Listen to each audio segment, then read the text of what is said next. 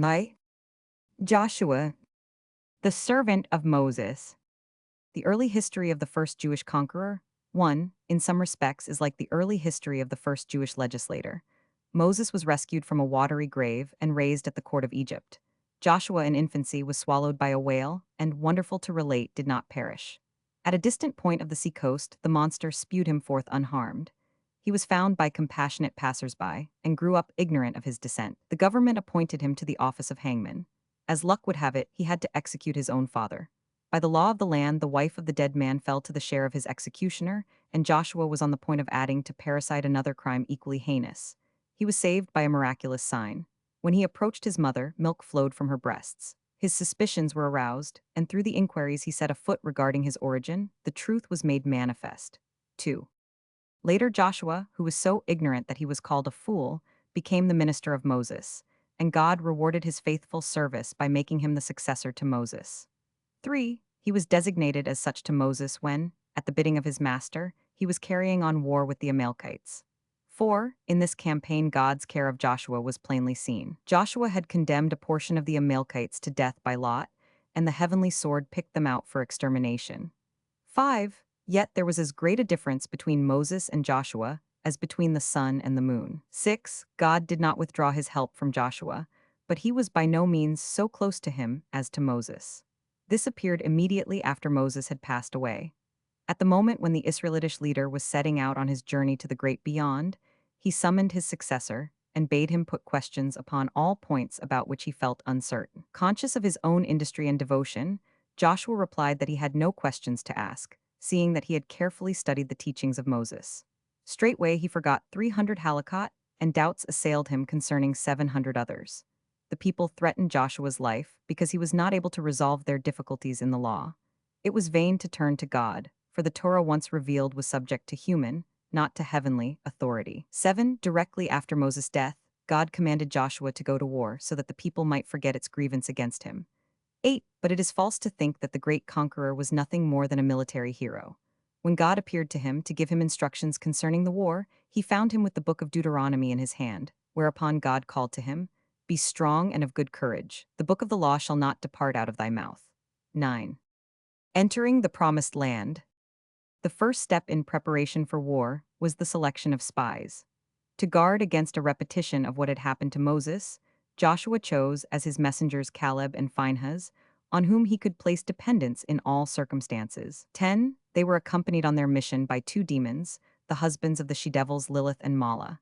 When Joshua was planning his campaign, these devils offered their services to him. They proposed that they be sent out to reconnoiter the land. Joshua refused the offer, but formed their appearance so frightfully that the residents of Jericho were struck with fear of them. 11. In Jericho, the spies put up with Rahab. She had been leading an immoral life for 40 years, but at the approach of Israel, she paid homage to the true God, lived the life of a pious convert, and, as the wife of Joshua, became the ancestress of 8 prophets and of the prophetess Huldah. 12. She had opportunity in her own house of beholding the wonders of God. When the king's bailiffs came to make their investigations, and Rahab wanted to conceal the Israelitish spies, Phinehas calmed her with the words, "I am a priest, and priests are like angels, visible when they wish to be seen, invisible when they do not wish to be seen." 13. After the return of the spies, Joshua decided to pass over the Jordan. The crossing of the river was the occasion for wonders, the purpose of which was to clothe him with authority in the eyes of the people. Scarcely had the priests, who at this solemn moment took the place of the Levites as bearers of the ark, set foot in the Jordan, when the waters of the river were piled up to a height of 300 miles. All the peoples of the earth were witnesses of the wonder. 14. In the bed of the Jordan Joshua assembled the people around the ark. A divine miracle caused the narrow space between its staves to contain the whole concourse. Joshua then proclaimed the conditions under which God would give Palestine to the Israelites, and he added, if these conditions were not accepted, the waters of the Jordan would descend straight upon them. Then they marched through the river. When the people arrived on the further shore, the holy ark, which had all the while been standing in the bed of the river, set forward of itself, and, dragging the priests after it, overtook the people. The day continued eventful. Unassailed, the Israelites marched 70 miles to Mount Gerizim and Mount Ebal, and there performed the ceremony bidden by Moses in Deuteronomy. 6 of the tribes ascended Mount Gerizim, and 6 Mount Ebal. The priests and the Levites grouped themselves about the holy ark in the vale between the two peaks. With their faces turned toward Gerizim, the Levites uttered the words, "Happy the man that maketh no idol, an abomination unto the Lord," and all the people answered Amen. After reciting 12 blessings similar to this in form, the Levites turned to Mount Ebal and recited 12 curses, counterparts of the blessings, to each of which the people responded again with Amen. Thereupon an altar was erected on Mount Ebal with the stones, each weighing 40 sime, which the Israelites had taken from the bed of the river while passing through the Jordan. The altar was plastered with lime, and the Torah written upon it in 70 languages, so that the heathen nations might have the opportunity of learning the law. At the end it was said explicitly that the heathen outside of Palestine, if they would but abandon the worship of idols, would be received kindly by the Jews. All this happened on one day, on the same day on which the Jordan was crossed, and the assembly was held on Gerizim and Ebal, the day on which the people arrived at Gilgal, where they left the stones of which the altar had been built. 15. At Gilgal Joshua performed the rite of circumcision on those born in the desert, who had remained uncircumcised on account of the rough climate and for other reasons. 16. And here it was that the manna gave out. It had ceased to fall at the death of Moses, but the supply that had been stored up had lasted some time longer. 17. As soon as the people were under the necessity of providing for their daily wants, they grew negligent in the study of the Torah. Therefore the angel admonished Joshua to loose his shoes from off his feet, for he was to mourn over the decline of the study of the Torah. 18. And bare feet are a sign of mourning. The angel reproached Joshua, in particular, with having allowed the preparations for war to interfere with the study of the Torah and with the ritual service. Neglect of the latter might be a venial sin, but neglect of the former is worthy of condign punishment. 19. At the same time, the angel assured Joshua that he had come to aid him, and he entreated Joshua not to draw back from him, like Moses, who had refused the good offices of the angel. 20. He who spoke to Joshua was none other than the archangel Michael. 21. Conquest of the land. Joshua's first victory was the wonderful capture of Jericho. The whole of the city was declared anathema, because it had been conquered on the Sabbath day. Joshua reasoned that as the Sabbath is holy, so also that which conquered on the Sabbath should be holy. 22. The brilliant victory was followed by the luckless defeat at Ai. In this engagement perished Jair, the son of Manasseh, whose loss was as great as if the majority of the Sanhedrin had been destroyed. 23. Presently Joshua discovered that the cause of the defeat was the sinfulness of Israel, brought upon it by Achan, who had laid hands on some of the spoils of Jericho. Achan was a hardened transgressor and criminal from of old. During the life of Moses, he had several times appropriated to his own use things that had been declared anathema. 24. And he had committed other crimes worthy of the death penalty. 25. Before the Israelites crossed the Jordan, God had not visited Achan's sins upon the people as a whole, because at that time it did not form a national unit yet. But when Achan abstracted an idol and all its appurtenances from Jericho, 26. The misfortune of Ai followed at once. Joshua inquired of God why trouble had befallen Israel, but God refused to reply. He was no tale-bearer. The evildoer who had caused the disaster would have to be singled out by lot. 27. Joshua first of all summoned the high priest from the assembly of the people. It appeared that, while the other jewels in his breastplate gleamed bright, the stone representing the tribe of Judah was dim. 28. By lot Achan was set apart from the members of his tribe. Achan, however, refused to submit to the decision by lot. He said to Joshua, "Among all living men thou and Phinehas are the most pious. Yet if lots were cast concerning you two, one or other of you would be declared guilty. Thy teacher Moses has been dead scarcely 1 month, and thou hast already begun to go astray, for thou hast forgotten that a man's guilt can be proved only through 2 witnesses." Endued with the Holy Spirit, Joshua divined that the land was to be assigned to the tribes and families of Israel by lot, and he realized that nothing ought to be done to bring this method of deciding into disrepute. He, therefore, tried to persuade Achan to make a clean breast of his transgression. 29. Meantime, the Judeans, the tribesmen of Achan, rallied about him, and throwing themselves upon the other tribes, they wrought fearful havoc and bloodshed. This determined Achan to confess his sins. 30. The confession cost him his life, but it saved him from losing his share in the world to come. 31. In spite of the reverses at Ai, 32. The terror inspired by the Israelites grew among the Canaanitish peoples. The Gibeonites planned to circumvent the invaders and form an alliance with them. Now, before Joshua set out on his campaign, he had issued 3 proclamations. The nation that would leave Canaan might depart unhindered. The nation that would conclude peace with the Israelites should do it at once. and the nation that would choose war should make its preparations. If the Gibeonites had sued for the friendship of the Jews when the proclamation came to their ears, there would have been no need for subterfuges later. But the Canaanites had to see with their own eyes what manner of enemy awaited them, and all the nations prepared for war. The result was that the 31 kings of Palestine perished, as well as the satraps of many foreign kings, who were proud to own possessions in the Holy Land. 33. Only the Girgashites departed out of Palestine, and as a reward for their docility God gave them Africa as an inheritance. 34. The Gibeonites deserved no better fate than all the rest, for the covenant made with them rested upon a misapprehension, yet Joshua kept his promise to them, in order to sanctify the name of God, by showing the world how sacred an oath is to the Israelites. 35. In the course of events, it became obvious that the Gibeonites were by no means worthy of being received into the Jewish communion, and David, following Joshua's example, excluded them forever, a sentence that will remain in force even in the Messianic time. 36. The son obeys Joshua. The task of protecting the Gibeonites involved in the offensive and defensive alliance made with them, Joshua fulfilled scrupulously. He had hesitated for a moment whether to aid the Gibeonites in their distress, but the words of God sufficed to recall him to his duty. God said to him, "If thou dost not bring near them that are far off, thou wilt remove them that are nearby." 37. God granted Joshua peculiar favor in his conflict with the assailants of the Gibeonites. The hot hailstones which, at Moses' intercession, had remained suspended in the air when they were about to fall upon the Egyptians, were now cast down upon the Canaanites. 38. Then happened the great wonder of the sun standing still, the sixth 39 of the great wonders since the creation of the world. The battle took place on a Friday. Joshua knew it would pain the people deeply to be compelled to desecrate the holy Sabbath day. Besides, he noticed that the heathen were using sorcery to make the heavenly hosts intercede for them in the fight against the Israelites. He, therefore, pronounced the name of the Lord, and the sun, moon, and stars stood still. 40. The sun at first refused to obey Joshua's behest, seeing that he was older than man by 2 days. Joshua replied that there was no reason why a freeborn youth should refrain from enjoining silence upon an old slave whom he owns, and had not God given heaven and earth to our father Abraham? 41. Nay, more than this, had not the son himself bowed down like a slave before Joseph?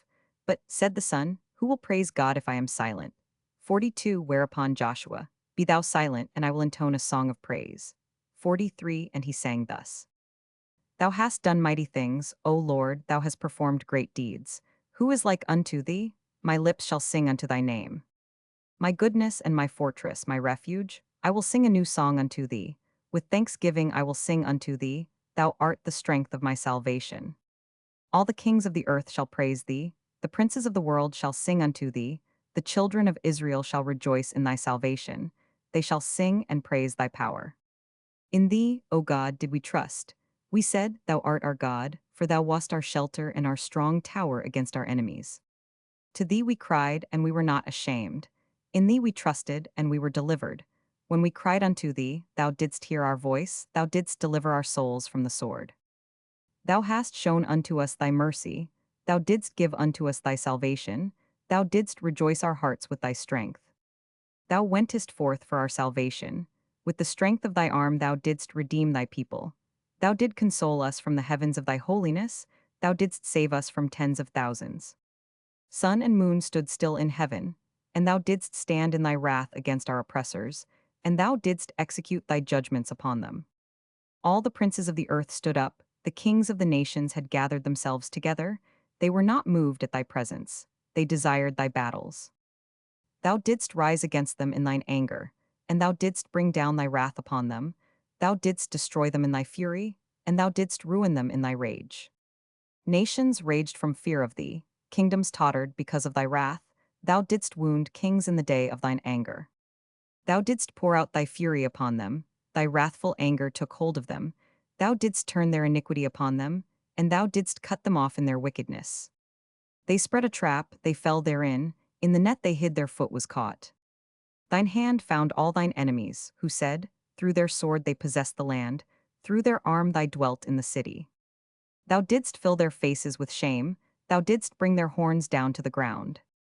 Thou didst terrify them in thy wrath, and thou didst destroy them from before thee. The earth quaked and trembled from the noise of thy thunder against them. Thou didst not withhold their souls from earth, and thou didst bring down their lives to the grave. Thou didst pursue them in thy storm, thou didst consume them in the whirlwind, thou didst turn their rain into hail, they fell in floods so that they could not rise. Their carcasses were like rubbish cast out in the middle of the streets. They were consumed, and they perished before thee, thou hast delivered thy people in thy might. Therefore our hearts rejoice in thee, our souls exult in thy salvation.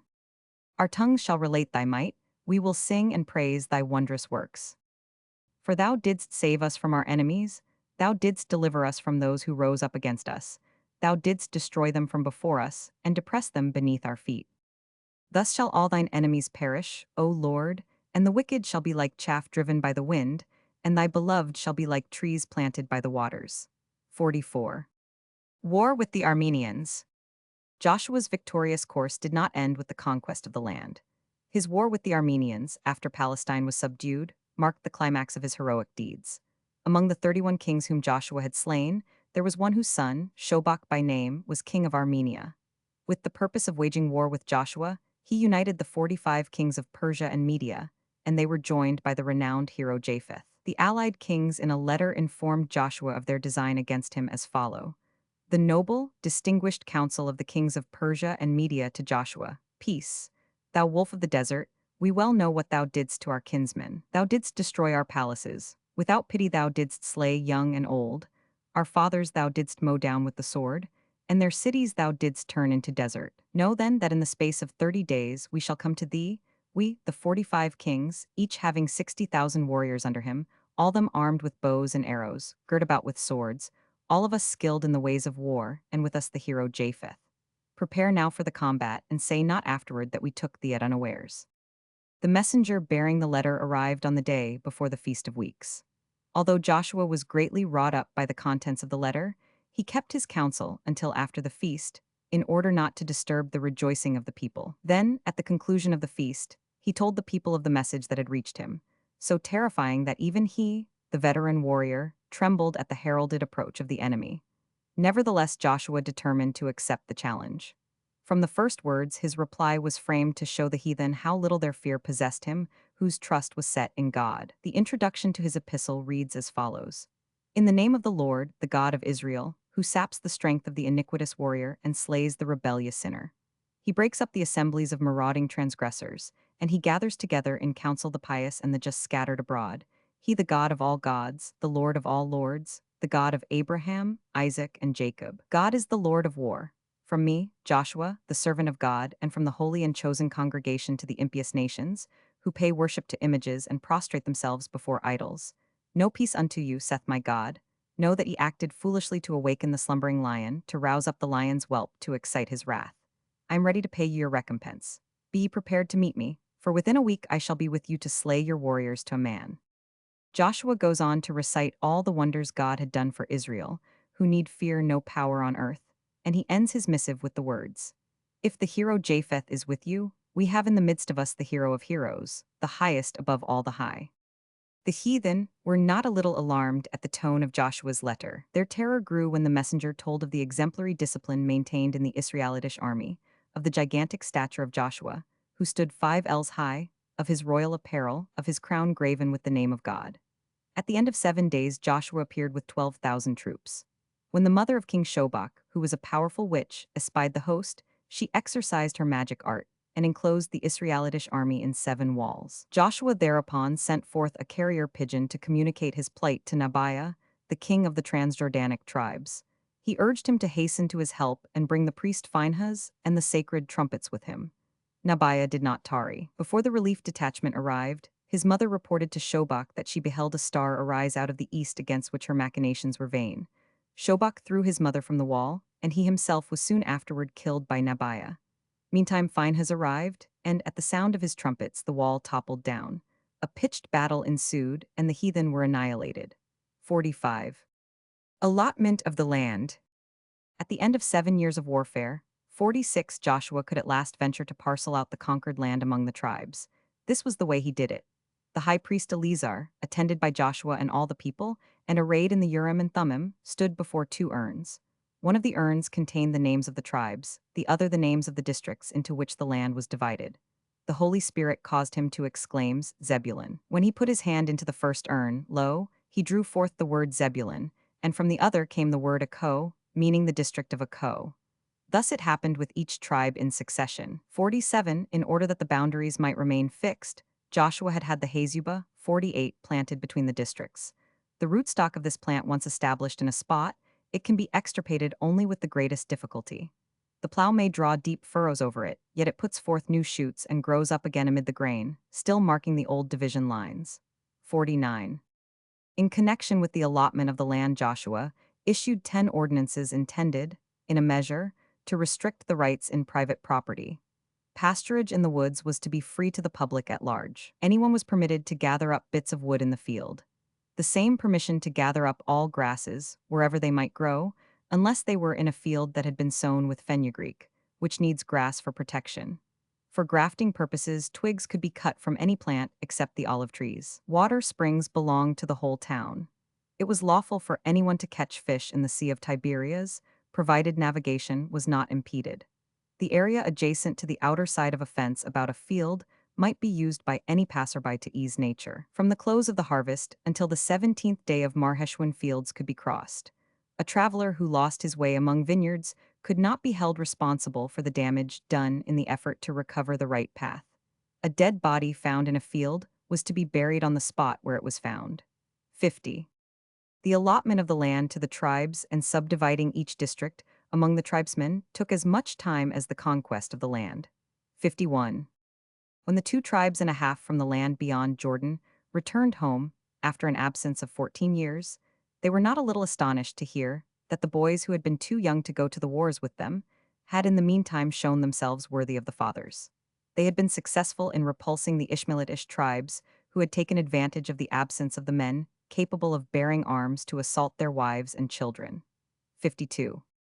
After a leadership of 28 years, 53, marked with success, 54 in war and in peace, Joshua departed this life. His followers laid the knives he had used in circumcising the Israelites, 55, into his grave, and over it they erected a pillar as a memorial of the great wonder of the sun standing still over Ajalon. 56, however, the mourning for Joshua was not so great as might justly have been expected. The cultivation of the recently conquered land so occupied the attention of the tribes that they came nigh forgetting the man to whom chiefly they owed their possession of it. As a punishment for their ingratitude, God, soon after Joshua's death, brought also the life of the high priest Eleazar and of the other elders to a close, and the mount on which Joshua's body was interred began to tremble and threatened to engulf the Jews. 57. Roman 2. The Judges. The first judge. After the death of Joshua, the Israelites inquired to God whether they were to go up against the Canaanites in war. They were given the answer, "If ye are pure of heart, go forth unto the combat. But if your hearts are sullied with sin, then refrain." They inquired furthermore how to test the heart of the people. God ordered them to cast lots and set apart those designated by lot, for they would be the sinful among them. Again, when the people besought God to give it a guide and leader, an angel answered, "Cast lots in the tribe of Caleb."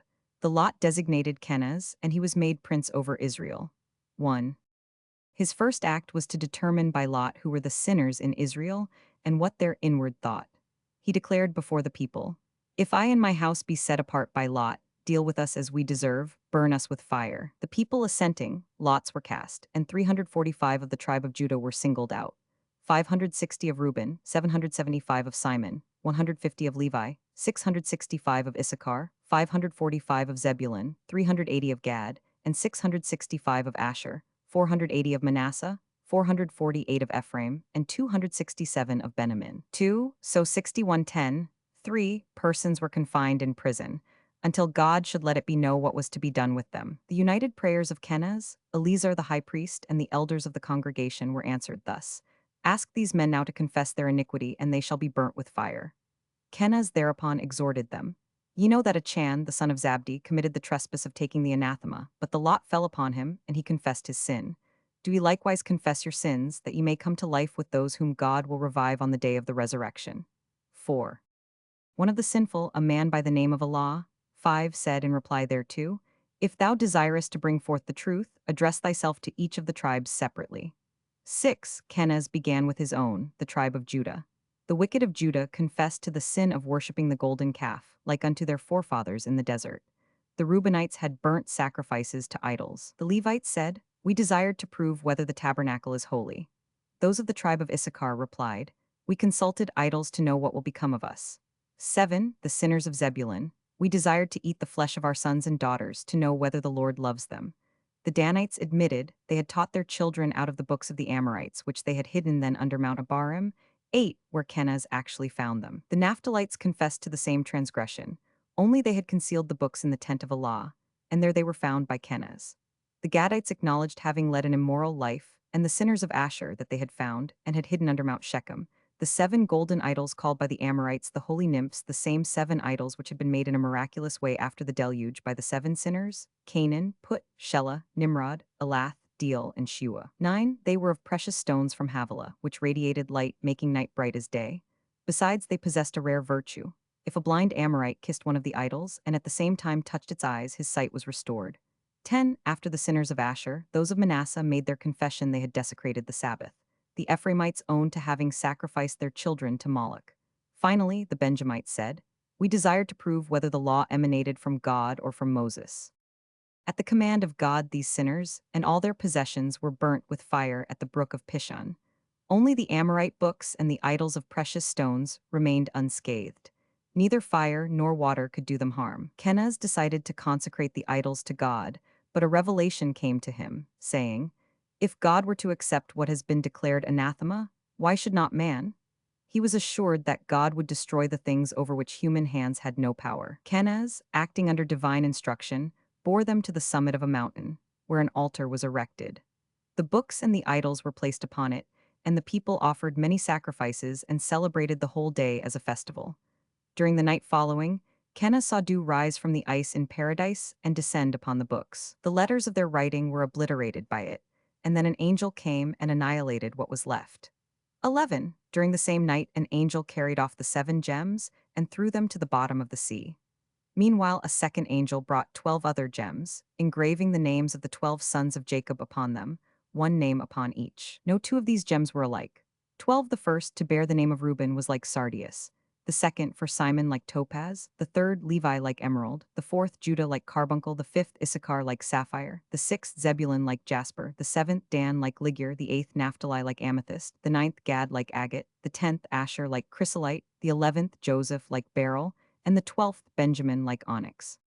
Now God commanded Kenaz to deposit 12 stones in the holy ark, and there they were to remain until such time as Solomon should build the temple and attach them to the cherubim. 13. Furthermore, this divine communication was made to Kenaz. And it shall come to pass, when the sin of the children of men shall have been completed by defiling my temple, the temple they themselves shall build, that I will take these stones, together with the tables of the law, and put them in the place whence they were removed of old, and there they shall remain until the end of all time, when I will visit the inhabitants of the earth. Then I will take them up, and they shall be an everlasting light to those who love me and keep my commandments. 14. When Kenaz bore the stones to the sanctuary, they illumined the earth like unto the sun at midday. Campaigns of Kenaz. After these preparations, Kenaz took the field against the enemy, with 300,000 men. 15. The first day he slew 8,000 of the foe, and the second day 5,000. But not all the people were devoted to Kenaz. Some murmured against him, and calumniating him said, "Kenaz stays at home, while we expose ourselves on the field." The servants of Kenaz reported these words to him. He ordered the 16 men who had railed against him to be incarcerated, and he swore to kill them if God would but grant him assistance for the sake of his people.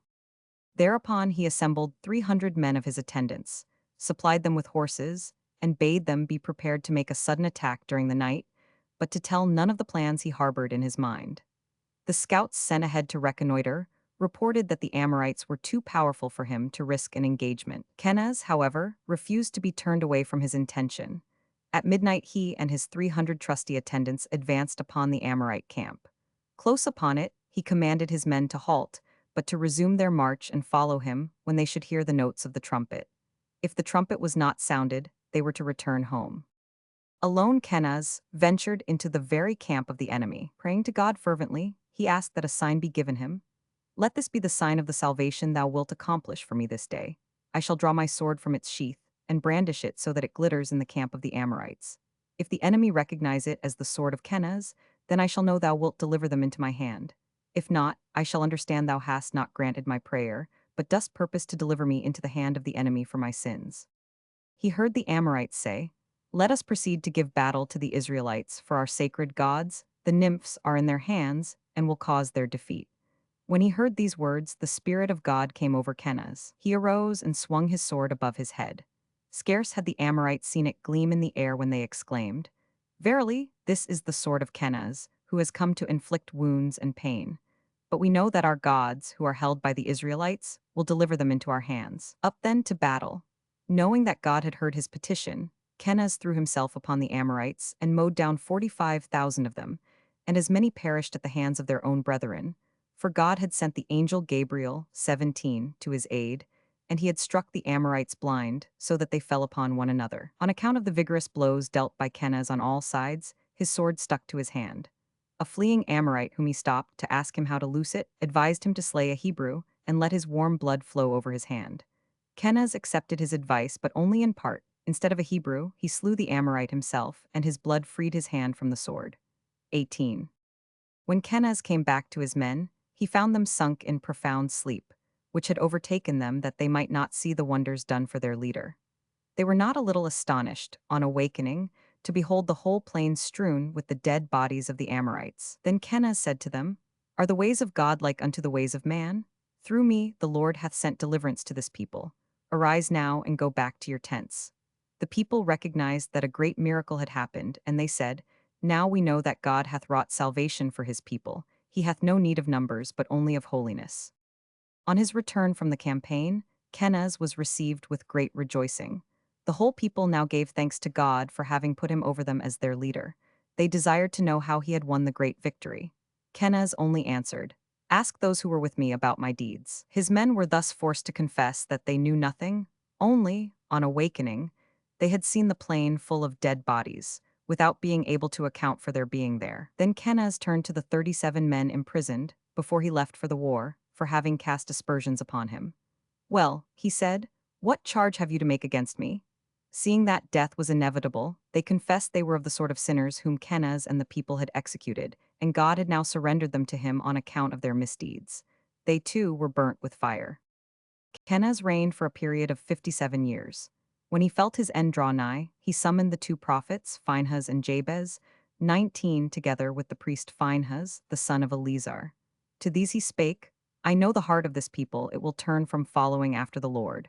Therefore do I testify against it. Phinehas, the son of Eleazar, replied, As Moses and Joshua testified, so do I testify against it. For Moses and Joshua prophesied concerning the vineyard, the beautiful planting of the Lord, which knew not who had planted it, and did not recognize him who cultivated it, so that the vineyard was destroyed, and brought forth no fruit. These are the words my father commanded me to say unto this people. Kenaz broke out into loud wailing, and with him the elders and the people, and they wept until eventide, saying, Is it for the iniquity of the sheep that the shepherd must perish? May the Lord have compassion upon his inheritance, that it may not work in vain. The Spirit of God descended upon Kenaz, and he beheld a vision.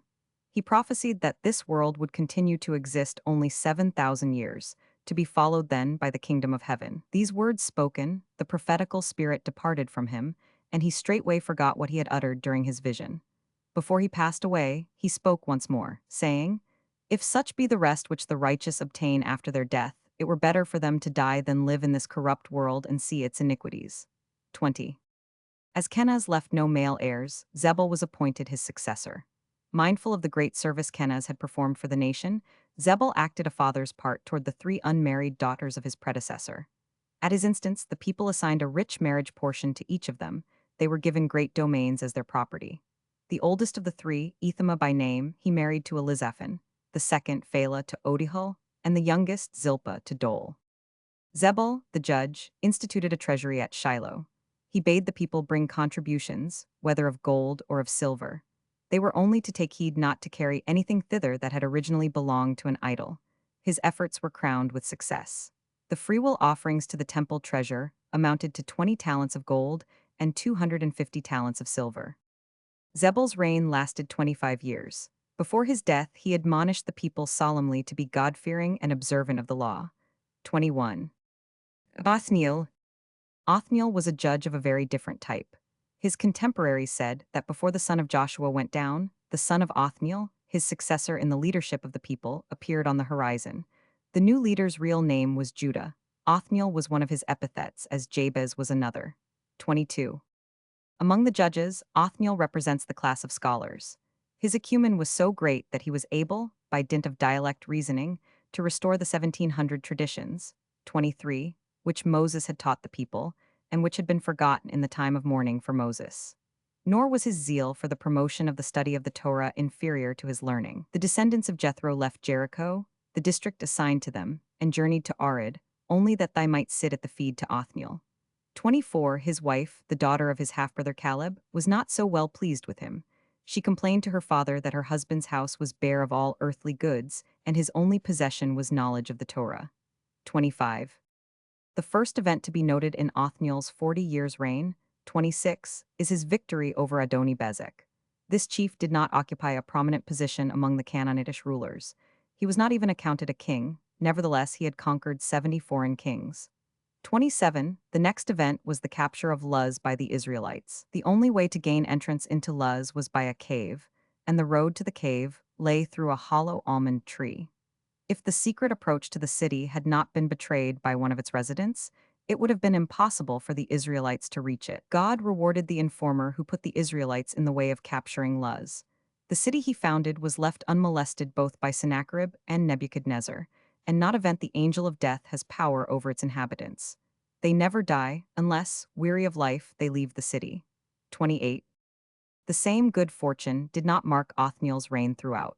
For 8 years, Israel suffered oppression at the hands of Cushan, the evildoer who in former days had threatened to destroy the patriarch Jacob, as he was now endeavoring to destroy the descendants of Jacob, for Cushan is only another name for Laban. 29. Othniel, however, was held so little answerable for the causes that had brought on the punishment of the people, that God granted him eternal life. He is one of the few who reached paradise alive. 30. Boaz and Ruth. The story of Ruth came to pass 131 years after Othniel's reign.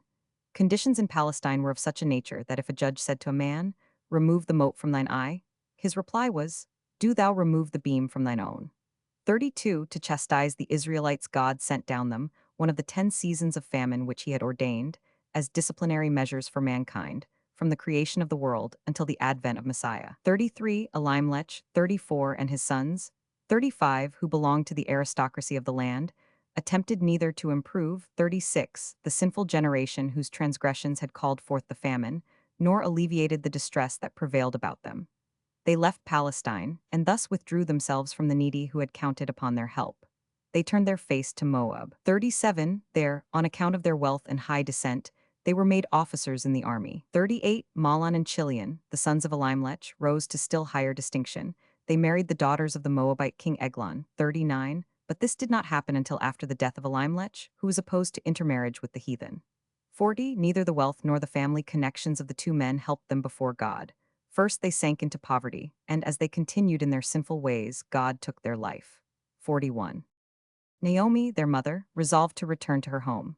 Her 2 daughters-in-law were very dear to her on account of the love they had borne her sons, a love strong even in death, for they refused to marry again. 42. Yet she would not take them with her to Palestine, because she foresaw contemptuous treatment in store for them as Moabitish women. 43. Orpah was easily persuaded to remain behind. She accompanied her mother-in-law a distance of 4 miles, and then she took leave of her, shedding only 4 tears as she bade her farewell. Subsequent events showed that she had not been worthy of entering into the Jewish communion, for scarcely had she separated from Naomi when she abandoned herself to an immoral life. But with God nothing goes unrewarded. For the 4 miles which Orpah traveled with Naomi, she was recompensed by bringing forth 4 giants, Goliath and his 3 brothers. 44. Ruth's bearing and history were far different. She was determined to become a Jewess, and her decision could not be shaken by what Naomi, in compliance with the Jewish injunction, told her of the difficulties of the Jewish law. Naomi warned her that the Israelites had been enjoined to keep Sabbaths and feast days. 45. And that the daughters of Israel were not in the habit of frequenting the theaters and circuses of the heathen. Ruth only affirmed her readiness to follow Jewish customs. 46. And when Naomi said, We have one Torah, one law, one command. The eternal our God is one, there is none beside him. Ruth answered, Thy people shall be my people, thy God my God. 47 So the two women journeyed together to Bethlehem. They arrived there on the very day on which the wife of Boaz was buried, and the concourse assembled for the funeral saw Naomi as she returned to her home. 48 Ruth supported herself and her mother-in-law sparsely, with the ears of grain which she gathered in the fields. Association with so pious a woman as Naomi, 49, had already exercised great influence upon her life and ways. Boaz was astonished to notice that if the reapers let more than 2 ears fall, in spite of her need, she did not pick them up. For the gleaning assigned to the poor by law does not refer to quantities of more than 2 ears inadvertently dropped at one time. 50. Boaz also admired her grace, her decorous conduct, her modest demeanor. 51. When he learned who she was, he commended her for her attachment to Judaism. To his praise she returned, Thy ancestors found no delight even in Timnah. 52. The daughter of a royal house. As for me, I am a member of a low people, abominated by thy God, and excluded from the assembly of Israel. For the moment Boaz failed to recollect the halakha bearing on the Moabites and Ammonites. A voice from heaven reminded him that only their males were affected by the command of exclusion. 53. This he told to Ruth, and he also told her of a vision he had had concerning her descendants. For the sake of the good she had done to her mother-in-law, kings and prophets would spring from her womb. 54. Boaz showed kindness not only to Ruth and Naomi, but also to their dead. He took upon himself the decent burial of the remains of Elimelech and his 2 sons. 55. All this begot in Naomi the thought that Boaz harbored the intention of marrying Ruth. She sought to coax the secret, if such there was, from Ruth. 56. When she found that nothing could be elicited from her daughter-in-law, she made Ruth her partner in a plan to force Boaz into a decisive step. Ruth adhered to Naomi's directions in every particular, except that she did not wash and anoint herself and put on fine raiment until after she had reached her destination. She feared to attract the attention of the lustful if she walked along the road decked out in unusual finery. 57. The moral conditions in those days were very reprehensible. Though Boaz was highborn and a man of substance, yet he slept on the thrashing floor, so that his presence might act as a check upon profligacy. In the midst of his sleep, Boaz was startled to find someone next to him. At first he thought it was a demon. Ruth calmed his disquietude, 58, with these words. Thou art the head of the court, thy ancestors were princes, thou art thyself an honorable man, and a kinsman of my dead husband.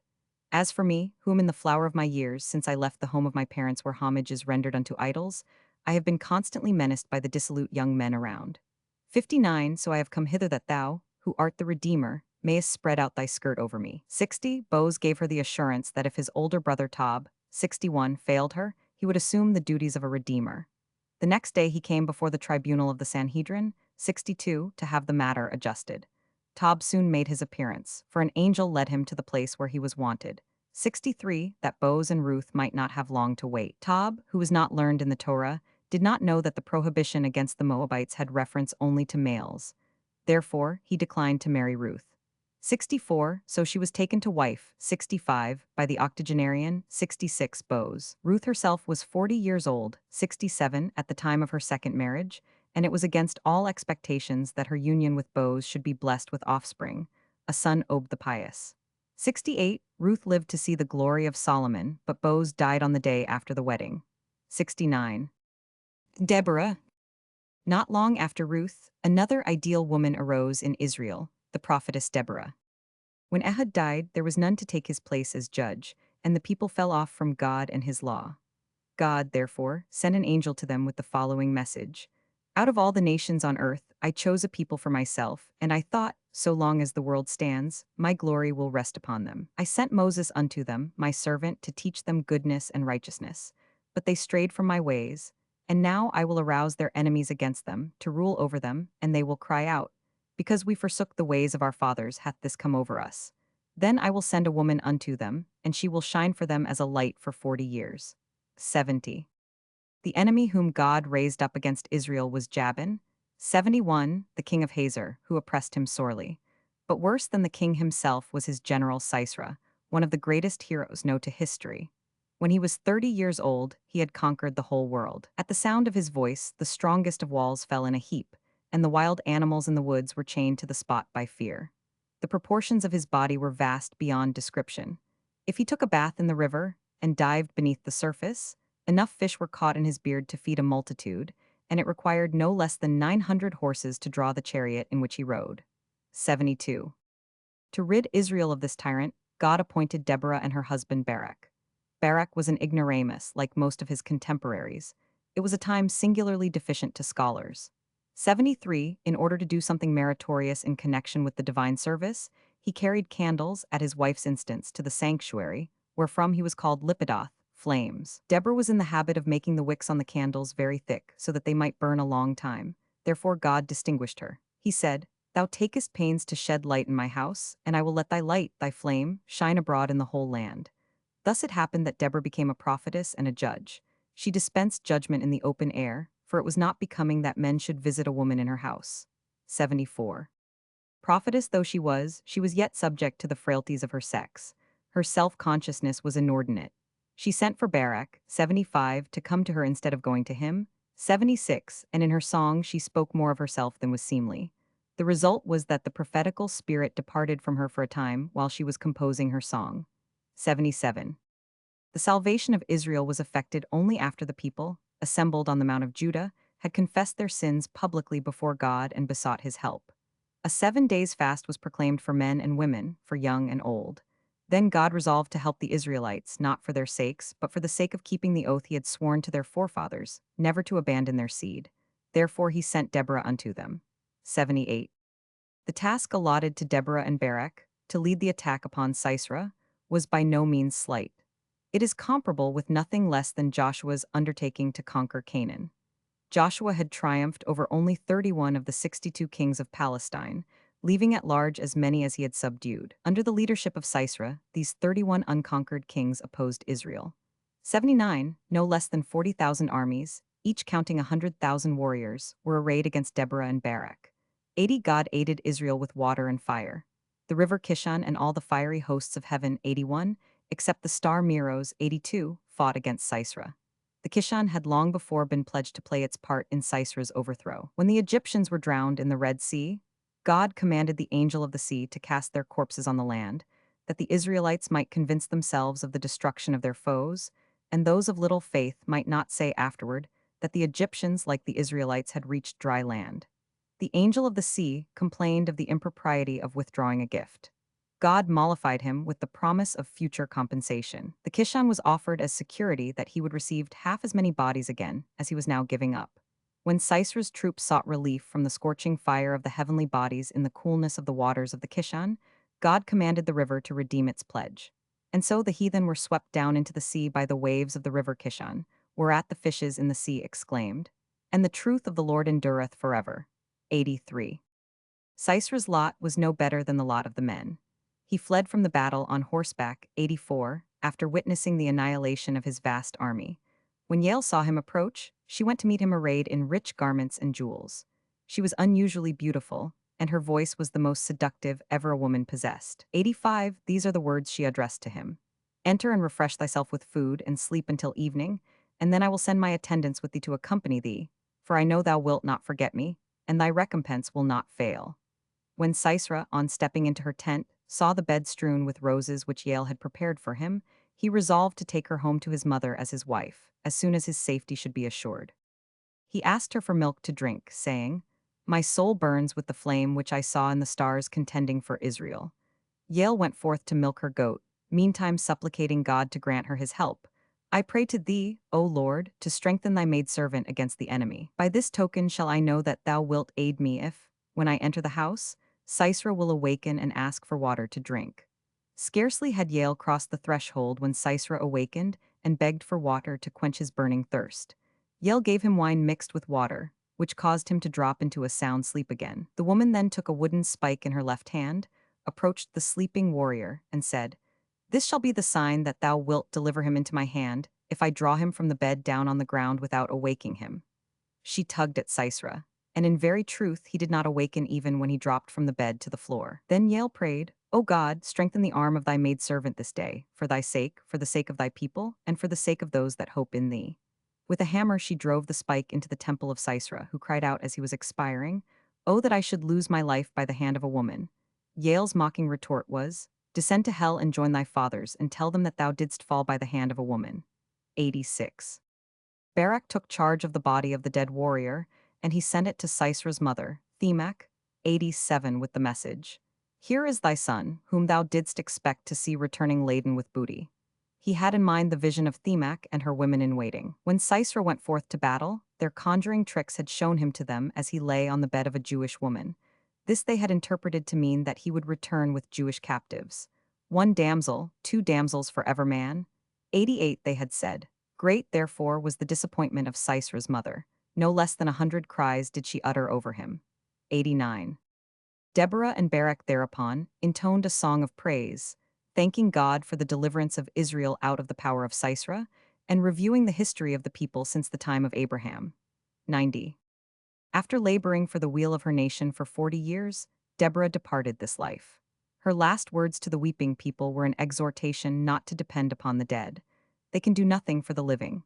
So long as a man is alive, his prayers are efficacious for himself and for others. They avail not once he is dead. The whole nation kept a 70 days period of mourning in honor of Deborah, and the land was at peace for 7 years. 91. Gideon. Elated by the victory over Sisera, Israel sang a hymn of praise, the Song of Deborah, and God, to reward them for their pious sentiments, pardoned the transgression of the people. 92, but they soon slipped back into the old ways, and the old troubles harassed them. Their backsliding was due to the witchcraft of a Midianite priest named Od.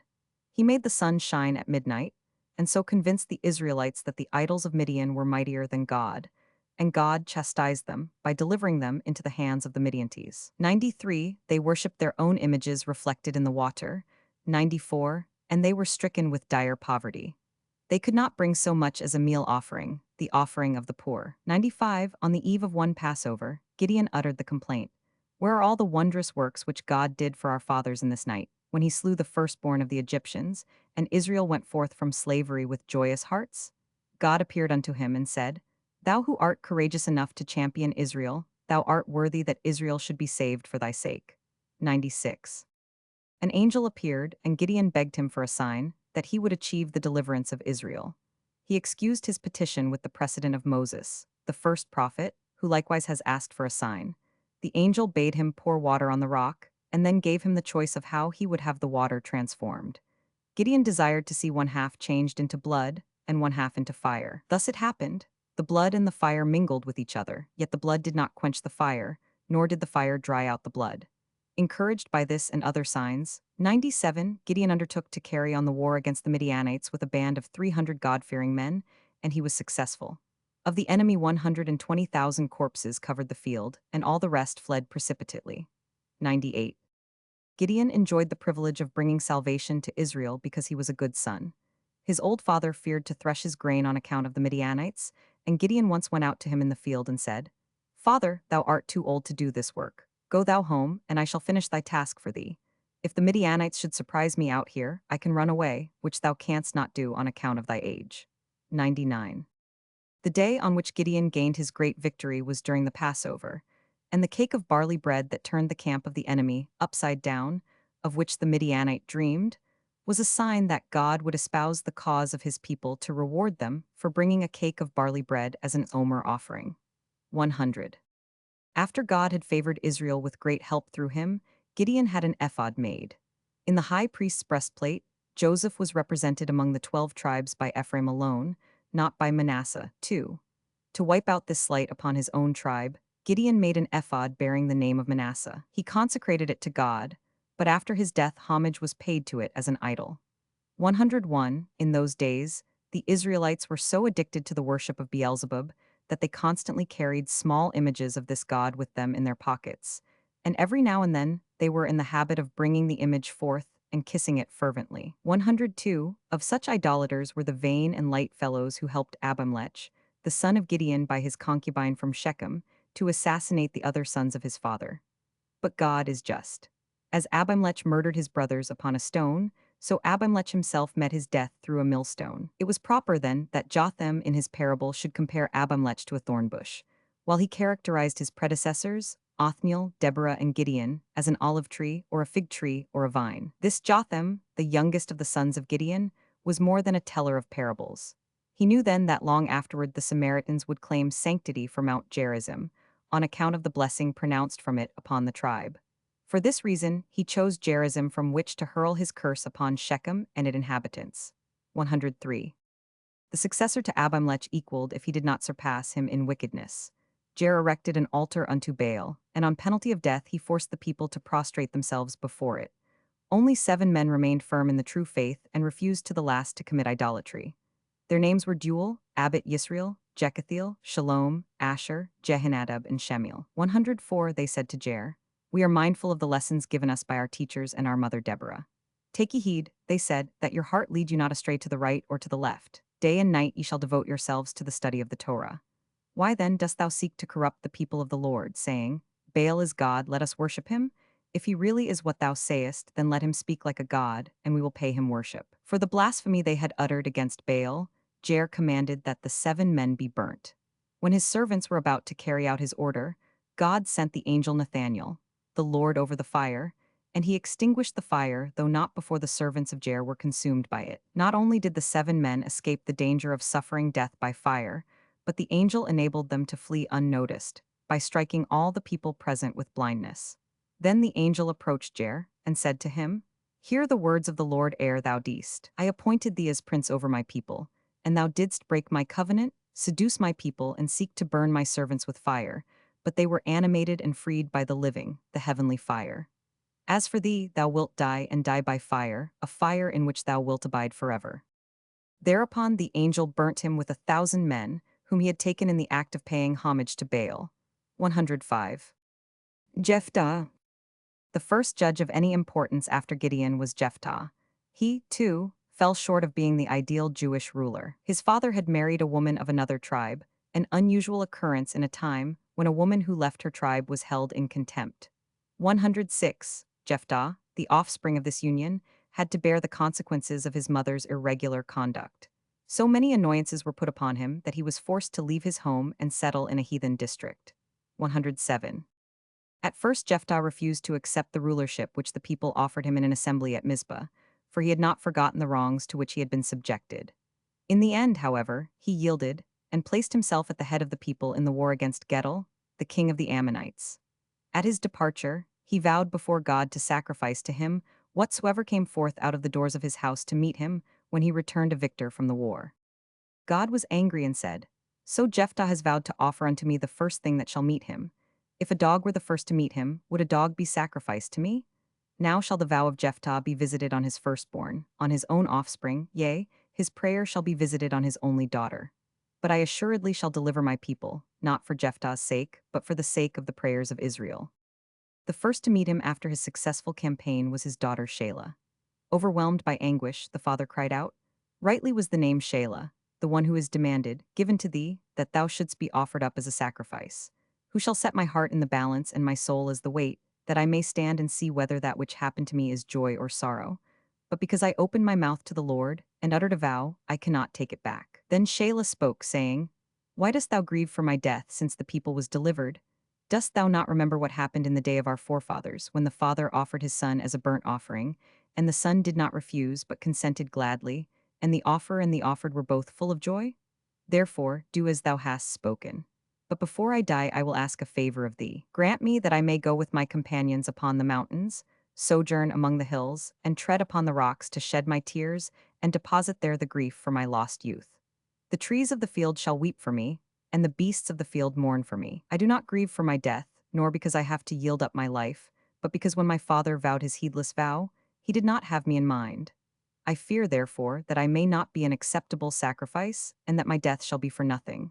Shelah and her companions went forth and told her case to the sages of the people, but none of them could give her any help. Then she went up to Mount Telag, where the Lord appeared to her at night, saying unto her, "I have closed the mouth of the sages of my people in this generation, that they cannot answer the daughter of Jephthah a word, that my vow be fulfilled, and nothing of what I have thought remain undone. I know her to be wiser than her father, and all the wise men, and now her soul shall be accepted at her request, and her death shall be very precious before my face all the time." Shelah began to bewail her fate in these words: "Hearken, ye mountains, to my lamentations, and ye hills, to the tears of my eyes, and ye rocks, testify to the weeping of my soul. my words will go up to heaven, and my tears will be written in the firmament. I have not been granted the joy of wedding, nor was the wreath of my betrothal completed. I have not been decked with ornaments, nor have I been scented with myrrh and with aromatic perfumes. I have not been anointed with the oil that was prepared for me. Alas, O mother, it was in vain thou didst give birth to me. The grave was destined to be my bridal chamber. The oil thou didst prepare for me will be spilled, and the white garments my mother sewed for me, the moth will eat them. The bridal wreath my nurse wound for me will wither, and my garments in blue and purple, the worms will destroy them, and my companions will all their days lament over me. And now, ye trees, incline your branches and weep over my youth. Ye beasts of the forest, come and trample upon my virginity, for my years are cut off, and the days of my life grow old in darkness. 108. Her lamentations were of as little avail as her arguments with her father. In vain, she sought to prove to him from the Torah that the law speaks only of animal sacrifices, never of human sacrifices. In vain, she cited the example of Jacob, who had vowed to give God a tenth of all the possessions he owned, and yet did not attempt later to sacrifice one of his sons. Jephthah was inexorable. All he would yield was a respite during which his daughter might visit various scholars, who were to decide whether he was bound by his vow. According to the Torah, his vow was entirely invalid. He was not even obliged to pay his daughter's value in money. But the scholars of his time had forgotten this halakha, and they decided that he must keep his vow. The forgetfulness of the scholars was of God, ordained as a punishment upon Jephthah for having slaughtered thousands of Ephraim. One man there was living at the time who, if he had been questioned about the case, would have been able to give a decision. This was the high priest Phinehas, but he said proudly, "What, I, a high priest, the son of a high priest, should humiliate myself and go to an ignoramus?" Jephthah, on the other hand, said, "What, I, the chief of the tribes of Israel, the first prince of the land, should humiliate myself and go to one of the rank and file." So only the rivalry between Jephthah and Phinehas caused the loss of a young life. Their punishment did not miss them. Jephthah dies a horrible death. Limb by limb his body was dismembered. As for the high priest, the Holy Spirit departed from him, and he had to give up his priestly dignity. 109. As it had been Jephthah's task to ward off the Ammonites, so his successor Abdon was occupied with protecting Israel against the Moabites. The king of Moab sent messengers to Abdon, and they spoke thus: "Thou well knowest that Israel took possession of cities that belonged to me. Return them." Abdon's reply was, "Know ye not how the Ammonites fared? The measure of Moab's sins, it seems, out against the enemy, slew 45,000 of their number and routed the rest." 110. Samson. The last judge but one, Samson, was not the most important of the judges, but he was the greatest hero of the period and, except Goliath, the greatest hero of all times. He was the son of Mano of the tribe of Dan, and his wife Zeloponit, 111 of the tribe of Judah, 112, and he was born to them at a time when they had given up all hope of having children. Samson's birth is a striking illustration of the short-sightedness of human beings. The judge Ibzan had not invited Mano and Zeloponit to any of the 120 feasts in honor of the marriage of his 60 children, which were celebrated at his house, and at the house of their parents-in-law, because he thought that the sterile Shemuel would never be in a position to repay his courtesy. It turned out that Samson's parents were blessed with an extraordinary son, while Ibzan saw his 60 children die during his lifetime. 113. Samson's strength was superhuman, 114, and the dimensions of his body were gigantic. He measured 60 ells between the shoulders. Yet he had one imperfection: he was maimed in both feet. 115, the first evidence of his gigantic strength he gave when he uprooted two great mountains and rubbed them against each other. Such feats he was able to perform as often as the Spirit of God was poured out over him. Whenever this happened, it was indicated by his hair. It began to move and emit a bell-like sound, which could be heard far off. Besides, while the Spirit rested upon him, he was able with one stride to cover a distance equal to that between Zorah and Eshtal. 116, it was Samson's supernatural strength that made Jacob think that he would be the Messiah. When God showed him Samson's latter end, then he realized that the new era would not be ushered in by the hero judge. 117. Samson won his first victory over the Philistines by means of the jawbone of the ass on which Abraham had made his way to Mount Moriah. It had been preserved miraculously. 118. After this victory, a great wonder befell.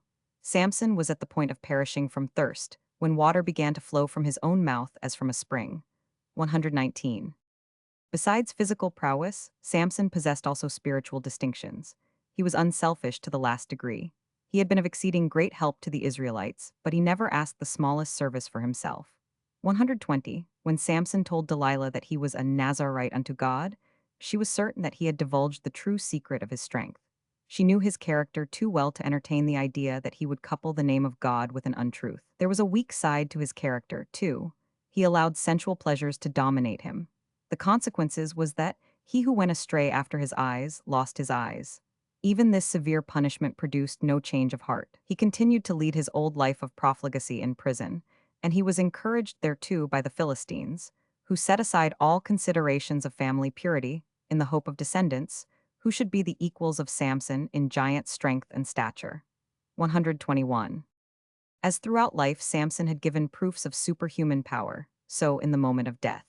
He entreated God to realize in him the blessing of Jacob, 122, and endow him with divine strength. 123, he expired with these words upon his lips. O Master of the world, vouchsafe unto me in this life a recompense for the loss of one of my eyes. For the loss of the other, I will wait to be rewarded in the world to come. Even after his death, Samson was a shield unto the Israelites. Fear of him had so cowed the Philistines that for 20 years they did not dare attack the Israelites. 124. The crime of the Benjamites. A part of the money which Delilah received from the Philistine lords as the price of Samson's secret, she gave to her son Micah, and he used it to make an idol for himself. 125. This sin was the more unpardonable as Micah owed his life to a miracle performed by Moses. During the times of the Egyptian oppression, if the prescribed number of bricks was not furnished by the Israelites, their children were used as building material. Such would have been Micah's fate if he had not been saved in a miraculous way. Moses wrote down the name of God and put the words on Micah's body. The dead boy came to life, and Moses drew him out of the wall of which he made a part. 126. Micah did not show himself worthy of the wonder done for him. Even before the Israelites left Egypt, he made his idol. 127. And it was he who fashioned the golden calf. At the time of Othniel the judge, 128, he took up his abode at a distance of not more than 3 miles from the sanctuary at Shiloh. 129, and won over the grandson of Moses, 130, to officiate as priest before his idol. The sanctuary which Micah erected harbored various idols. He had 3 images of boys and 3 of calves, 1 lion, an eagle, a dragon, and a dove. When a man came who wanted a wife, he was directed to appeal to the dove. If riches were his desire, he worshipped the eagle. For daughters both, to the calves, to the lion for strength, and to the dragon for long life. Sacrifices and incense alike were offered to these idols, and both had to be purchased with cash money from Micah, even didrachms for a sacrifice and 1 for incense. 131. The rapid degeneration in the family of Moses may be accounted for by the fact that Moses had married the daughter of a priest who ministered to idols. Yet, the grandson of Moses was not an idolater of ordinary caliber. His sinful conduct was not without a semblance of morality. From his grandfather he had heard the rule that a man should do abada zera for hire rather than be dependent upon his fellow creatures. The meaning of abada zera here naturally is strange, in the sense of unusual work, but he took the term in its ordinary acceptation of service of strange gods. 132, so far from being a whole-souled idolater, he adopted methods calculated to harm the cause of idol worship. Whenever anyone came leading an animal with the intention of sacrificing it, he would say, "What good can the idol do thee? It can neither see nor hear nor speak." But as he was concerned about his one livelihood and did not want to offend the idolaters too grossly, he would continue, "If thou bringest a dish of flour and a few eggs, it will suffice." This offering he would himself eat. Under David, he filled the position of treasurer. David appointed him because he thought that a man who was willing to become priest to an idol only in order to earn his bread must be worthy of confidence. However sincere his repentance may have been, he relapsed into his former life when he was removed from his office by Solomon, who filled all position with new incumbents at his accession to the throne. Finally, he abandoned his idolatrous ways wholly and became so pure a man that was favored by God with the gift of prophecy. This happened on the day on which the man of God out of Judah came to Jeroboam, for the grandson of Moses is none other than the old prophet at Bethel, who invited the man of God out of Judah to come to his house. 133. The mischief done by Micah spread further and further. Especially the Benjamites distinguished themselves for their zeal in paying homage to his idols. God therefore resolved to visit the sins of Israel and Benjamin upon them. The opportunity did not delay to come. It was not long before the Benjamites committed the outrage of Gibeah. Before the house of Bethek, a venerable old man, they imitated the disgraceful conduct of the Sodomites before the house of Lot. When the other tribes exacted amends from the Benjamites and were denied satisfaction, bloody combats ensued. At first the Benjamites prevailed, in spite of the fact that the Urim and Thummim questioned by Phinehas had encouraged the Israelites to take up the conflict with the words, "Up to war, I shall deliver them into your hands." After the tribes had again and again suffered defeat, they recognized the intention of God to betray them as a punishment for their sins. They therefore ordained a day of fasting and convocation before the Holy Ark, and Phinehas the son of Eleazar entreated God in their behalf. "What means this, that thou leadest us astray? Is the deed of the Benjamites right in thine eyes? Then why didst thou not command us to desist from the combat? But if what our brethren have done is evil in thy sight, then why dost thou cause us to fall before them in battle? O God of our fathers, hearken unto my voice. Make it known this day unto thy servant whether the war waged with Benjamin is pleasing in thine eyes, or whether thou desirest to punish thy people for its sins. Then the sinners among us will amend their ways. I am mindful of what happened in the days of my youth, at the time of Moses. In the zeal of my soul I slew two for the sin of Zimri, and when his well-wishers sought to kill me, thou didst send an angel, who cut off 24,000 of them and delivered me. But now 11 of thy tribes have gone forth to do thy bidding, to avenge and slay, and lo, they have themselves been slain, so that they are made to believe that thy revelations are lying and deceitful. O Lord, God of our forefathers, naught is hidden before thee. Make it manifest why this misfortune has overtaken us." God replied to Phinehas at great length, setting forth why 11 tribes had suffered so heavily. The Lord had wanted to punish them for having permitted Micah and his mother Delilah to pursue their evil ways undisturbed, though they were zealous beyond measure in avenging the wrong done to the woman at Gibeah. As soon as all those had perished who were guilty of having aided and abetted Micah in his idolatrous practices, whether directly or indirectly, God was willing to help them in their conflicts with the Benjamites. So it came. In the battle fought soon after, 75,000 Benjamites fell slain. Only 600 of the tribes survived. 134, fearing to remain in Palestine, the small band emigrated to Italy and Germany. 135. At the same time, the punishment promised them by God overtook the two chief sinners. Micah lost his life by fire, and his mother rotted alive. Worms crawled from her body. 136. In spite of the great mischief caused by Micah, he had one good quality, and God permitted it to plead for him when the angels stood up against him as his accusers. He was extremely hospitable. His house always stood wide open to the wanderer, and to his hospitality he owed it that he was granted a share in the future world. 137. In hell Micah is the first in the 6th division, which is under the guidance of the angel Hadriel, and he is the only one in the division who is spared hell tortures. 138. Micah's sons was Jeroboam, whose golden calves were sinful far beyond anything his father had done. 139. In those days God spake to Phinehas, "Thou art 120 years old, thou hast reached the natural term of man's life. Go now, betake thyself to the mountain Danabin, and remain there many years. I will command the eagles to sustain thee with food, so that thou returnest not to men, until the time when thou lockest fast the clouds and openest them again. Then I will carry thee to the place where those are who were before thee, and there thou wilt tarry until I visit the world, and bring thee thither to taste of death." 140. Romans 3. Samuel and Saul. Elkanah and Hannah. The period of the judges is linked to the period of the kingdom by the prophet Samuel, who anointed both Saul and David as kings.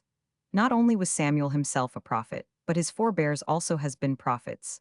1. And both his parents, Elkanah and Hannah, were endowed with the gift of prophecy. 2. Aside from this gift, Elkanah possessed extraordinary virtue. He was a second Abraham, the only pious man of his generation, who saved the world from destruction when God, made wroth by the idolatry of Micah, was on the point of annihilating it utterly.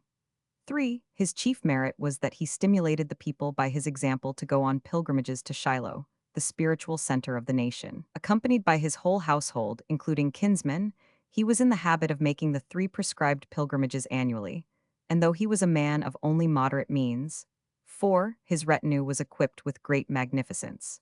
In all the towns through which it passed, the procession caused commotion. The lookers-on invariably inquired into the reason of the rare spectacle, and Elkanah told them, "We are going to the house of the Lord at Shiloh, for thence come forth the law. Why should you not join us?" Such gentle, persuasive words did not fail of taking effect. In the first year 5 households undertook the pilgrimage, the next year 10, and so on until the whole town followed his example. Elkanah chose a new route every year. Thus he touched at many towns, and their inhabitants were led to do a pious deed. 5. In spite of his God-fearing ways, Elkanah's domestic life was not perfectly happy. He had been married 10 years, and his union with Hannah had not been blessed with offspring. 6. The love he bore his wife compensated him for his childlessness, but Hannah herself insisted upon his taking a second wife. Peninnah embraced every opportunity of vexing Hannah. In the morning her derisive greeting to Hannah would be, "Dost thou not mean to rise and wash thy children, and send them to school?" 7. Such jeers were to keep Hannah mindful of her childlessness. Perhaps Peninnah's intentions were laudable. She may have wanted to bring Hannah to the point of praying to God for children. 8. However it may have been forced from her, Hannah's petition for a son was fervent and devout. She entreats God, "Lord of the world, hast thou created aught in vain? Our eyes thou hast destined for sight, our ears for hearing, our mouth for speech, our nose to smell therewith, our hands for work. Didst thou not create these breasts above my heart to give suck to a babe? 9. O grant me a son, that he may draw nourishment therefrom. Lord, thou reignest over all beings, the mortal and the heavenly beings. The heavenly beings neither eat nor drink, they do not propagate themselves, nor do they die, but they live forever. Mortal man eats, drinks, propagates his kind, and dies. If now I am of the heavenly beings, let me live forever. But if I belong to mortal mankind, let me do my part in establishing the race." 10. Eli the high priest, who at first misinterpreted Hannah's long prayer, dismissed her with the blessing, "May the son to be born unto thee acquire great knowledge in the law." 11. Hannah left the sanctuary, and at once her grief-furrowed countenance changes. She felt beyond a doubt that the blessing of Eli would be fulfilled.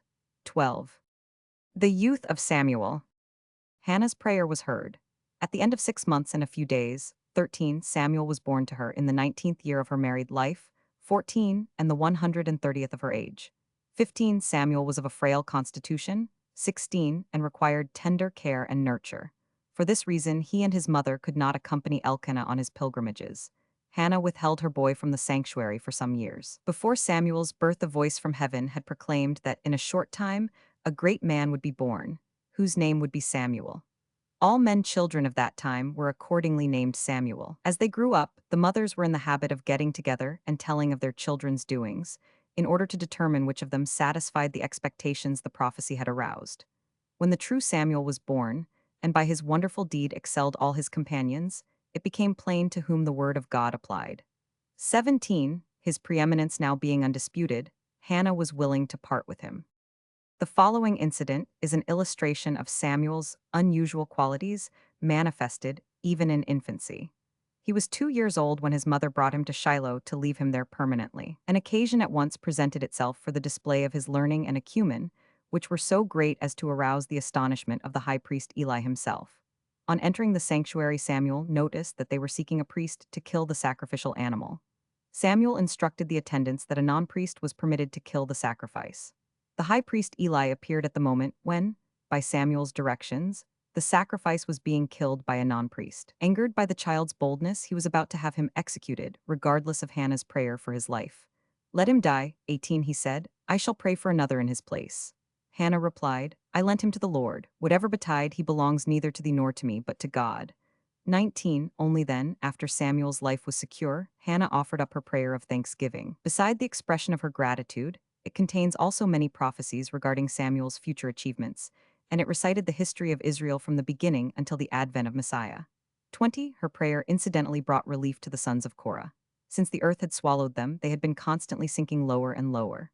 When Hannah uttered the words, "God bringeth down to Sheol and bringeth up," 21, they came to a standstill in their downward course.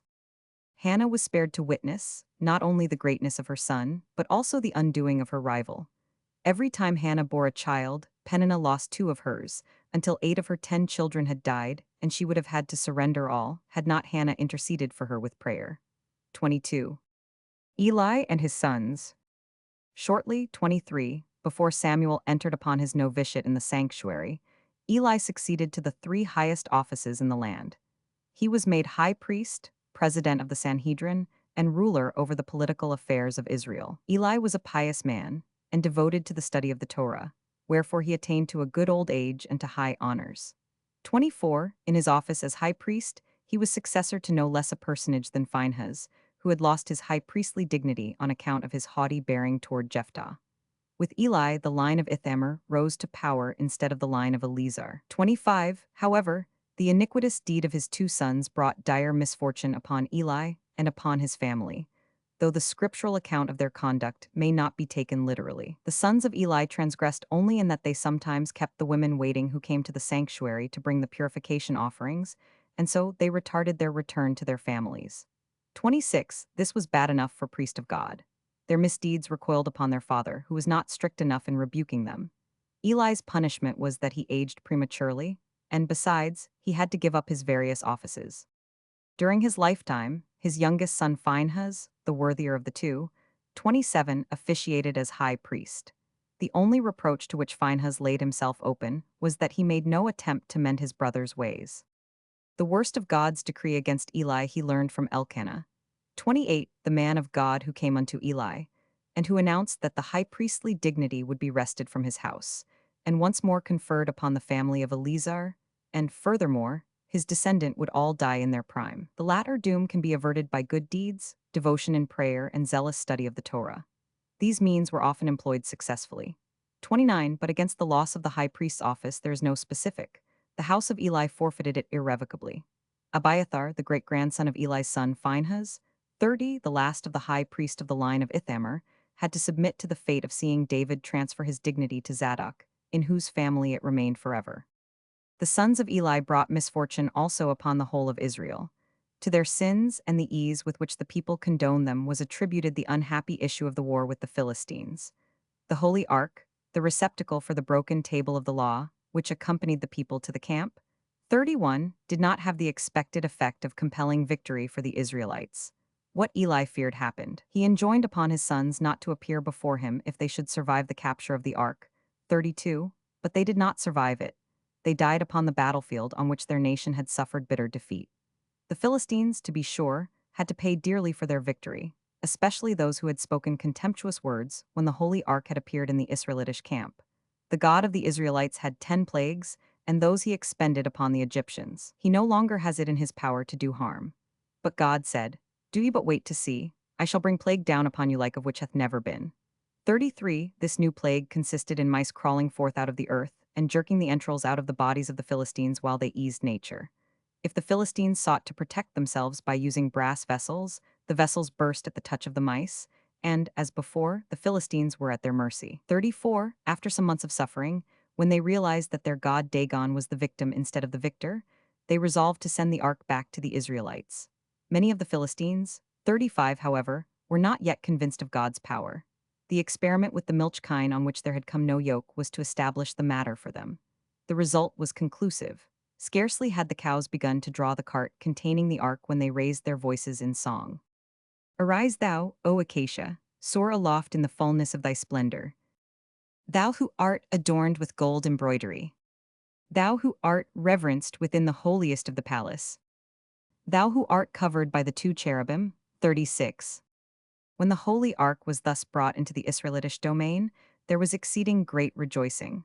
Yet the people were lacking in due reverence. They unloaded the holy vessel while doing their usual work. God punished them severely. 37, the 70 members of the Sanhedrin perished, and with them 50,000 of the people. 38, the punishment was meet for another reason. At first sight of the ark, some of the people had exclaimed, "Who vexed these that thou didst feel offended, and what had mollified thee now?" 39. The activities of Samuel. In the midst of the defeats and other calamities that overwhelmed the Israelites, Samuel's authority grew, and the respect for him increased, until he was acknowledged the helper of his people. His first efforts were directed toward counteracting the spiritual decay in Israel. When he assembled the people at Mizpah for prayer, he sought to distinguish between the faithful and the idolatrous, in order to mete out punishment to the disloyal. He had all the people drink water, whose effect was to prevent idolaters from opening their lips. 40, the majority of the people repented of their sins, and Samuel turned to God in their behalf. Lord of the world, thou requirest not of man but that he should repent of his sins. Israel is penitent, do thou pardon him. 41, the prayer was granted, and when, after his sacrifice, Samuel led an attack upon the Philistines, victory was not withheld from the Israelites. God terrified the enemy first by an earthquake and then by thunder and lightning. Many were scattered and wandered about aimlessly. Many were precipitated into the rents torn in the earth, the rest had their faces scorched, and in their terror and pain their weapons dropped from their hands. 42. In peace as in war, Samuel was the type of a disinterested, incorruptible judge, who even refused compensation for the time, trouble, and pecuniary sacrifices entailed upon him by his office. 43. His sons fell far short of resembling their father in these respects. Instead of continuing Samuel's plan of journeying from place to dispense judgment, they had the people come to them, and they surrounded themselves with a crew of officials who preyed upon the people for their maintenance. 44. In a sense, therefore, the curse with which Eli threatened Samuel in his youth was accomplished. Both he and Samuel had sons unworthy of their fathers. 45. Samuel at least had the satisfaction of seeing his sons mend their ways. One of them is the prophet Joel, whose prophecy forms a book of the Bible. 46. Though, according to this account, the sons of Samuel were by no means so iniquitous as might be inferred from the severe expressions of the scripture, still the demand for a king made by the leaders of the people was not unwarranted. All they desired was a king in the place of a judge. What enkindled the wrath of God and caused Samuel vexation was the way in which the common people formulated the demand. We want a king, they said, that we may be like the other nations. 47. The reign of Saul. There were several reasons for the choice of Saul as king. He had distinguished himself as a military hero in the unfortunate engagement of the Philistines with Israel under the leadership of the sons of Eli.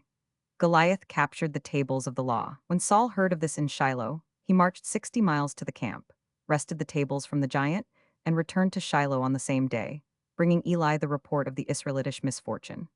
48. Besides, Saul possessed unusual beauty. 49, which explains why the maidens whom he asked about the seer in their city sought to engage him in a lengthy conversation.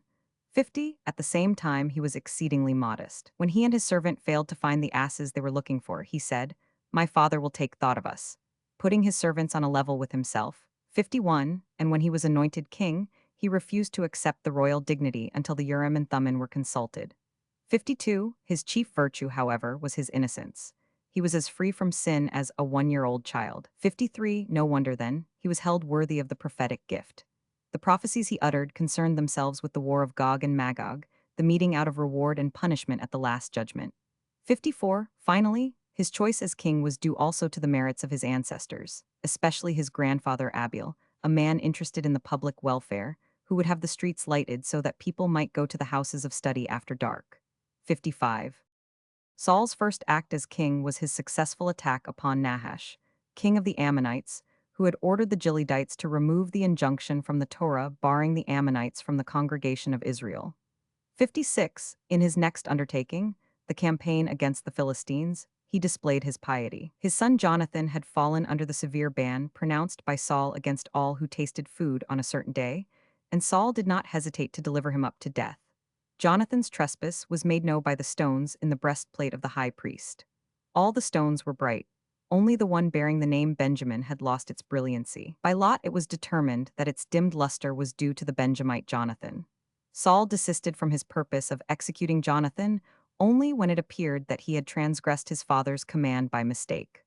A burnt offering and his weight in gold paid to the sanctuary were considered an atonement for him. 57. In the same war, Saul had occasion to show his zeal for the scrupulous observance of the sacrificial ordinances. He reproached his warriors with eating the meat of the sacrifices before the blood was sprinkled on the altar. 58. And he made it his task to see to it that the slaughtering knife was kept in the prescribed condition. As recompense, an angel brought him a sword, there being none beside Saul in the whole army to bear one. 59. Saul manifested a different spirit in the next campaign, the war with the Amalekites, whom, at the bidding of God, he was to exterminate. When the message of God's displeasure was conveyed to Saul by the prophet Samuel, he said, "If the Torah ordains that a heifer of the herd shall be beheaded in the valley as an atonement for the death of a single man, how great must be the atonement required for the slaughter of so many men? And granted they are sinners, what wrong have their cattle done to deserve annihilation? And granted that the adults are worthy of their fate, what have the children done?" Then a voice proclaimed from heaven, "Be not overjust." Later on, when Saul commissioned Doeg to cut down the priests at Nob, the same voice was heard to say, "Be not overwicked." 60. It was this very Doeg, destined to play so baleful a part in his life, who induced Saul to spare Agag, the king of Amalekites. His argument was the law prohibits the slaying of an animal and its young on the same day. How much less permissible is it to destroy at one time old and young, men and children? 61. As Saul had undertaken the war of extermination against Amalek only because forced into it, he was easily persuaded to let the people keep a part of the cattle alive. As far as he himself was concerned, he could have had no personal interest in the booty, for he was so affluent that he took a census of the army by giving a sheep to every one of his soldiers, distributing not less than 200,000 sheep. 62. Compared with David's sins, Saul's were not sufficiently grievous to account for the withdrawal of the royal dignity from him and his family. The real reason was Saul's too great mildness, a drawback in a ruler. Moreover, his family was of such immaculate nobility that his descendants might have become too haughty. 63. When Saul disregarded the divine command about the Amalekites, Samuel announced to him that his office would be bestowed upon another. The name of his successor was not mentioned on that occasion, but Samuel gave him a sign by which to recognize the future king. He who would cut off the corner of Saul's mantle would reign in his stead. Later on, when David met Saul in the cave and cut off a piece of the king's skirt, Saul knew him for a certainty to be his destined successor. 64. So Saul lost his crown on account of Agag, and yet did not accomplish his purpose of saving the life of the Amalekite king.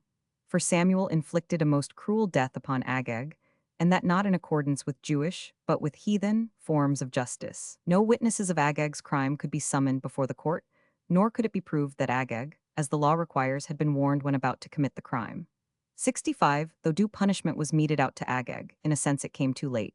Had he been killed by Saul in the course of the battle, the Jews would have been spared the persecution devised by Haman, for, in the short span of time that elapsed between war and his execution, Agag became the ancestor of Haman. 66. The Amalekite War was the last of Saul's notable achievements. Shortly afterward he was seized by the evil spirit, and the rest of his days were passed mainly in persecuting David and his followers. Saul would have died immediately after the Amalekite War if Samuel had not interceded for him. The prophet prayed to God that the life of the disobedient king be spared, at least so long as his own years had not come to their destined close. Thou regardest me equal to Moses and Aaron. 67. As Moses and Aaron did not have their handiwork destroyed before their eyes during their life, so may my handiwork not cease during my life. God said, What shall I do? Samuel will not let me put an end to Saul's days, and if I let Samuel die in his prime, people will speak ill of him. 68. Meanwhile David's time is approaching, and one reign may not overlap the time assigned to another by his hairbreadth. God determined to let Samuel age suddenly, and when he died at 52, 69, the people were under the impression the days of an old man had come to an end. So long as he lived, Saul was secure. 70, scarcely was he dead, when the Philistines began to menace the Israelites and their king. Soon it appeared how well justified had been the mourning services for the departed prophet in all the Israelitish towns. 71, it was not remarkable that the mourning for Samuel should have been universal. During his active administration as judge, he had been in the habit of journeying through every part of the country, and so he was known personally to all the people. This practice of his testifies not only to the zeal with which he devoted himself to his office, but also to his wealth, for the expenses entailed by these journeys were defrayed from his own purse. Only one person in all the land took no part in the demonstrations of grief. During the very week of mourning Nabal held feasts. What? God exclaimed. All weep and lament over the death of the pious, and this reprobate engages in revelry. Punishment was not withheld. 3 days after the week of mourning for Samuel Nabal dies. 72. There was none that felt the death of Samuel more keenly than Saul. Left alone and isolated, he did not shrink from extreme measures to enter into communication with the departed prophet. With his 2 adjutants, 73, Abner and Amasa, he betook himself to Abner's mother, the witch of Endor. 74. The king did not reveal his identity, but the witch had no difficulty in recognizing her visitor. In necromancy, the peculiar rule holds good that, unless it is summoned by a king, a spirit raised from the dead appears head downward and feet in the air. 75. Accordingly, when the figure of Samuel stood upright before them, the witch knew that the king was with her. Though the witch saw Samuel, she could not hear what he said, while Saul heard his words but could not see his person. Another peculiar phenomenon in necromancy. The conjurer sees the spirit, and he for whom the spirit had been raised only hears it. Any other person present neither sees nor hears it. The witch's excitement grew when she perceived a number of spirits arise by the side of Samuel. The dead prophet, when he was summoned back to earth, thought that the judgment day had arrived. He requested Moses to accompany him and testify to his always having executed the ordinances of the Torah as Moses had established them. With these two great leaders, a number of the pious arose, all believing that the day of judgment was at hand. Samuel was apparelled in the upper garment his mother had made for him when she surrendered him to the sanctuary. This he had worn throughout his life, and in it he was buried. At the resurrection, all the dead wear their grave clothes, and so it came about that Samuel stood before Saul in his well-known upper garment. Only fragments of the conversation between Samuel and Saul have been preserved in the scriptures. Samuel reproached Saul with having disturbed him. "Was it not enough," he said, "for thee to enkindle the wrath of thy Creator by calling up the spirits of the dead? Must thou need change me into an idol? For is it not said that like unto the worshippers so shall the worship be punished?" Samuel then consented to tell the king God's decree, that he had resolved to rend the kingdom out of his hand, and invest David with the royal dignity. Whereupon Saul, "These are not the words thou spakest to me before." 76. When we dwelt together, rejoined Samuel, I was in the world of lies. Now I abide in the world of truth, and thou heardest lying words from me, for I feared thy wrath and thy revenge. Now I abide in the world of truth, and thou hearest words of truth from me. As to the thing the Lord hath done unto thee, thou hast deserved it, for thou didst not obey the voice of the Lord, nor execute his fierce wrath upon Amalek. Saul asked, Can I still save myself by flight? Yes, replied Samuel, if thou fleest, thou art safe. But if thou acceptest God's judgment, by tomorrow thou wilt be united with me in paradise. When Abner and Amasa questioned Saul about his interview with Samuel, he replied, Samuel told me I should go into battle tomorrow and come forth victorious. More than that, my sons will be given exalted positions in return for their military prowess. The next day his 3 sons went with him to the war, and all were stricken down. God summoned the angels and said to them, Behold the being I have created in my world. A father as a rule refrains from taking his sons even to a banquet, lest he expose them to the evil eye. Saul goes to war knowing that he will lose his life, yet he takes his sons with him and cheerfully accepts the punishment I ordain. 77. So perished the first Jewish king, as a hero and a saint.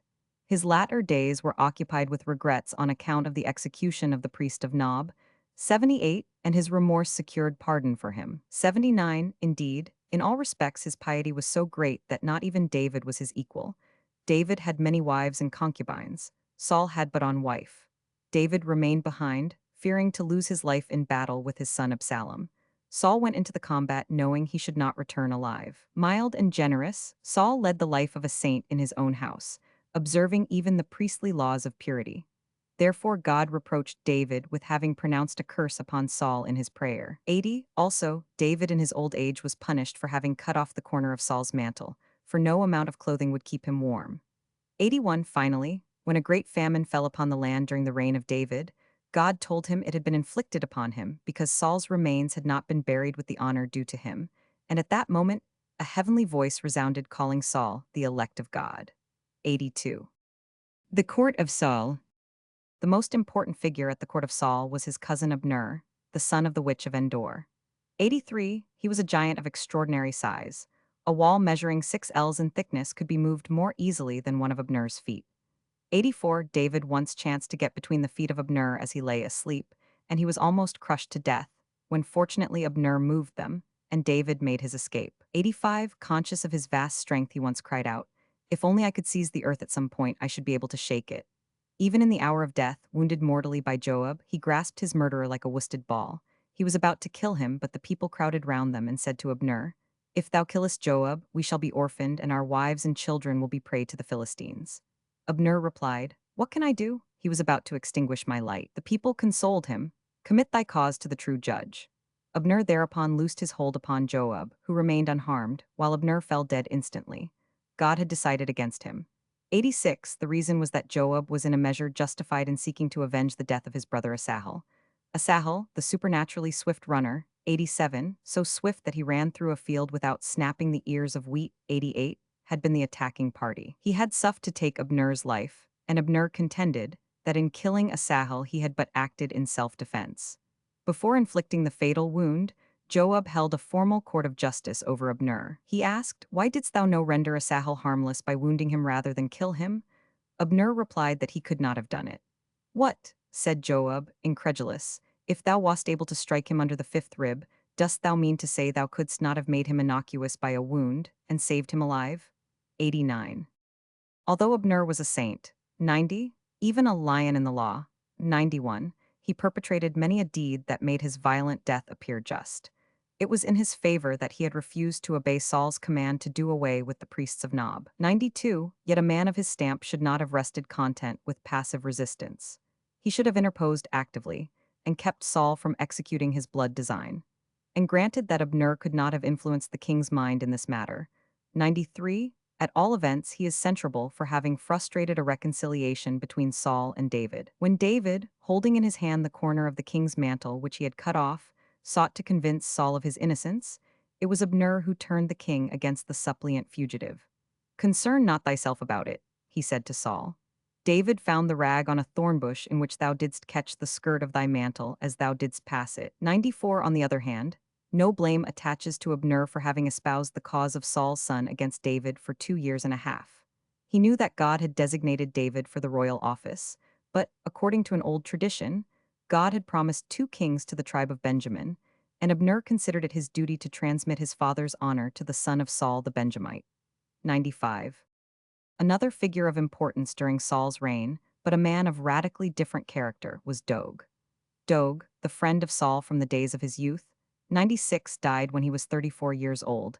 97, yet at that early age he had been president of the Sanhedrin and the greatest scholar of his time. He was called Edomi, which means, not Edomite, but he who causes the blush of shame, because by his keen mind and his learning he put to shame all who entered into argument with him.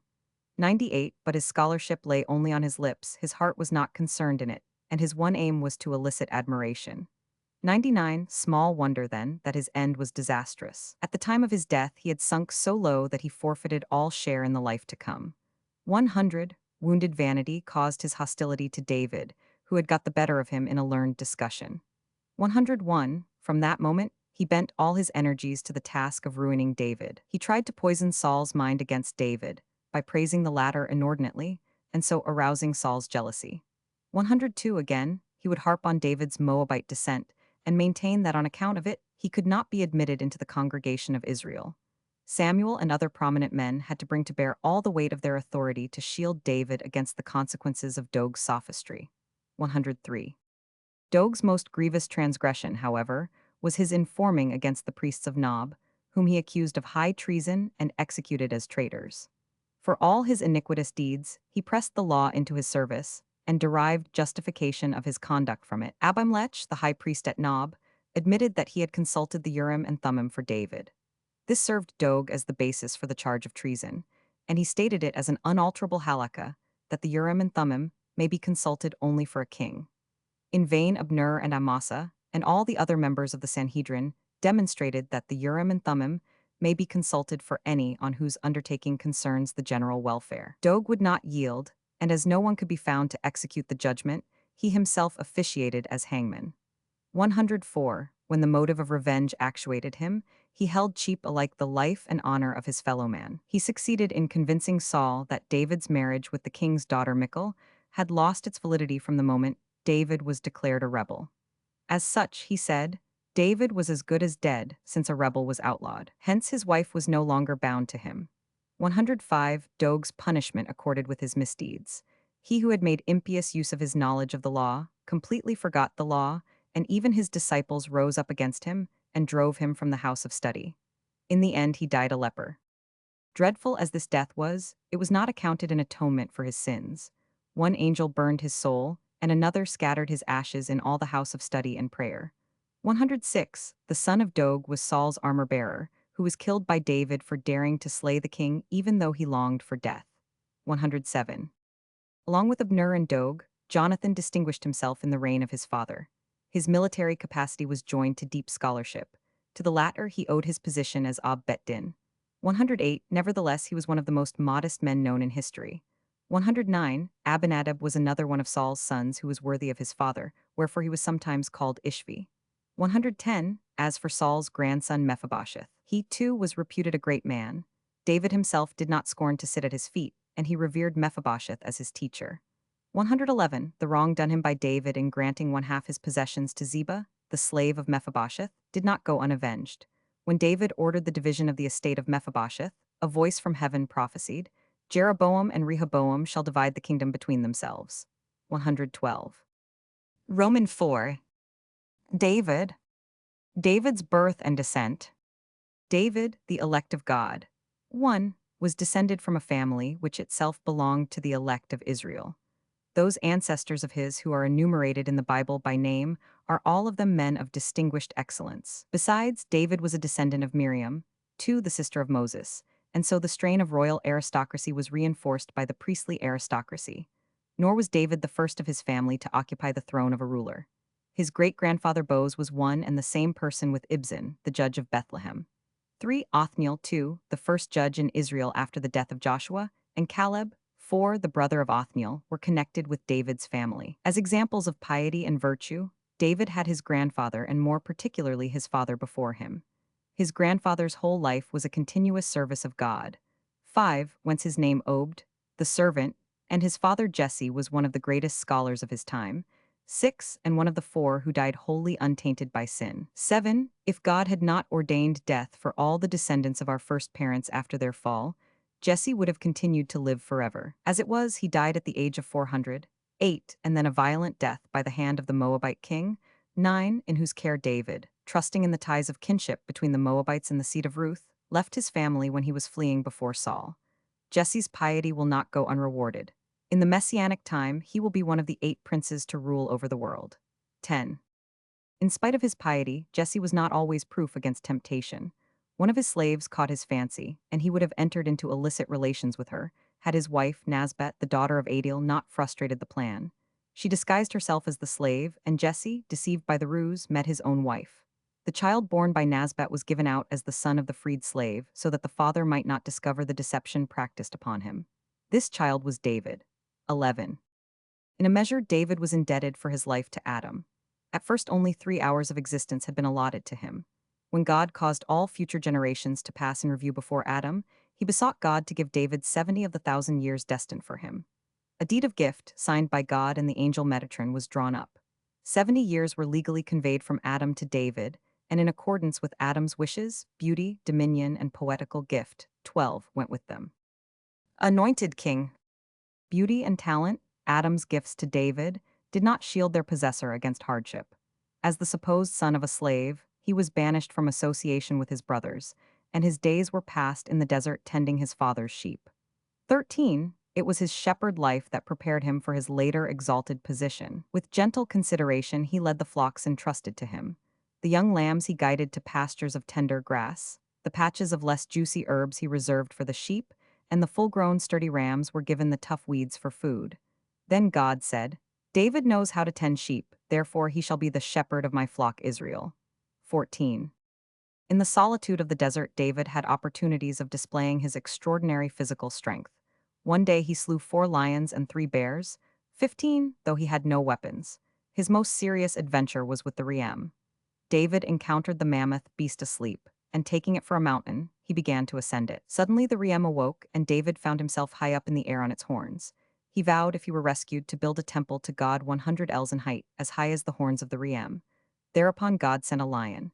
The king of beasts, 16, inspired even the Reem with awe. The Reem prostrated himself, and David could easily descend from his perch. At that moment a deer appeared. The lion pursued after him, and David was saved from the lion as well as the Reem. 17. He continued to lead the life of a shepherd until, at the age of 28. 18. He was anointed king by Samuel, who was taught by a special revelation that the despised youngest son of Jesse was to be king. Samuel's first charge had been to anoint one of the sons of Jesse, but he was not told which one. When he saw the oldest, Eliab, he thought him the king of God's choice. God had allowed him to be deceived, in order to punish Samuel for his excessive self-consciousness in calling himself the seer. It was thus proved to him that he could not foresee all things. 19, however, Samuel's error was pardonable. God's first choice had rested upon Eliab. Only on account of his violent nature, his swiftness to anger against David, the position destined for him was transferred to his youngest brother. 20. Eliab was in a sense compensated by seeing his daughter become the wife of Rehoboam. Thus he, too, enjoys the distinction of being among the ancestors of the Judaic kings, and Samuel's vision of Eliab as king was not wholly false. 21. The election of David was obvious from what happened with the holy oil with which he was anointed. 22. When Samuel had tried to pour the oil on David's brothers, it had remained in the horn, but at David's approach it flowed of its own accord and poured itself out over him. The drops on his garments changed into diamonds and pearls, and after the act of anointing him, the horn was as full as before. The amazement was great that the son of a slave should be made king. Then the wife of Jesse revealed her secret and declared herself the mother of David. 23. The anointing of David was for a time kept a secret, but its effect appeared in the gift of prophecy, which manifested itself in David. 24. And in his extraordinary spiritual development. His new accomplishments naturally earned envy for him.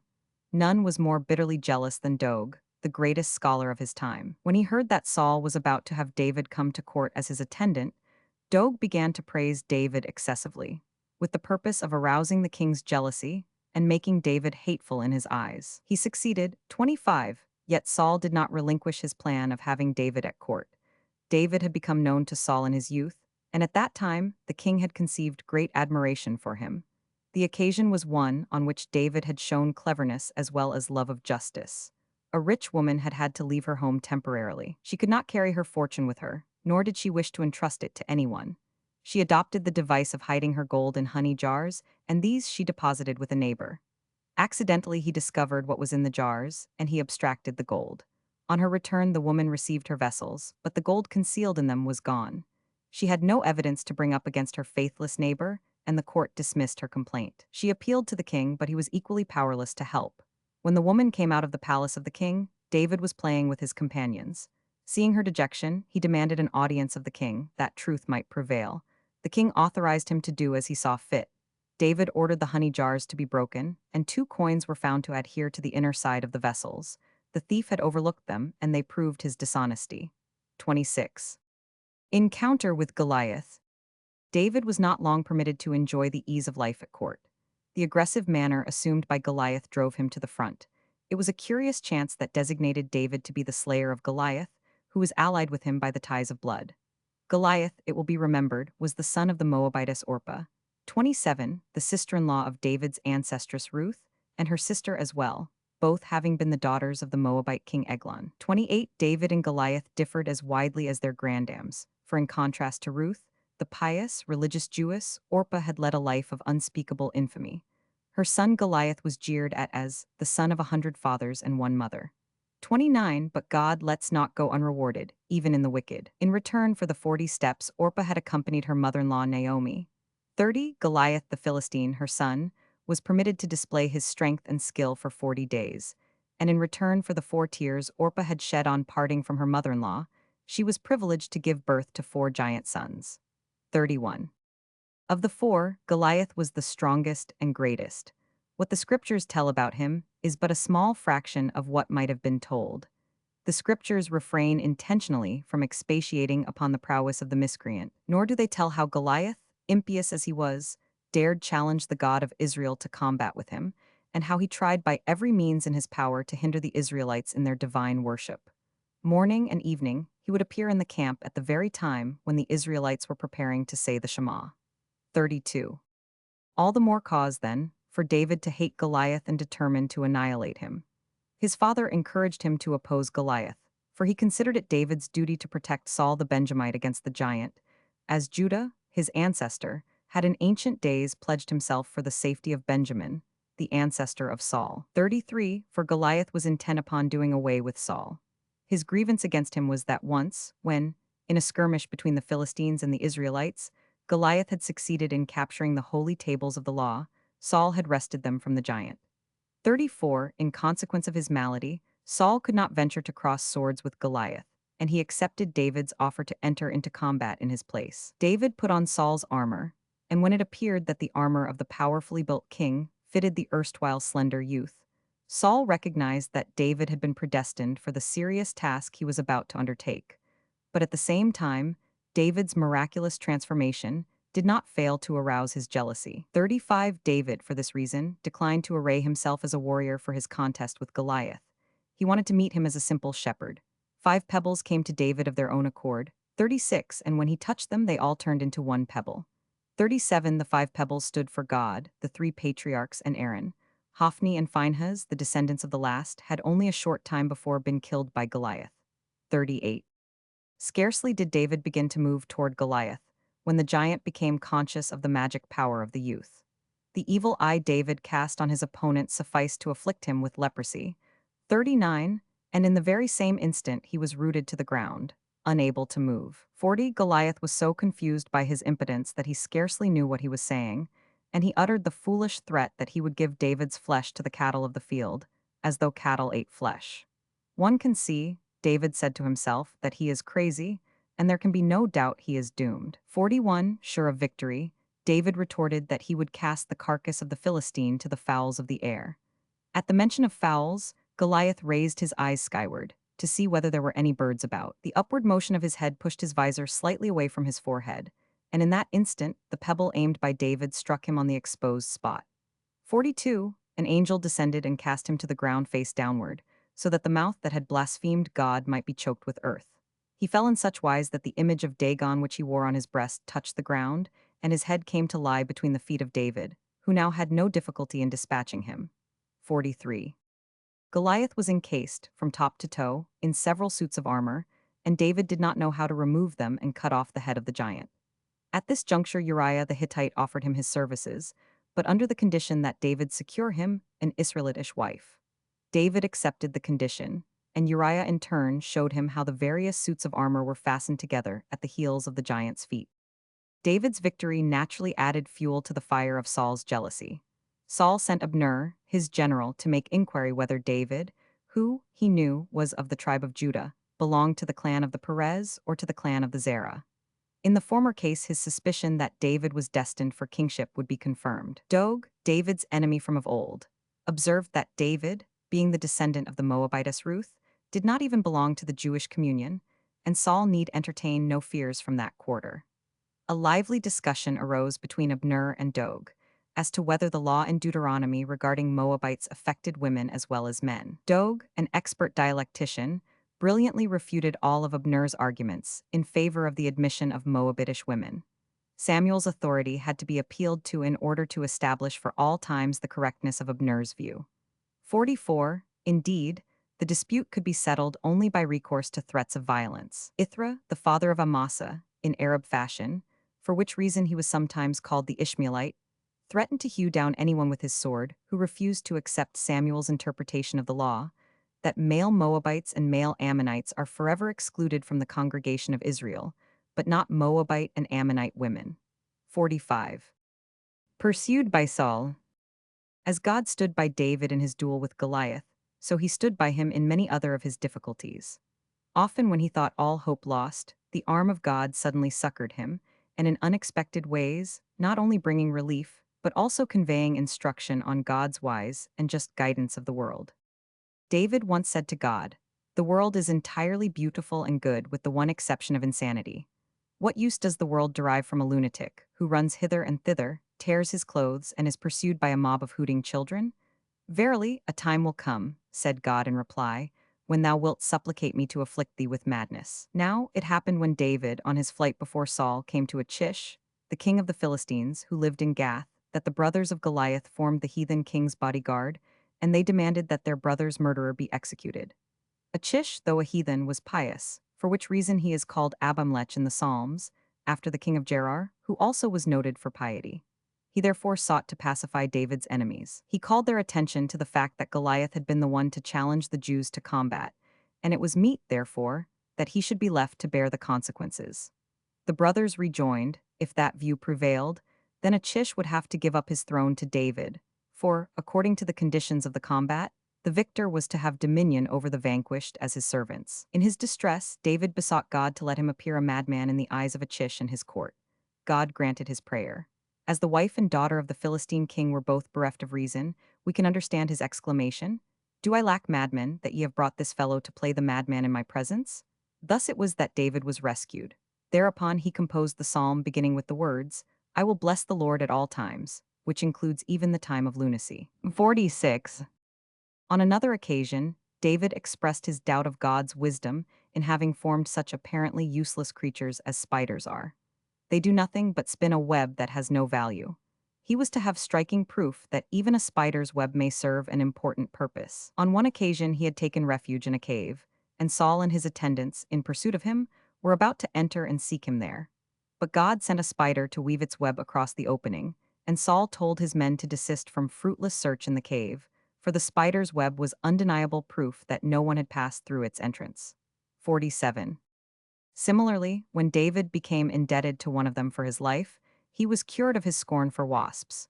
He had thought them good for nothing but to breed maggots. David once surprised Saul and his attendants while they were fast asleep in their camp, and he resolved to carry off, as proof of his magnanimity, the cruse that stood between the feet of the giant Abner, who, like the rest, was sleeping. Fortunately, his knees were drawn up so that David could carry out his intention unhindered. But as David was retiring with the cruse, Abner stretched out his feet and pinned David down as with two solid pillars. His life would have been forfeit if a wasp had not stung Abner, who mechanically, in his sleep, moved his feet and released David. 48. There were still other miracles that happened to David in his flight. Once, when Saul and his men compassed David round about, an angel appeared and summoned him home to repulse the raid of the Philistines upon the land. Saul gave up the pursuit of David, but only after a majority had so decided, for some had been of the opinion that the seizure of David was quite as important as the repulse of the Philistines. 49. Again, in his battle with the Amalekites, David enjoyed direct intervention from above. Lightning in flashes and sheets illumined the dark night, so enabling him to carry on the struggle. 50. Wars. David's first thought after ascending the throne was to wrest Jerusalem, sacred since the days of Adam, Noah, and Abraham, from the grasp of the heathen. The plan was not easy of execution for various reasons. The Jebusites, the possessors of Jerusalem, were the posterity of those sons of Heth who had ceded the cave of Machpelah to Abraham, only on condition that their descendants should never be forcibly dispossessed of their capital city Jerusalem.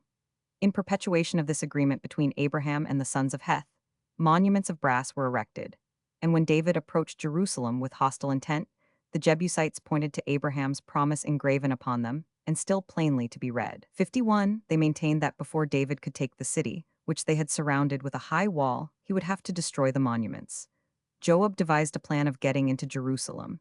He set up a tall cypress tree near the wall, bent it downward, and standing on David's head, he grasped the very tip of the tree. When the tree rebounded, Joab sat high above the wall and could jump down upon it. Once in the city, he destroyed the monuments and possessed himself of Jerusalem. 52. For David a miracle had happened. The wall had lowered itself before him so that he could walk into the city without difficulty. David, however, was not desirous of using forcible means. He therefore offered the Jebusites 600 shekels, 50 shekels for each Israelitish tribe. The Jebusites accepted the money and gave David a bill of sale. 53. Jerusalem having been acquired, David had to prepare for war with the Philistines, in which the king gave proof at once of his heroic courage and his unshakable trust in God. The latter quality he displayed signally in the battle that took place in the Valley of the Giants. God had commanded David not to attack the host of the Philistines until he heard the sound of marching in the tops of the mulberry trees. God desired to pass judgment upon the tutelary angels of the heathen before surrendering the heathen themselves to the pious. 54. And the motion of the tops of the trees was to indicate that the battle could proceed. The enemy advanced until there were but 4 ells between them and the Israelites. The latter were about to throw themselves against the Philistines, but David restrained them, saying, God forbade me to attack the Philistines before the tops of the trees begin to move. If we transgress God's command, we shall certainly die. If we delay, it is probable that we shall be killed by the Philistines, but at least we shall die as pious men that keep God's command. Above all, let us have confidence in God. Scarcely had he ended his speech when the tops of the trees rustled, and David made a successful assault upon the Philistines. Whereupon God said to the angels, who were constantly questioning him as to why he had taken the royal dignity from Saul and given it to David, see the difference between Saul and David. 55. Of David's other campaigns, the most notable is his war with Shobach the Aramean, whom he conquered in spite of his gigantic size and strength. Shobach was very tall as a dovecote, and one look at him sufficed to strike terror to the heart of the beholder. 56. The Aramean general indulged in the belief that David would treat the Syrians gently on account of the monument, still in existence at that time, which Jacob and Laban had erected on the frontier between Palestine and Aram, as a sign of their covenant that neither they nor their descendants should wage war with each other, but David destroyed the monument. 57. Similarly, the Philistines had placed trust in a relic from Isaac, the bridle of a mule which the patriarch had given to Abimelech, the king of the Philistines, as a pledge of the covenant between Israel and his people. David took it from them by force. 58. However, David was as just as he was bold. Disregard of the covenants made by the patriarchs was far removed from his thoughts. Indeed, before departing for the wars with the Arameans and the Philistines, he had charged the Sanhedrin to investigate carefully the claims of the two nations. The claims of the Philistines were shown to be utterly unfounded. In no sense were they the descendants of those Philistines who had concluded a treaty with Isaac. They had immigrated from Cyprus at a much later date. The Arameans, on the other hand, had forfeited their claims upon considerate treatment, because under the Aramean Balaam and later again, in the time of Othniel, under their king Cushan-Rishathaim, they had attacked and made war upon the Israelites. 59. Gahisaphul.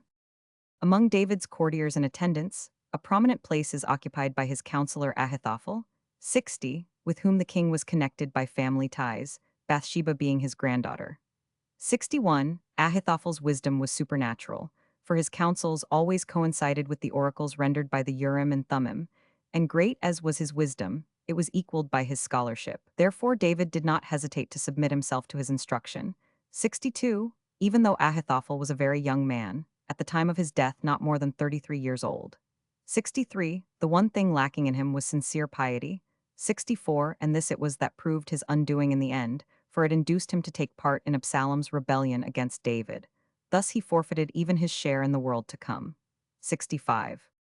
To this dire course of action, he was misled by astrologic and other signs, which he interpreted as prophecies of his own kingship, when in reality they pointed to the royal destiny of his granddaughter Bathsheba. 66. Possessed by his erroneous belief, he cunningly urged Absalom to commit an unheard-of crime.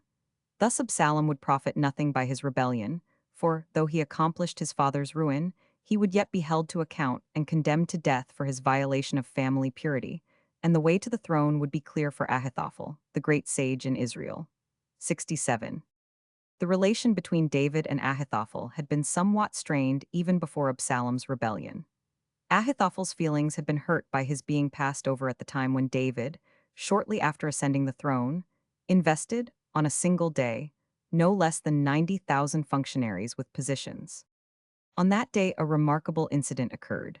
When the ark was to be brought up from Jebah to Jerusalem, the priests who attempted to take hold of it were raised up in the air and thrown violently to the ground.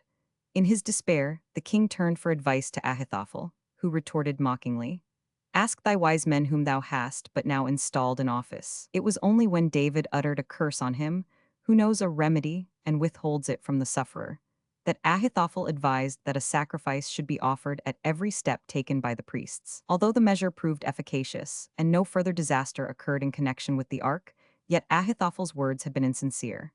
He knew the real reason of the misadventure, and concealed it from the king. Instead of following the law of having the ark carried on the shoulders of priests, David had had it put on a wagon, and so incurred the wrath of God. 68.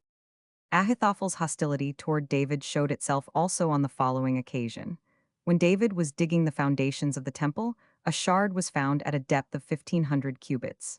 David was about to lift it, when the shard exclaimed, "Thou canst not do it." "Why not?" asked David. "Because I rest upon the abyss." Since when? Since the hour in which the voice of God was heard to utter the words from Sinai, "I am the Lord thy God, causing the earth to quake and sink into the abyss. I lie here to cover up the abyss." Nevertheless, David lifted the shard, and the waters of the abyss rose and threatened to flood the earth. Ahithophel was standing by, and he thought to himself, "Now David will meet with his death, and I shall be king." Just then David said, "Whoever knows how to stem the tide of waters and fails to do it will one day throttle himself." 69. Thereupon Ahithophel had the name of God inscribed upon the shard, and the shard thrown into the abyss. The waters at once commenced to subside, but they sank to so great a depth that David feared the earth might lose her moisture, and he began to sing the 15 songs of ascents to bring the waters up again. 70. Nevertheless, David's curse was realized. Ahithophel ended his days by hanging himself. His last will contain the following 3 rules of conduct. 71. 1. Refrain from doing aught against a favorite of fortune. 2. Take heed not to rise up against the royal house of David. 3. If the feast of Pentecost falls on a sunny day, then sow wheat. 72. Posterity has been favored with the knowledge of but a small part of Ahithophel's wisdom, and that little through two widely different sources, through Socrates, 73, who was his disciple, and through a fortune book written by him. 74. Joab. Joab, the warrior, was a contrast to Ahithophel in every essential. He was David's right hand. It was said, if Joab had not been there to conduct his wars, David would not have had leisure to devote himself to the study of the Torah. He was the model of a true Jewish hero, distinguished at the same time for his learning, piety, and goodness. His house stood wide open for all comers, and the campaigns which he undertook redounded invariably to the benefit of the people. They were indebted to him for luxuries even, 75 and more than that, he took thought for the welfare of scholars, he himself being the president of the Sanhedrin. 76. It interested Joab to analyze the character of men and their opinions. When he heard King David's words, like as a father pitieth his children, so the Lord pitieth them that fear him, he expressed his astonishment that the comparison should be made with the love of a father for a child, and not with the love of a mother. Mother love, as a rule, is considered the stronger and the more self-sacrificing. He made up his mind to keep his eyes open and observe whether David's idea was borne out by facts. On one of his journeys, he happened into the house of a poor old man who had 12 children, all of whom the father supported, however meagerly, with the toil of his own hands. Joab proposed that he sell him one of the 12 children. He would thus be relieved of the care of one, and the selling price could be applied to the better support of the rest. The good father rejected the proposition brusquely. Then Joab approached the mother, offering her 100 gold denarii for one of the children. At first she resisted the temptation, but finally she yielded. When the father returned in the evening, he cut the bread, as was his wont, into 14 pieces for himself, his wife, and his 12 children. In allotting the portions, he missed a child and insisted upon being told its fate. The mother confessed what had happened during his absence. He neither ate nor drank, and next morning he set out, firmly resolved to return the money to Joab and to slay him if he should refuse to surrender the child. After much parleying, and after the father had threatened him with death, Joab yielded the child to the old man, with the exclamation, "Yes, David was right when he compared God's love for men to a father's love for his child. This poor fellow who has 12 children to support was prepared to fight me to the death for one of them, which the mother, who calmly stayed at home, had sold to me for a price." Among all the heroic achievements of Joab, the most remarkable is the taking of the Amalekite capital. For 6 months the flower of the Israelitish army, 12,000 in number, under the leadership of Joab, had been besieging the capital city of the Amalekites without result. The soldiers made representations to their general that it would be well for them to return home to their wives and children. Joab urged that this not only would earn for them contempt and derision, but also would invite new danger. The heathen would be encouraged to unite against the Israelites. He proposed that they hurl him into the city by means of a sling and then wait 40 days. If at the end of this period they saw blood flow from the gates of the fortress, it should be a sign to them that he was still alive. His plan was executed. Joab took with him 1,000 pieces of money and his sword. When he was cast from the sling, he fell into the courtyard of a widow, whose daughter caught him up. In a little while he regained consciousness. He pretended to be an Amalekite taken prisoner by the Israelites and thrown into the city by his captors, who thus wished to inflict death. As he was provided with money, which he dispensed lavishly among his entertainers, he was received kindly and was given the Amalekite garb. So apparelled, he ventured, after 10 days, on a tour of inspection through the city, which he found to be of enormous size. His first errand was to an armorer, to have him mend his sword, which had been broken by his fall. When the artisan scanned Joab's weapon, he started back. He had never seen a sword like it. He forged a new one, which snapped in two almost at once when Joab grasped it firmly. So it happened with a second sword, and with a third. Finally, he succeeded in fashioning one that was acceptable. Joab asked the smith whom he would like him to slay with the sword, and the reply was, "Joab, the general of the Israelitish king." "I am he," said Joab, and when the smith in astonishment turned to look at him, Joab ran him through so skillfully that the victim had no realization of what was happening. Thereupon he hewed down 500 Amalekite warriors whom he met on his way, and not one escaped to betray him. The rumor arose that Asmodeus, the king of demons, was raging among the inhabitants of the city and slaying them in large numbers. After another period of 10 days, which he spent in retirement with his hosts, Joab sallied forth a second time, and caused such bloodshed among the Amalekites that his gory weapon clave to his hand, and his right hand lost all power of independent motion. It could be made to move only in a piece with his arm. He hastened to his lodging place to apply hot water to his hand and free it from the sword. On his way thither, the woman who had caught him up when he fell into the city called to him, "Thou eatest and drinkest with us, yet thou slayest our warriors." Seeing himself betrayed, he could not but kill the woman. Scarcely had his sword touched her, when it was separated from his hand, and his hand could move freely, for the dead woman had been with child, and the blood of the unborn babe loosed the sword. After Joab had slain thousands, the Israelites without, at the very moment when they were beginning to mourn their general as dead, saw blood issue from the city, and joyfully they cried out with one accord, "Hear, O Israel, the Lord is our God, the Lord is one." Joab mounted a high tower, and in stentorian tones shouted, "The Lord will not forsake his people." Inspired with high and daring courage, the Israelites demanded permission to assault the city and capture it. As Joab turned to descend from the tower, he noticed that 6 verses of a psalm were inscribed on his foot, the first verse running thus: "The Lord answers thee in the day of trouble. The name of the God of Jacob is thy defense." Later, David added 3 verses and completed the psalm. Thereupon the Israelites took the Amalekite capital, destroyed the heathen temples in the city, and slew all its inhabitants, except the king, whom, with his crown of pure gold on his head, they brought before David. 77. David's piety and his sin. Neither his great achievements in war nor his remarkable good fortune moved David from his pious ways, or in aught changed his mode of life. Even after he became king, he sat at the feet of his teachers, Ira the Jarite, 78, and Mephibosheth. To the latter, he always submitted his decisions on religious questions, to make sure that they were in accordance with law. 79. Whatever leisure time his royal duties afforded him, he spent in study and prayer.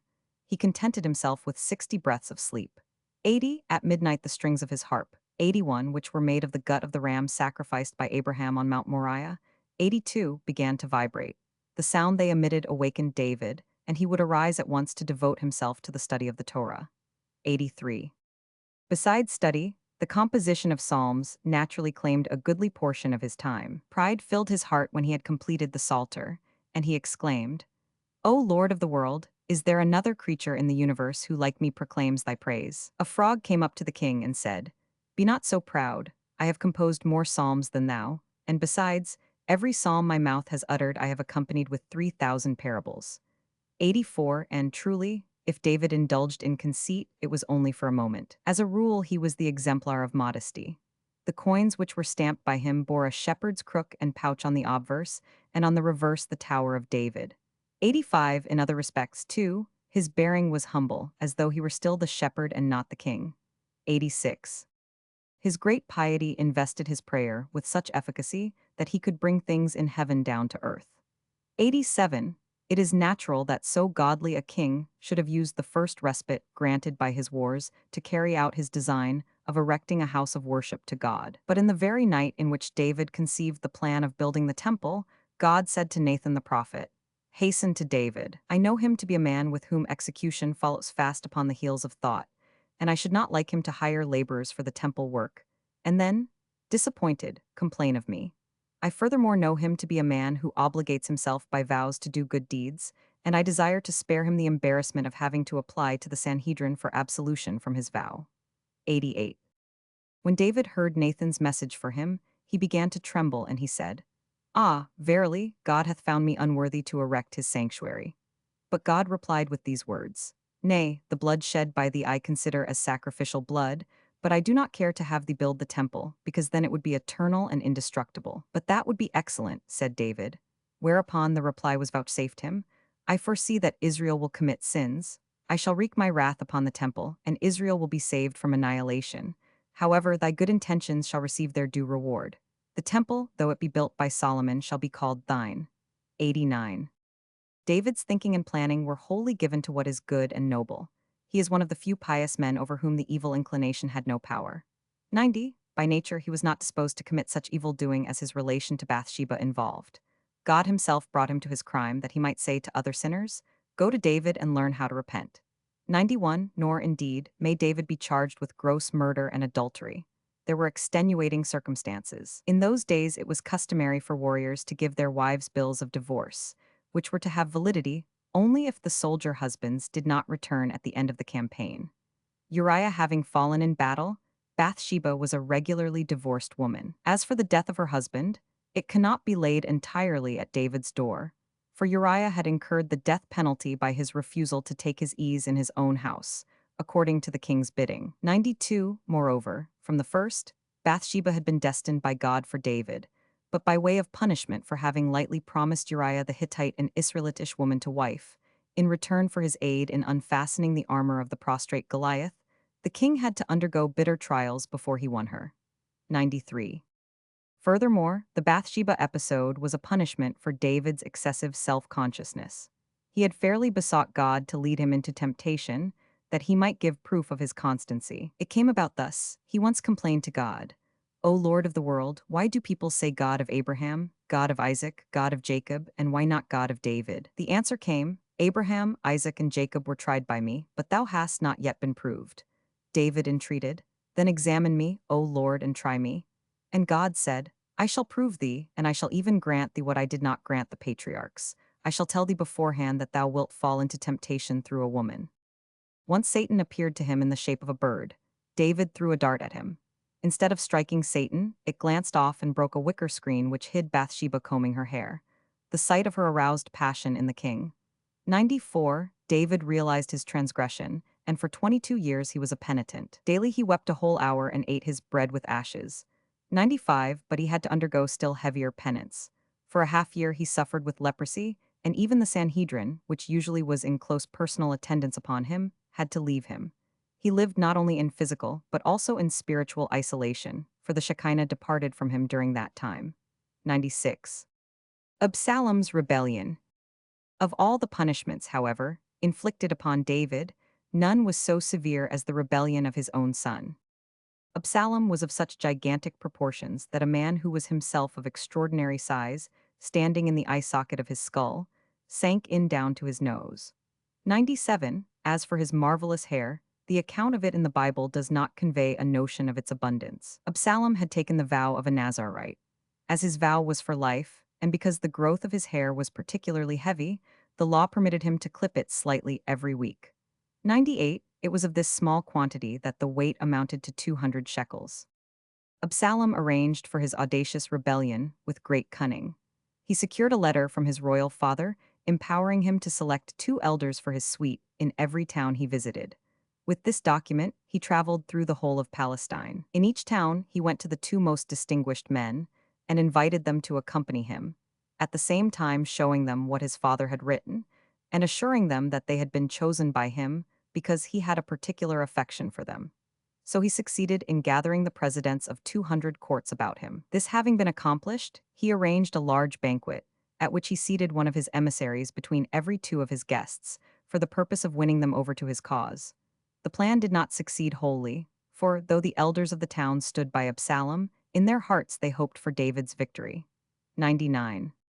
The knowledge that a part of Absalom's following sided with him in secret, that, though he was pursued by his son, his friends remained true to him, somewhat consoled David in his distress. He thought that in these circumstances, if the worst came to the worst, Absalom would at least feel pity for him.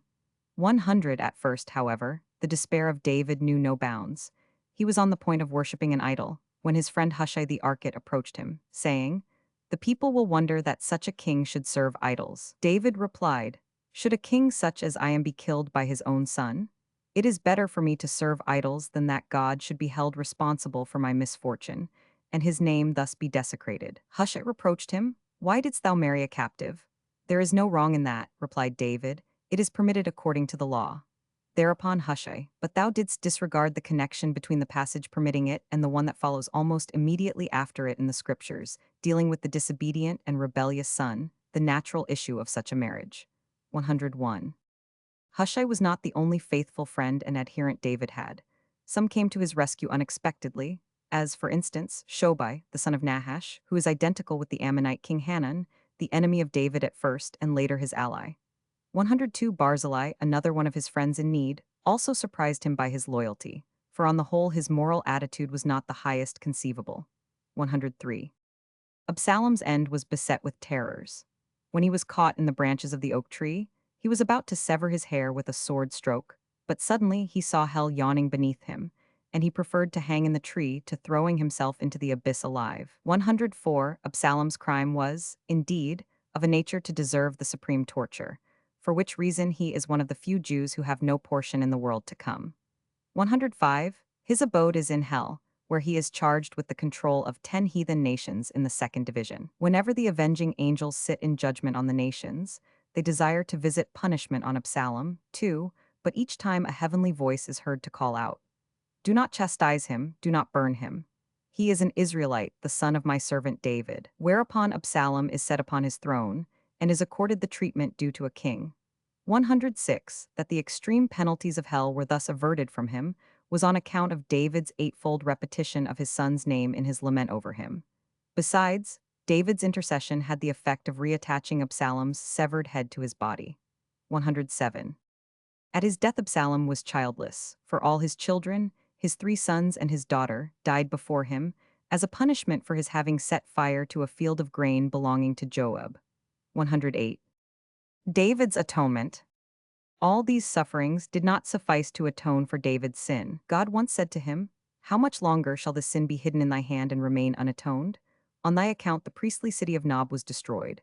109. On thy account Dog the Edomite was cast out of the communion of the pious, and on thy account Saul and his 3 sons were slain. What dost thou desire now, that thy house should perish, or that thou thyself shouldst be delivered into the hands of thine enemies?" David chose the latter doom. It happened one day when he was hunting, Satan, in the guise of a deer, enticed him further and further into the very territory of the Philistines, where he was recognized by Ishbi the giant, the brother of Goliath, his adversary. Desirous of avenging his brother, he seized David and cast him into a winepress, where the king would have suffered a torturous end if by a miracle the earth beneath him had not begun to sink, and so saved him from instantaneous death. His plight, however, remained desperate, and it required a second miracle to rescue him. In that hour Abishai, the cousin of David, was preparing for the advent of the Sabbath, for the king's misfortune happened on Friday as the Sabbath was about to come in. When Abishai poured out water to wash himself, he suddenly caught sight of drops of blood in it. Then he was startled by a dove that came to him plucking out her plumes and moaning and wailing. Abishai exclaimed, "The dove is the symbol of the people of Israel. It cannot be but that David, the king of Israel, is in distress." Not finding the king at home, he was confirmed in his fears, and he determined to go on a search for David on the swiftest animal at his command, the king's own saddle beast. But first he had to obtain the permission of the sages to mount the animal ridden by the king. For the law forbids a subject to avail himself of things set aside for the personal use of a king. Only the impending danger could justify the exception made in this case. Scarcely had Abishai mounted the king's animal when he found himself in the land of the Philistines, for the earth had contracted miraculously. He met Orpah, the mother of the 4 giant sons. She was about to kill him, but he anticipated the blow and slew her. Ishbi, seeing that he now had 2 opponents, stuck his lance into the ground and hurled David up in the air, in the expectation that when he fell he would be transfixed by the lance. At that moment Abishai appeared, and by pronouncing the name of God he kept David suspended, twixt heaven and earth. Abishai questioned David how such evil plight had overtaken him, and David told him of his conversation with God and how he himself had chosen to fall into the hands of the enemy, rather than permit the ruin of his house. Abishai replied, "Reverse thy prayer, plead for thyself, and not for thy descendants. Let thy children sell wax, and do thou not afflict thyself about their destiny." The 2 men joined their prayers and pleaded with God to avert David's threatening doom. Abishai again uttered the name of God, and David dropped to earth uninjured. Now both of them ran away swiftly, pursued by Ishbi. When the giant heard of his mother's death, his strength forsook him, and he was slain by David and Abishai. 110. Visitations. Among the sorrows of David are the visitations that came upon Palestine during his reign, and he felt them all the more as he had incurred them through his own fault. There was first the famine, which was so desolating that it is counted among the 10 severest that are to happen from the time of Adam to the time of the Messiah. 111. During the first year that it prevailed, David had an investigation set on foot to discover whether idolatry was practiced in the land and was keeping back the rain. His suspicion proved groundless. The second year he looked into the moral conditions of his realm, for lewdness can bring about the same punishment as idolatry. Again he was proved wrong. The third year he turned his attention to the administration of charity. Perhaps the people had incurred guilt in this respect, for abuses in this department also were visited with the punishment of famine. 112. Again his search was fruitless, and he turned to God to inquire of him the cause of the public distress. God's reply was not Saul a king anointed with holy oil? Did he not abolish idolatry? Is he not the companion of Samuel in paradise? Yet, while you all dwell in the land of Israel, he is outside of the land. David, accompanied by the scholars and the nobles of his kingdom, at once repaired to Jabesh-Gilead, disinterred the remains of Saul and Jonathan, and in solemn procession bore them through the whole land of Israel to the inheritance of the tribe of Benjamin. There they were buried. The tributes of affection paid by the people of Israel to its dead king aroused the compassion of God, and the famine came to an end. 113. The sin against Saul was now absolved, but there still remained Saul's own guilt in his dealings with the Gibeonites, who charged him with having killed 7 of their number. David asked God why he had punished his people on account of proselytes. God's answer to him was, "If thou dost not bring near them that are far off, thou wilt remove them that are nearby." To satisfy their vengeful feelings, the Gibeonites demanded the life of 7 members of Saul's family. David sought to mollify them, representing to them that they would derive no benefit from the death of their victims, and offering them silver and gold instead. But though David treated with each one of them individually, the Gibeonites were relentless. When he realized their hardness of heart, he cried out, "3 qualities God gave unto Israel. They are compassionate, chaste, and gracious in the service of their fellow men. The first of these qualities the Gibeonites do not possess, and therefore they must be excluded from communion with Israel." 114. The 7 descendants of Saul to be surrendered to the Gibeonites were determined by letting all his posterity pass by the ark of the law. Those who were arrested before it were the designated victims. Mephibosheth would have been one of the unfortunates, had he not been permitted to pass by unchecked in answer to the prayer of David, 115, to whom he was dear, not only as the son of his friend Jonathan, but also as the teacher who instructed him in the Torah. 116. The cruel fate that befell the descendants of Saul had a wholesome effect. All the heathen who saw and heard exclaimed, "There is no God like unto the God of Israel, there is no nation like unto the nation of Israel. The wrong inflicted upon wretched proselytes has been expiated by the sons of kings." So great was the enthusiasm among the heathen over this manifestation of the Jewish sense of justice that 150,000 of them were converted to Judaism. 117. As for David, his wrong in connection with the famine lay in his not having applied his private wealth to the amelioration of the people's suffering. When David returned victorious from the combat with Goliath, the women of Israel gave him their gold and silver ornaments. He put them aside for use in building the temple, and even during the 3 years' famine this fund was not touched. God said, "Thou didst refrain from rescuing human beings from death in order to save thy money for the temple. Verily, the temple shall not be built by thee, but by Solomon." 118. David is still more blameworthy on account of the census which he took of the Israelites in defiance of the law in the Pentateuch. When he was charged by the king with the task of numbering the people, Joab used every effort to turn him away from his intention. But in vain. Incensed, David said, "Either thou art king and I am the general, or I am king and thou art the general." Joab had no choice but to obey. He selected the tribe of Gad as the first to be counted, because he thought that the Gadites, independent and self-willed, would hinder the execution of the royal order, and David would be forced to give up his plan of taking a census. The Gadites disappointed the expectations of Joab, and he betook himself to the tribe of Dan, hoping that if God's punishment descended, it would strike the idolatrous Danites. Disliking his mission as he did, Joab spent 9 months in executing it, though he might have dispatched it in a much shorter time. Nor did he carry out the king's orders to the letter. He himself warned the people of the census. If he saw the father of a family of 5 sons, he would bid him conceal a few of them. Following the example set by Moses, he omitted the Levites from the enumeration, likewise the tribe of Benjamin, because he entertained particularly grave apprehensions in behalf of this greatly decimated tribe. 119. In the end, David was not informed of the actual number obtained. Joab made 2 lists, intending to give the king a partial list if he found that he had no suspicion of the ruse. 120. The prophet Gad came to David and gave him the choice of famine, oppression by enemies, or the plague, as the penalty for the heavy crime of popular census-taking. David was in the position of a sick man who is asked whether he prefers to be buried next to his father or next to his mother. The king considered, "If I choose the calamities of war, the people will say, 'He cares little, he has his warriors to look to.' If I choose famine, they will say, He cares little, he has his riches to look to. I shall choose the plague, whose scourge strikes all alike. 121, although the plague raged but a very short time. 122, it claimed a large number of victims. The most serious loss was the death of Abishai, whose piety and learning made him the counterpoise of a host of 75,000. 123. David raised his eyes on high, and he saw the sins of Israel heaped up from earth to heaven. In the same moment an angel descended, and slew his 4 sons, the prophet Gad, and the elders who accompanied him. David's terror at this sight, which was but increased when the angel wiped his dripping sword on the king's garments, settled in his limbs, and from that day on they never ceased to tremble. 124. The death of David.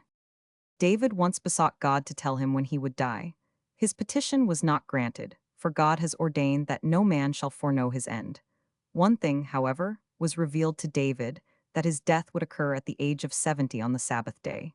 David desired that he might be permitted to die on Friday. This wish, too, was denied him, because God said that he delighted more in one day passed by David in the study of the Torah than in 1,000 holocausts offered by Solomon in the temple.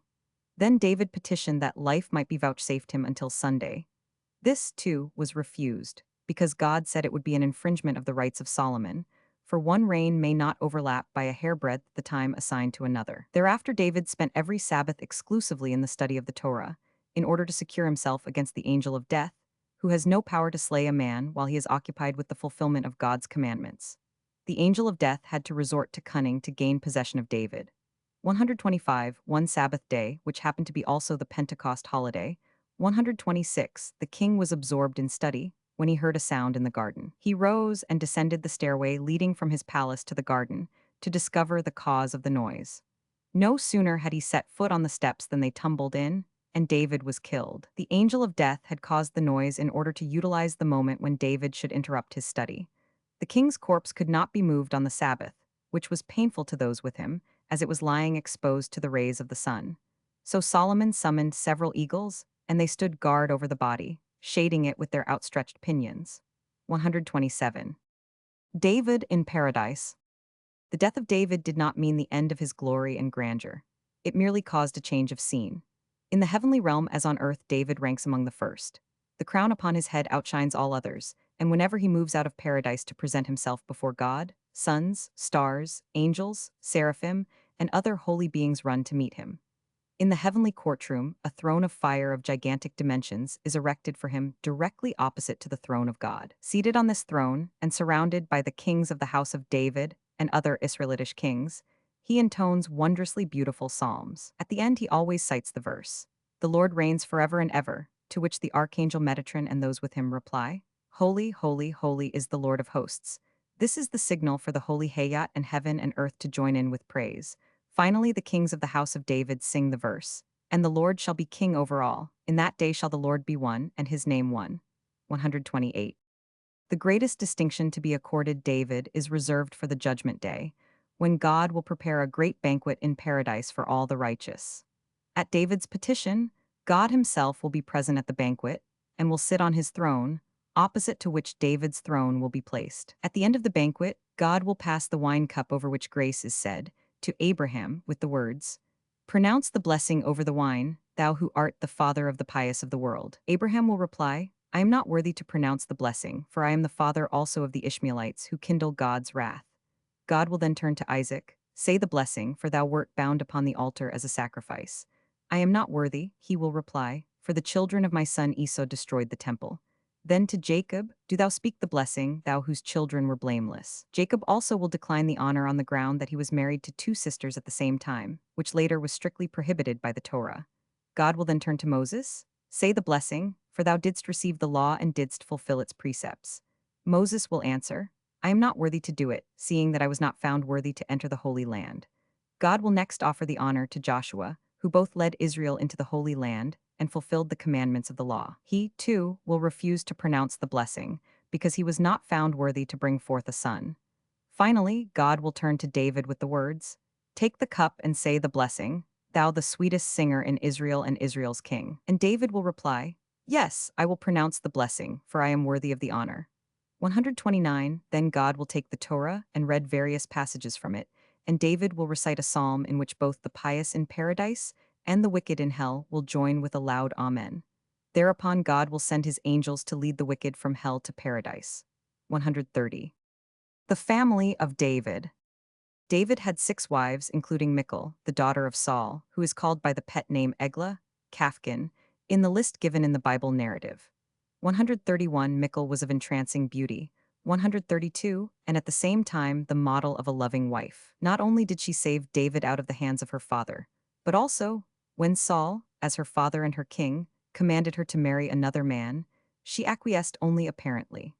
She entered into a mock marriage in order not to arouse the anger of Saul, who had annulled her union with David on grounds which he thought legal. Michal was good as well as beautiful. She showed such extraordinary kindness to the orphaned children of her sister Merab that the Bible speaks of the 5 sons of Michal, whom she bore to Adriel. Adriel, however, was her brother-in-law and not her husband, but she had raised his children, treating them as though they were her own.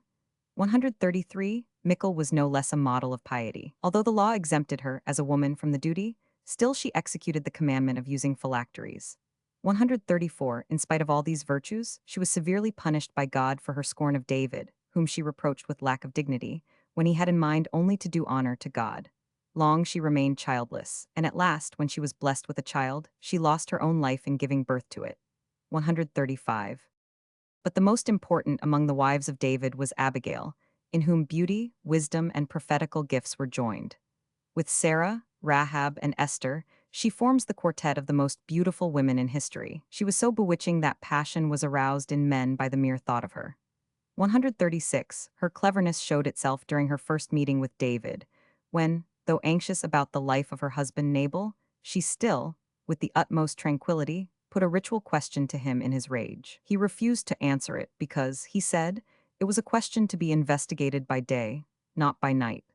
Thereupon Abigail interposed, that sentence of death likewise may be passed upon a man only during the day. Even if David's judgment were right, the law required him to wait until daybreak to execute it upon Nabal. David's objection, that a rebel like Nabal had no claim upon due process of law, she overruled with the words, Saul is still alive, and thou art not yet acknowledged king by the world. Her charm would have made David her captive on this occasion, if her moral strength had not kept him in check.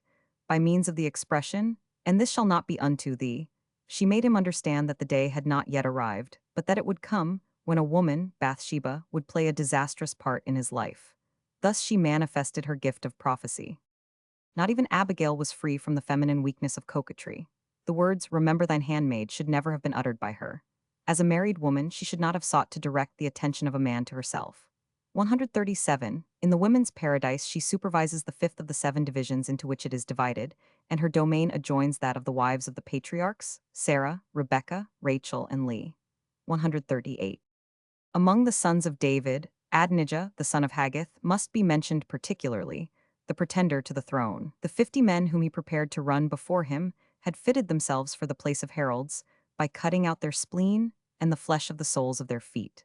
That Adonijah was not designated for the royal dignity was made manifest by the fact that the crown of David did not fit him. This crown had the remarkable peculiarity of always fitting the legitimate king of the house of David.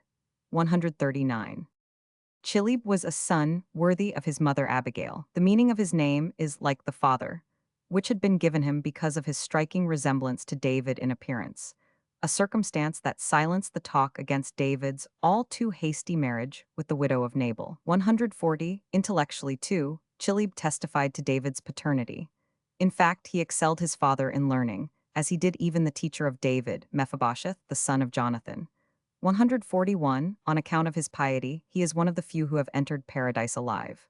142 Tamar cannot be called one of the children of David, because she was born before her mother's conversion to Judaism. Consequently, her relation to Amnon is not quite of the grave nature it would have been, had they been sister and brother in the strict sense of the terms.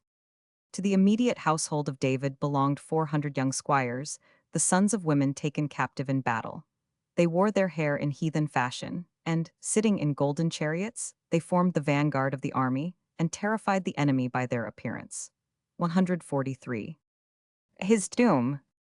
When David was buried, Solomon put abundant treasures into his tomb. 1,300 years later, the high priest Hyrcanus took 1,000 talents of the money secreted there to use it in preventing the siege of Jerusalem by the Greek king Antiochus.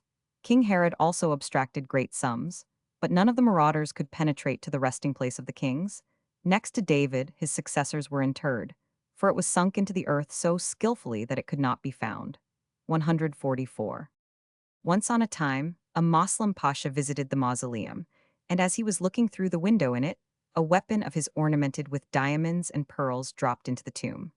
A Mohammedan was lowered through the window to fetch the weapon. When he was drawn up again, he was dead, and 3 other Mohammedans who tried to enter in the same way met the fate of their comrade.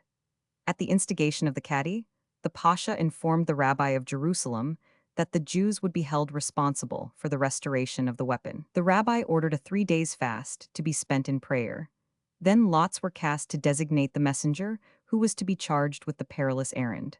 The lot fell upon the beadle of the synagogue, a pious and upright man. He secured the weapon and returned it to the Pasha, who manifested his gratitude by kindly treatment of the Jews thereafter. The beadle later told his adventures in the tomb to the Hakam Bashi. When he had descended, there suddenly appeared before him an old man of dignified appearance and handed him what he was seeking. 145. Another miraculous tale concerning the tomb of David runs as follows. A poor but very pious Jewish washerwoman was once persuaded by the keeper of the tomb to enter it. Hardly was she within, when the man nailed up the entrance, and ran to the Cadi to inform him that a Jewess had gone in. Incensed, the Cadi hastened to the spot, with the intention of having the woman burnt for her presumptuousness. In her terror, the poor creature had begun to weep and implore God for help. Suddenly, a flood of light illumined the dark tomb, and a venerable old man took her by the hand and led her downward under the earth until she reached the open. There he parted from her with the words, "Hasten homeward, and let none know that thou wert away from thy house." The Cadi had the tomb and its surroundings thoroughly searched by his bailiffs, but not a trace of the woman could be discovered, although the keeper again and again swore by the prophet that the woman had entered. Now the messengers whom the Cadi had sent to the house of the woman returned, and reported they had found her washing busily, and greatly astonished at their question, whether she had been at the tomb of David. The Cadi accordingly decided that for his false statements and his perjury, the keeper must die the very death intended for the innocent woman, and so he was burnt. The people of Jerusalem suspected a miracle, but the woman did not divulge her secret until a few hours before her death. She told her story, and then bequeathed her possessions to the congregation, under the condition that a scholar recite Kaddish for her on each anniversary of her death. 146. Avi. Solomon. Solomon punishes Joab. At the youthful age of 12, Solomon succeeded his father David as king. His real name was Jedediah, the friend of God, but it was superseded by the name Solomon on account of the peace that prevailed throughout the realm during his reign. He bore 3 other names besides, Ben, Jakeh, and Ithiel. He was called Ben because he was the builder of the temple, Jakeh because he was the ruler of the whole world, and Ithiel because God was with him. 2. The rebellion Adonijah intended to lead against the future king was suppressed during David's lifetime by having Solomon anointed in public. On that occasion, Solomon rode upon a remarkable she-mule, remarkable because she was not the product of crossbreeding, but of a special act of creation. 3. As soon as he ascended the throne, Solomon set about executing the instructions his father had given him on his deathbed. The first of them was the punishment of Joab. 4. Notwithstanding all his excellent qualities, which fitted him to be not only David's first general, but also the president of the academy, 5. Joab had committed great crimes which had to be atoned for. Beside the murder of Abner, 6, and Amasa of which he was guilty, he had incurred wrong against David himself. The generals of the army suspected him of having had Uriah the Hittite put out of the way for purposes of his own, whereupon he showed them David's letter dooming Uriah. David might have forgiven Joab, but he wanted him to expiate his sins in this world, so that he might be exempt from punishment in the world to come. 7. When Joab perceived that Solomon intended to have him executed, he sought the protection of the temple. He knew full well that he could not save his life in this way, for the arm of justice reaches beyond the doors of the sanctuary to the altar of God. What he wished was to be accorded a regular trial and not suffer death by the king's order. In the latter case, he would lose fortune as well as life, and he was desirous of leaving his children well provided for. Thereupon Solomon sent word to him that he had no intention of confiscating his estates. 8. Though he was convinced of Joab's guilt, Solomon nevertheless granted him the privilege of defense. The king questioned him, "Why didst thou kill Abner?" Joab, I was the avenger of my brother Asahel, whom Abner had slain. Solomon, why, it was Asahel who sought to kill Abner, and Abner acted in self-defense.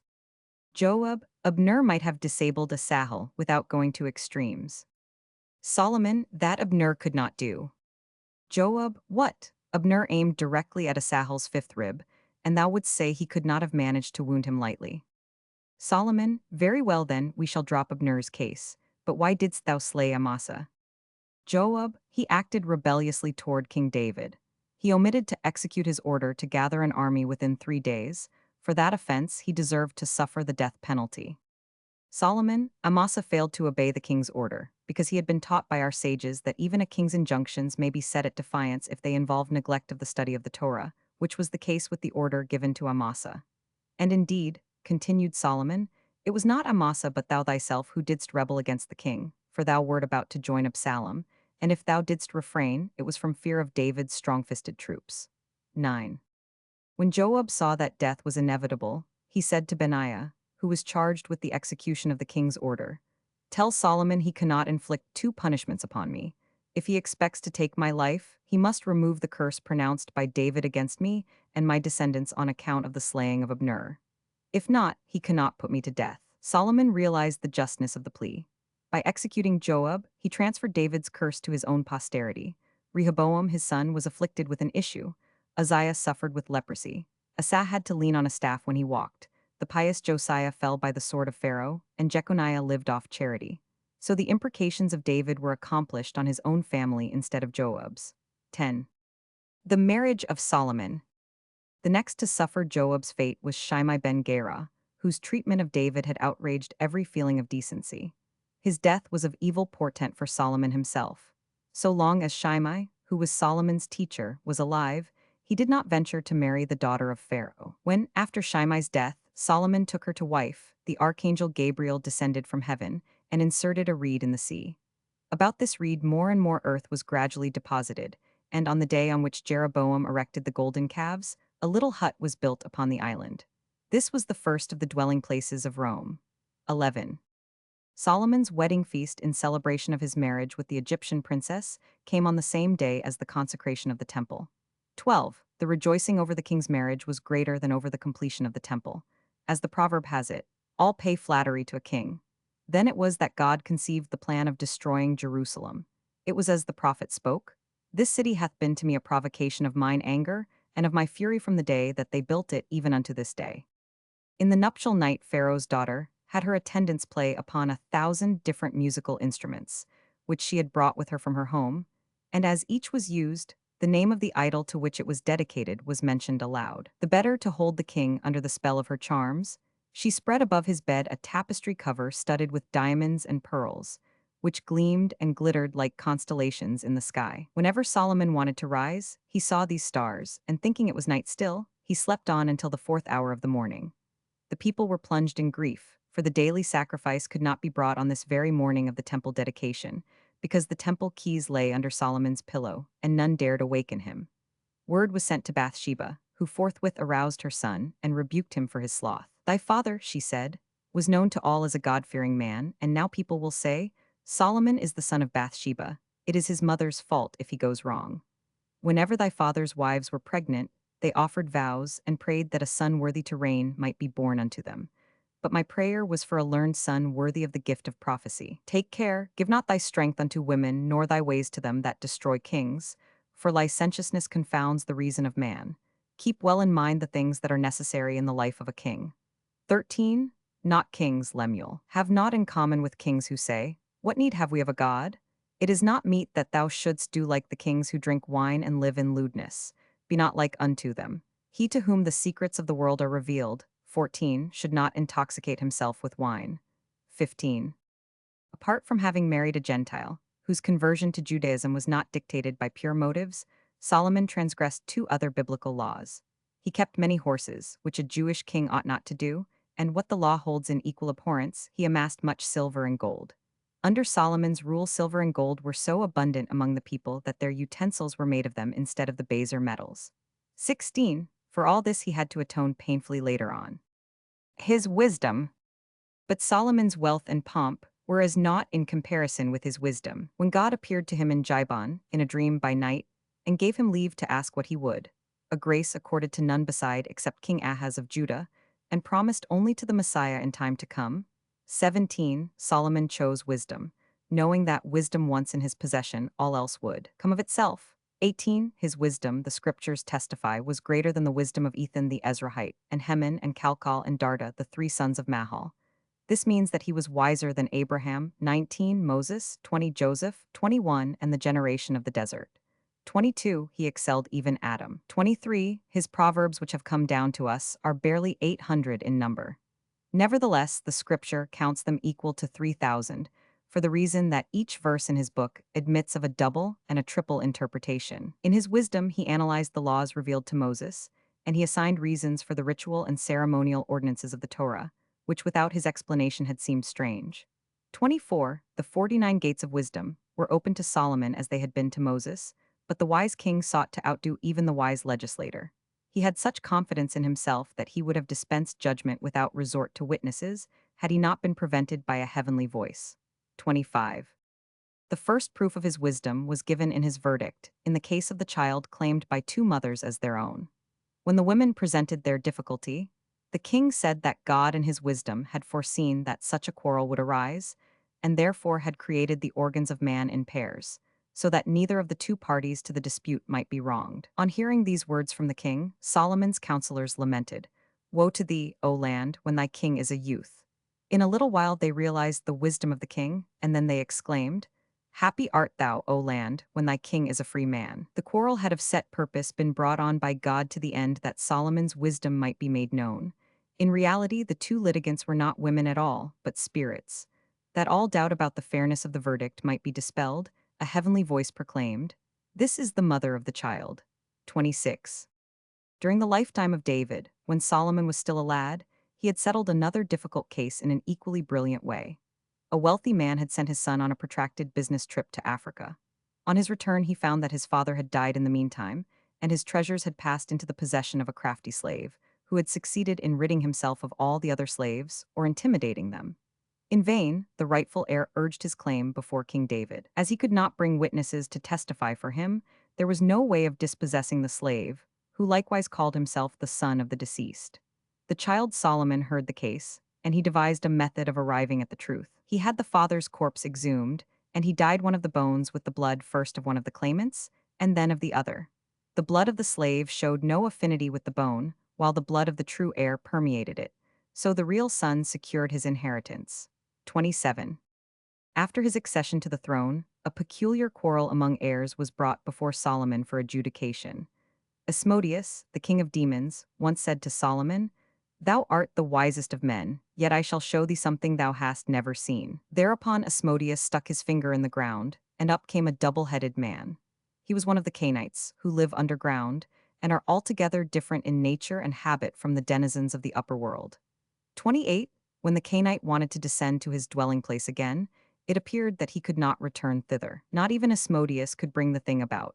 So he remained on earth, took unto himself a wife, and begot 7 sons, one of whom resembled his father in having 2 heads. When the Canaanite died, a dispute broke out among his descendants as to how the property was to be divided. The double-headed son claimed 2 portions. Both Solomon and the Sanhedrin were at a loss. They could not discover a precedent to guide them. Then Solomon prayed to God, "O Lord of all, when thou didst appear to me in Gibon, and didst give me leave to ask a gift of thee, I desired neither silver nor gold, but only wisdom, that I might be able to judge men in justice." God heard his prayer. When the sons of the Canaanite again came before Solomon, he poured hot water on one of the heads of the double-headed monster, whereupon both heads flinched and both mouths cried out, "We are dying, we are dying, we are but one, not two." Solomon decided that the double-headed son was after all only a single being. 29. On another occasion, Solomon invented a lawsuit in order to elicit the truth in an involved case. 3 men appeared before him, each of whom accused the others of theft. They had been traveling together, and, when the Sabbath approached, they halted and prepared to rest and sought a safe hiding place for their money, for it is not allowed to carry money on one's person on the Sabbath. They all 3 together secreted what they had in the same spot, and when the Sabbath was over, they hastened thither, only to find that it had been stolen. It was clear one of the 3 must have been the thief, but which one? Solomon said to them, I know you to be experienced and thorough businessmen. I should like you to help me decide a suit which the king of Rome has submitted to me. In the Roman kingdom, there lived a maiden and a youth who promised each other under oath never to enter into a marriage without obtaining each other's permission. The parents of the girl betrothed their daughter to a man whom she loved, but she refused to become his wife until the companion of her youth gave his consent. She took much gold and silver and sought him out to bribe him. Setting aside his own love for the girl, he offered her and her lover his congratulations and refused to accept the slightest return for the permission granted. On their homeward way, the happy couple were surprised by an old highwayman who was about to rob the young man of his bride and his money. The girl told the brigand the story of her life, closing with these words, If a youth controlled his passion for me, how much more shouldst thou, an old man, be filled with fear of God, and let me go my way? Her words took effect. The aged highwayman laid hands neither on the girl nor on the money. Now, Solomon continued to the three litigants. I was asked to decide which of the three persons concerned acted most nobly, the girl, the youth, or the highwayman, and I should like to have your views upon the question. The first of the three said, My praise is for the girl who kept her oath so faithfully. The second, I should award the palm to the youth who kept himself in check and did not permit his passion to prevail. The third said, Commend me to the brigand who kept his hands off the money, more especially as he would have been doing all that could be expected of him if he had surrendered the woman he might have taken the money. The last answer sufficed to put Solomon on the right track. The man who was inspired with admiration of the virtues of the robber probably was himself filled with greed of money. He had him cross-examined and finally extorted a confession. He had committed the theft, and he designated the spot where he had hidden the money. 30. Even animals submitted their controversies to Solomon's wise judgment. A man with a jug of milk came upon a serpent wailing pitifully in a field. To the man's question, the serpent replied that it was tortured with thirst. And what art thou carrying in the jug? Asked the serpent. When it heard what it was, it begged for the milk and promised to reward the man by showing him a hidden treasure. The man gave the milk to the serpent and was then led to a great rock. Under this rock, said the serpent, lies the treasure. The man rolled the rock aside and was about to take the treasure, when suddenly the serpent made a lunge at him and coiled itself about his neck. What meanest thou by such conduct? Exclaimed the man. I am going to kill thee, replied the serpent, because thou art robbing me of all my money. The man proposed that they put their case to King Solomon and obtain his decision as to who was in the wrong. So they did. Solomon asked the serpent to state what it demanded of the man. I want to kill him, answered the serpent, because the scriptures command it, saying, Thou shalt bruise the heel of man. Solomon said, First release thy hold upon the man's neck and descend. In court neither party to a lawsuit may enjoy an advantage over the other. The serpent glided to the floor, and Solomon repeated his question and received the same answer as before from the serpent. Then Solomon turned to the man and said, To thee God's command was to bruise the head of the serpent, do it. And the man crushed the serpent's head. 31. Sometimes Solomon's assertions and views, though they sprang from profound wisdom, seemed strange to the common run of men. In such cases, the wise king did not disdain to illustrate the correctness of his opinions. For instance, both the learned and the ignorant were stung into opposition by Solomon saying, One man among 1,000 have I found, but a virtuous woman among all those have I not found. Solomon unhesitatingly pledged himself to prove that he was right. He had his attendants seek out a married couple, enjoying a reputation for uprightness and virtue. The husband was cited before him, and Solomon told him that he had decided to appoint him to an exalted office. The king demanded only, as an earnest of his loyalty, that he murder his wife, so that he might be free to marry the king's daughter, a spouse comporting with the dignity of his new station. With a heavy heart the man went home. His despair grew at sight of his fair wife and his little children. Though determined to do the king's bidding, he still lacked courage to kill his wife while she was awake. He waited until she was tight asleep. But then the child enfolded in the mother's arms rekindled his parental and conjugal affection, and he replaced his sword in its sheath, saying to himself, And if the king were to offer me his whole realm, I would not murder my wife. Thereupon he went to Solomon and told him his final decision. A month later Solomon sent for the wife and declared his love for her. He told her that their happiness could be consummated if she would but do away with her husband. Then she should be made the first wife in his harem. Solomon gave her a leaden sword which glittered as though fashioned of steel. The woman returned home, resolved to put the sword to its appointed use. Not a quiver of her eyelids betrayed her sinister purpose. On the contrary, By caresses and tender words, she sought to disarm any suspicion that might attack to her. In the night she arose, drew forth the sword, and proceeded to kill her husband. The leaden instrument naturally did no harm, except to awaken her husband, to whom she had to confess her evil intent. The next day both man and wife were summoned before the king, who thus convinced his counselors of the truth of his conviction, that no dependence can be placed on woman. 32. The fame of Solomon's wisdom spread far and wide. Many entered the service of the king, in the hope of profiting by his wisdom. 3 brothers had served under him for 13 years, and, disappointed at not having learnt anything, they made up their minds to quit his service. Solomon gave them the alternative of receiving 100 coins each or being taught 3 wise saws. They decided to take the money. They had scarcely left the town when the youngest of the 3, regardless of the protests of his 2 brothers, hastened back to Solomon and said to him, "My lord, I did not take service under thee to make money. I wanted to acquire wisdom. Pray, take back thy money, and teach me wisdom instead." Solomon thereupon imparted the following 3 rules of conduct to him. When thou travellest abroad, set out on thy journey with the dawn and turn in for the night before darkness falls. Do not cross a river that is swollen, and never betray a secret to a woman.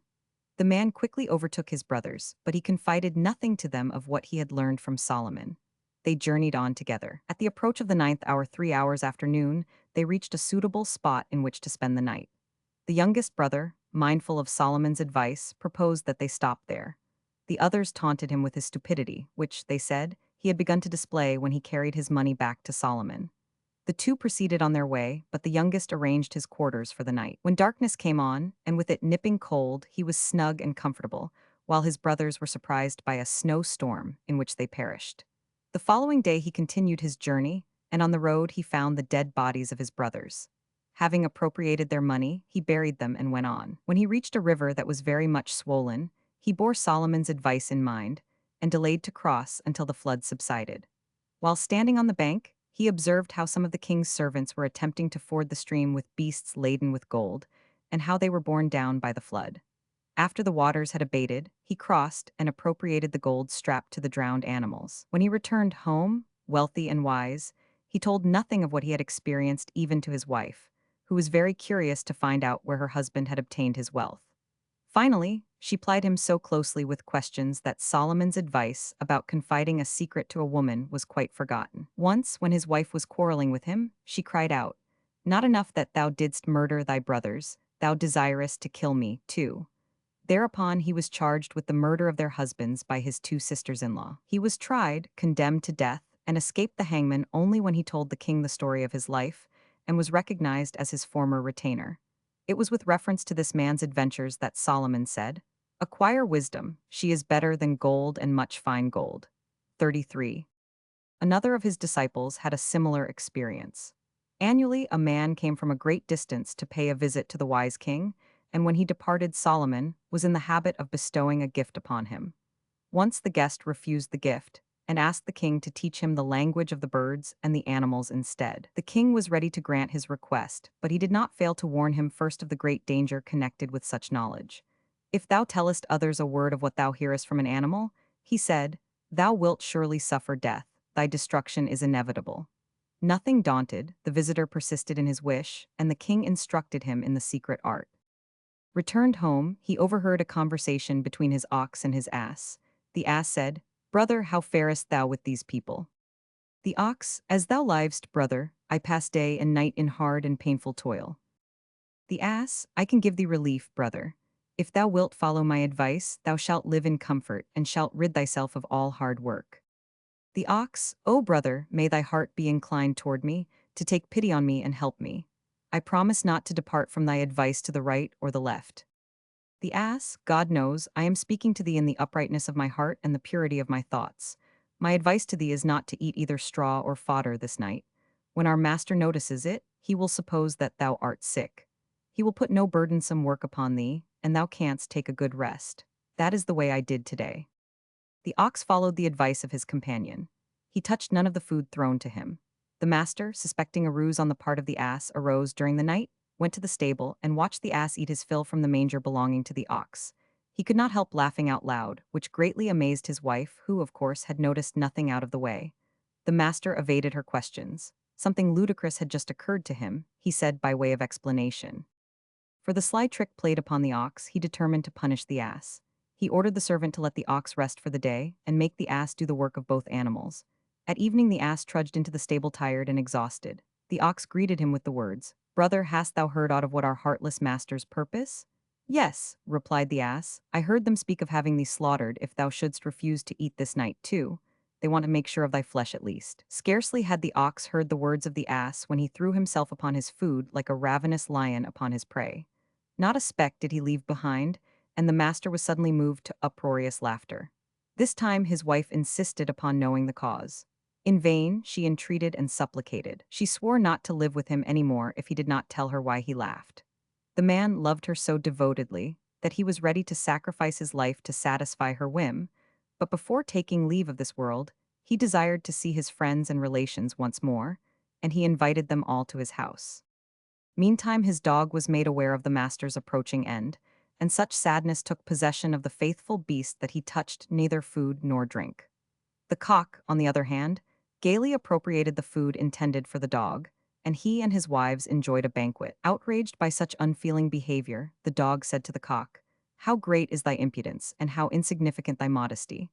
Thy master is but a step from the grave, and thou eatest and makest merry." The cock's reply was, "Is it my fault if our master is a fool and an idiot? I have 10 wives, and I rule them as I will. Not one dares oppose me in my commands.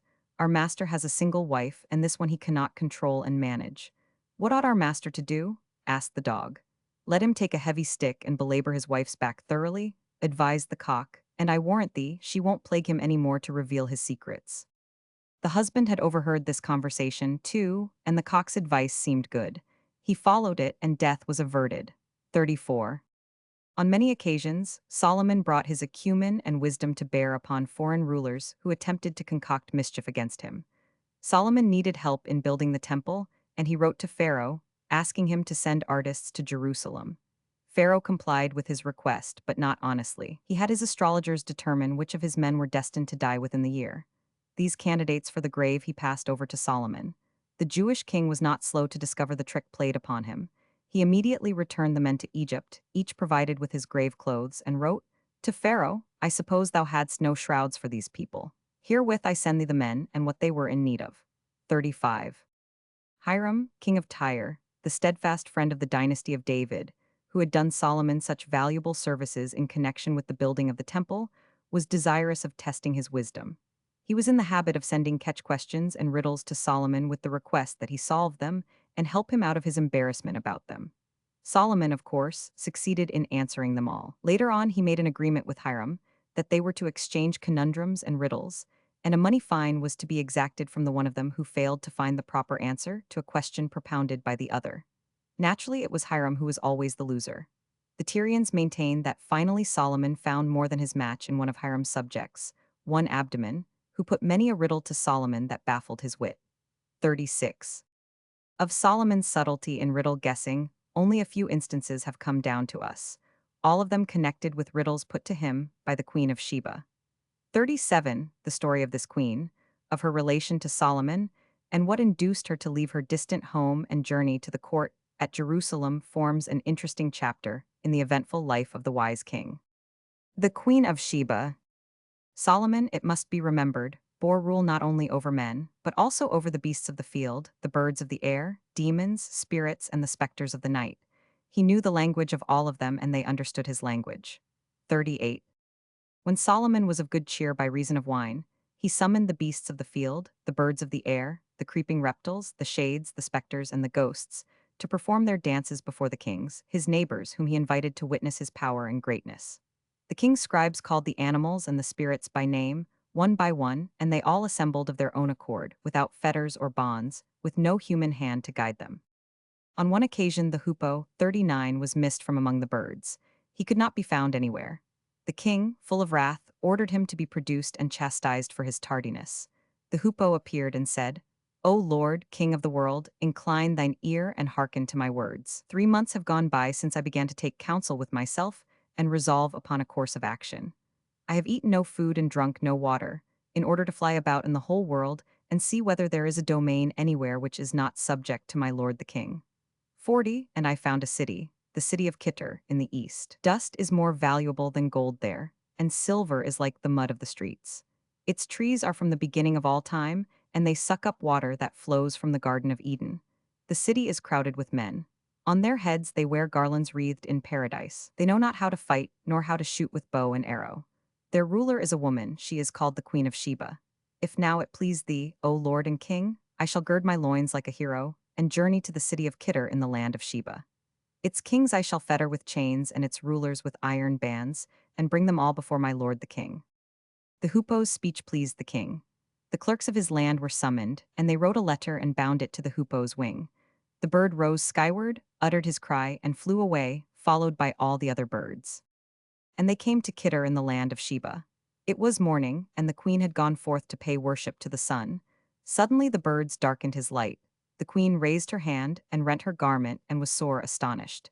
Then the hoopoe alighted near her. Seeing that a letter was tied to his wing, she loosed it and read it. And what was written in the letter? From me, King Solomon, peace be with thee, peace with the nobles of thy realm. Know that God has appointed me king over the beasts of the field, the birds of the air, the demons, the spirits, and the specters. All the kings of the east and the west come to bring me greetings. If thou wilt come and salute me, I shall show thee great honor, more than to any of the kings that attend me. But if thou wilt not pay homage to me, I shall send out kings, legions, and riders against thee. Thou askest, who are these kings, legions, and riders of King Solomon? The beasts of the field are my kings, the birds my riders, the demons, spirit, and shades of the night my legions. The demons will throttle you in your beds at night, while the beasts will slay you in the field, and the birds will consume your flesh. When the queen of Sheba had read the contents of the letter, she again rent her garment and sent word to her elders and her princes, Know you not what Solomon has writ to me? They answered, We know nothing of King Solomon, and his dominion we regard as naught. But their words did not reassure the queen. She assembled all the ships of the sea, and loaded them with the finest kinds of wood, and with pearls and precious stones. Together with these she sent Solomon 6,000 youths and maidens, born in the same year, in the same month, on the same day, in the same hour, all of equal stature and size, all clothed in purple garments. They bore a letter to King Solomon as follows.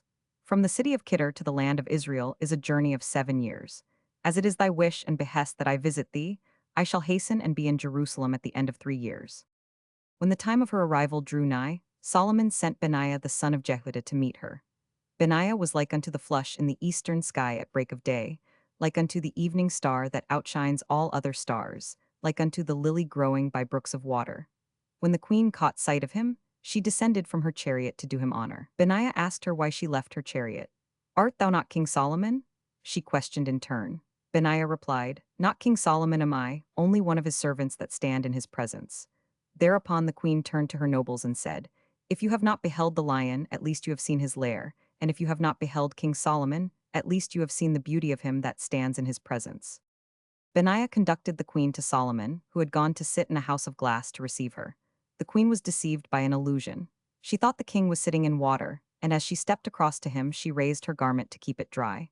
On her bared feet the king noticed hair, and he said to her, Thy beauty is the beauty of a woman, but thy hair is masculine. Hair is an ornament to a man, but it disfigures a woman. 41. Then the queen began and said, 42. I have heard of thee and thy wisdom. If now I inquire of thee concerning a matter, wilt thou answer me? He replied, The Lord giveth wisdom, out of his mouth cometh knowledge and understanding. She then said to him, 7 there are that issue and 9 that enter, 2 yield the draught and 1 drinks. Said he to her, 7 are the days of a woman's defilement, and 9 the months of pregnancy. 2 are the breasts that yield the draught, and 1 the child that drinks it. Whereupon she said to him, Thou art wise. Then she questioned him further. A woman said to her son, Thy father is my father, and thy grandfather my husband. Thou art my son, and I am thy sister. Assuredly, said he, it was the daughter of Lot who spake thus to her son. She placed a number of males and females of the same stature and garb before him and said, Distinguish between them. Forthwith he made a sign to the eunuchs, who brought him a quantity of nuts and roasted ears of corn. The males, who were not bashful, seized them with bare hands. The females took them, putting forth their gloved hands from beneath their garments. Whereupon he exclaimed, Those are the males, these the females. She brought a number of men to him, some circumcised and others uncircumcised, and asked him to distinguish between them. He immediately made a sign to the high priest, who opened the ark of the covenant, whereupon those that were circumcised bowed their bodies to half their height, while their countenances were filled with the radiance of the Shekinah, the uncircumcised fell prone upon their faces. Those, said he, are circumcised, these uncircumcised. 43, thou art wise indeed, she exclaimed. She put other questions to him, to all of which he gave replies. Who is he who neither was born nor has died? It is the Lord of the world, blessed be he. What land is that which has but once seen the sun? The land upon which, after the creation, the waters were gathered, and the bed of the Red Sea on the day when it was divided. There is an enclosure with 10 doors. When one is open, 9 are shut. When 9 are open, one is shut. That enclosure is the womb. The 10 doors are the 10 orifices of man, his eyes, ears, nostrils, mouth, the apertures for the discharge of the excreta and the urine, and the navel.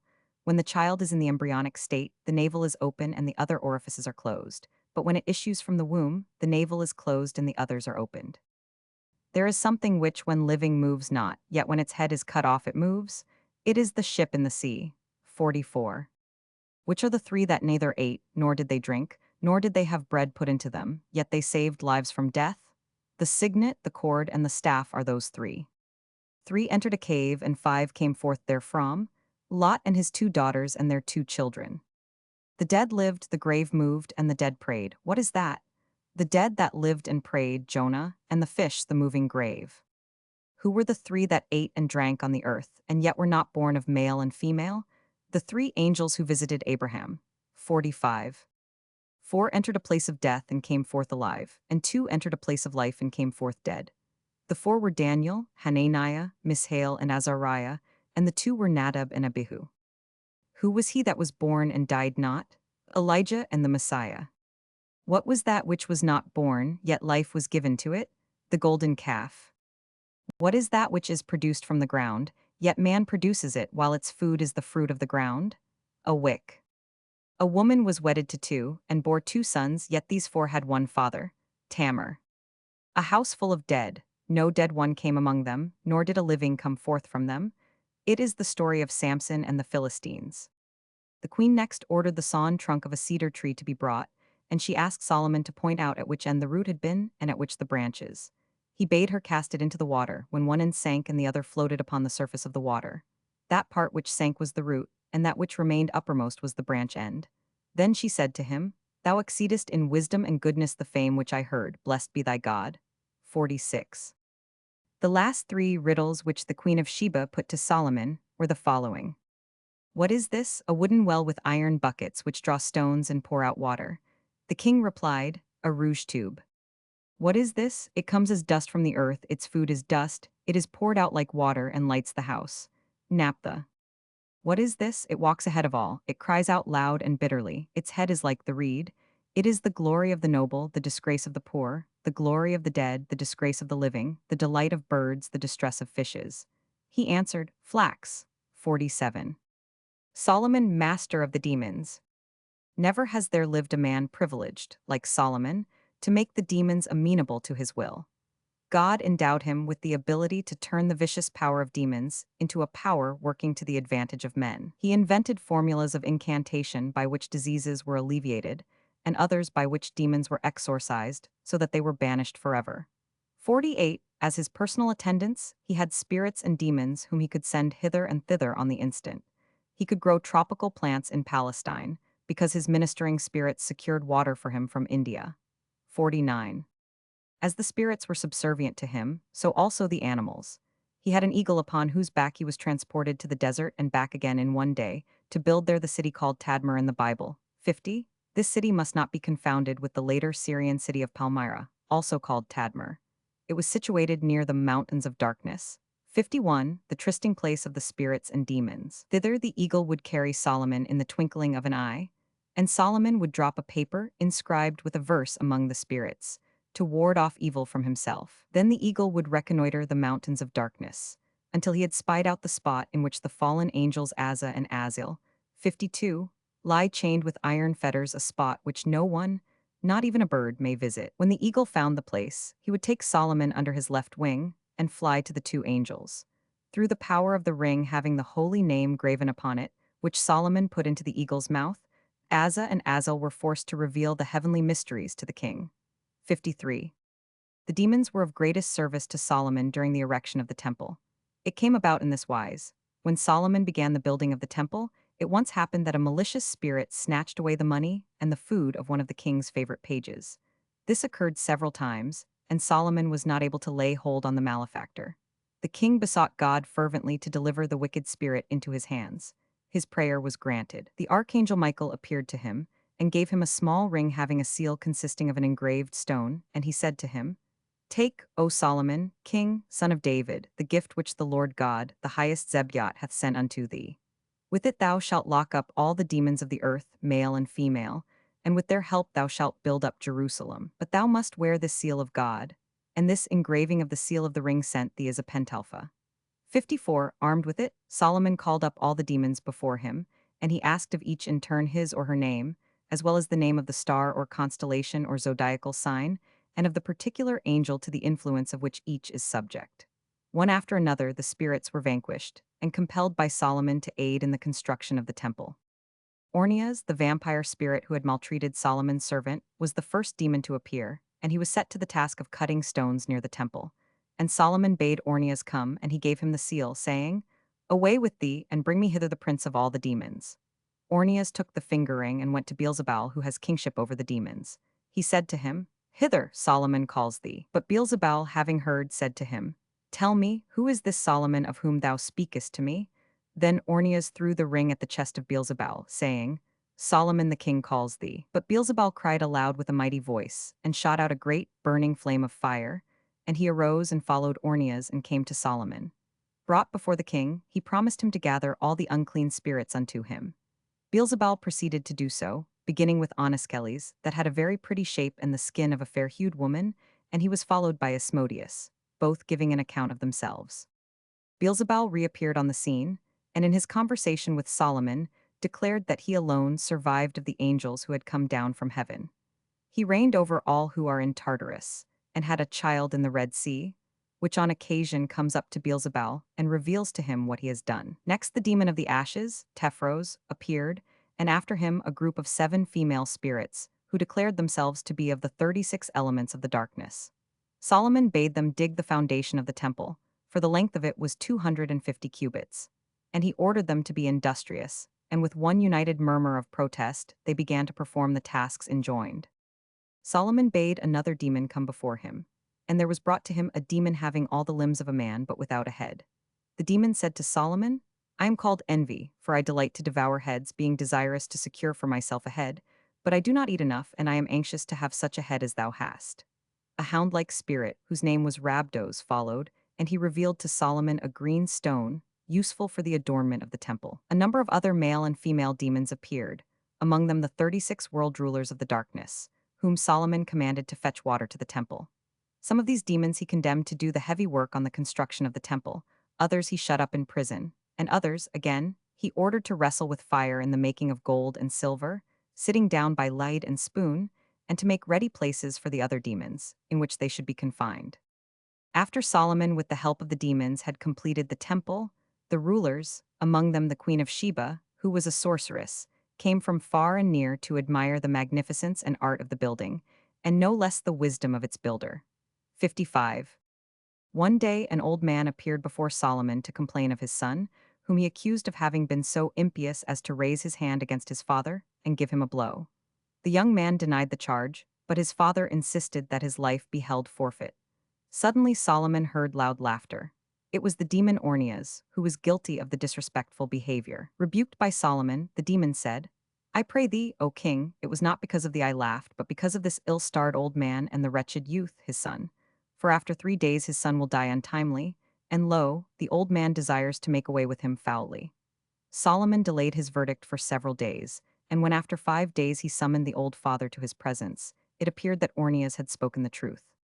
After some time, Solomon received a letter from Adars, the king of Arabia. He begged the Jewish king to deliver his land from an evil spirit, who was doing great mischief, and who could not be caught and made harmless, because he appeared in the form of wind. Solomon gave his magic ring and a leather bottle to one of his slaves, and sent him into Arabia. The messenger succeeded in confining the spirit in the bottle. A few days later, when Solomon entered the temple, he was not a little astonished to see a bottle walk toward him, and bow down reverently before him. It was the bottle in which the spirit was shut up. This same spirit once did Solomon a great service. Assisted by demons, he raised a gigantic stone out of the Red Sea. Neither human beings nor demons could move it, but he carried it to the temple, where it was used as a cornerstone. Through his own fault, Solomon forfeited the power to perform miraculous deed, which the divine spirit had conferred upon him. He fell in love with the Jebusite woman Sonmanites. The priests of Moloch and Raphan, the false gods she worshipped, advised her to reject his suit, unless he paid homage to these gods. At first Solomon was firm, but when the woman bade him take 5 locusts and crush them in his hands in the name of Moloch, he obeyed her. At once he was bereft of the divine spirit, of his strength and his wisdom, and he sank so low that to please his beloved he built temples to Baal and Raphan. 56. The building of the temple. Among the great achievements of Solomon, first place must be assigned to the superb temple built by him. He was long in doubt as to where he was to build it. A heavenly voice directed him to go to Mount Zion at night, to a field owned by 2 brothers jointly. One of the brothers was a bachelor and poor, the other was blessed both with wealth and a large family of children. It was harvesting time. Under cover of night, the poor brother kept adding to the other's heap of grain, for, although he was poor, he thought his brother needed more on account of his large family. The rich brother, in the same clandestine way, added to the poor brother's store, thinking that though he had a family to support, the other was without means. This field, Solomon concluded, which had called forth so remarkable a manifestation of brotherly love, was the best site for the temple, and he bought it. 57. Every detail of the equipment and ornamentation of the temple testifies to Solomon's rare wisdom. Next to the required furniture, he planted golden trees, which bore fruit all the time the building stood. When the enemy entered the temple, the fruit dropped from the trees, but they will put forth blossoms again when it is rebuilt in the days of the Messiah. 58.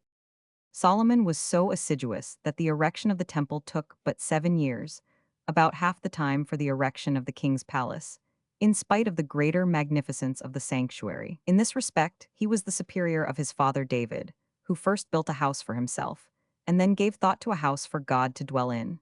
Indeed, it was Solomon's meritorious work in connection with the temple that saved him from being reckoned by the sages as one of the impious kings, among whom his later actions might properly have put him. 59. According to the measure of the zeal displayed by Solomon, were the help and favor shown him by God. During the 7 years it took to build the temple, not a single workman died who was employed about it, nor even did a single one fall sick. And as the workmen were sound and robust from first to last, so the perfection of their tools remained unimpaired until the building stood complete. Thus the work suffered no sort of interruption. After the dedication of the temple, however, the workmen died off, lest they build similar structures for the heathen and their gods. Their wages they were to receive from God in the world to come, 60, and the master workman Hiram, 61, was rewarded by being permitted to reach paradise alive. 62. The temple was finished in the month of Bul, now called Marheshwan, but the edifice stood closed for nearly a whole year, because it was the will of God that the dedication take place in the month of Abraham's birth. Meantime the enemies of Solomon rejoiced maliciously. Was it not the son of Bathsheba, they said, who built the temple? How then could God permit his Shekinah to rest upon it? When the consecration of the house took place and the fire came down from heaven, they recognized their mistake. 63. The importance of the temple appeared at once. For the torrential rains which annually since the deluge had fallen for 40 days beginning with the month of Marheshwan, for the first time failed to come, and thenceforward appeared no more. 64. The joy of the people over the sanctuary was so great that they held the consecration ceremonies on the Day of Atonement. It contributed not a little to their ease of mind that a heavenly voice was heard to proclaim, "You all shall have a share in the world to come." The great house of prayer reflected honor not only on Solomon and the people, but also on King David. The following incident proves it. When the ark was about to be brought into the Holy of Holies, the door of the sacred chamber locked itself, and it was impossible to open it. Solomon prayed fervently to God, but his entreaties had no effect until he pronounced the words, "Remember the good deeds of David, thy servant." The Holy of Holies then opened of itself, and the enemies of David had to admit that God had wholly forgiven his sin. 65. In the execution of the temple work, a wish cherished by David was fulfilled. He was averse to having the gold which he had taken as booty from the heathen places of worship during his campaigns used for the sanctuary at Jerusalem, because he feared that the heathen would boast, at the destruction of the temple, that their gods were courageous, and were taking revenge by wrecking the house of the Israelitish God.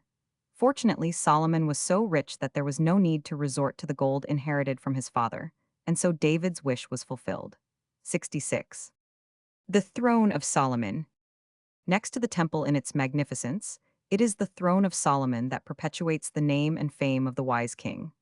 None before him and none after him could produce a like work of art, and when the kings, his vassals, saw the magnificence of the throne, they fell down and praised God. The throne was covered with fine gold from Ophir, studded with beryls, inlaid with marble, and jeweled with emeralds and rubies and pearls and all manner of gems. On each of its 6 steps there were 2 golden lions and 2 golden eagles, a lion and an eagle to the left, and a lion and an eagle to the right, the pairs standing face to face, so that the right paw of the lion was opposite to the left wing of the eagle, and his left paw opposite to the right wing of the eagle. The royal seat was at the top, which was round. On the first step leading to the seat crouched an ox, and opposite to him a lion. On the second, a wolf and a lamb. On the third, a leopard and a goat. 67 on the fourth perched an eagle and a peacock. On the fifth, a falcon. 68 and a cock. And on the sixth, a hawk and a sparrow, all made of gold. At the very top rested a dove, her claws set upon a hawk, to betoken that the time would come when all peoples and nations shall be delivered into the hands of Israel. Over the seat hung a golden candlestick, with golden lamps, pomegranates, snuff dishes, censers, chains, and lilies. 7 branches extended from each side. On the arms to the right were the images of the 7 patriarchs of the world: Adam, Noah, Shem, Job, Abraham, Isaac, and Jacob. And on the arms to the left, the images of the 7 pious men of the world: Kohath, Amram, Moses, Aaron, Eldad, Medad, and the prophet Hur. Attached to the top of the candlestick was a golden bowl filled with the purest olive oil, to be used for the candlestick in the temple, and below, a golden basin, also filled with the purest olive oil, for the candlestick over the throne. The basin bore the image of the high priest Eli. Those of his sons Hophni and Phinehas were on the 2 faucets protruding from the basin, and those of Nadab and Abihu on the tubes connection the faucets with the basin.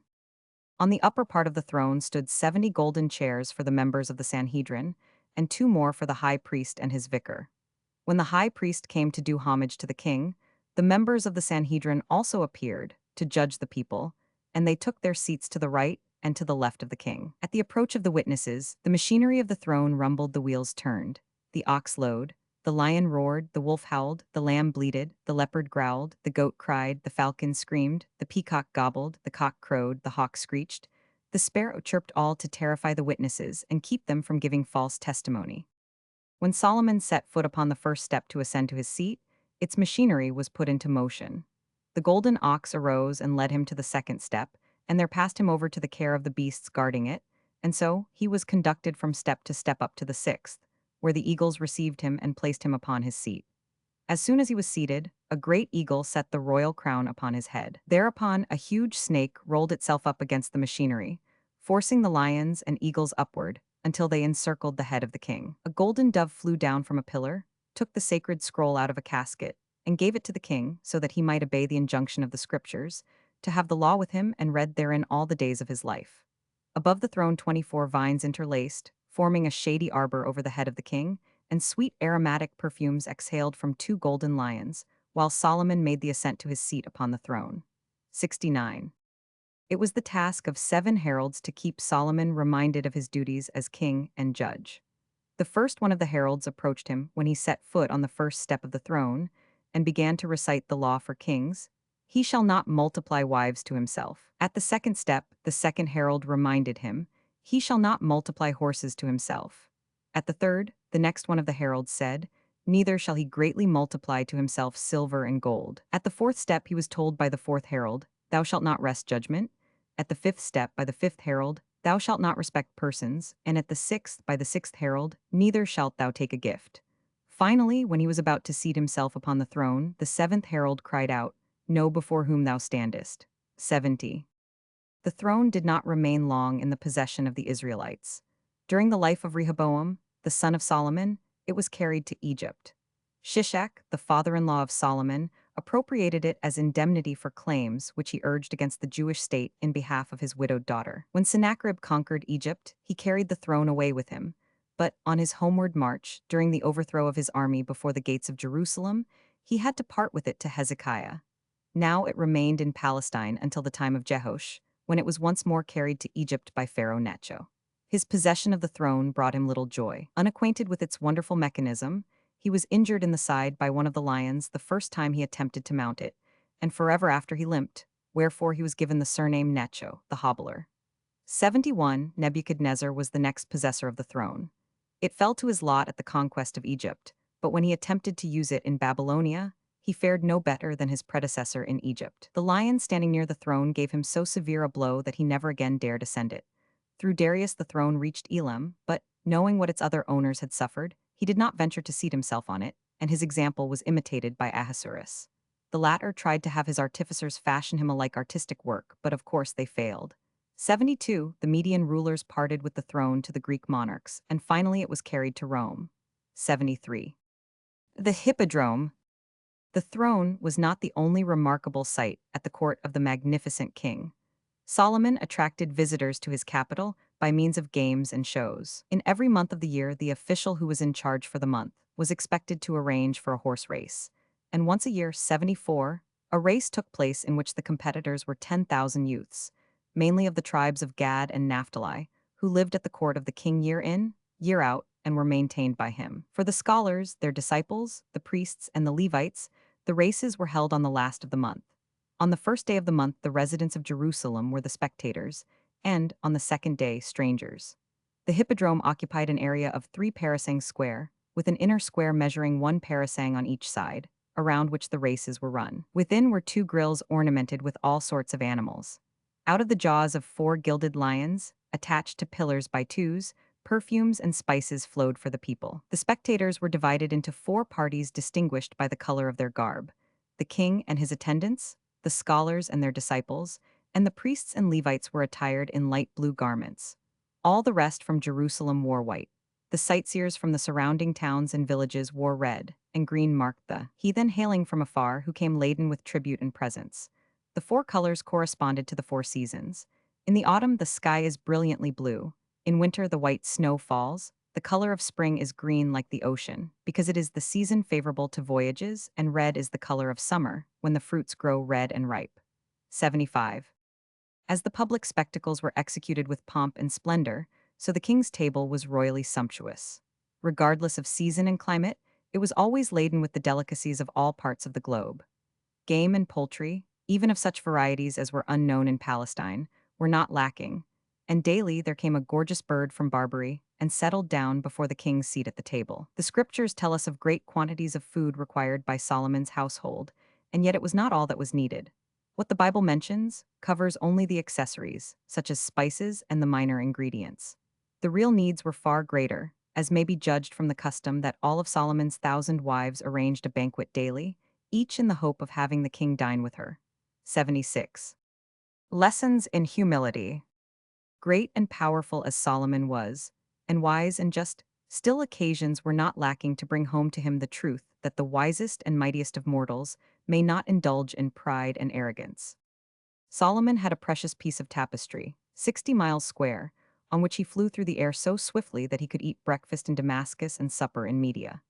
To carry out his orders he had at his beck and Kolasaph ben Berechiah, 77 among men, Ramarat among demons, the lion among beasts, and the eagle among birds. Once it happened that pride possessed Solomon while he was sailing through the air on his carpet, and he said, "There is none like unto me in the world, upon whom God has bestowed sagacity, wisdom, intelligence, and knowledge, besides making me the ruler of the world." The same instant the air stirred, and 40,000 men dropped from the magic carpet.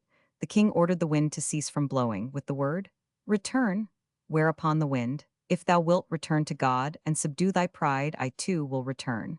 The king realized his transgression. On one occasion, he strayed into the valley of the ants in the course of his wanderings. He heard one ant order all the others to withdraw, to avoid being crushed by the armies of Solomon. The king halted and summoned the ant that had spoken. She told him that she was the queen of the ants, and she gave her reasons for the order of withdrawal. Solomon wanted to put a question to the ant queen, but she refused to answer unless the king took her up and placed her on his hand. He acquiesced, and then he put his question, "Is there anyone greater than I am in all the world?" "Yes," said the ant. "Solomon who?" "Ant I am." "Solomon, how is that possible?" "Ant, were I not greater than thou, God would not have led thee hither to put me on thy hand." Exasperated, Solomon threw her to the ground and said, "Thou knowest who I am? I am Solomon, the son of David."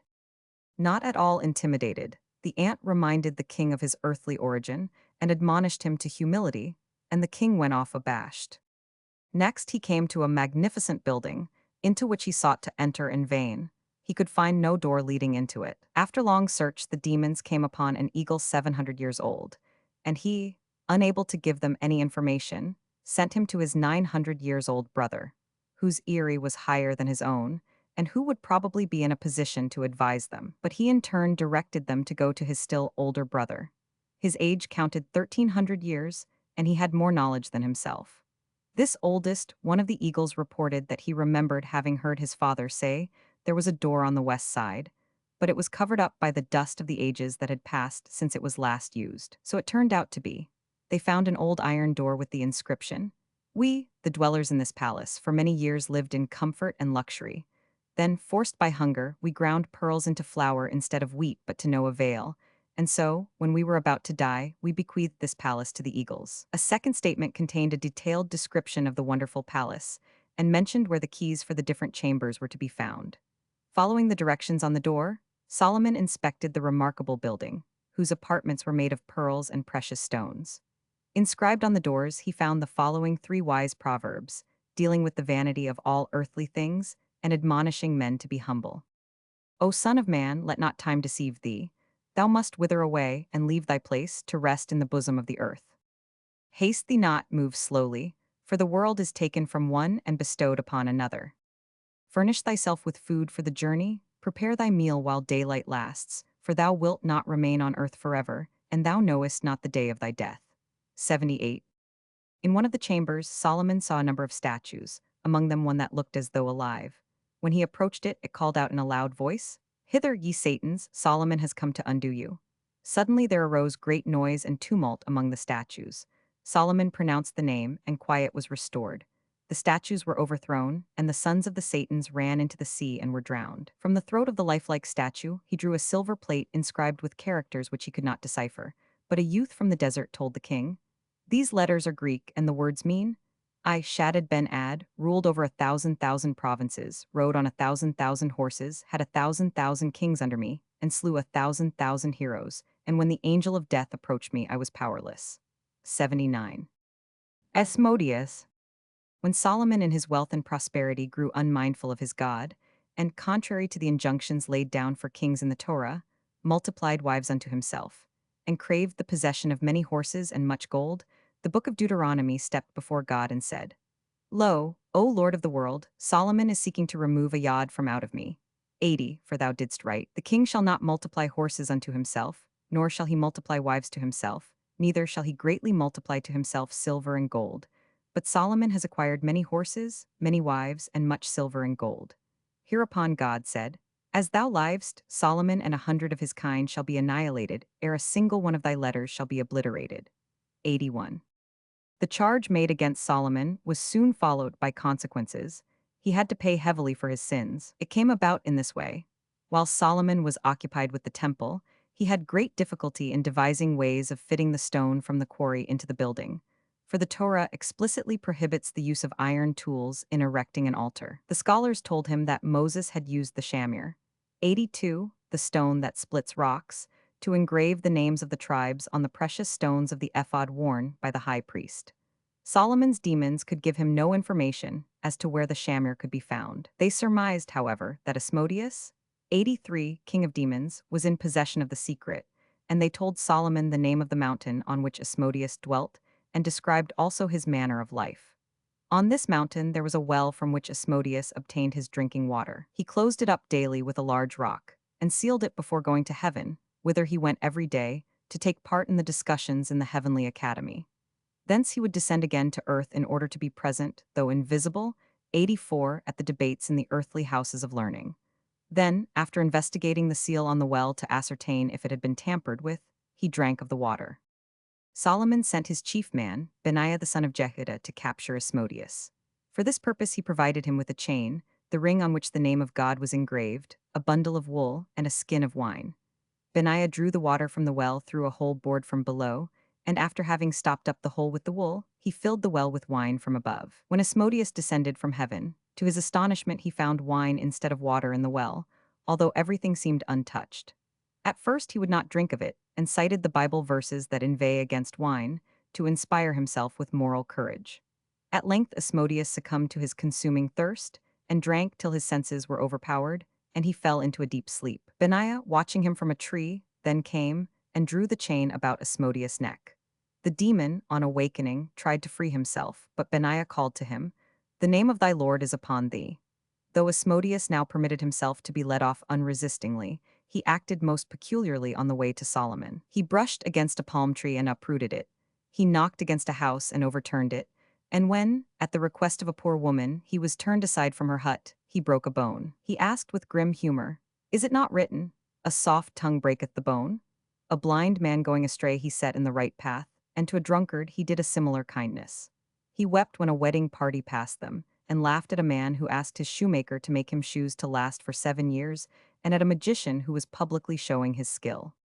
Having finally arrived at the end of the journey, Asmodeus, after several days of waiting, was led before Solomon, who questioned him about his strange conduct on the journey. Asmodeus answered that he judged persons and things according to their real character, and not according to their appearance in the eyes of human beings. He cried when he saw the wedding company, because he knew the bridegroom had not a month to live, and he laughed at him who wanted shoes to last 7 years, because the man would not own them for 7 days, also at the magician who pretended to disclose secrets, because he did not know that a buried treasure lay under his very feet. The blind man whom he set in the right path was one of the perfect pious, and he wanted to be kind to him. On the other hand, the drunkard to whom he did a similar kindness was known in heaven as a very wicked man, but he happened to have done a good deed once, and he was rewarded accordingly. Asmodeus told Solomon that the shamir was given by God to the angel of the sea, and that angel entrusted none with the shamir except the moorhen, 85, which had taken an oath to watch the shamir carefully. The moorhen takes the shamir with her to mountains which are not inhabited by men, splits them by means of the shamir, and injects seeds, which grow and cover the naked rocks, and then they can be inhabited. Solomon sent one of his servants to seek the nest of the bird and lay a piece of glass over it. When the moorhen came and could not reach her young, she flew away and fetched the shamir and placed it on the glass. Then the man shouted, and so terrified the bird that she dropped the shamir and flew away. By this means, the man obtained possession of the coveted shamir and bore it to Solomon. But the moorhen was so distressed at having broken her oath to the angel of the sea that she committed suicide. Although Asmodeus was captured only for the purpose of getting the shamir, Solomon nevertheless kept him after the completion of the temple. One day the king told Asmodeus that he did not understand wherein the greatness of the demons lay, if their king could be kept in bonds by a mortal. Asmodeus replied that if Solomon would remove his chains and lend him the magic ring, he would prove his own greatness. Solomon agreed. The demon stood before him with one wing touching heaven and the other reaching to the earth. Snatching up Solomon, who had parted with his protecting ring, he flung him 400 parasangs away from Jerusalem, and then palmed himself off as the king. Solomon as beggar. Banished from his home, deprived of his realm, Solomon wandered about in far-off lands, among strangers, begging his daily bread. Nor did his humiliation end there. People thought him a lunatic because he never tired of assuring them that he was Solomon, Judah's great and mighty king. Naturally, that seemed a preposterous claim to the people. 86, the lowest depth of despair he reached, however, when he met someone who recognized him. The recollections and associations that stirred within him then made his present misery almost unendurable. It happened, 87, that once on his peregrinations he met an old acquaintance, a rich and well-considered man who gave a sumptuous banquet in honor of Solomon. At the meal his host spoke to Solomon constantly of the magnificence and splendor he had once seen with his own eyes at the court of the king. These reminiscences moved the king to tears, and he wept so bitterly that, when he rose from the banquet, he was satiated, not with the rich food but with salt tears. The following day it again happened that Solomon met an acquaintance of former days, this time a poor man, who nevertheless entreated Solomon to do him the honor and break bread under his roof. All that the poor man could offer his distinguished guest was a meager dish of greens, but he tried in every way to assuage the grief that oppressed Solomon. He said, "O my lord and king, God hath sworn unto David he would never let the royal dignity depart from his house, but it is the way of God to reprove those he loves if they sin. Rest assured, he will restore thee in good time to thy kingdom. These words of his poor host were more grateful to Solomon's bruised heart than the banquet the rich man had prepared for him. It was to the contrast between the consolations of the two men that he applied the verse in Proverbs. Better is a dinner of herbs where love is, than a stalled ox and hatred therewith. For 3 long years Solomon journeyed about, begging his way from city to city, and from country to country, atoning for the 388 sins of his life by which he had set aside the commandment laid upon kings in Deuteronomy, not to multiply horses and wives and silver and gold. At the end of that time, God took mercy upon him for the sake of his father David, and for the sake of the pious princess Naamah, the daughter of the Ammonite king, destined by God to be the ancestress of the Messiah. The time was approaching when she was to become the wife of Solomon, 89, and reign as queen in Jerusalem. God therefore led the royal wanderer to the capital city of Ammon. 90. Solomon took service as an underling with the cook in the royal household, and he proved himself so proficient in the culinary art that the king of Ammon raised him to the post of chief cook. Thus he came under the notice of the king's daughter Naamah, who fell in love with her father's cook. In vain, her parents endeavored to persuade her to choose a husband befitting her rank. Not even the king's threat to have her and her beloved executed availed to turn her thoughts away from Solomon. The Ammonite king had the lovers taken to a barren desert, in the hope that they would die of starvation there. Solomon and his wife wandered through the desert until they came to a city situated by the seashore. They purchased a fish to stave off death. When Naamah prepared the fish, she found in its belly the magic ring belonging to her husband, which he had given to Asmodeus, and which, thrown into the sea by the demon, had been swallowed by a fish. Solomon recognized his ring, put it on his finger, and in the twinkling of an eye he transported himself to Jerusalem. Asmodeus, who had been posing as King Solomon during the 3 years, he drove out and himself ascended the throne again. Later on, he cited the king of Ammon before his tribunal and called him to account for the disappearance of the cook and the cook's wife, accusing him of having killed them. The king of Ammon protested that he had not killed, but only banished them. Then Solomon had the queen appear, and to his great astonishment and still greater joy, the king of Ammon recognized his daughter. 91. Solomon succeeded in regaining his throne only after undergoing many hardships. The people of Jerusalem considered him a lunatic, because he said that he was Solomon. After some time, the members of the Sanhedrin noticed his peculiar behavior, and they investigated the matter. They found that a long time had passed since Benaiah, the confidant of the king, had been permitted to enter the presence of the usurper. Furthermore, the wives of Solomon and his mother Bathsheba informed them that the behavior of the king had completely changed. It was not befitting royalty, and in no respect like Solomon's former manner. It was also very strange that the king never by any chance allowed his foot to be seen, for fear, of course, of betraying his demon origin. 92. The Sanhedrin, therefore, gave the king's magic ring to the wandering beggar who called himself King Solomon, and had him appear before the pretender on the throne. As soon as Asmodeus caught sight of the true king protected by his magic ring, he flew away precipitately. Solomon did not escape unscathed. The sight of Asmodeus in all his forbidding ugliness had so terrified him that henceforth he surrounded his couch at night with all the valiant heroes among the people. 93. The court of Solomon. As David had been surrounded by great scholars and heroes of repute, so the court of Solomon was the gathering place of the great of his people. The most important of them all, doubtless, was Benaiah the son of Jehoiada, who had no peer for learning and piety either in the time of the first or the second temple. 94. In his capacity as the chancellor of Solomon, he was the object of the king's special favor. He was frequently invited to be the companion of the king in his games of chess. The wise king naturally was always the winner. One day Solomon left the chessboard for a moment. Benaiah used his absence to remove one of the king's chessmen, and the king lost the game. Solomon gave much thought to the occurrence. He came to the conclusion that his chancellor had dealt dishonestly with him, and he was determined to give him a lesson. Some days later, Solomon noticed 2 suspicious characters hanging about the palace.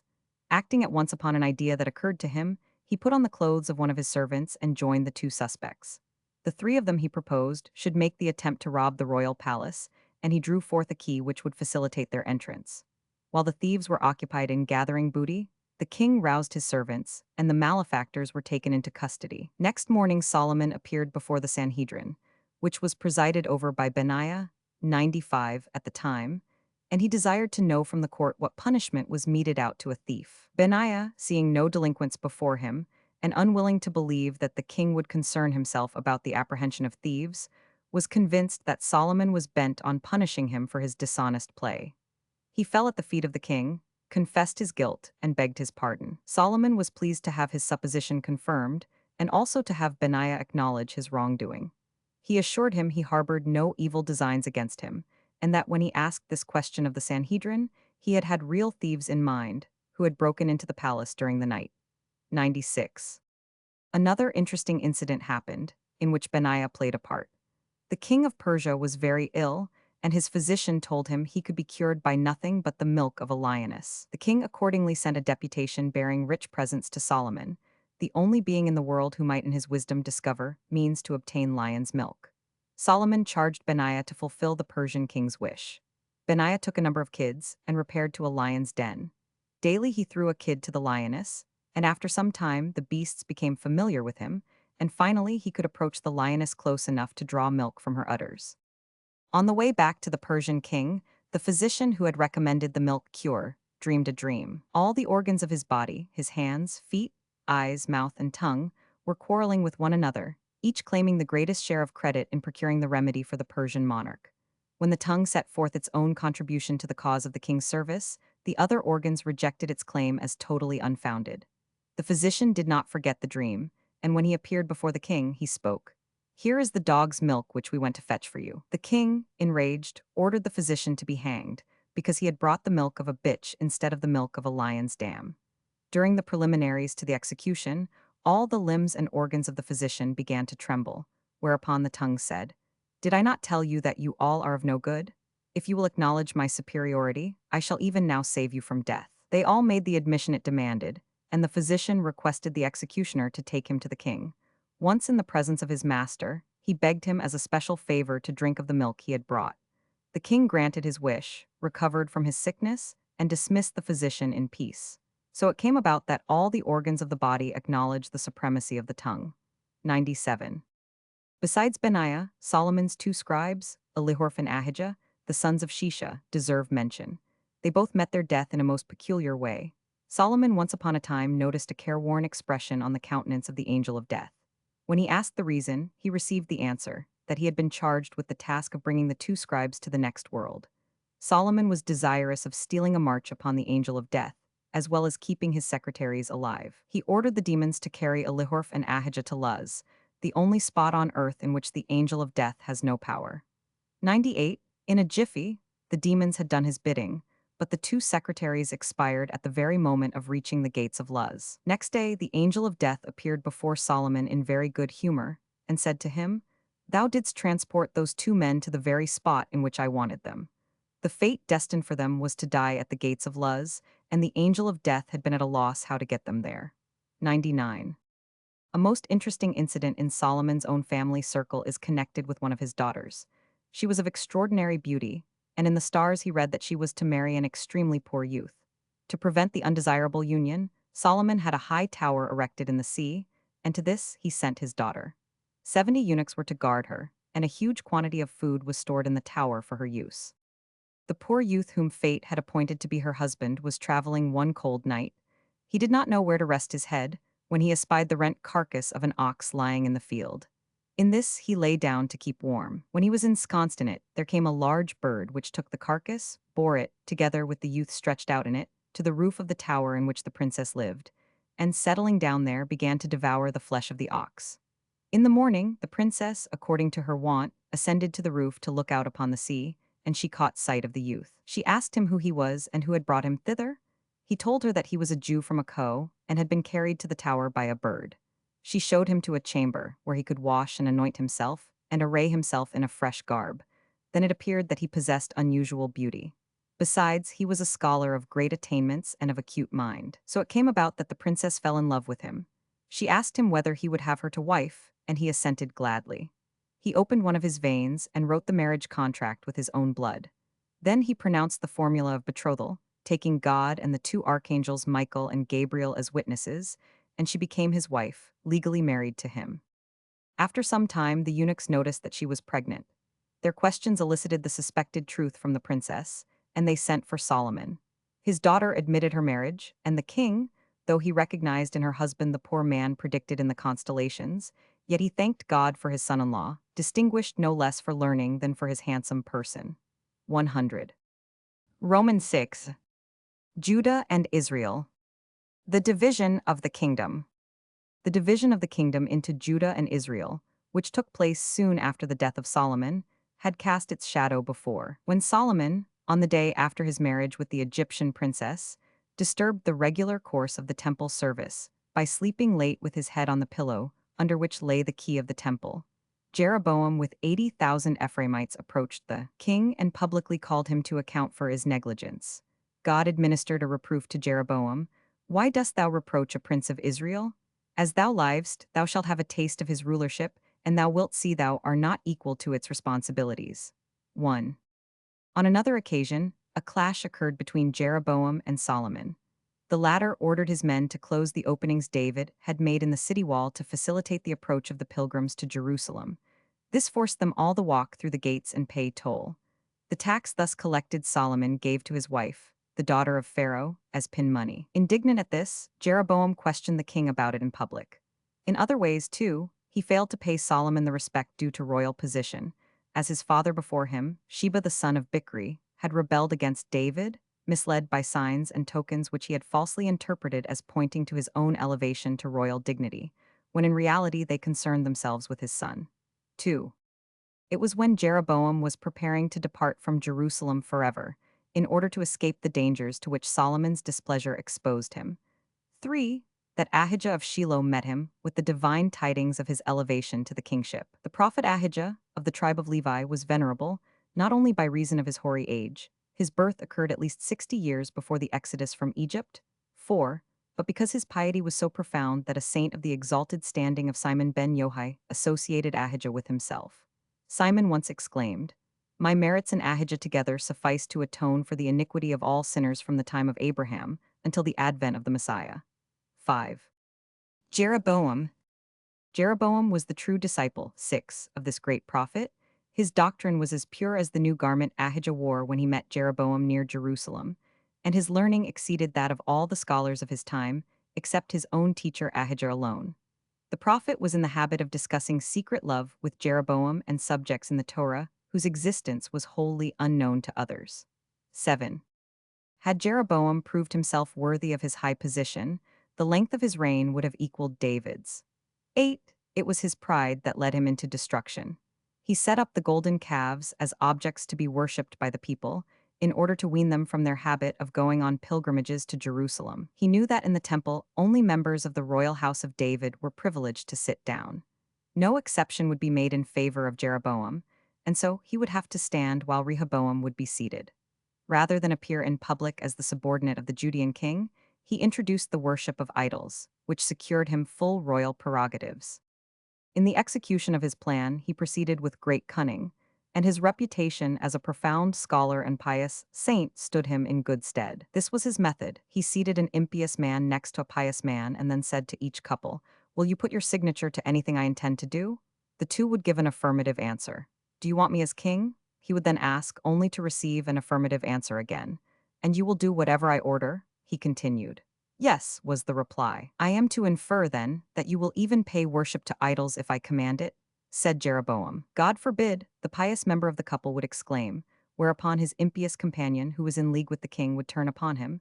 "Canst thou really suppose for an instant that a man like Jeroboam would serve idols? He only wishes to put our loyalty to the test."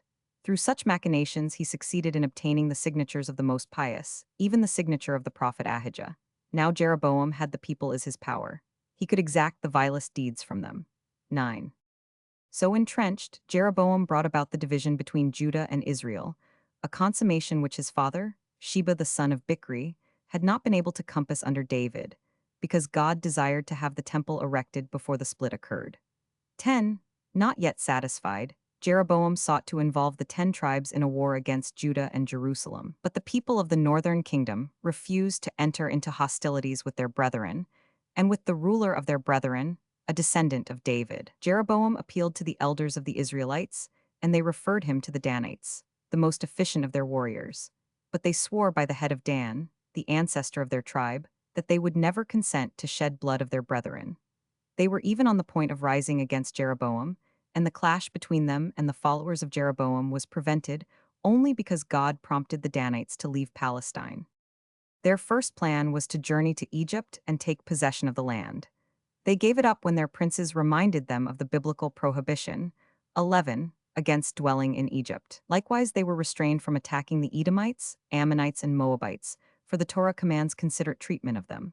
Finally, they decided to go to Egypt, but not to stay there, only to pass through to Ethiopia. The Egyptians were in great terror of the Danites, and their hardiest warriors occupied the roads traveled by them. Arrived in Ethiopia, the Danites slew a part of the population and exacted tribute from the rest. 12. The departure of the Danites relieved Judah from the apprehended invasion by Jeroboam, but danger arose from another quarter. Shishak, 13, the ruler of Egypt, who was the father-in-law of Solomon, came to Jerusalem and demanded his daughter's jointure. He carried off the throne of Solomon, 14, and also the treasure which the Israelites had taken from the Egyptians at the time of the Exodus. So the Egyptian money returned to its source. 15. The two Abijahs.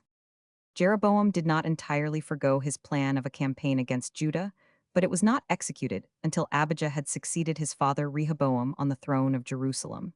The Judean king was victorious. However, he could not long enjoy the fruits of his victory.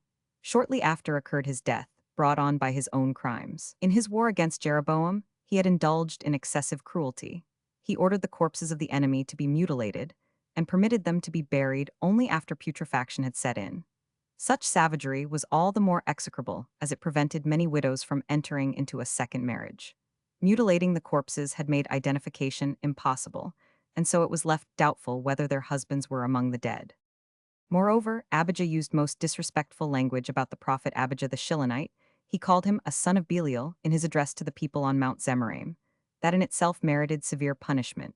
Finally, his zeal for true worship of God, which Abijah had urged as the reason of the war between himself and Jeroboam, cooled quickly. When he obtained possession of Bethel, he failed to do away with the golden calves. 16. In this respect his namesake, the Israelitish king Abijah, the son of Jeroboam, was by far his superior. By removing the guards stationed at the frontier, he bade defiance to the command of his father, who had decreed the death penalty for pilgrimages to Jerusalem.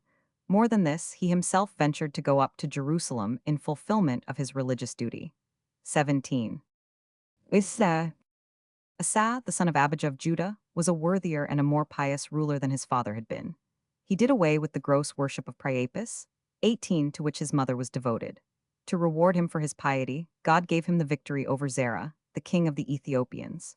As a result of this victory, he came again into possession of the throne of Solomon and of the treasures Shishak had taken from his grandfather, which Zerah in turn had wrested from Shishak. 19. Asa himself did not long keep them. Baasha, the king of Israel, together with Ben-Hadad, the Aramean king, attacked Asa, who tried to propitiate Ben-Hadad by giving him his lately reacquired treasures. 20. The prophet justly rebuked him for trusting in princes rather than in God, and that in spite of the fact that divine help had been visible in his conflicts with the Ethiopians and the Lubim, for there had been no need for him to engage in battle with them. In response to his mere prayer, God had slain the enemy. 21. In general, Asa showed little confidence in God. He rather trusted his own skill.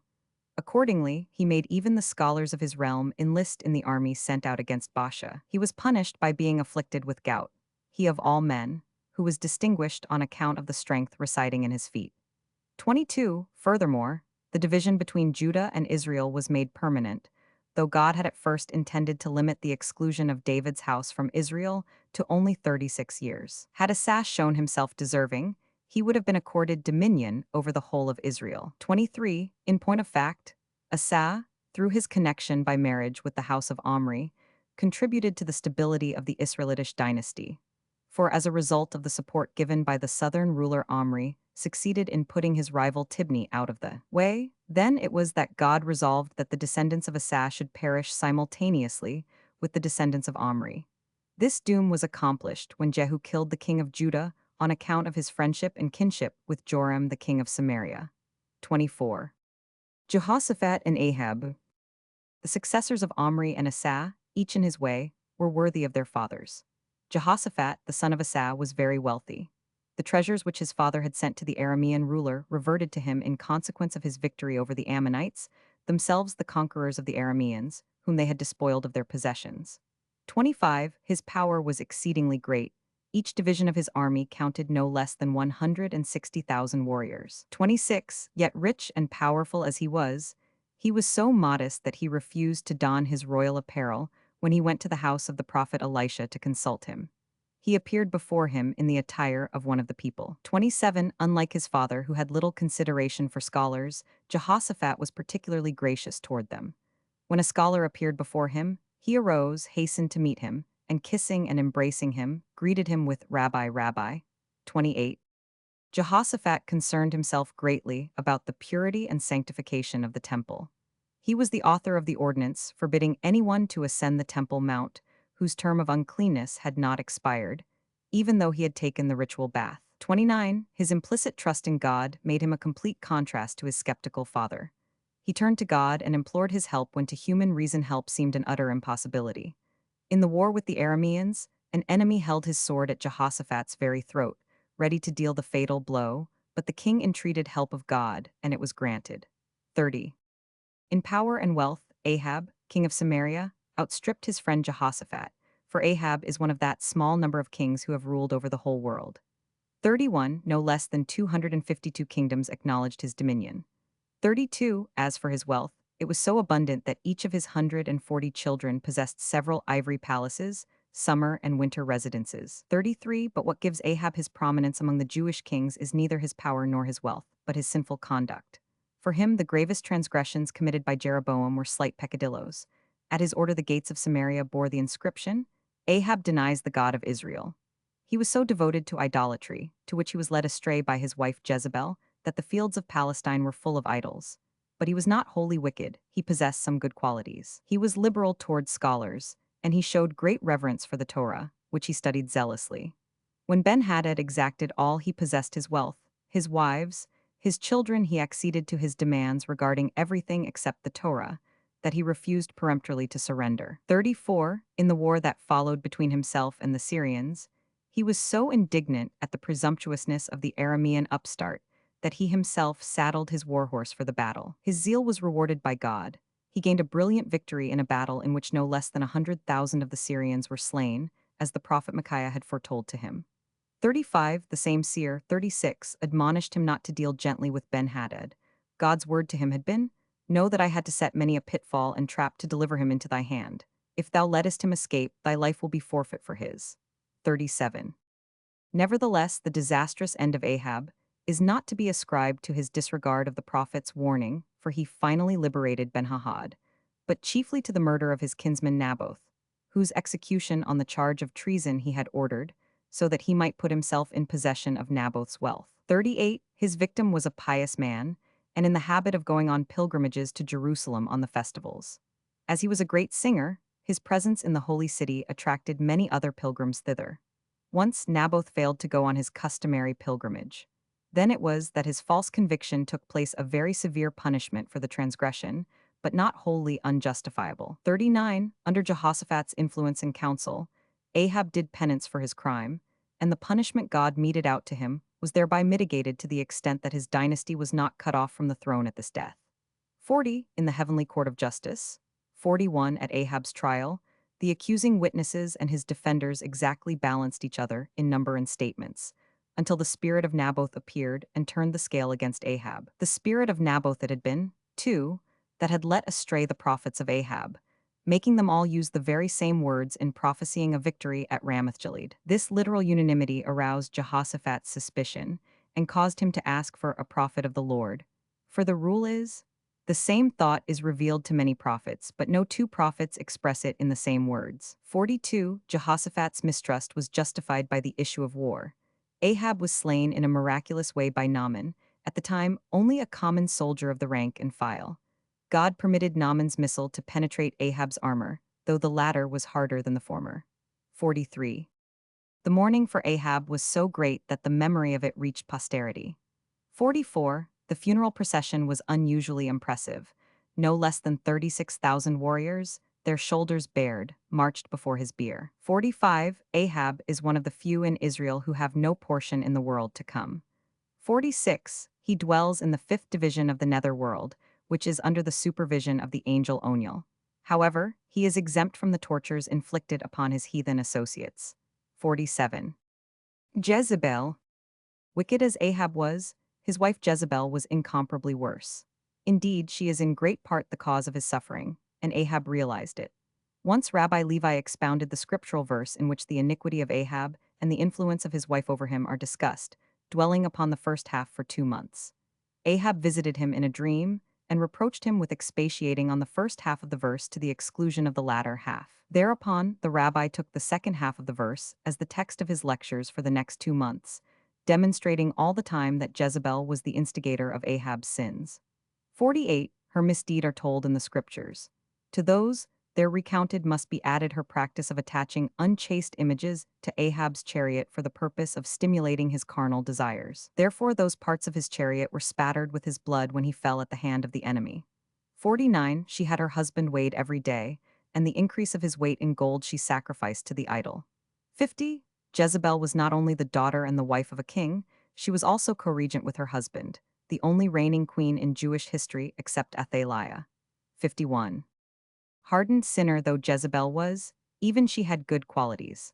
One of them was her capacity for sympathy with others in joy and sorrow. Whenever a funeral cortege passed the royal palace, Jezebel would descend and join the ranks of the mourners. And also, when a marriage procession went by, she took part in the merrymaking in honor of the bridal couple. By way of reward, the limbs and organs with which she had executed these good deeds were left intact by the horses that trampled her to death in the portion of Jezreel. 52. Joram of Israel. Of Joram, the son of Ahab, it can only be said that he had his father's faults without his father's virtues. Ahab was liberal, Joram miserly, nay, he even indulged in usurious practices. From Obadiah, the pious protector of the prophets in hiding, he exacted a high rate of interest on the money needed for their support. As a consequence, at his death he fell pierced between his arms, the arrow going out at his heart, for he had stretched out his arms to receive usury, and had hardened his heart against compassion. 53. In his reign only one event deserves mention, his campaign against Moab, undertaken in alliance with the kings of Judah and Edom, and ending with a splendid victory won by the allied kings. Joram and his people, it need hardly be said, failed to derive the proper lesson from the war. Their disobedience to God's commands went on as before. The king of Moab, on the other hand, in his way sought to come nearer to God.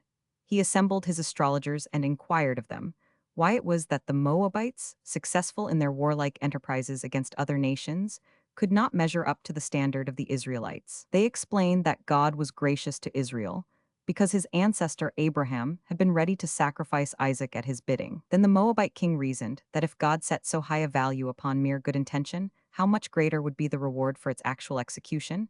And he, who ordinarily was a sun worshipper, proceeded to sacrifice his son, the successor to the throne, to the God of Israel. God said, "The heathen do not know me, and their wrongdoing arises from ignorance, but you, Israelites, know me, and yet you act rebelliously toward me." 54. As a result of the 7 years' famine, conditions in Samaria were frightful during the great part of Joram's reign. In the first year, everything stored in the houses was eaten up.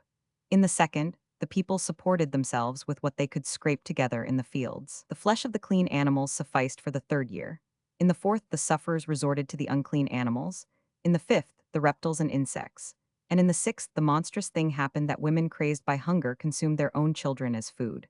But the acme of distress was reached in the 7th year, when men sought to gnaw the flesh from their own bones. 55. To these occurrences the prophecies of Joel apply, for he lived in the awful days of the famine in Joram's reign. Luckily, God revealed to Joel at the same time how Israel would be rescued from the famine. The winter following the 7 years of dearth brought no relief, for the rain held back until the first day of the month of Nisan. When it began to fall, the prophet said to the people, "Go forth and sow seed." But they remonstrated with him, "Shall one who hath saved a measure of wheat or 2 measures of barley not use his store for food and live, rather than for seed and die?" But the prophet urged them, "Nay, go forth and sow seed." And a miracle happened. In the ant hills and mouse holes they found enough grain for seed, and they cast it upon the ground on the 2nd, the 3rd, and the 4th day of Nisan. On the 5th day of the month rain fell again. 11 days later the grain was ripe, and the offering of the omer could be brought at the appointed time, on the 16th of the month. Of this the psalmist was thinking when he said, "They that sow in tears shall reap in joy." 56. Romans 7. Elijah. Elijah before his translation. The biblical account of the prophet Elijah, one of his life and work during the reigns of Ahab and his son Joram, gives but a faint idea of a personage whose history begins with Israel's sojourn in Egypt, and will end only when Israel, under the leadership of the Messiah, shall have taken up his abode again in Palestine. The scripture tells us only the name of Elijah's home, 2, but it must be added that he was a priest, identical with Phinehas. 3, the priest zealous for the honor of God, who distinguished himself on the journey through the desert and played a prominent role again in the time of the judges. 4. Elijah's first appearance in the period of the kings was his meeting with Ahab in the house of Heel, the Beit-Elit, the commander-in-chief of the Israelitish army, whom he was visiting to condole with him for the loss of his sons. God himself had charged the prophet to offer sympathy to Heel, whose position demanded that honor be paid him. Elijah at first refused to seek out the sinner who had violated the divine injunction against rebuilding Jericho, for he said that the blasphemous talk of such evildoers always called forth his rage. Thereupon God promised Elijah that fulfillment should attend, whatever imprecation might in his wrath escape him against the godless for their unholy speech. As the prophet entered the general's house, he heard Heel utter these words: "Blessed be the Lord God of the pious, who grants fulfillment to the words of the pious." Heel thus acknowledged that he had been justly afflicted with Joshua's curse against him, who should rebuild Jericho. Ahab mockingly asked him, "Was not Moses greater than Joshua, and did he not say that God would let no rain descend upon the earth, if Israel served and worshipped idols? There is not an idol known to which I do not pay homage, yet we enjoy all that is goodly and desirable. Dost thou believe that if the words of Moses remain unfulfilled, the words of Joshua will come true?" Elijah rejoined, "Be it as thou sayest. As the Lord, the God of Israel liveth, before whom I stand, there shall not be dew nor rain these years, but according to my word." In pursuance of his promise, God could not but execute the words of Elijah, and neither dew nor rain watered the land. 5. A famine ensued, and Ahab sought to wreak his vengeance upon the prophet. To escape the king's persecutions, Elijah hid himself. He was sustained with food brought from the larder of the pious king Jehoshaphat by ravens, 6, which at the same time would not approach near to the house of the iniquitous Ahab. 7. God, who has compassion even upon the impious, tried to induce the prophet to release him from his promise. To influence him, he made the brook run dry, 8, whence Elijah drew water for his thirst. As this failed to soften the inflexible prophet, God resorted to the expedient of causing him pain through the death of the son of the widow, with whom Elijah was abiding, and by whom he had been received with great honor. When her son, who was later to be known as the prophet Jonah, 9, died, she thought God had formerly been gracious to her on account of her great worthiness as compared with the merits of her neighbors and of the inhabitants of the city, and now he had abandoned her, because her virtues had become as naught in the presence of the great prophet. 10. In his distress, Elijah supplicated God to revive the child. 11. Now God had the prophet in his power. He could give heed unto Elijah's prayer, only provided the prophet released him from the promise about a drought, for resuscitation from death is brought about by means of dew, and this remedy was precluded so long as Elijah kept God to his word, withholding dew and rain from the earth. 12. Elijah saw there was nothing for it but to yield. However, he first betook himself to Ahab, with the purpose of overcoming the obduracy of the people, upon whom the famine had made no impression. Manifest wonders displayed before their eyes were to teach them wisdom. The combat between God and Baal took place on Carmel. The mount that had esteemed itself the proper place for the greatest event in Israelitish history, the revelation of the law, was compensated, by the many miracles now performed upon it, for its disappointment at Sinai's having been preferred to it. 13. The first wonder occurred in connection with the choice of the bullocks. According to Elijah's arrangement with Ahab, one was to be sacrificed to God and then one to Baal. A pair to twins, raised together, were brought before the contestants, and it was decided by lot which belonged to God and which to Baal. Elijah had no difficulty with his offering. Quickly he led it to his altar. But all the priests of Baal, 850 in number, could not make their victim stir a foot. When Elijah began to speak persuasively to the bullock of Baal, urging it to follow the idolatrous priests, it opened its mouth and said, "We too, yonder bullock and myself, came forth from the same womb, we took our food from the same manger, and now he has been destined for God, as an instrument for the glorification of the divine name, while I am to be used for Baal, as an instrument to enrage my Creator." Elijah urged, Do thou but follow the priests of Baal, that they may have no excuse, and then thou wilt have a share in that glorification of God for which my bullock will be used. The bullock, so dost thou advise, but I swear I will not move from the spot, unless thou with thine own hands wilt deliver me up. Elijah thereupon led the bullock to the priests of Baal. 14. In spite of this miracle, the priests sought to deceive the people. They undermined the altar, and Heel hid himself under it with the purpose of igniting a fire at the mention of the word Baal. But God sent a serpent to kill him. 15. In vain the false priests cried and called Baal.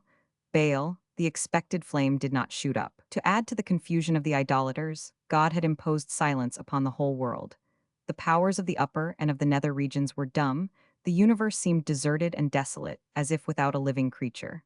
If a single sound had made itself heard, the priests would have said, "It is the voice of Baal." 16. That all preparations might be completed in one day, the erection of the altar, the digging of the trench, and whatever else was necessary, Elijah commanded the sun to stand still. For Joshua, he said, "Thou didst stand still that Israel might conquer his enemies. Now stand thou still, neither for my sake, nor for the sake of Israel, but that the name of God may be exalted." And the sun obeyed his words. 17. Toward evening Elijah summoned his disciple Elisha, and bade him pour water over his hands. A miracle happened. Water flowed out from Elijah's fingers until the whole trench was filled. 18. Then the prophet prayed to God to let fire descend, but in such wise that the people would know it to be a wonder from heaven, and not think it a magician's trick. 19. He spoke, "Lord of the world, thou wilt send me as a messenger, at the end of time. But if my words do not meet with fulfillment now, the Jews cannot be expected to believe me in the latter days." 20. His pleading was heard on high, and fire fell from heaven upon the altar, a fire that not only consumed what it touched but also licked up the water.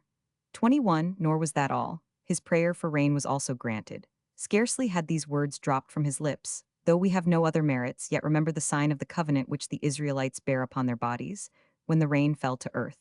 22. In spite of all these miracles, the people persisted in their idolatrous ways and thoughts.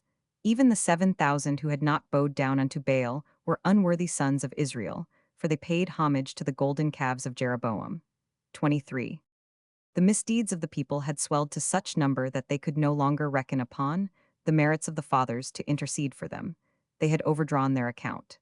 24. When they sank to the point of degradation, at which they gave up the sign of the covenant, Elijah could control his wrath no longer, and he accused Israel before God. 25. In the cleft of the rock in which God had once aforetimes appeared to Moses, and revealed himself as compassionate and long-suffering, he now met with Elijah. 26. And conveyed to him, by various signs, that it had been better to defend Israel than accuse him. But Elijah in his zeal for God was inexorable. Then God commanded him to appoint Elisha as his successor, for he said, "I cannot do as thou wouldst have me." 27. Furthermore God charged him, "Instead of accusing my children, journey to Damascus, where the Gentiles have an idol for each day of the year. Though Israel hath thrown down my altars and slain my prophets, what concern is it of thine?" 28.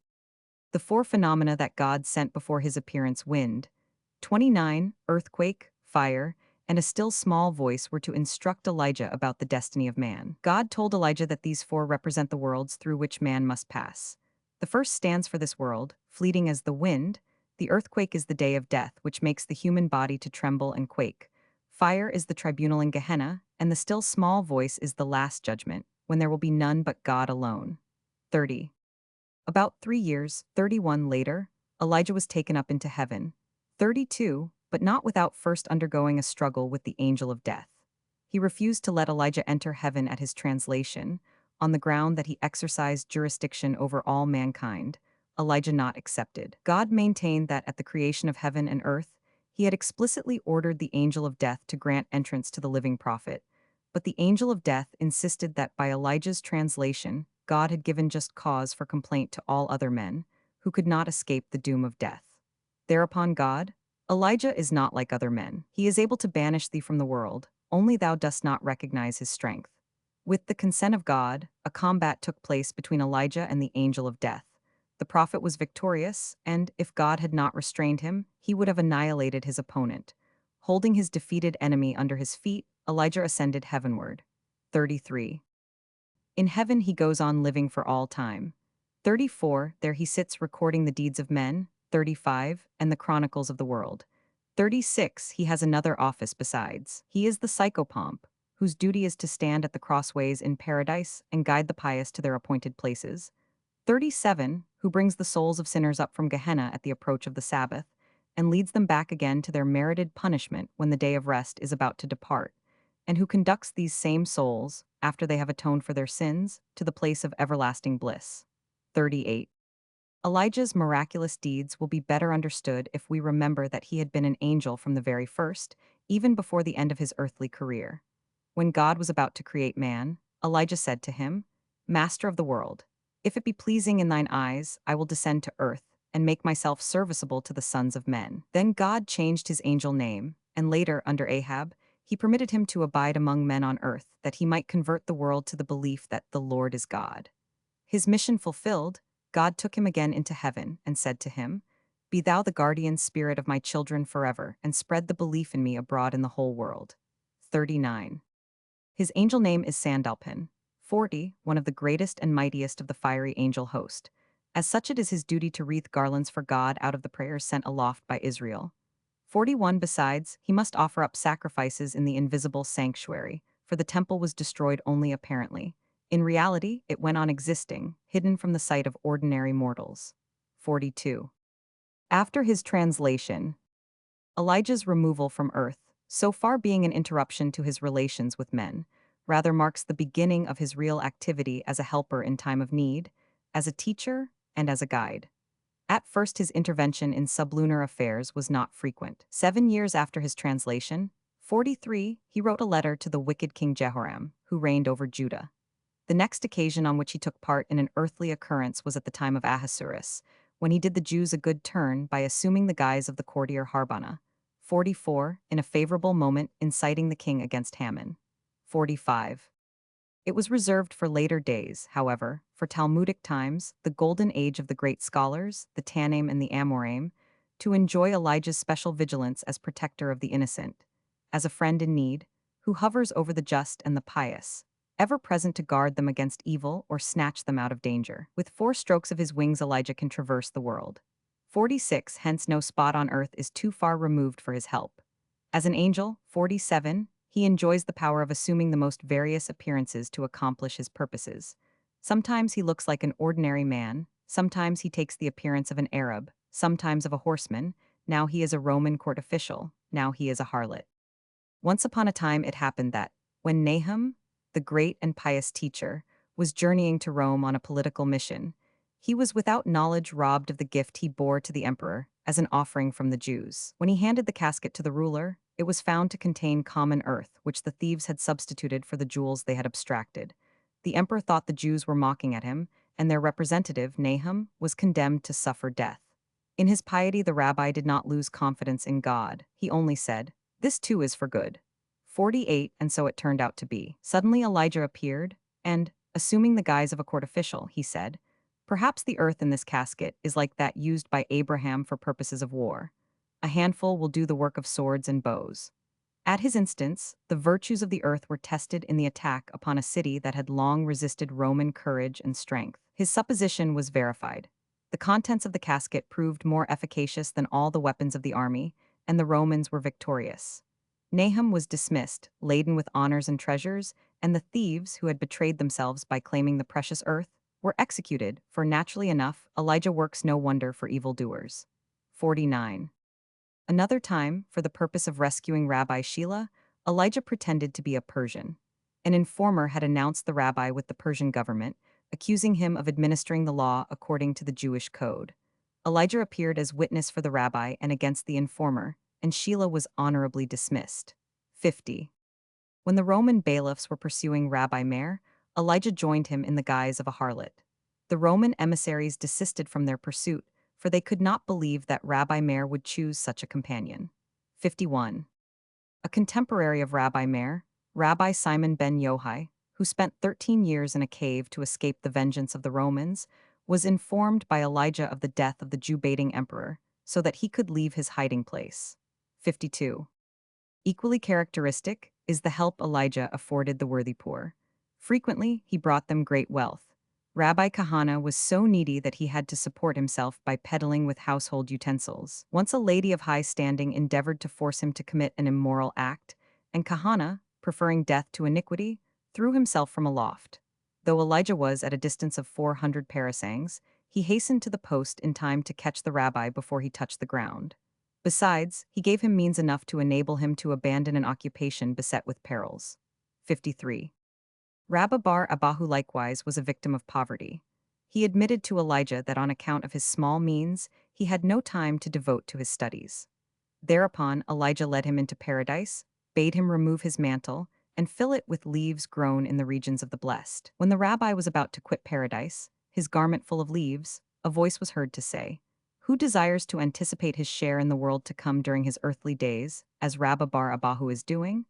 The rabbi quickly cast the leaves away.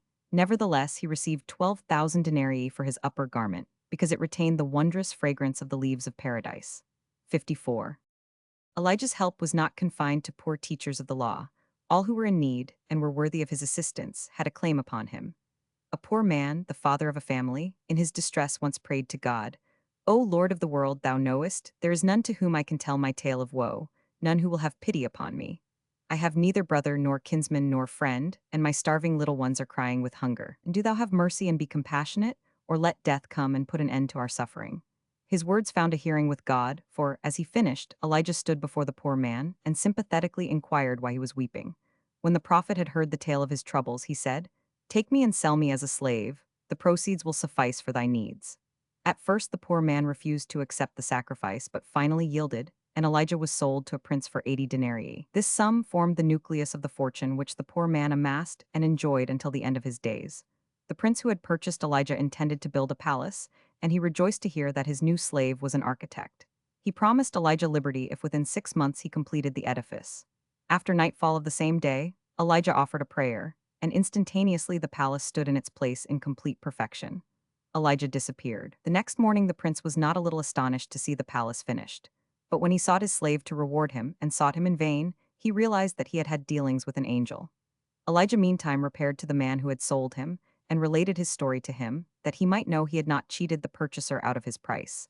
On the contrary, he had enriched him, since the palace was worth 100 times more than the money paid for the pretended slave. 55. A similar thing happened to a well-to-do man who lost his fortune, and became so poor that he had to do manual labor in the field of another. Once, when he was at work, he was accosted by Elijah, who had assumed the appearance of an Arab. "Thou art destined to enjoy 7 good years. When dost thou want them now, or as the closing years of thy life?" The man replied, "Thou art a wizard, go in peace, I have nothing for thee." 3 times the same question was put, 3 times the same reply was given.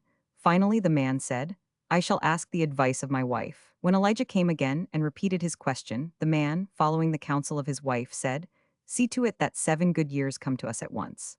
Elijah replied, "Go home, before thou crossest thy threshold, thy good fortune will have filled thy house." And so it was.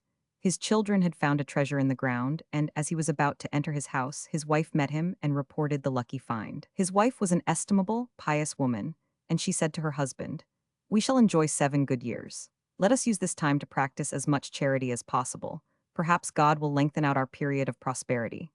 After the lapse of 7 years, during which man and wife used every opportunity of doing good, Elijah appeared again and announced to the man that the time had come to take away what he had given him. The man responded, "When I accepted thy gift, it was after consultation with my wife.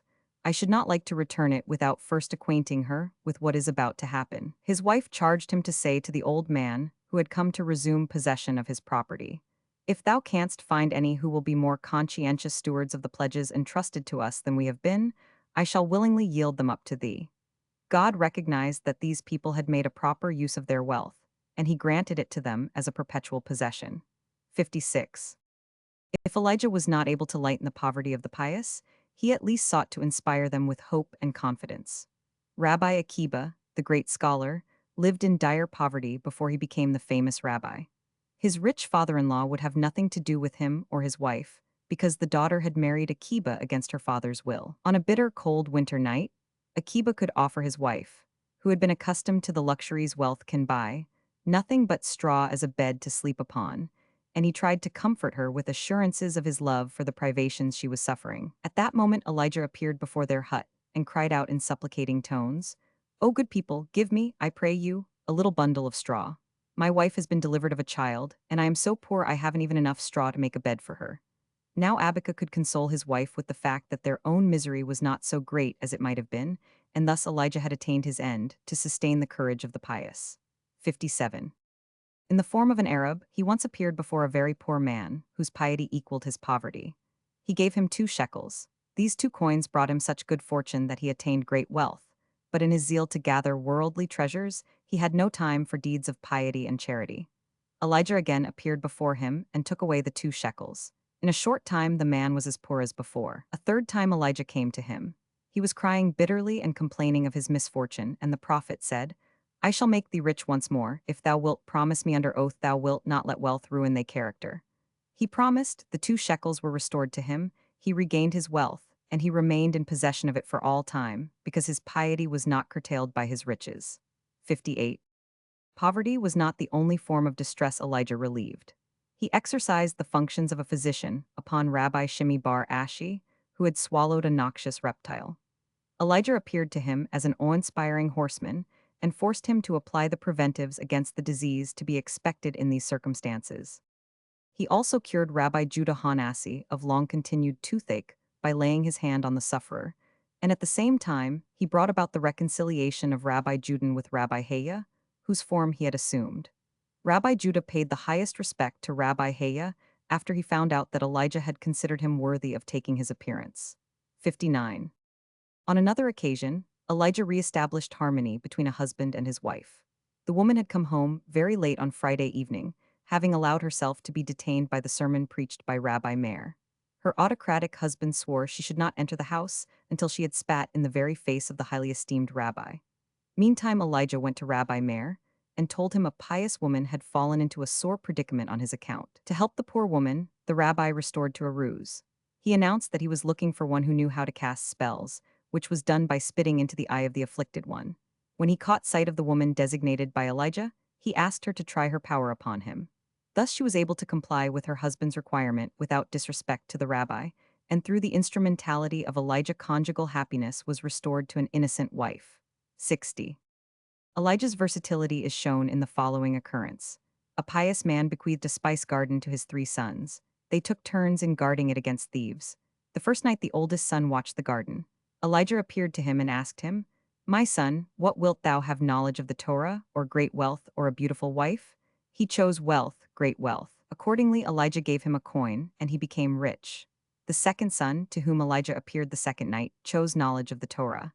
Elijah gave him a book, and he knew the whole Torah. The third son, on the third night, when Elijah put the same choice before him as before his brothers, wished for a beautiful wife. Elijah invited this third brother to go on a journey with him. Their first night was passed at the house of a notorious villain, who had a daughter. During the night, Elijah overheard the chickens and the geese say to one another, "What a terrible sin that young May must have committed, that he should be destined to marry the daughter of so great a villain."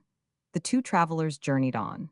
The second night the experiences of the first were repeated. The third night they lodged with a man who had a very pretty daughter.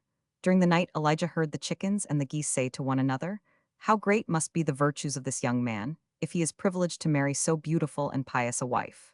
In the morning, when Elijah arose, he at once became a matchmaker. The young man married the pretty maiden, and husband and wife journeyed homeward in joy.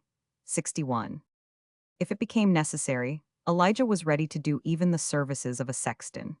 When Rabbi Akiba died in prison, Elijah betook himself to the dead man's faithful disciple, Rabbi Joshua, and the 2 together went to the prison. There was none to forbid their entrance. A deep sleep had fallen upon the turnkeys and the prisoners alike.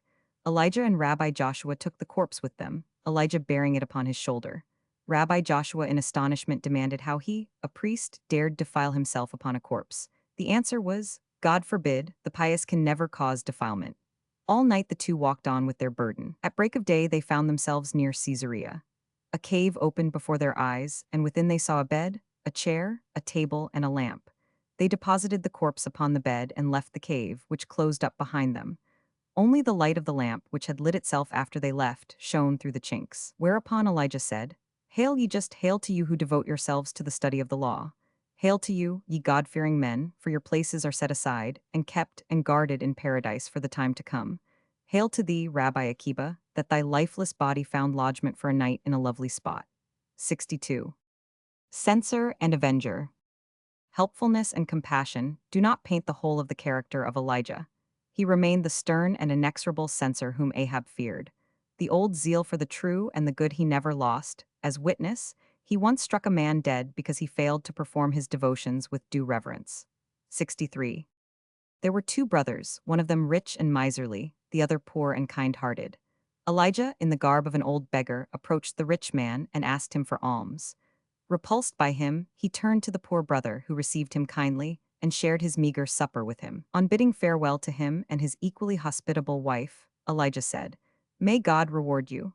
The first thing you undertake shall be blessed, and shall take no end until you yourselves cry out enough." Presently the poor man began to count the few pennies he had, to convince himself that they sufficed to purchase bread for his next meal. But the few became many, and he counted, and still their number increased. He counted a whole day and the following night until he was exhausted and had to cry out enough. And, indeed, it was enough, for he had become a very wealthy man. His brother was not a little astonished to see the fortunate change in his kinsman's circumstances, and when he heard how it had come about, he determined, if the opportunity should present itself again, to show his most amiable side to the old beggar with the miraculous power of blessing. He had not long to wait. A few days later, he saw the old man pass by. He hastened to accost him, and, excusing himself for his unfriendliness at their former meeting, begged him to come into his house. All that the larder afforded was put before Elijah, who pretended to eat of the dainties. At his departure, he pronounced a blessing upon his hosts. "May the first thing you do have no end, until it is enough." The mistress of the house thereupon said to her husband, "That we may count gold upon gold undisturbed, let us first attend to our most urgent physical needs." So they did, and they had to continue to do it until life was extinct. 64. The extreme of his rigor Elijah displayed toward teachers of the law. From them he demanded more than obedience to the mere letter of a commandment. For instance, he pronounced severe censure upon Rabbi Ishmael ben Hosea because he was willing to act as bailiff in prosecuting Jewish thieves and criminals. He advised Rabbi Ishmael to follow the example of his father and leave the country. 65. His estrangement from his friend Rabbi Joshua ben Levi is characteristic. One who was sought by the officers of the law took refuge with Rabbi Joshua. His pursuers were informed of his place of concealment. Threatening to put all the inhabitants of the city to the sword if he was not delivered up, they demanded his surrender. The rabbi urged the fugitive from justice to resign himself to his fate. "Better for one individual to die," he said, "than for a whole community to be exposed to peril."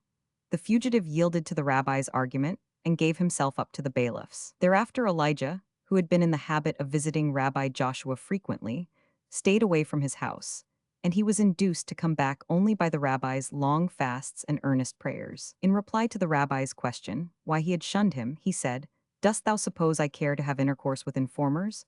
The rabbi quoted a passage from the Mishnah to justify his conduct, but Elijah remained unconvinced. "Dost thou consider this a law for a pious man?" He said, "Other people might have been right in doing as thou didst, thou shouldst have done otherwise." 66. A number of instances are known which show how exalted a standard Elijah set up for those who would be considered worthy of intercourse with him. Of two pious brothers, one provided for his servants as for his own table, while the other permitted his servants to eat abundantly only of the first course. Of the other courses they could have nothing but the remnants. Accordingly, with the second brother Elijah would have nothing to do, while he often honored the former with his visits. A similar attitude Elijah maintained toward another pair of pious brothers.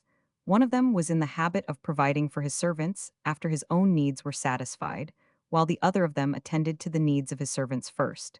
To the latter it was that Elijah gave the preference. 67. He dissolved an intimacy of many years' standing, because his friend built a vestibule which was so constructed that the supplications of the poor could be heard, but faintly by those within the house. 68. Rabbi Joshua ben Levi incurred the displeasure of Elijah a second time, because a man was torn in pieces by a lion in the vicinity of his house. In a measure Elijah held Rabbi responsible, because he did not pray for the prevention of such misfortunes. 69.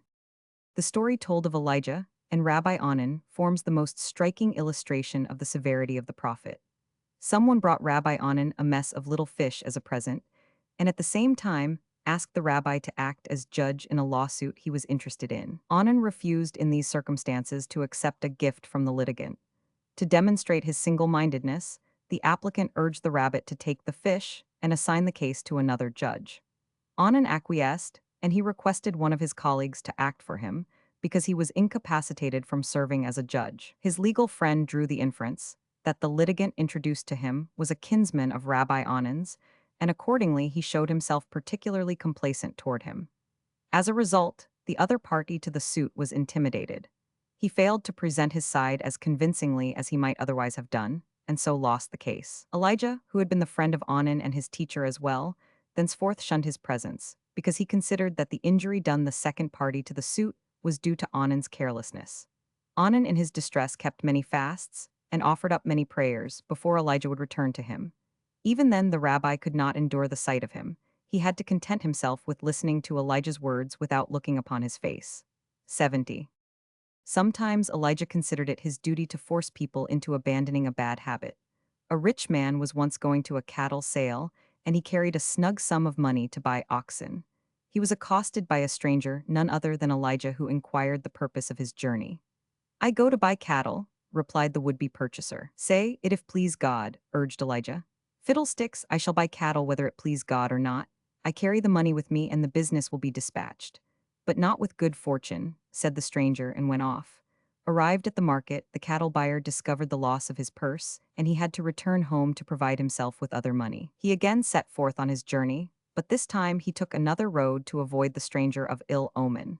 To his amazement, he met an old man with whom he had precisely the same adventure as with the first stranger. Again he had to return home to fetch money. By this time had learned his lesson. When a third stranger questioned him about the object of his journey, he answered, "If it please God, I intend to buy oxen." The stranger wished him success, and the wish was fulfilled. To the merchant's surprise, when a pair of fine cattle were offered him, and their price exceeded the sum of money he had about his person, he found the two purses he had lost on his first and second trips. Later he sold the same pair of oxen to the king for a considerable price, and he became very wealthy. 71. As Elijah coerced this merchant into humility toward God, so he carried home a lesson to the great Tana Eliezer, the son of Rabbi Simon ben Yohai. This rabbi stood in need of correction on account of his overweening conceit. Once, on returning from the academy, he took a walk on the sea beach, his bosom swelling with pride at the thought of his attainments in the Torah. He met a hideously ugly man, who greeted him with the words, "Peace be with thee, Rabbi." Eliezer, instead of courteously acknowledging the greeting, said, "O thou wight, 72, how ugly thou art! Is it possible that all the residents of thy town are as ugly as thou?" "I know not," was the reply, "but it is the master artificer who created me that thou shouldst have said, 'How ugly is this vessel which thou hast fashioned.'" The rabbi realized the wrong he had committed, and humbly begged pardon of the ugly man, another of the protean forms adopted by Elijah. The latter continued to refer him to the master artificer of the ugly vessel. The inhabitants of the city, who had hastened to do honor to the great rabbi, earnestly urged the offended man to grant pardon, and finally he declared himself appeased, provided the rabbi promised never again to commit the same wrong. 73. The rigor practiced by Elijah toward his friends caused one of them, the Tana Rabbi Hosea, to accuse him of being passionate and irascible. As a consequence, Elijah would have nothing to do with him for a long time. When he reappeared and confessed the cause of his withdrawal, Rabbi Hosea said he felt justified, for his charge could not have received a more striking verification. 74. Intercourse with the sages. Elijah's purely human relations to the world revealed themselves in their fullness, neither in his deeds of charity, nor in his censorious rigor, but rather in his gentle and scholarly intercourse with the great in Israel, especially the learned rabbis of the Talmudic time. He is at once their disciple and their teacher. To one he resorts for instruction on difficult points, to another he himself dispenses instruction. As a matter of course, his intimate knowledge of the supernatural world makes him appear more frequently in the role of giver than receiver. Many a bit of secret lore the Jewish teachers learnt from Elijah, and he it was who, with the swiftness of lightning, carried the teachings of one rabbi to another sojourning hundreds of miles away. 75.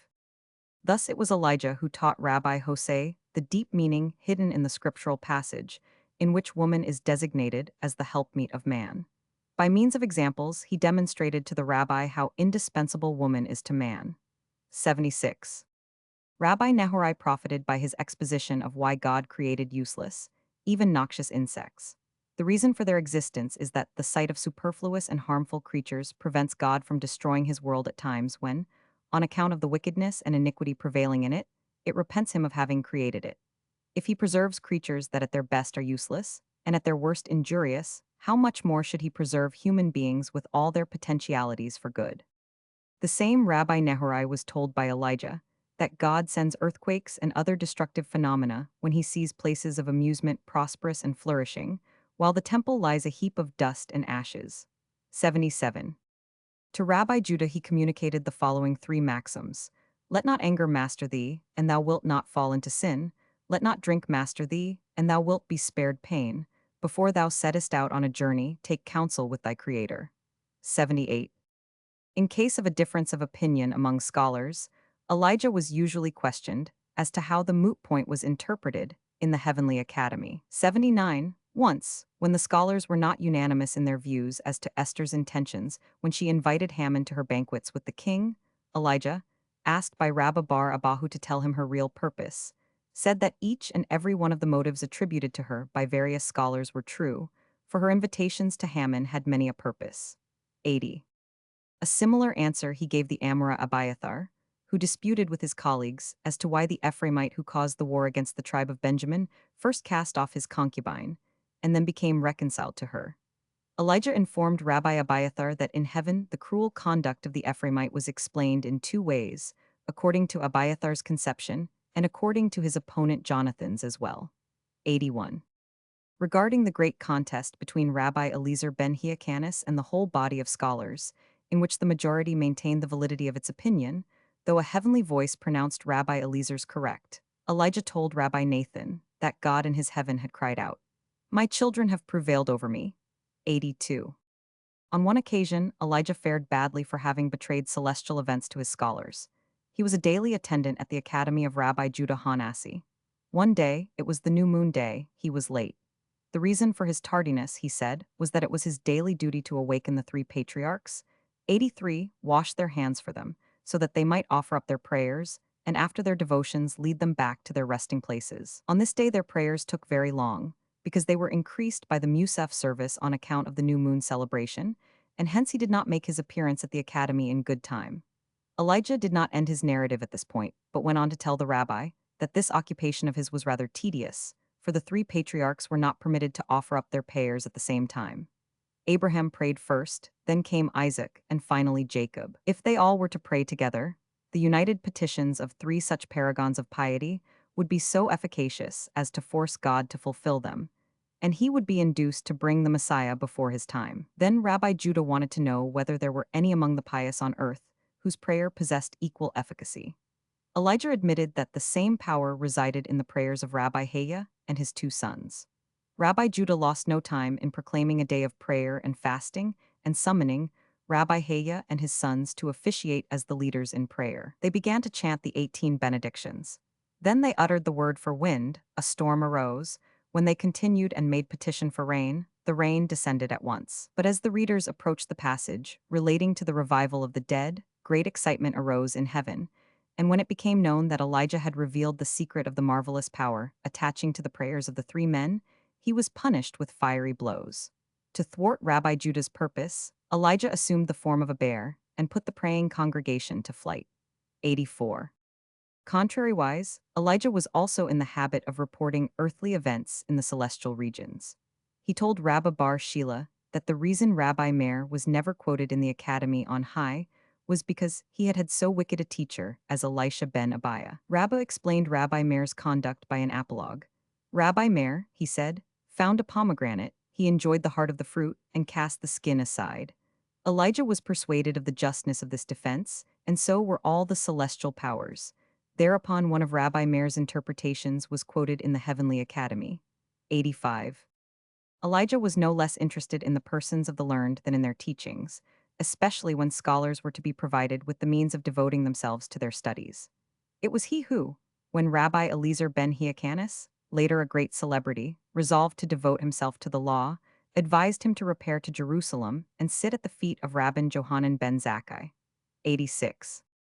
He once met a man who mocked at his exhortations to study, and he said that on the great day of reckoning, he would excuse himself for his neglect of intellectual pursuits by the fact that he had been granted neither intelligence nor wisdom. Elijah asked him what his calling was. "I am a fisherman," was the reply. "Well, my son," questioned Elijah, "who taught thee to take flax and make nets and throw them into the sea to catch fish?" He replied, "For this heaven gave me intelligence and insight." Hereupon Elijah, "If thou possessest intelligence and insight to cast nets and catch fish, why should these qualities desert thee when thou dealest with the Torah, which, thou knowest, is very nigh unto man that he may do it?" The fisherman was touched, and he began to weep.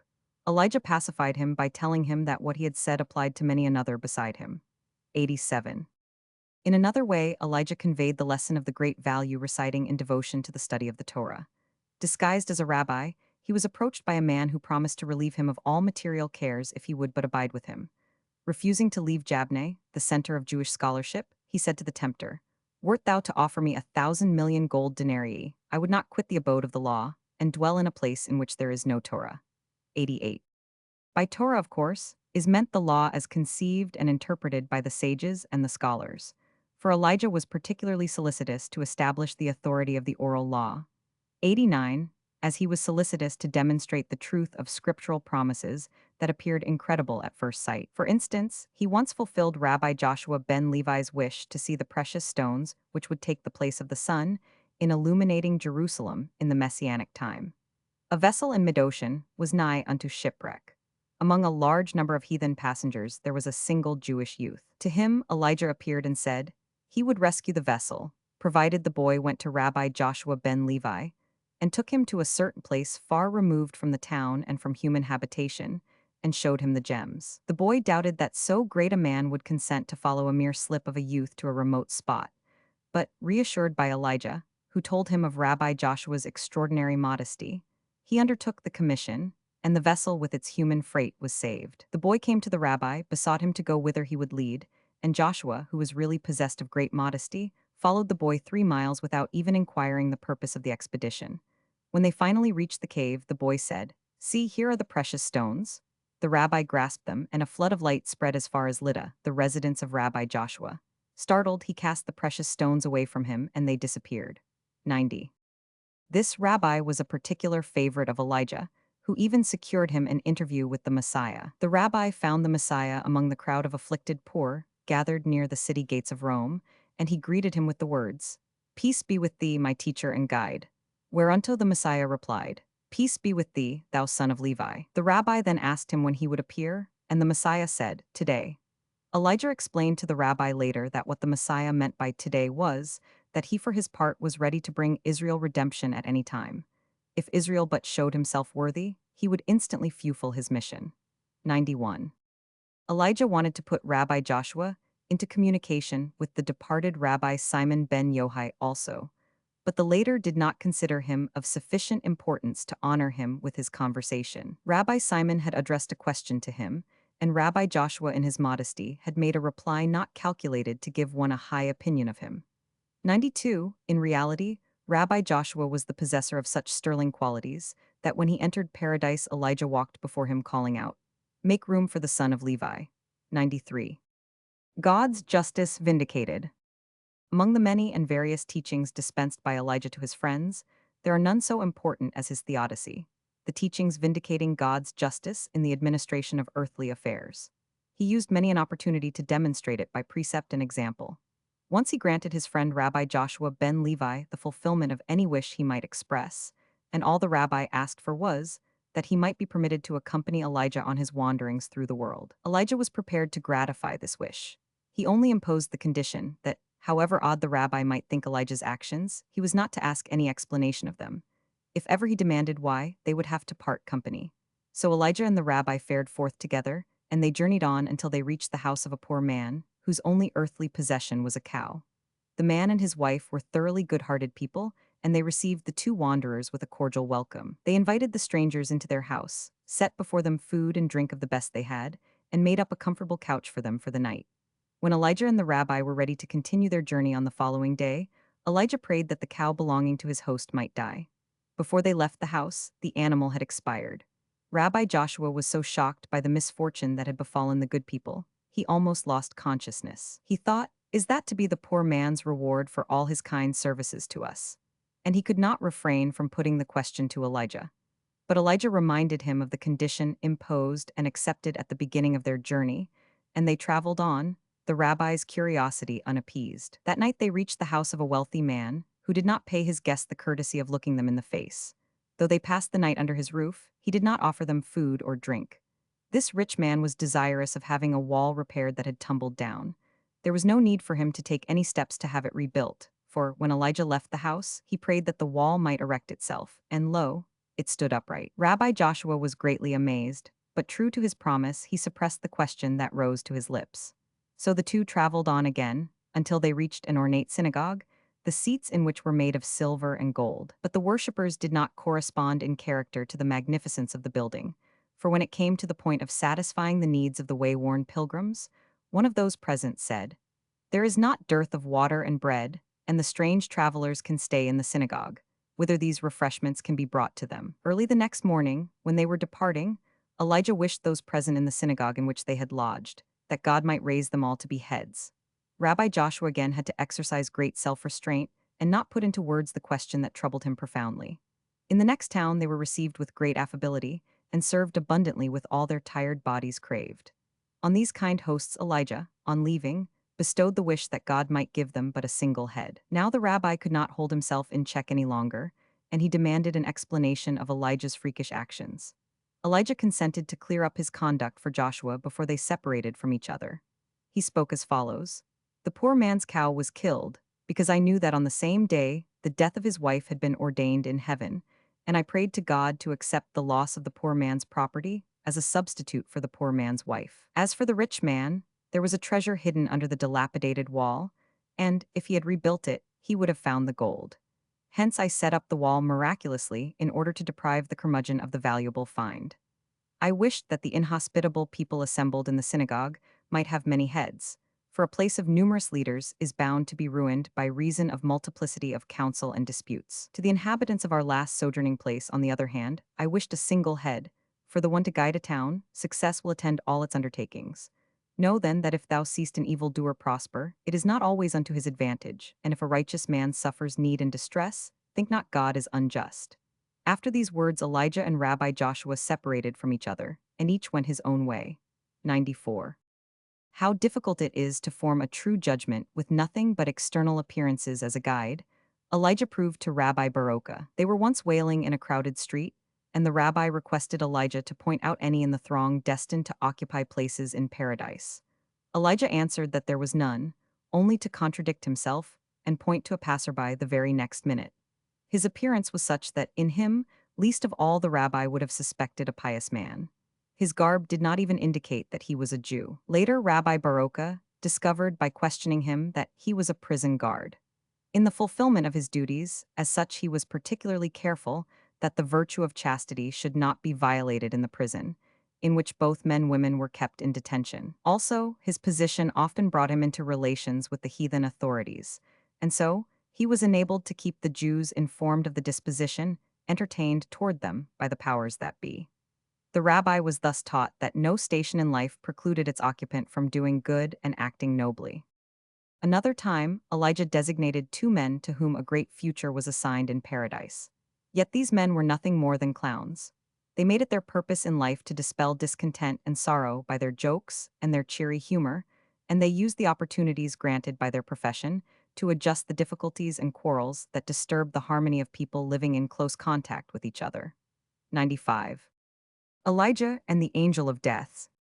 Among the many benevolent deeds of Elijah, special mention ought to be made of his rescue of those doomed, by a heavenly decree, to fall into the clutches of the Angel of Death. He brought these rescues about by warning the designated victims of their impending fate and urging them to do good deeds, which would prove protection against death. There was once a pious and rich man with a beautiful and saintly daughter. She had had the misfortune of losing 3 husbands in succession, each on the day after the wedding. These sorrows determined her never again to enter into the marriage state.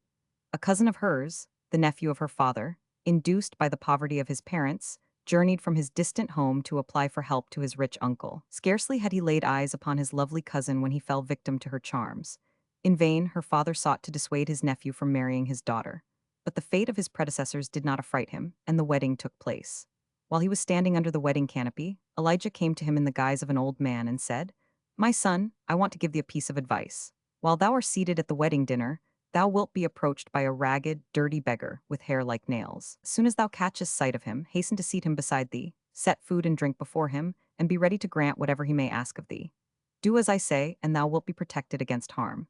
Now I shall leave thee and go my way." At the wedding feast, a stranger as described by Elijah appeared, and the bridegroom did according to Elijah's counsel. After the wedding, the stranger revealed his identity, introducing himself as the messenger of the Lord sent to take the young husband's life. The supplications of the bridegroom failed to move him. He refused to grant a single day's respite. All he yielded was permission to the young husband to bid farewell to his newlywed wife. When the bride saw that what she had feared was coming to pass, she repaired to the angel of death and argued with him. The Torah distinctly exempts the newlywed from all duties for a whole year. If thou deprivest my husband of life, thou wilt give the lie to the Torah. Thereupon God commanded the angel of death to desist, and when the relatives of the bride came to prepare the grave of the groom, they found him well and unharmed. 96. A similar thing befell the son of the great and extremely pious scholar Rabbi Reuben. To him came the angel of death and announced that his only son would have to die. The pious man was resigned. "We mortals can do nothing to oppose a divine decree," he said, "but I pray there, give him 30 days' respite, that I may see him married." The angel of death acquiesced. The rabbi told no one of this encounter, waited until the appointed time was drawing to a close, and on the very last day, the 30th, he arranged his son's wedding feast. On that day the bridegroom-to-be met Elijah, who told him of his approaching death. "A worthy son of his father," he said, "who may oppose God? And am I better than Abraham, Isaac, and Jacob? They too had to die." Elijah told him furthermore that the angel of death would appear to him in the guise of a ragged, dirty beggar, and he advised him to receive him in the kindliest possible manner. And in particular, he was to insist upon his taking food and drink from him. All happened as Elijah had predicted, and his advice, too, proved efficacious. For the heart of the angel of death, who finally revealed his identity with the beggar, was softened by the entreaties of the father, combined with the tears of the young wife, who resorted to the argument cited above of the year of exemption from duty granted to the newly married. The angel of death, disarmed by the amiable treatment accorded to him, himself went before the throne of God and presented the young wife's petition. The end was God added 70 years to the life of Rabbi Reuben's son. 97. Teacher of the Kabbalah. The frequent meetings between Elijah and the teachers of the law of the Talmudic time were invested with personal interest only. Upon the development of the Torah, they had no influence whatsoever. His relation to the mystic science was of quite other character. It is safe to say that what Moses was to the Torah, Elijah was to the Kabbalah. His earliest relation to it was established through Rabbi Simon ben Yohai and his son, Rabbi Eliezer. For 13 years, he visited them twice daily in their subterranean hiding place and imparted the secrets of the Torah to them. 98, 1,000 years later, Elijah again gave the impetus to the development of the Kabbalah, for it was he that revealed mysteries, first to the Nazarite Rabbi Jacob, then to his disciple of the latter, Abraham ben David. The mysteries in the books Peliah and Cana, the author Elkanah owed wholly to Elijah. He had appeared to him in the form of a venerable old man and had imparted to him the secret lore taught in the heavenly academy. Besides, he led him to a fiery rock whereon mysterious characters were engraved, which were deciphered by Elkanah. After his disciple had thus become thoroughly impregnated with mystical teachings, Elijah took him to the tomb of the patriarchs, and thence to the heavenly academy. But the angels, little pleased by the intrusion of one born of woman, inspired him with such terror that he besought Elijah to carry him back to earth. His mentor allayed his fears, and long continued to instruct him in the mystical science, according to the system his disciple has recorded in his two works. 99. The Kabbalists in general were possessed of the power to cite Elijah, to conjure him up by means of certain formulas. 100. One of them, Rabbi Joseph della Reina, once called upon Elijah in this way, but it proved his own undoing. He was a saintly scholar, and he had conceived no less a purpose than to bring about the redemption of man by the conquest of the angel Samael, the prince of evil. After many prayers and vigils and long indulgence in fasting and other ascetic practices, Rabbi Joseph united himself with his 5 disciples for the purpose of conjuring up Elijah. When the prophet, obeying the summons, suddenly stood before him, Rabbi Joseph spoke as follows: "Peace be with thee, our master. True prophet, bearer of salvation, be not displeased with me that I have troubled thee to come hither. God knows I have not done it for myself, and not for mine own honor. I am zealous for the name and the honor of God, and I know thy desire is the same as mine, for it is thy vocation to make the glory of God to prevail on earth. I pray thee, therefore, to grant my petition. Tell me with what means I can conquer Satan. Elijah at first endeavored to dissuade the rabbi from his enterprise. He described the great power of Satan, ever growing as it feeds upon the sins of mankind. But Rabbi Joseph could not be made to desist. Elijah then enumerated what measures and tactics he would have to observe in his combat with the fallen angel. He enumerated the pious, saintly deeds that would win the interest of the archangel Sandalphon in his undertaking. And from this angel, he would learn the method of warfare to be pursued. The rabbi followed out Elijah's directions carefully and succeeded in summoning Sandalphon to his assistance. If he had continued to obey instructions implicitly and had carried out all Sandalphon advised, the rabbi would have triumphed over Satan and hastened the redemption of the world. Unfortunately, at one point the rabbi committed an indiscretion, and he lost the great advantages he had gained over Satan, who used his restored power to bring ruin upon him and his disciples. 101. The radical transformation in the character of Kabbalistic teaching, which is connected with the name of Rabbi Isaac Luria likewise, is an evidence of Elijah's activity. Elijah sought out this, father of the Kabbalistic Renaissance, and revealed the mysteries of the universe to him. Indeed, he had shown his interest in him long before anyone suspected the future greatness of Rabbi Isaac. Immediately after his birth, Elijah appeared to the father of the babe and enjoined him not to have the rite of circumcision performed until he should be told by Elijah to proceed. The 8th day of the child's life arrived. The whole congregation was assembled at the synagogue, 102, to witness the solemn ceremonial, but to the great astonishment of his fellow townsmen, the father delayed it. The people naturally did not know he was waiting for Elijah to appear, and he was called upon once and again to have the ceremony take place. But he did not permit the impatience of the company to turn him from his purpose. Suddenly, Elijah, unseen of course by the others, appeared to him and bade him have the ceremony performed. Those present were under the impression that the father was holding the child on his knees during the circumcision. In reality, however, it was Elijah. After the rite was completed, Elijah handed the infant back to the father with the words, "Here is thy child. Take good care of it, for it will spread a brilliant light over the world." 103. It was also Elijah who, in a similar way, informed Rabbi Eliezer, the father of Rabbi Israel Baal Shem Tab, the father of him whose name is unrivaled in the annals of the Hasidic Kabbalah, that a son would be born to him, who should enlighten the eyes of Israel. This Rabbi Eliezer was justly reputed to be very hospitable. He was in the habit of stationing guards at the entrances to the village in which he lived, and they were charged to bring all strangers to his house. In heaven, it was ordained that Rabbi Eliezer's hospitable instincts should be put to a test. Elijah was chosen for the experiment. On a Sabbath afternoon, arrayed in the garb of a beggar, he entered the village with knapsack and staff. Rabbi Eliezer, taking no notice of the fact that the beggar was desecrating the Sabbath, received him kindly, attended to his bodily wants, and the next morning on parting with him, gave him some money besides. Touched by his kind-heartedness, Elijah revealed his identity and the purpose of his disguise, and told him that, as he had borne the trial so well, he would be rewarded by the birth of a son who should enlighten the eyes of Israel. 104. Forerunner of the Messiah. Many-sided though Elijah's participation in the course of historical events is, it cannot be compared with what he is expected to do in the days of the Messiah. He is charged with the mission of ordering the coming time aright and restoring the tribes of Jacob. 105. His messianic activity thus is to be twofold. He is to be the forerunner of the Messiah, yet in part he will himself realize the promised scheme of salvation. His first task will be to induce Israel to repent when the Messiah is about to come. 106. And to establish peace and harmony in the world. 107. Hence he will have to settle all legal difficulties and solve all legal problems that have accumulated since days immemorial.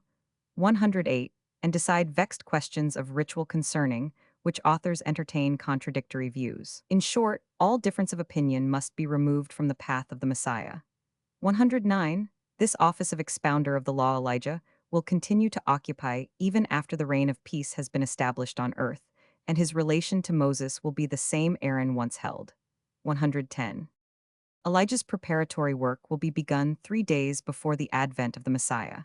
Then he will appear in Palestine, and will utter a lament over the devastation of the Holy Land, and his wail will be heard throughout the world. The last words of his elegy will be, "Now peace will come upon earth. When the evildoers hear this message, they will rejoice. On the second day he will appear again and proclaim, 'Good will come upon earth,' and on the third his promise will be heard, 'Salvation will come upon earth.'" 111 Then Michael will blow the trumpet, and once more Elijah will make his appearance, this time to introduce the Messiah. 112 To make sure of the identity of the Messiah, the Jews will demand that he perform the miracle of resurrection before their eyes, reviving such of the dead as they had known personally. 113 But the Messiah will do the following 7 wonders. He will bring Moses and the generation of the desert to life. Korah and his band he will raise from out of the earth. He will revive the Ephraimitic Messiah who was slain. He will show the 3 holy vessels of the temple, the ark, the flask of manna, and the cruse of sacred oil, all 3 of which disappeared mysteriously. He will wave the scepter given him by God. He will grind the mountains of the Holy Land into powder like straw, and he will reveal the secret of redemption. Then the Jews will believe that Elijah is the Elijah promised to them, and the Messiah introduced by him is the true Messiah. 114 The Messiah, 115, will have Elijah blow the trumpet, and at the first sound the primal light, which shone before the week of creation, will reappear. At the second sound the dead will arise, and with the swiftness of wind assemble around the Messiah from all corners of the earth. At the third sound the Shekinah will become visible to all. The mountains will be raised at the fourth sound, and the temple will stand in complete perfection as Ezekiel described it. 116 During the reign of peace, Elijah will be one of the 8 princes forming the cabinet of the Messiah. 117 Even the coming of the great judgment day will not end his activity. On that day the children of the wicked who had to die in infancy on account of the sins of their fathers will be found among the just, while their fathers will be ranged on the other side. The babes will implore their fathers to come to them, but God will not permit it. Then Elijah will go to the little ones and teach them how to plead in behalf of their fathers. They will stand before God and say, "Is not the measure of good, the mercy of God, larger than the measure of chastisements? If then we died for the sins of our fathers, should they not now for our sakes be granted the good, and be permitted to join us in paradise?" God will give assent to their pleadings, and Elijah will have fulfilled the word of the prophet Malachi. He will have brought back the fathers to the children. 118 The last act of Elijah's brilliant career will be the execution of God's command to slay Samuel, and so banish evil forever. 119 Romans 8 Elisha and Jonah. Elisha, the disciple of Elijah. The voices of the thousands of prophets of his time were stilled when Elijah was translated from earth to heaven. With him vanished the prophetical spirit of those who in former times had in no wise been his inferiors. 1. Elisha was the only one among them whose prophetical powers were not diminished. On the contrary, they were strengthened, as a reward for the unhesitating readiness with which he obeyed Elijah's summons and parted with the field he was plowing, and with all else he possessed in favor of the community. Thenceforward he remained Elijah's unwearying companion. When the angel descended from heaven to take Elijah from earth, he found the two so immersed in a learned discussion that he could not attract their attention, and he had to return, his errand unfulfilled. 2. Elijah's promise to bestow a double portion of his wondrous spirit upon his disciple was realized instantaneously. During his life, Elisha performed 16 miracles, and 8 was all his master had performed.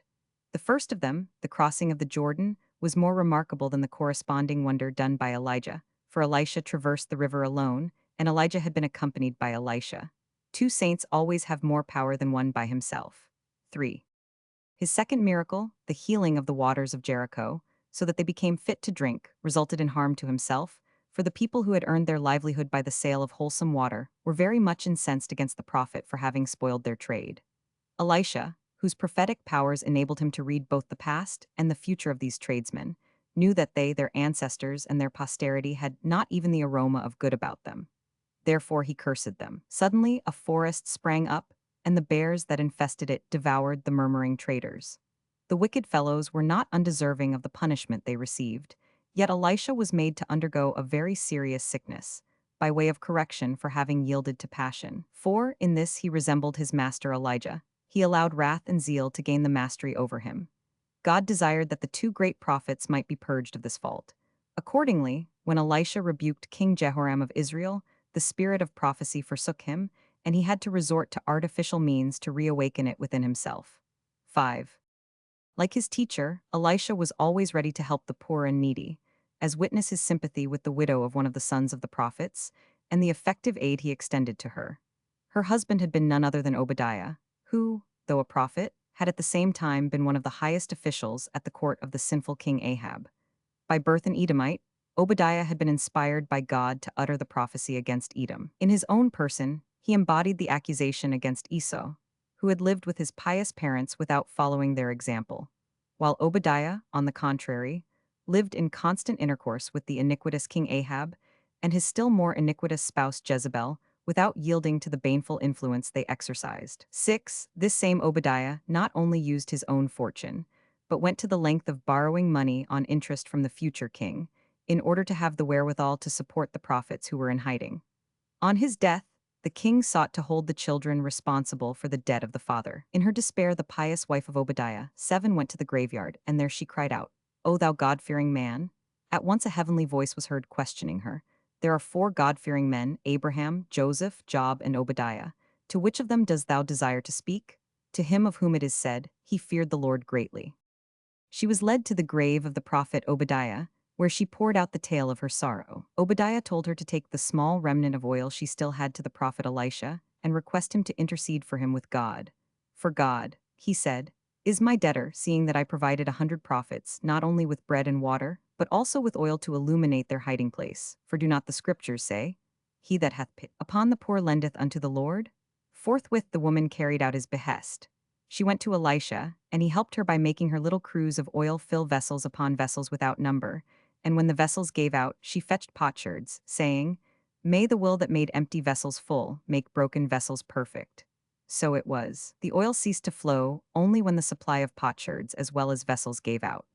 In her piety, the woman wanted to pay her tithe offering, but Elisha was of the opinion that, as the oil had been bestowed upon her miraculously, she could keep it wholly and entirely for her own use. Furthermore, Elisha reassured her as to the power of the royal princes to do her harm.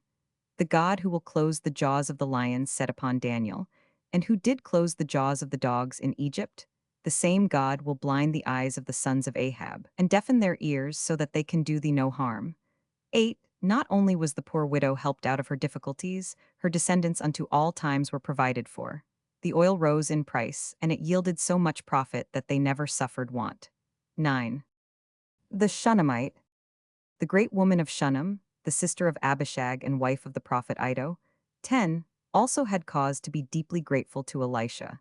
When Elisha came to Shunem on his journey through the land of Israel, his holiness made a profound impression upon the Shunammite. Indeed, the prophet's eye was so awe-inspiring that now woman could look him in the face and live. 11. Contrary to the habit of most women, who are intent upon diminishing their expenses and their toil, the Shunammite took delight in the privilege of welcoming the prophet to her house as a guest. She observed that not even a fly dared approach close to the holy man, and a grateful fragrance exhaled from his person. "If he were not so great a saint," she said, "and the holiness of the Lord did not invest him, there were no such pleasant fragrance about him."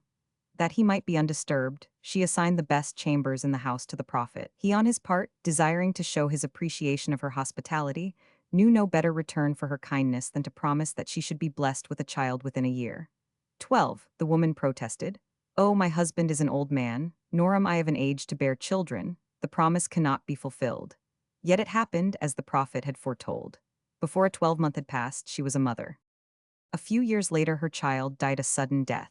The mother repaired to the prophet and lamented before him, "Oh, that the vessel had remained empty, rather than it should be filled first and then be left void." The prophet admitted that, though as a rule he was acquainted with all things that were to happen, God had left him in the dark about the misfortune that had befallen her.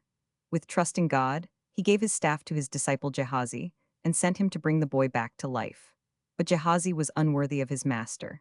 His conduct toward the Shunammite was not becoming a disciple of the prophet, and above all, he had no faith in the possibility of accomplishing the mission entrusted to him. Instead of obeying the behest of Elisha, not to speak a word on his way to the child of the Shunammite, Gehazi made sport of the task laid upon him. To whatever man he met he addressed the questions, "Dost thou suppose this staff can bring the dead back to life?" The result was that he forfeited the power of executing the errand with which he had been charged. Elisha himself had to perform the miracle. The prophet uttered the prayer, "O Lord of the world, as thou didst wonders through my master Elijah, and didst permit him to bring the dead to life, so I pray thee, do thou perform a wonder through me, and let me restore life to this lad. 13. The prayer was granted, and the child was revived. The act of the prophet proves the duty of gratitude in return for hospitality. Elisha did not attempt to resuscitate his own kith and kin who had been claimed by death. He invoked a miracle for the sake of the woman who had welcomed him kindly to her house. 14. Gehazi. Gehazi, proved untrustworthy by his conduct on this occasion, again aroused the ire of the prophet when he disregarded the order not to accept money from Naaman, the Syrian captain. He did not succeed in deceiving the prophet. On his return from Naaman, he found Elisha occupied with the study of the chapter in the Mishnah, Shabbat, which deals with the 8 reptiles. The prophet Elisha greeted him with the rebuke, "Thou villain, the time has come for me to be rewarded for the study of the Mishnah about the 8 reptiles. May my reward be that the disease of Naaman afflict thee and thy descendants forevermore." Scarcely had these words escaped his lips when he saw the leprosy come out on Gehazi's face. 15. Gehazi deserved the punishment on account of his base character. He was sensual and envious, and did not believe in the resurrection of the dead. His unworthy qualities were displayed in his conduct toward the Shunammite and toward the disciples of Elisha. When the pretty Shunammite came to the prophet in her grief over the death of her child, Gehazi took her passionately in his arms, under the pretext of forcing her away from the prophet, on whom she had laid hold in her supplications. As for the other disciples of Elisha, he endeavored to keep them away from the house of the prophet. He was in the habit of standing without the door. This induced many to turn away and go home, for they reasoned that, if the house were not full to overflowing, Gehazi would not be standing outside. Only after Gehazi's dismissal did the disciples of Elisha increase marvelously. That Gehazi had no faith in the resurrection of the dead is shown by his incredulity with regard to the child of the Shunammite. 16. In spite of all these faults, Elisha regretted that he had cast off his disciple, who was a great scholar in the law, especially as Gehazi abandoned himself to a sinful life after leaving the prophet. By means of magnetism, he made the golden calves at Bethel float in the air, and many were brought to believe in the divinity of these idols. Moreover, he engraved the great and awful name of God in their mouth. Thus they were enabled to speak, and they gave forth the same words God had proclaimed from Sinai. "I am the Lord thy God, thou shalt have no other gods before me." Elisha accordingly repaired to Damascus to lead Gehazi back to the paths of righteousness. But he remained impenitent, for he said, "From thyself I have learned that there is no return for him who not only sins himself, but also induces others to sin." 17. So Gehazi died without having done aught to atone for his transgressions, which were so great that he is one of the few Jews who have no share in paradise. 18. His children inherited his leprosy. He and his 3 sons are the 4 leprous men who informed the king of Israel of the precipitate flight of the Syrian host. 19. Elisha's excessive severity toward his servant Gehazi and toward the mocking boys of Jericho did not go unpunished. He had to endure 2 periods of disease, and the 3rd sickness that befell him caused his death. He is the first known to history who survived a sickness. Before him, death had been the inevitable companion of disease. 20. A great miracle marked the end of a life rich in miraculous deeds. A dead man revived at the touch of Elisha's bier and stood on his feet. It was a worthy character for whom the wonder was accomplished. Shallum the son of Tikvah, the husband of Huldah the prophetess, a man of noble descent, who had led a life of loving kindness. He was in the habit of going daily beyond the city bearing the pitcher of water, from which he gave every traveler to drink, a good deed that received a double reward. His wife became a prophetess, and when he died and his funeral, attended by a large concourse of people, was disturbed by the invasion of the Arameans, he was given new life by contact with the bones of Elisha. He lived to have a son, Haniel by name. 21. The death of Elisha was a great misfortune for the Israelites. So long as he was alive, no Aramean troops entered Palestine. The first invasion by them happened on the day of his burial. 22. The flight of Jonah. Among the many thousands, 23 of disciples whom Elisha gathered about him during the 60 years, 24, and more of his activity, the most prominent was the prophet Jonah. While the master was still alive, Jonah was charged with the important mission of anointing Jehu king. 25. The next task laid upon him was to proclaim their destruction to the inhabitants of Jerusalem. 26. The doom did not come to pass, because they repented of their wrongdoing, and God had mercy upon them. Among the Israelites Jonah was, therefore, known as the false prophet. When he was sent to Nineveh to prophesy the downfall of the city, he reflected, I know to a certainty that the heathen will do penance, the threatened punishment will not be executed, and among the heathen, too, I shall gain the reputation of being a false prophet. 27 To escape this disgrace, he determined to take up his abode on the sea, where there were none to whom prophecies never to be fulfilled would have to be delivered. On his arrival at Joppa, there was no vessel in port. To try him, God caused a storm to arise, and it carried a vessel back to Joppa, which had made a 2 days' journey away from the harbor. The prophet interpreted this chance to mean that God approved his plan. He was so rejoiced at the favorable opportunity for leaving land that he paid the whole amount for the entire cargo in advance, no less a sum than 4,000 gold denarii. After a day's sailing out from shore, a terrific storm, 28, broke loose. Wonderful to relate, it injured no vessel but Jonah's. Thus he was taught the lesson that God is Lord over heaven and earth and sea, and man can hide himself nowhere from his face. On the same vessel were representatives of the 70 nations of the earth, each with his peculiar idols. They all resolved to entreat their gods for succor, and the God from whom help would come should be recognized and worshipped at the only one true God. But help came from none. Then it was that the captain of the vessel approached Jonah where he lay asleep and said to him, We are suspended twixt life and death, and thou liest here asleep. Pray tell me, to what nation dost thou belong? I am a Hebrew, replied Jonah. We have heard, said the captain, that the God of the Hebrews is the most powerful. Cry to him for help. Perhaps he will perform such miracles for us as he did in days of old for the Jews at the Red Sea. Jonah confessed to the captain that he was to blame for the whole misfortune, and he besought him to cast him adrift and appease the storm. The other passengers refused to consent to so cruel an act. Though the lot decided against Jonah, they first tried to save the vessel by throwing the cargo overboard. Their efforts were in vain. Then they placed Jonah at the side of the vessel and spoke, O Lord of the world, reckon this not up against us as innocent blood, for we know not the case of this man, and he himself bids us throw him into the sea. Even then they could not make up their minds to let him drown. First they immersed him up to his knees in the water of the sea, and the storm ceased. They drew him back into the vessel, and forthwith the storm raged in its old fury. 2 more trials they made. They lowered him into the water up to his navel, and raised him out of the depths when the storm was assuaged. Again, when the storm broke out anew, they lowered him to his neck, and a second time they took him back into the vessel when the wind subsided. 29 But finally, the renewed rage of the storm convinced them that their danger was due to Jonah's transgressions, and they abandoned him to his fate. He was thrown into the water, and on the instant the sea grew calm. 30. Jonah in the whale. At the creation of the world, God made a fish intended to harbor Jonah. He is so large that the prophet was as comfortable inside of him as in a spacious synagogue. The eyes of the fish served Jonah as windows, and besides, there was a diamond, which shone as brilliantly as the sun at midday, so that Jonah could see all things in the sea down to its very bottom.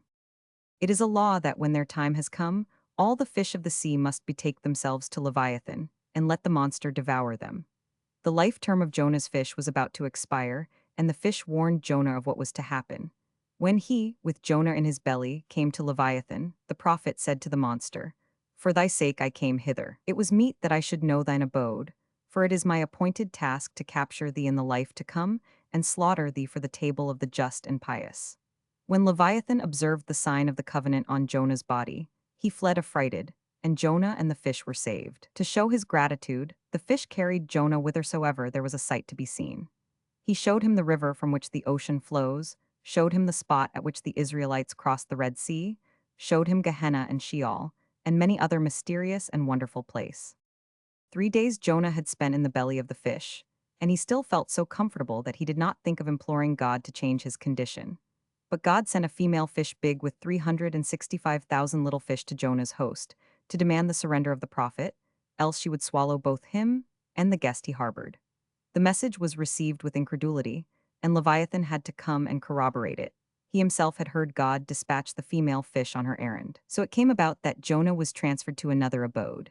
His new quarters, which he had to share with all the little fish, were far from comfortable, and from the bottom of his heart, a prayer for deliverance arose to God on high. 31 The last words of his long petition were, I shall redeem my vow. 32 Whereupon God commanded the fish to spew Jonah out. At a distance of 965 parasangs from the fish, he alighted on dry land. These miracles induced the ship's crew to abandon idolatry, and they all became pious proselytes in Jerusalem. 33 The repentance of Nineveh. Jonah went straightway to Nineveh, the monster city covering 40 square parasangs and containing 1.5 million of human beings. He lost no time in proclaiming their destruction to the inhabitants. The voice of the prophet was so sonorous that it reached to every corner of the great city, and all who heard his words resolved to turn aside from their ungodly ways. At the head of the penitents was King Osnapar of Assyria. 34, he descended from his throne, removed his crown, strewed ashes on his head instead, took off his purple garments, and rolled about in the dust of the highways. In all the streets, royal heralds proclaimed the king's decree bidding the inhabitants fast 3 days, wear sackcloth, and supplicate God with tears and prayers to avert the threatened doom. The people of Nineveh, fairly compelled to God's mercy to descend upon them, they held their infants heavenward, and amid streaming tears they cried, "For the sake of these innocent babes, hear our prayers." The young of their stalled cattle they separated from the mother beasts, the young were left within the stable, the old were put without. So parted from one another, the young and the old began to bellow aloud. Then the Ninevites cried, "If thou wilt not have mercy upon us, we will not have mercy upon these beasts." The penance of the Ninevites did not stop at fasting and praying. Their deeds showed that they had determined to lead a better life. If a man had usurped another's property, he sought to make amends for his iniquity. Some went so far as to destroy their palaces in order to be able to give back a single brick to the rightful owner. Of their own accord, others appeared before the courts of justice and confessed their secret crimes and sins, known to none beside themselves, and declared themselves ready to submit to well-merited punishment, though it be death that was decreed against them. One incident that happened at the time will illustrate the contrition of the Ninevites. A man found a treasure in the building lot he had acquired from his neighbor. Both buyer and seller refused to assume possession of the treasure. The seller insisted that the sale of the lot carried with it the sale of all it contained. The buyer held that he had bought the ground, not the treasure hidden therein.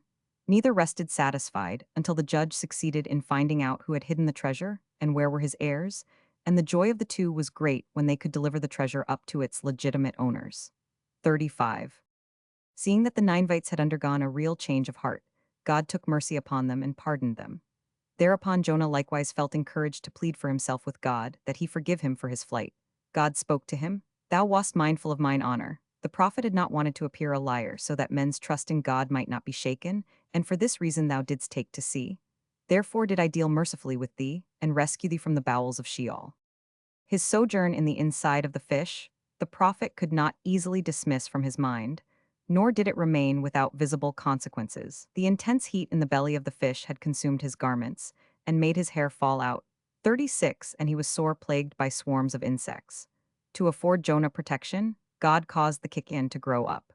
When he opened his eyes one morning, he saw a plant with 275 leaves, each leaf measuring more than a span, so that it afforded relief from the heat of the sun. But the sun smote the gourd that it withered, and Jonah was again annoyed by the insects.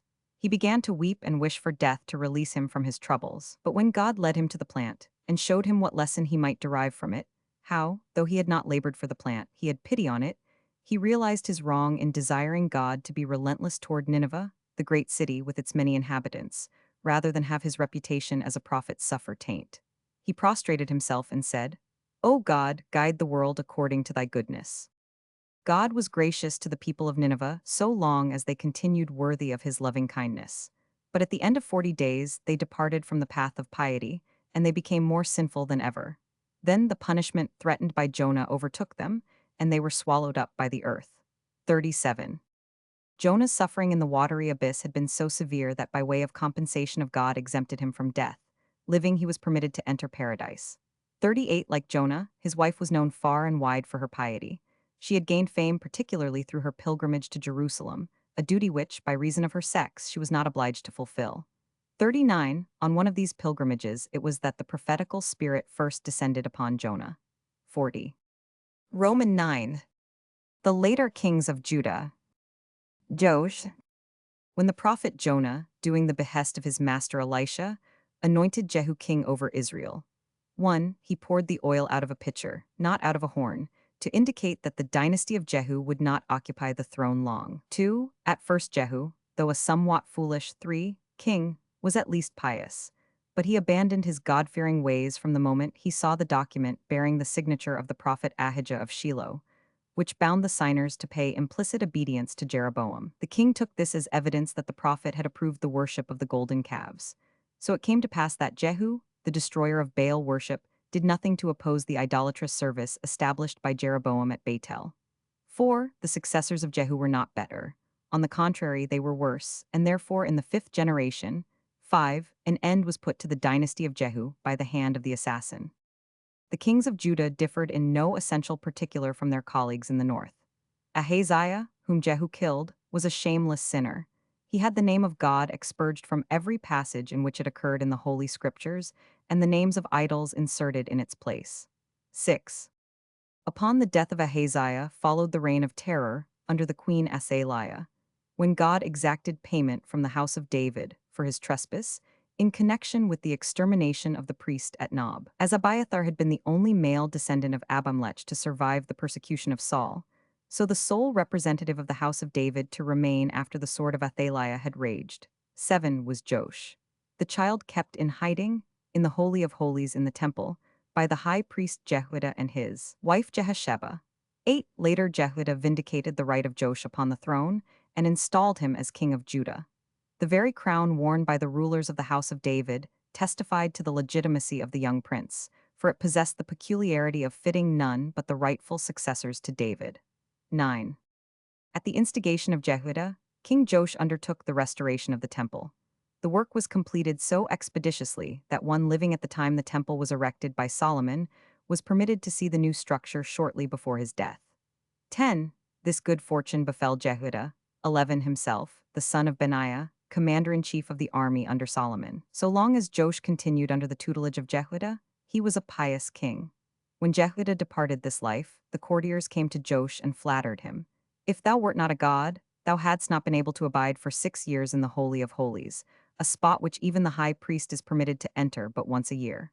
The king lent ear to their blandishments, and permitted the people to pay him divine homage. 12 But when the folly of the king went to the extreme of prompting him to set up an idol in the temple, Zechariah, the son of Jehoiada, placed himself at the entrance, and barring the way said, Thou shalt not do it so long as I live. 13 High priest, prophet, and judge though Zechariah was, and son-in-law of Joash to boot, the king still did not shrink from having him killed for his presumptuous words. Not was he deterred by the fact that it happened on a day of atonement which fell on the Sabbath. 14 The innocent blood crimsoning the hall of the priests did not remain unavenged. For 252 years it did not leave off seething and pulsating, until, finally, Nebuzaradan, captain of Nebuchadnezzar's guard, ordered a great carnage among the Judeans, to avenge the death of Zechariah.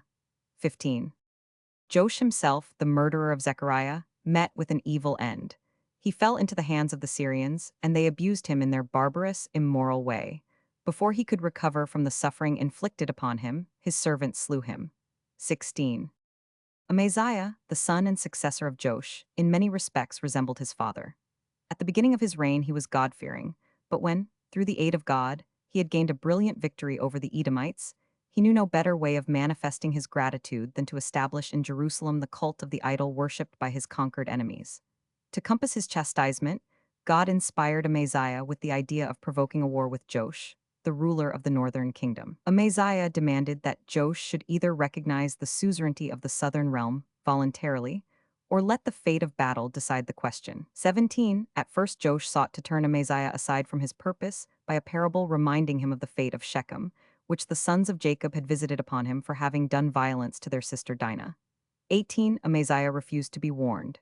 He persisted in his challenge, and a war ensued. The fortune of battle decided against Amaziah. He suffered defeat, and later he was tortured to death by his own subjects. 19 Three great prophets. The reign of Uzziah, who for a little while occupied the throne during his father Amaziah's lifetime, is notable particularly because it marks the beginning of the activity of 3 of the prophets, Hosea, Amos, and Isaiah. The oldest of the 3 was Hosea, 20 the son of the prophet and Prince Beri, the Beri who later was carried away captive by Tiglath-Pileser, the king of Assyria. 21 Of Beri's prophecies we have but 2 verses preserved for us by Isaiah. 22 The peculiar marriage contracted by Hosea at the command of God himself was not without a good reason. When God spoke to the prophet about the sins of Israel, expecting him to defend or excuse his people, Hosea said severely, O Lord of the world, thine is the universe. In place of Israel, choose another as thy peculiar people from among the nations of the earth. To make the true relation between God and Israel known to the prophet, he was commanded to take to wife a woman with a dubious past. After she had borne him several children, God suddenly put the question to him, why followest thou not the example of thy teacher Moses, who denied himself the joys of family life after his call to prophecy? Hosea replied, I can neither send my wife away nor divorce her, for she has borne me children. If now, said God to him, thou who hast a wife of whose honesty thou art so uncertain that thou canst not even be sure that her children are thine, and yet thou canst not separate from her, how, then can I separate myself from Israel, from my children, the children of my elect Abraham, Isaac, and Jacob? Hosea entreated God to pardon him, but God said, better were it that thou shouldst pray for the welfare of Israel, for thou art the cause that I issued 3 fateful decrees against them. Hosea prayed as he was bidden, and his prayer averted the impending threefold doom. 23. Hosea died at Babylon at a time in which a journey thence to Palestine was beset with many perils. Desirous of having his earthly remains rest in sacred ground, he requested before his death that his bier be loaded upon a camel, and the animal permitted to make its way as it would. Wherever it stopped, there his body was to be buried. As he commanded, so it was done. Without a single mishap, the camel arrived at safety. In the Jewish cemetery of the town it stood still, and there Hosea was buried in the presence of a large concourse. 24. The prophetical activity of Amos commenced after Hosea's had closed, and before Isaiah's began. Though he had an impediment in his speech. 25. He obeyed the call of God, and betook himself to Bethel to proclaim to the sinful inhabitants thereof the divine message with which he had been charged. The denunciation of the priest Amaziah, of Bethel, who informed against the prophet before King Jeroboam of Israel, did him no harm, for the king, idolater though he was, entertained profound respect for Amos. He said to himself, God forbid I should think the prophet guilty of cherishing traitorous plans, and if he were, it would surely be at the bidding of God. 26. For this pious disposition Jeroboam was rewarded. Never had the northern kingdom attained to such power as under him. 27.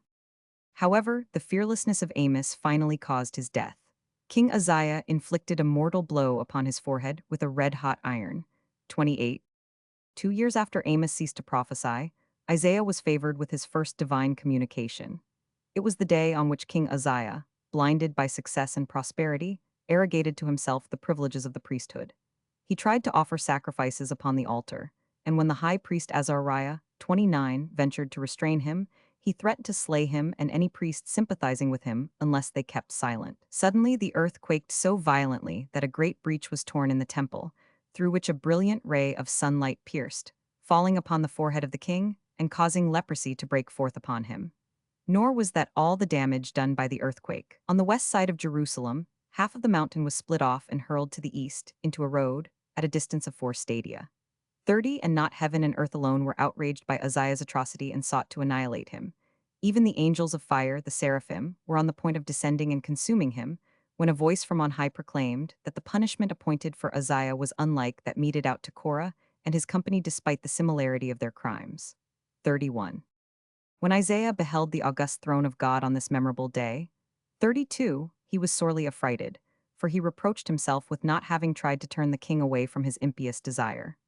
33, enthralled he hearkened to the hymns of praise sung by the angels, and lost in admiration, he failed to join his voice with theirs. Woe is me, he cried out, that I was silent. Woe is me that I did not join the chorus of the angels praising God. Had I done it, I too, like the angels, would have become immortal, seeing I was permitted to look upon sights to behold which had brought death to other men. 34, then he began to excuse himself. I am a man of unclean lips, and I dwell in the midst of people of unclean lips. At once resounded the voice of God in rebuke. Of thyself thou art the master, and of thyself thou mayest say what thou choosest. But who gave thee the right to calumniate my children of Israel and call them a people of unclean lips? And Isaiah heard God bid one of the seraphim touch his lips with a live coal as a punishment for having slandered Israel. Though the coal was so hot that the seraph needed tongs to hold the tongs with which he had taken the coal from the altar, the prophet yet escaped unscathed. But he learned the lesson, that it was his duty to defend Israel, not traduce him. Thenceforth the championship of his people was the mainspring of the prophet's activity, and he was rewarded by having more revelations concerning Israel and the other nations vouchsafed him than any other prophet before or after him. Moreover, God designated Isaiah to be the prophet of consolation. Thus it happened that the very Isaiah whose early prophecies foretold the exile and the destruction of the temple, 35, later described and proclaimed, in plainer terms than any other prophet, 36, the brilliant destiny in store for Israel. The two kingdoms chastised. Afflicted with leprosy, Uzziah was unfit to reign as king, and Jotham administered the affairs of Judah for 25 years before the death of his father. 37. Jotham possessed so much piety that his virtues added to those of two other very pious men suffice to atone for all the sins of the whole of mankind committed from the hour of creation until the end of all time. 38. Ahaz, the son of Jotham, was very unlike him. From first to last he was a sinner. 39. He abolished the true worship of God, forbade the study of the Torah, set up an idol in the upper room of the temple, and disregarded the Jewish laws of marriage. 40. His transgressions are the less pardonable, because he sinned against God knowing his grandeur and power, as appears from his reply to the prophet. Isaiah said to him, "Ask a sign of God, as for instance that the dead should arise, Korah come up from Sheol, or Elijah descend from heaven." The king's answer was, "I know thou hast the power to do any of these, but I do not wish the name of God to be glorified through me." 41. The only good quality possessed by Ahaz was respect for Isaiah. 42. To avoid his reproaches, Ahaz would disguise himself when he went abroad, so that the prophet might not recognize him. 43. Only to this circumstance, joined to the fact he was the father of a pious son, and the son of an equally pious father, is it to be ascribed that, in spite of his wickedness, Ahaz is not one of those who have forfeited their portion in the world to come, but he did not escape punishment. On the contrary, his chastisement was severe, not only as king but also as man. In the ill-starred war against Pekah, the king of the northern kingdom, he lost his firstborn son, a great hero. 44. Pekah, however, was not permitted to enjoy the fruits of his victory, for the king of Assyria invaded his empire, captured the golden calf at Dan, and led the tribes on the east side of Jordan away into exile. The dismemberment of the Israelitish kingdom went on apace for some years. Then the Assyrians, in the reign of Hoshea, carried off the second golden calf together with the tribes of Asher, Issachar, Zebulun, and Naphtali, leaving but 1/8 of the Israelites in their own land. The larger portion of the exiles was taken to Damascus. After that, Israel's doom overtook it with giant strides, and the last ruler of Israel actually hastened the end of his kingdom by a pious deed. After the golden calves were removed by the Assyrians, Hoshea, the king of the north, abolished the institution of stationing the guards on the frontier between Judah and Israel to prevent pilgrimages to Jerusalem. But the people made no use of the liberty granted them. They persisted in their idolatrous cult, and this quickened their punishment. So long as their kings had put obstacles in their path, they could excuse themselves before God for not worshipping him in the true way. The action taken by their king Hoshea left them no defense. When the Assyrians made their third incursion into Israel, the kingdom of the north was destroyed forever, and the people, one and all, were carried away into exile. 45. The heathen nations settled in Samaria by the Assyrians, instead of the deported 10 tribes, were forced by God to accept the true religion of the Jews. Nevertheless, they continued to worship their olden idols. The Babylonians paid devotion to a hen, the people of Cutha to a cock, those of Hamath to a ram, the dog and the ass were the gods of the Avites, and the mule and the horse the gods of the Sepharvites. 46. Hezekiah. While the northern kingdom was rapidly descending into the pit of destruction, a mighty upward impulse was given to Judah, both spiritually and materially, by its king Hezekiah. In his infancy, the king had been destined as a sacrifice to Moloch. His mother had saved him from death only by rubbing him with the blood of a salamander, which made him fireproof. 47. In every respect he was the opposite of his father. As the latter is counted among the worst of sinners, so Hezekiah is counted among the most pious of Israel. His first act as king is evidence that he held the honor of God to be his chief concern, important beyond all else. He refused to accord his father regal obsequies. His remains were buried as though he had been poor and of plebeian rank. Impious as he was, Ahaz deserved nothing more dignified. 48. God had himself made it known to Hezekiah, by a sign, that his father was to have no consideration paid him. On the day of the dead king's funeral, daylight lasted but 2 hours, and his body had to be interred when the earth was enveloped in darkness. 49. Throughout his reign, Hezekiah devoted himself mainly to the task of dispelling the ignorance of the Torah which his father had caused. While Ahaz had forbidden the study of the law, Hezekiah's orders read, "Who does not occupy himself with the Torah, renders himself subject to the death penalty." The academies closed under Ahaz were kept open day and night under Hezekiah. The king himself supplied the oil needed for illuminating purposes. Gradually, under the system, a generation grew up so well trained that one could search the land from Dan even to Beersheba and not find a single ignoramus. The very women and the children, both boys and girls, knew the laws of clean and unclean. 50, by way of rewarding his piety, God granted Hezekiah a brilliant victory over Sennacherib. This Assyrian king, who had conquered the whole world, 51, equipped an army against Hezekiah like unto which there is none, unless it be the army of the four kings whom Abraham routed, or the army to be raised by God and Magog in the Messianic time. Sennacherib's army consisted of more than 2.5 millions of horsemen, among them 45,000 princes sitting in chariots and surrounded by their paramours, by 80,000 armor-clad soldiers and 60,000 swordsmen. The camp extended over a space of 400 parasangs, and the saddle beasts standing neck to neck formed a line 40 parasangs long. The host was divided into 4 divisions. After the first of them had passed the Jordan, it was well nigh dry, for the soldiers had all slaked their thirst with water of the river. The second division found nothing to quench their thirst except the water gathered under the hoofs of the horses. The third division was forced to dig wells, and when the fourth division crossed the Jordan, they kicked up great clouds of dust. 52. With this vast army Sennacherib hastened onward, in accordance with the disclosures of the astrologers, who warned him that he would fail in his object of capturing Jerusalem if he arrived there later than the day set by them. His journey having lasted but 1 day instead of 10, as he had expected, he rested at Nob.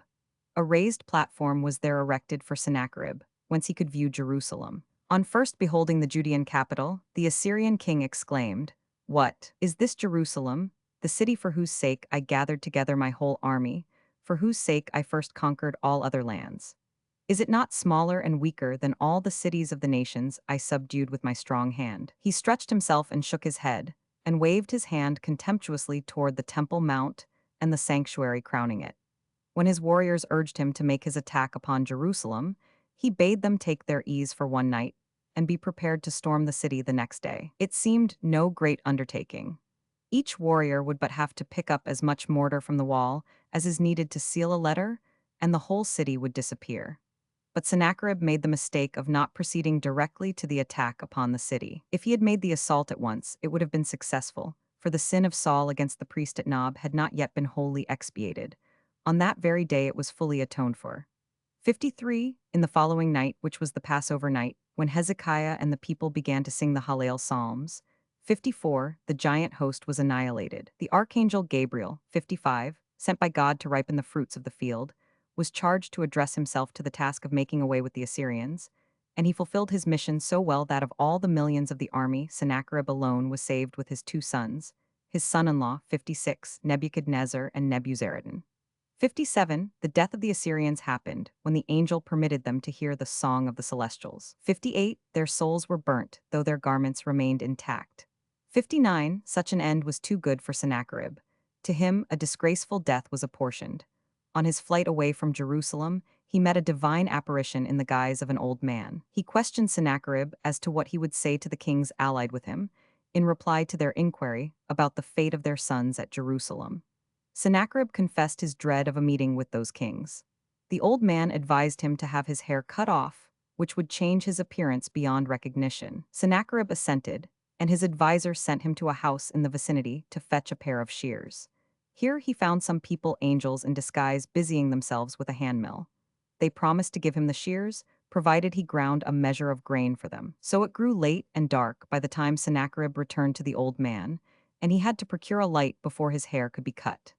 As he fanned the fire into a flame, a spark flew into his beard and singed it, and he had to sacrifice his beard as well as his hair. On his return to Assyria, Sennacherib found a plank, which he worshipped as an idol, because it was part of the ark which had saved Noah from the deluge. He vowed that he would sacrifice his sons to this idol if he prospered in his next ventures. But his sons heard his vows, and they killed their father, 60, and fled to Cardu, where they released the Jewish captives confined there in great numbers. With these they marched to Jerusalem and became proselytes there. The famous scholars Shemaiah and Abtalion were the descendants of these two sons of Sennacherib. 61. Miracles wrought for Hezekiah. The destruction of the Assyrian host delivered Hezekiah from an inner as well as an outer enemy, for he had opponents in Jerusalem, among them the high priest Shebna. 62. Shebna had a more numerous following in the city than the king himself. 63. And they and their leader had favored peace with Sennacherib. Supported by Joe, another influential personage, Shebna had fastened a letter to a dart and shot the dart into the Assyrian camp. The contents of the letter were, "We and the whole people of Israel wish to conclude peace with thee, but Hezekiah and Isaiah will not permit it." 64. Shebna's influence was so powerful that Hezekiah began to show signs of yielding. Had it not been for the prophet Isaiah, the king would have submitted to Sennacherib's demands. Shebna's treachery and his other sins did not go unpunished. When he and his band of adherents left Jerusalem to join the Assyrians, the angel Gabriel closed the gate as soon as Shebna had passed beyond it, and so he was separated from his followers. To the inquiry of Sennacherib about the many sympathizers he had written of, he could give no reply but that they had changed their mind. The Assyrian king thought Shebna had made sport of him. He, therefore, ordered his attendants to bore a hole through his heels, tie him to the tail of a horse by them, and spur the horse on to run until Shebna was dragged to death. 65. The unexpected victory, won by Hezekiah over the Assyrians, to whom the kingdom of Samaria had fallen a prey but a short time before, showed how wrong they had been who had mocked at Hezekiah for his frugal ways. A king whose meal consisted of a handful of vegetables could hardly be called a dignified ruler, they had said. These critics would gladly have seen his kingdom pass into the hands of Pekah, the king of Samaria, whose dessert, to speak of nothing else, consisted of 40 cyme of young pigeons. 66. In view of all the wonders God had done for him, it was unpardonable that Hezekiah did not feel himself prompted at least to sing a song of praise to God. Indeed, when the prophet Isaiah urged him to it, he refused, saying that the study of the Torah, to which he devoted himself with assiduous zeal, was a substitute for direct expressions of gratitude. Besides, he thought God's miracles would become known to the world without action on his part. 67. In such ways as these. After the destruction of the Assyrian army, when the Jews searched the abandoned camps, they found Pharaoh the king of Egypt and the Ethiopian king Tirhakah. These kings had hastened to the aid of Hezekiah, and the Assyrians had taken them captive and clapped them in irons, in which they were languishing when the Jews came upon them. Liberated by Hezekiah, the two rulers returned to their respective realms, spreading the report of the greatness of God everywhere. And again, all the vassal troops in Sennacherib's army, set free by Hezekiah, accepted the Jewish faith, and on their way home they proclaimed the kingdom of God in Egypt and in many other lands. 68. By failing in gratitude, Hezekiah lost a great opportunity. The divine plan had been to make Hezekiah the Messiah, and Sennacherib was to be God and Magog. Justice opposed this plan, addressing God thus: "O Lord of the world, David, king of Israel, who sang so many songs and hymns of praise to thee, him thou didst not make the Messiah, and now thou wouldst confer the distinction upon Hezekiah, who has no word of praise for thee in spite of the manifold wonders thou hast wrought for him?" Then the earth appeared before God and said, "Lord of the world, I will song thee a song in place of this righteous man, make him to be the Messiah," and the earth forthwith intoned a song of praise. Likewise spake the Prince of the world. 69. Lord of the world, do the will of this righteous man. But a voice from heaven announced, "This is my secret, this is my secret." And again, when the prophet exclaimed sorrowfully, "Woe is me, how long, O Lord, how long?" the voice replied, "The time of the Messiah will arrive when the treacherous dealers and the treacherous dealers shall have come." 70. The sin committed by Hezekiah asleep, he had to atone for awake. If he refused to devote a song of praise to God for his escape from the Assyrian peril, he could not refrain from doing it after his recovery from the dangerous sickness that befell him. 71. This sickness was a punishment for another sin beside ingratitude. He had peeled off the gold from the temple and sent it to the king of the Assyrians. Therefore the disease that afflicted him caused his skin to peel off. 72. Moreover, this malady of Hezekiah's was brought upon him by God to afford an opportunity for the king and the prophet Isaiah to come close to each other. The two had had a dispute on a point of etiquette. 73. The king adduced as a precedent the action of Elijah, who went to show himself unto Ahab, and demanded that Isaiah too should appear before him. The prophet, on the other hand, modeled his conduct after Elisha's, who permitted the kings of Israel and Judah and Edom to come to him. But God settled the dispute by afflicting Hezekiah with sickness, and then he bade Isaiah go to the king and pay the visit due to the sick. The prophet did the bidding of God. When he appeared in the presence of the ailing king, he said, "Set thine house in order, for thou wilt die in this world and not live in the next," a fate which Hezekiah incurred because he had failed to take unto himself a wife and bring forth posterity. The king's defense, that he had preferred a celibate's life because he had seen in the Holy Spirit that he was destined to have impious children, the prophet did not consider valid. He rebutted it with the words, "Why dost thou concern thyself with the secrets of the All-Merciful? Thou hast but to do thy duty. God will do whatsoever it pleases him." Thereupon Hezekiah asked the daughter of the prophet in marriage, saying, "Perchance my merits joined to, then will cause my children to be virtuous." But Isaiah rejected the proposal of marriage, because he knew that the decree of God ordaining the king's death was unalterable. Whereupon the king, "Thou son of thus has it been transmitted to me from the house of my ancestor." 74. Even if a sharp sword rests at the very throat of a man, he may yet not refrain from uttering a prayer for mercy. 75. And the king was right. Though death had been decreed against him, his prayer averted it. In his prayer, he supplicated God to keep him alive for the sake of the merits of his ancestors, who had built the temple and brought many proselytes into the Jewish fold, and for the sake of his own merits, for he said, "I searched out all the 248 members of my body which thou didst give me, and I found none which I had used in a manner contrary to thy will." 76. His prayer was heard. God added 15 years to his life, but he made him understand very clearly that he owed the mercy solely to the merits of David, not at all to his own, as Hezekiah fondly believed. 77. Before Isaiah left the court of the palace, God instructed him to return to the king and announce his recovery to him. Isaiah feared lest Hezekiah should place little trust in his words, as he had but a short while before predicted his swiftly approaching end. But God reassured the prophet. In his modesty and piety, the king would harbor no doubt derogatory to the prophet's trustworthiness.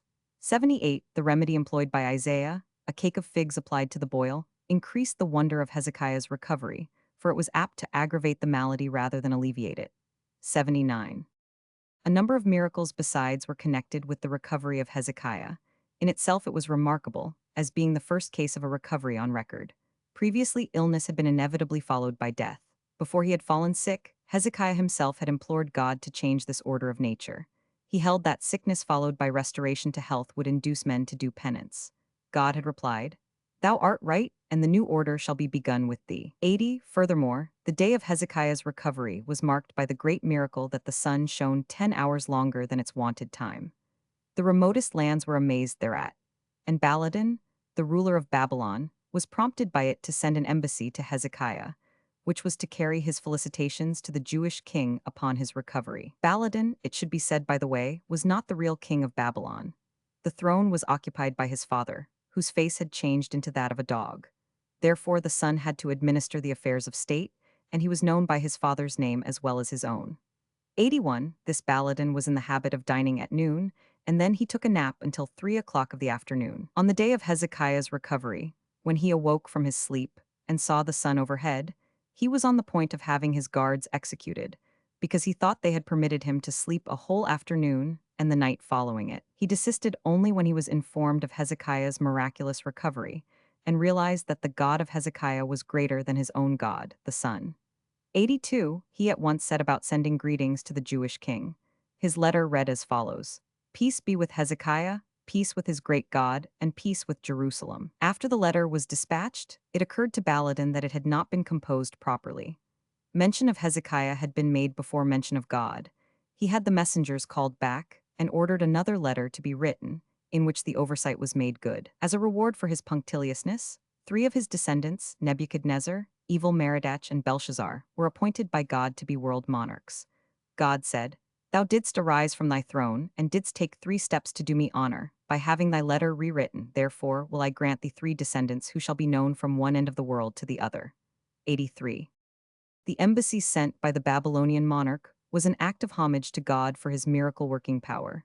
Hezekiah, however, took it to be an act of homage toward himself, and it had the effect of making him arrogant. Not only did he eat and drink with the heathen who made up the embassy, but also, in his haughtiness of mind, he displayed before them all the treasures which he had captured from Sennacherib, and many other curiosities besides, among them magnetic iron, a peculiar sort of ivory, and honey as solid as stone.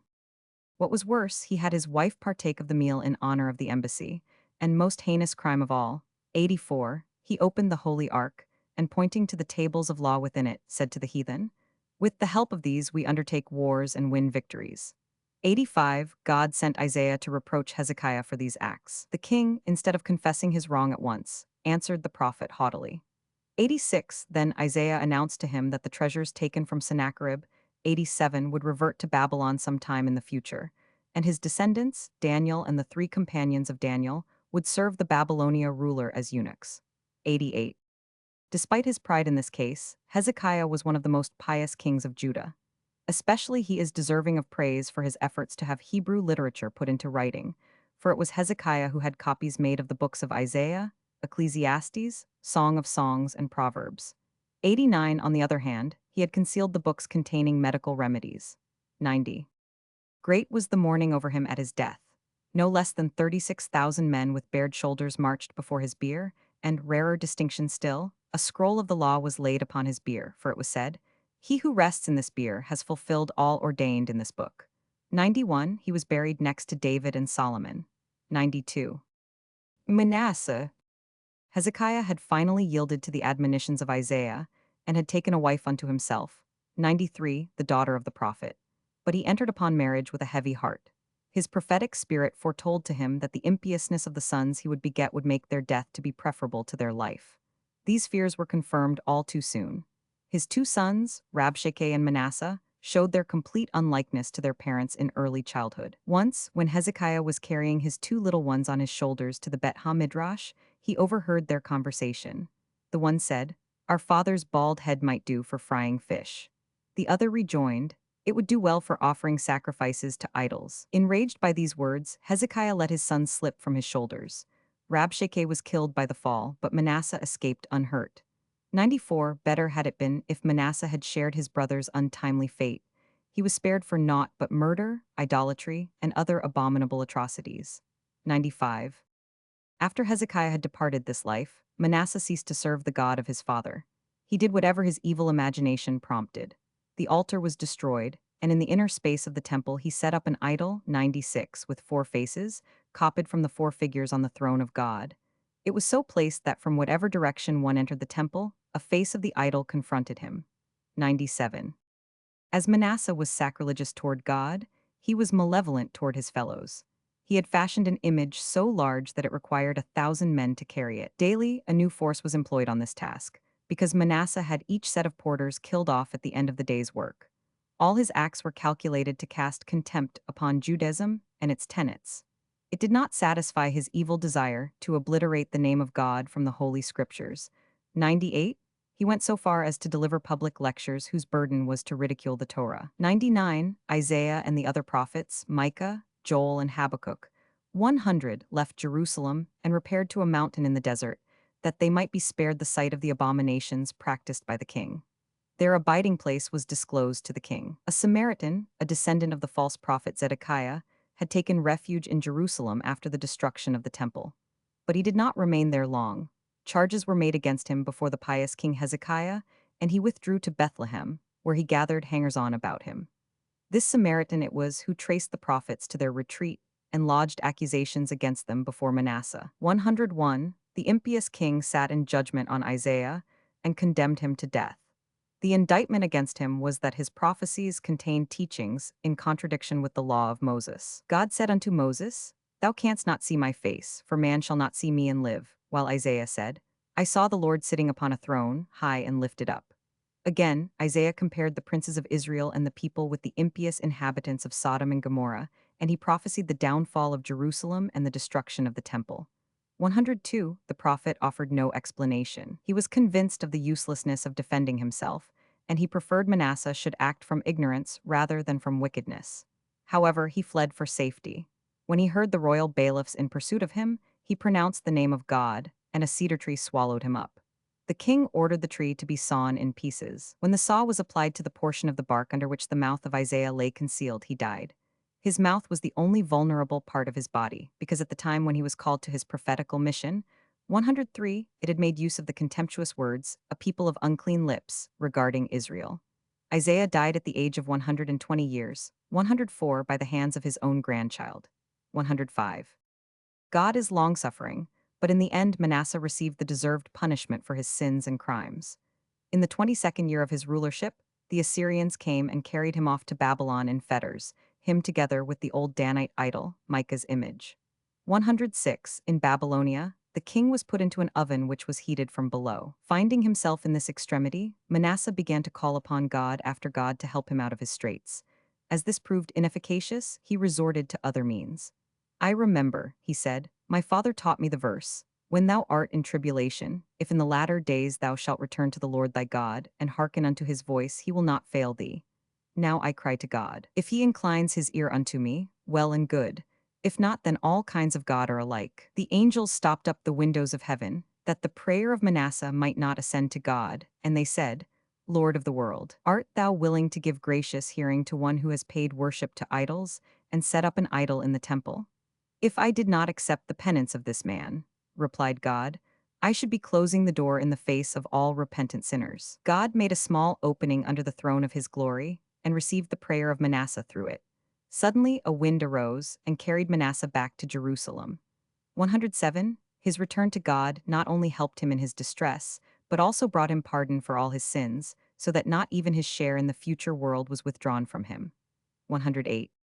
The people of this time were attracted to idolatry with so irresistible a force that the vast learning of Manasseh, who knew 52 different interpretations of the book of Leviticus, 109, did not give him enough moral strength to withstand its influence. Rab Ashi, the famous compiler of the Talmud, once announced a lecture on Manasseh with the words, Tomorrow I shall speak about our colleague Manasseh. At night the king appeared to Ashi in a dreams and put a ritual question to him which the rabbi could not answer. Manasseh told him the solution, and Ashi, in amazement at the king's scholarship, asked why one so erudite had served idols. Manasseh's reply was, Hadst thou lived at my time, thou wouldst have caught hold of the hem of my garment and run after me. 110. Ammon, the son of Manasseh, surpassed his father in wickedness. He was in the habit of saying, My father was a sinner from early childhood, and in his old age he did penance. I shall do the same. First I shall satisfy the desires of my heart, and afterward I shall return to God. 111. Indeed, he was guilty of more grievous sins than his predecessor. He burned the Torah. Under him the place of the altar was covered with spiderwebs, and, as though of purpose to set at naught the Jewish religion, he committed the worst sort of incest, a degree more heinous than his father's crime of a similar nature. 112. Thus he executed the first half of his maxim literally. For repentance, however, he was given no time. Death cut him off in the fullness of his sinful ways. Josiah and his successors. That the full measure of punishment was not meted out to Ammon, his evil deeds were such that he should have forfeited his share in the world to come, was due to the circumstance that he had a pious and righteous son. 113. Josiah offers a shining model of true, sincere repentance. 114. Though at first he followed in the footsteps of his father Ammon, he soon gave up the ways of wickedness, and became one of the most pious kings of Israel, whose chief undertaking was the effort to bring the whole people back to the true faith. It dates from the time when a copy of the Torah was found in the temple, a copy that had escaped the Holocaust, kindled by his father and predecessor Ammon, for the purpose of exterminating the Holy Scriptures. 115. When he opened the Scriptures, the first verse to strike his eye was the one in Deuteronomy. The Lord shall bring thee and thy king into exile, unto a nation which thou hast not known. Josiah feared this doom of exile was impending, and he sought to conciliate God through the reform of his people. 116. His first step was to enlist the intercession of the prophets in his behalf. He addressed his request, not to Jeremiah, but to the prophetess Huldah, knowing that women are more easily moved to compassion. As Jeremiah was a kinsman of the prophetess, their common ancestors were Joshua, and Rahab the king felt no apprehension that the prophet take his preference for Huldah amiss. The proud, dignified answer of the prophetess was that the misfortune could not be averted from Israel, but the destruction of the temple, she continued consolingly, would not happen until after the death of Josiah. 117. In view of the imminent destruction of the temple, Josiah hid the holy ark and all its appurtenances, in order to guard them against desecration at the hands of the enemy. 118. The efforts of the king in behalf of God and his law found no echo with the great majority of the people. Though the king was successful in preventing the worship of idols in public, his subjects knew how to deceive him. Josiah sent out his pious sympathizers to inspect the houses of the people, and he was satisfied with their report that they had found no idols, not suspecting that the recreant people has fastened half an image on each wing of the doors, so that the inmates faced their household idols as they closed the door upon Josiah's inspectors. This godless generation contemporaneous with Josiah was to blame for his death. When King Pharaoh, in his campaign against the Assyrians, wanted to travel through Palestine, Jeremiah advised the king not to deny the Egyptians the passage through his land. He cited a prophecy by his teacher Isaiah, who had foreseen the war between Assyria and Egypt. But Josiah retorted, "Moses, thy teacher's teacher, spake, I will give peace in the land, and no sword shall go through your land, not even the sword that is not raised against Israel with hostile intent." The king, innocent of the deception practiced by the people, knew not that they were idol worshippers, to whom the promises of the Torah have no application. In the engagement that ensued between the Jews and the Egyptians, no less than 300 darts struck the king. In his death agony, he uttered no word of complaint. He only said, "The Lord is righteous, for I have rebelled against his commandment," thus admitting his guilt in not having heeded the advice of the prophet. 119. So ended the days of this just king after a brilliant career, the only king since Solomon to rule over both Judah and Israel, for Jeremiah had brought back to Palestine the 10 exiled tribes of the north and made them subject to Josiah. 120. The mourning for him was profound. 121. Even Jeremiah perpetuated his memory in his lamentations. 122. Pharaoh of Egypt was not permitted to enjoy the results of his victory to the full, for it was soon after this that, in attempting to ascend the wondrous throne of Solomon, he was struck down by the lions and rendered lame by the blow. 123. The people put Jehoahaz on the throne of Judah to succeed Josiah, though his brother Jehoiakim was the older by 2 years. To silence the legitimate claims of Jehoiakim, the new king underwent the ceremony of anointing. 124. But his reign was very brief. At the end of 3 months, Pharaoh carried him off into exile in Egypt, and Jehoiakim ruled in his stead. Jehoiakim was another of the sinful monarchs of the Jews, uncharitable toward men, and disobedient to God and the laws of God. His garments were of 2 kinds of stuff mingled together. His body was tattooed with the names of idols, and in order that he might appear as a non-Jew, he performed the operation of an epipost upon himself. Various forms of incest were committed by him, and besides, he was in the habit of putting men to death that he might violate their wives and confiscate their possessions. 125. Blasphemous as he was, he spoke, "My predecessors did not know how to provoke the wrath of God. As for me, I say frankly, we have no need whatsoever of him. The very light he gives us we can dispense with, for the gold of Parvaim can well replace it." 126. Seeing such abominations, God desired to resolve the world into its original chaos. If he desisted from his purpose, it was only because the people led a God-fearing life during the time of Jehoiakim. 127. After he had reigned 11 years, Nebuchadnezzar put an end to his dominion. Advancing with his army, the Babylonian king halted at Daphne, a suburb of Antioch. Here he was met by the Sanhedrin of Jerusalem, who desired to know whether he was coming with the purpose of destroying the temple. Nebuchadnezzar assured them that all he wanted was the surrender of Jehoiakim, who had rebelled against his authority. Returned to Jerusalem, the Sanhedrin informed Jehoiakim of Nebuchadnezzar's intention. The king asked the elders whether it was ethical to purchase their lives by sacrificing his. For answer, they referred him to the story of the way Joab dealt with the city of Abel of Beth-Makkah, which had saved itself by surrendering the rebel Sheba, the son of Bichri. The king's objections did not deter the Sanhedrin from following the example of Joab acting under the direction of David. They made Jehoiakim glide down from the city walls of Jerusalem by a chain. Below, the Babylonians stood ready to receive him. Nebuchadnezzar took Jehoiakim in fetters to all the cities of Judah. Then he slew him, and his rage still unabated, threw his corpse to the dogs after having stuck it into the carcass of an ass. 128. The dogs left nothing of Jehoiakim's body over except his skull, on which were written the words, "This and something besides." Many centuries later it was found by a rabbi near the gates of Jerusalem. He tried in vain to give it burial. The earth refused to retain it, and the rabbi concluded therefrom that it belonged to the corpse of Jehoiakim. He wrapped the skull in a cloth and laid it in a closet. One day the wife of the rabbi discovered it there, and she burnt it, thinking the skull belonged to a former wife of her husband, so dear to him even after her death that he could not separate himself from this relic. 129. When Nebuchadnezzar returned to Babylonia from his Palestinian expedition, the people received him with great pomp and solemnity. He announced to them that in place of Jehoiakim, whom he had slain, he had installed Mattaniah, the rebel's son, called Jehoiachin, as king over Judah, and the people uttered the warning. One cannot educate a well-behaved puppy whose dam was ill-conditioned, let alone an ill-conditioned puppy whose dam was ill-conditioned. Nebuchadnezzar returned to Daphne and informed the Sanhedrin, who hastened from Jerusalem to meet him, that he desired the surrender of Jehoiachin. If they refused to satisfy his demand, he would destroy the temple. When the Jewish king was told the threat of his Babylonian adversary, he mounted upon the roof of the temple, and holding all the keys of its chambers in his hand, he spoke thus to God: Until now thou didst consider us worthy of confidence, and thou didst entrust thy keys to us. Since thou no longer dost esteem us trustworthy here, take back thy keys. He was held to his word, a hand was stretched forth from heaven, and it received the keys. 130. Jehoiachin, good and pious, did not desire the city of Jerusalem to be exposed to peril for his sake. So he delivered himself to the Babylonian leaders, after they swore that neither city nor people should suffer harm.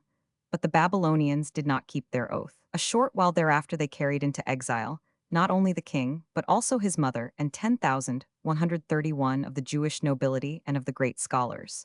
132. This was the second attempt made by Nebuchadnezzar to deport the Jews. On taking the former King Jehoiakim captive, he had exiled 300 of the noblest of the people, among them the prophet Ezekiel. 133. The king Jehoiachin was incarcerated for life, a solitary prisoner, separated from his wife and his family. The Sanhedrin, who were among those deported with the king, feared that the house of David die out. They therefore besought Nebuchadnezzar not to separate Jehoiachin from his wife. They succeeded in enlisting the sympathy of the queen's hairdresser, and through her of the queen herself, Semiramis, the wife of Nebuchadnezzar, who in turn prevailed upon the king to accord mild treatment to the unfortunate prince exiled from Judea. Suffering had completely changed the once sinful king, so that, in spite of his great joy over his reunion with his wife, he still paid regard to the prescriptions of the Jewish law regulating conjugal life.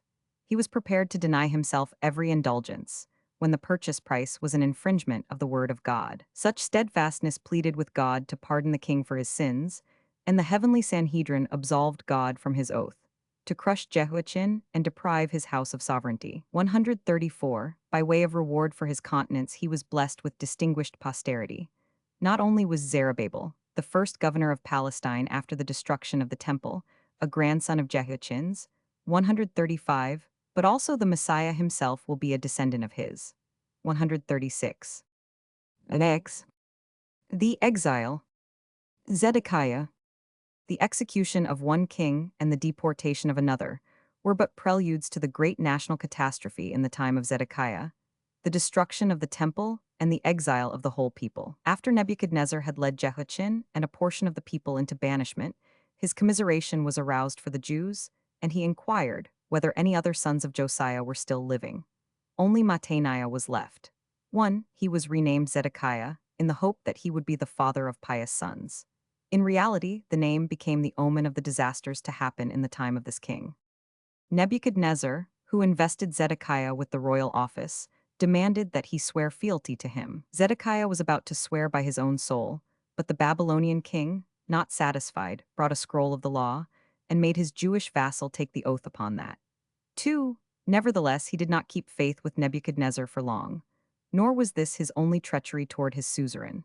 He had once surprised Nebuchadnezzar in the act of cutting a piece from a living hare and eating it, as is the habit of barbarians. Nebuchadnezzar was painfully embarrassed, and he begged the Jewish king to promise under oath not to mention what he had seen. Though Nebuchadnezzar treated him with great friendliness, even making him sovereign lord over 5 vassal kings, he did not justify the trust reposed in him. To flatter Zedekiah, the 5 kings once said, "If all were as it should be, thou wouldst occupy the throne of Nebuchadnezzar." Zedekiah could not refrain from exclaiming, "Oh yes, Nebuchadnezzar, whom I once saw eating a live hare." The 5 kings at once repaired to Nebuchadnezzar and reported what Zedekiah had said. Thereupon the king of Babylonia marched to Daphne, near Antioch, with the purpose of chastising Zedekiah. At Daphne he found the Sanhedrin of Jerusalem, who had hastened thither to receive him. Nebuchadnezzar met the Sanhedrin courteously, ordered his attendants to bring state chairs for all the members, and requested them to read the Torah to him and explain it. When they reached the passage in the book of Numbers dealing with the remission of vows, the king put the question, If a man desires to be released from a vow, what steps must he take? The Sanhedrin replied, he must repair to a scholar, and he will absolve him from his vow. Whereupon Nebuchadnezzar exclaimed, I verily believe it was you who released Zedekiah from the vow he took concerning me. And he ordered the members of the Sanhedrin to leave their state chairs and sit on the ground. 3. They were forced to admit that they had not acted in accordance with the law, for Zedekiah's vow affected another beside himself, and without the acquiescence of the other party, namely Nebuchadnezzar, the Sanhedrin had no authority to annul the vow. 4. Zedekiah was duly punished for the grievous crime of perjury. When Jerusalem was captured, he tried to escape through a cave extending from his house to Jericho. God sent a deer into the camp of the Chaldeans, and in their pursuit of this game, the Babylonian soldiers reached the farther opening of the cave at the very moment when Zedekiah was leaving it. 5. The Jewish king together with his 10 sons was brought before Nebuchadnezzar, who addressed Zedekiah thus, Were I to judge thee according to the law of thy God, thou wouldst deserve the death penalty, for thou didst swear a false oath by the name of God. No less wouldst thou deserve death, if I were to judge thee according to the law of the state, for thou didst fail in thy sworn duty to thy overlord. Zedekiah requested the grace that his execution take place before his children's, and he be spared the sight of their blood. His children, on the other hand, besought Nebuchadnezzar to slay them before he slew their father, that they might be spared the disgrace of seeing their father executed. In his heartlessness, Nebuchadnezzar had resolved worse things than Zedekiah anticipated. In the sight of their father, the children of Zedekiah were killed, and then Zedekiah himself was deprived of sight. His eyes were blinded. 6. He had been endowed with eyes of superhuman strength. They were the eyes of Adam, and the iron lances forced into them were powerless to destroy his sight. Vision left him only because of the tears he shed over the fate of his children. 7. Now he realized how true Jeremiah had spoken when he had prophesied his exile to Babylonia. Though he should live there until his death, he would never behold the land with his eyes. On account of its seeming contradictoriness, Zedekiah had thought the prophecy untrue. For this reason he had not heeded Jeremiah's advice to make peace with Nebuchadnezzar. Now it had all been verified. He was carried to Babylonia a captive, yet, blind as he was, he did not see the land of his exile. 8. Jeremiah. Though Zedekiah besmirched his career by perjury, he was nevertheless so good and just a king that, for his sake, God relinquished his purpose of returning the world to its original chaos, as a punishment for the evil doing of a wicked generation. 9. In this depraved time, it was first and foremost Jeremiah to whom was delegated the task of proclaiming the word of God. He was a descendant of Joshua and Rahab, and his father was the prophet 10 Hilkiah. He was born while his father was fleeing 11 from the persecution of Jezebel, the murderess of prophets. At his very birth, he showed signs that he was destined to play a great part. He was born circumcised, 12, and scarcely had he left his mother's womb when he broke into wailing, and his voice was the voice, not of a babe, but of a youth. He cried, my bowels tremble, the walls of my heart they are disquieted, my limbs quake, destruction upon destruction I bring upon earth. In this strain he continued to moan and groan, complaining of the faithlessness of his mother, and when she expressed her amazement at the unseemly speech of her newborn son, Jeremiah said, Not thee do I mean, my mother, not to thee doth my prophecy refer. I speak of Zion, and against Jerusalem are my words directed. She adorns her daughters, arrays them in purple, and puts golden crowns upon their heads. Robbers will come and strip them of their ornaments. As a lad, he received the call to be a prophet, but he refused to obey, saying, O Lord, I cannot go as a prophet to Israel, for when lived there a prophet whom Israel did not desire to kill? Moses and Aaron they sought to stone with stones. Elijah the Tishbite they mocked at because his hair was grown long, and they called after Elisha, Go up, thou bald head, no, I cannot go to Israel, for I am still not but a lad. God replied, I love youth, for it is innocent. When I carried Israel out of Egypt, I called him a lad, and when I think of Israel lovingly, I speak of him as a lad. Say not, therefore, thou art only a lad, but thou shalt go on whatsoever errand I shall send thee. Now then, God continued, take the cup of wrath, and let the nations drink of it. Jeremiah put the question which land was to drink first from the cup of wrath, and the answer of God was, First Jerusalem is to drink, the head of all earthly nations, and then the cities of Judah. When the prophet heard this, he began to curse the day of his birth. I am like the high priest, he said, who has to administer the water of bitterness to a woman who is held under the suspicion of adultery, and when he approaches the woman with the cup, lo, he beholds his own mother. And I, O Mother Zion, thought, when I was called to prophesy, that I was appointed to proclaim prosperity and salvation to thee, but now I see that my message forebodes the evil. Jeremiah's first appearance in public was during the reign of Josiah, when he announced to the people in the streets, "If you will give up your wicked doings, God will raise you above all nations. If not, he will deliver his house into the hands of the enemies, and they will deal with it as seemeth best to them." The prophets contemporary with Jeremiah in his early years were Zechariah and Huldah. The province of the latter was among women, while Zechariah was active in the synagogue. 13 later, under Jehoiakim, Jeremiah was supported by the prophets of his relative Uriah of Kiriath-Jearim, a friend of the prophet Isaiah. 14, but Uriah was put to death by the ungodly king, the same who had the first chapter of Lamentations burnt after obliterating the name of God wherever it occurs in the whole book. But Jeremiah added 4 chapters. 15. The prophet fell upon evil times under Zedekiah. He had both the people and the court against him. Nor was that surprising in a day when not even the high priests in the temple bore the sign of the covenant upon their bodies. 16. Jeremiah had called forth general hostility by condemning the alliance with Egypt against Babylonia and favoring peace with Nebuchadnezzar. And this, though to all appearances the help of the Egyptians would prove of good effect for the Jews. The hosts of Pharaoh Necho had actually set forth from Egypt to join the Jews against Babylon. But when they were on the high seas, God commanded the waters to cover themselves with corpses. Astonished, the Egyptians asked each other, "Whence the dead bodies?" Presently the answer occurred to them. They were the bodies of their ancestors drowned in the Red Sea on account of the Jews, who had shaken off Egyptian rule. "What," said the Egyptians thereupon, "shall we bring help to those who drowned our fathers?" So they returned to their own country, justifying the warning of Jeremiah that no dependence could be put upon Egyptian promises. 17. A little while after this occurrence, when Jeremiah wanted to leave Jerusalem to go to Anathoth and partake of his priestly portion there, the watchman at the gate accused him of desiring to desert to the enemy. He was delivered to his adversaries at court, and they confined him in prison. The watchman knew full well that it was a trumped-up charge he was bringing against Jeremiah, and the intention attributed to him was as far as possible from the mind of the prophet, but he took this opportunity to vent an old family grudge. For this, Gateman was a grandson of the false prophet Hananiah, the enemy of Jeremiah, the one who had prophesied complete victory over Nebuchadnezzar within 2 years. It were proper to say, he calculated the victory rather than prophesied it.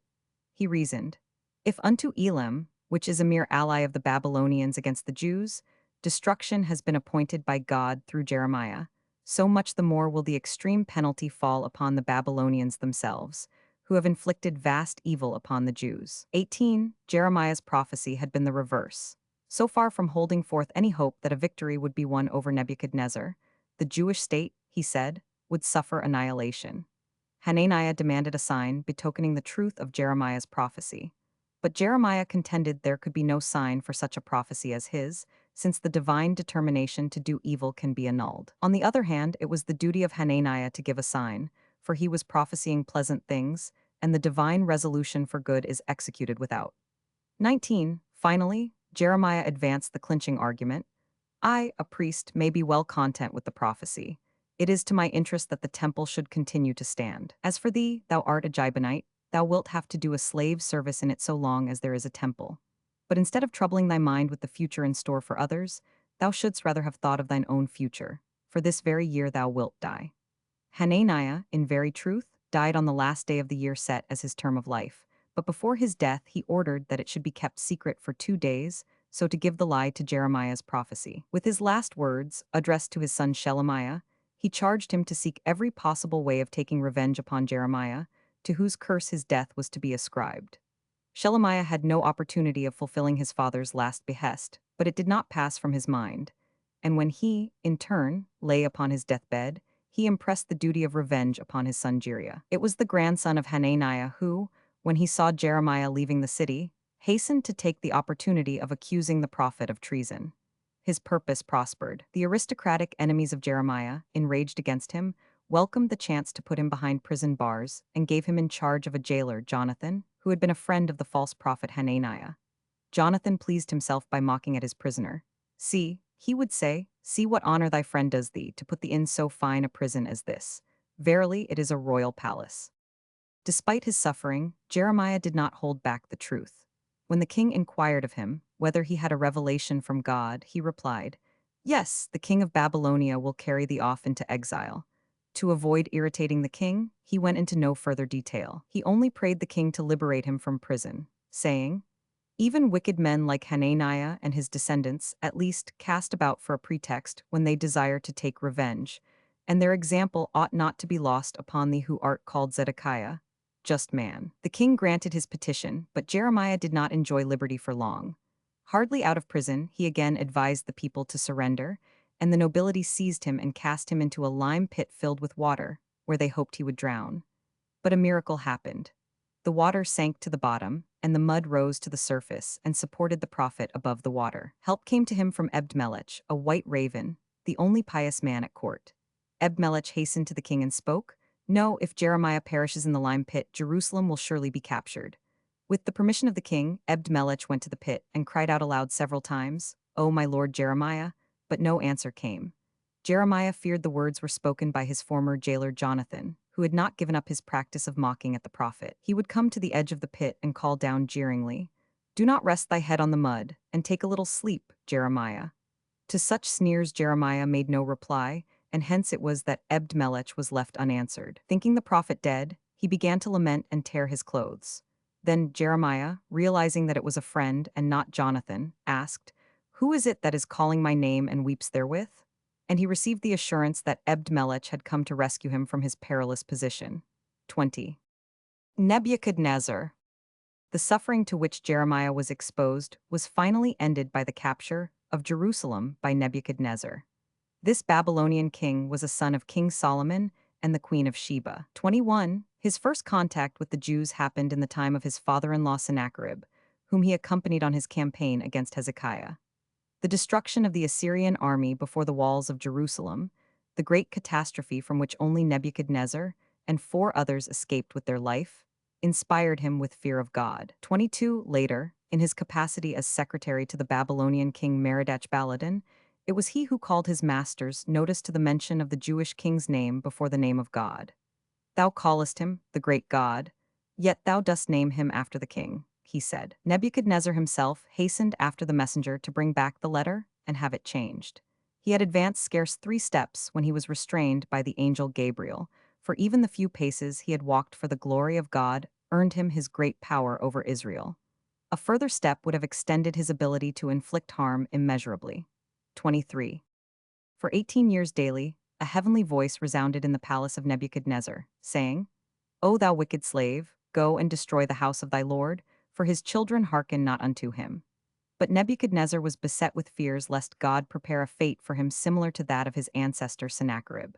He practiced Balamancy and consulted other auguries to assure himself that he was against Jerusalem would result favorably. When he shook up the arrows and questioned whether he was to go to Rome or Alexandria, not one arrow sprang up, but when he questioned about Jerusalem, one sprang up. He sowed seeds and set out planets. For Rome or Alexandria nothing came up, for Jerusalem everything sprouted and grew. He lighted candles and lanterns. For Rome or Alexandria they refused to burn, for Jerusalem they shed their light. He floated vessels on the Euphrates. For Rome or Alexandria they did not move, for Jerusalem they swam. 24. Still the fears of Nebuchadnezzar were not allayed. His determination to attack the holy city ripened only after God himself had shown him how he had bound the hands of the archangel Michael, the patron of the Jews, behind his back, in order to render him powerless to bring to his wards. So the campaign against Jerusalem was undertaken. 25. The capture of Jerusalem. If the Babylonians thought that the conquest of Jerusalem was an easy task, they were greatly mistaken. For 3 years God endured the inhabitants with strength to withstand the onslaughts of the enemy, in the hope that the Jews would amend their evil ways and abandon their godless conduct, so that the threatened punishment might be annulled. Among the many heroes in the beleaguered city that was bidding defiance to the Babylonians, one by the name of Akiba was particularly distinguished. The stones were hurled at the walls of the city from the catapults wielded by the enemy without. He was wont to catch on his feet and throw them back upon the besiegers. Once it happened that a stone was so cast as to drop, not upon the wall, but in front of it. In his swift race toward it, Akiba was precipitated into the space between the inner and the outer wall. He quickly reassured his friends in the city that his fall had in no wise harmed him. He was only a little shaken up and weak. As soon as he had his accustomed daily meal, a roasted ox, he would be able to scale the wall and resume the struggle with the Babylonians. But human strength and artifice avail not against God. A gust of wind arose, and Akiba was thrown from the wall, and he died. Thereupon the Chaldeans made a breach in the wall and penetrated into the city. 26. Equally fruitless were the endeavors of Haniel, the uncle of Jeremiah, to save the city.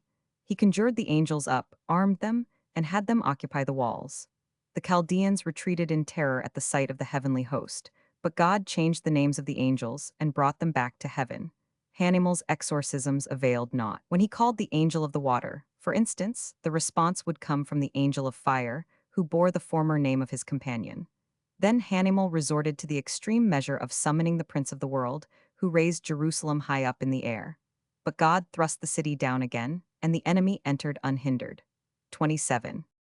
Nevertheless, the capture of the city could not have been accomplished if Jeremiah had been present. His deeds were as a firm pillar for the city, and his prayers as a stony wall. Therefore God sent the prophet 28 on an errand out of the city. He was made to go to his native place, Anathoth, to take possession of a field, his by right of inheritance.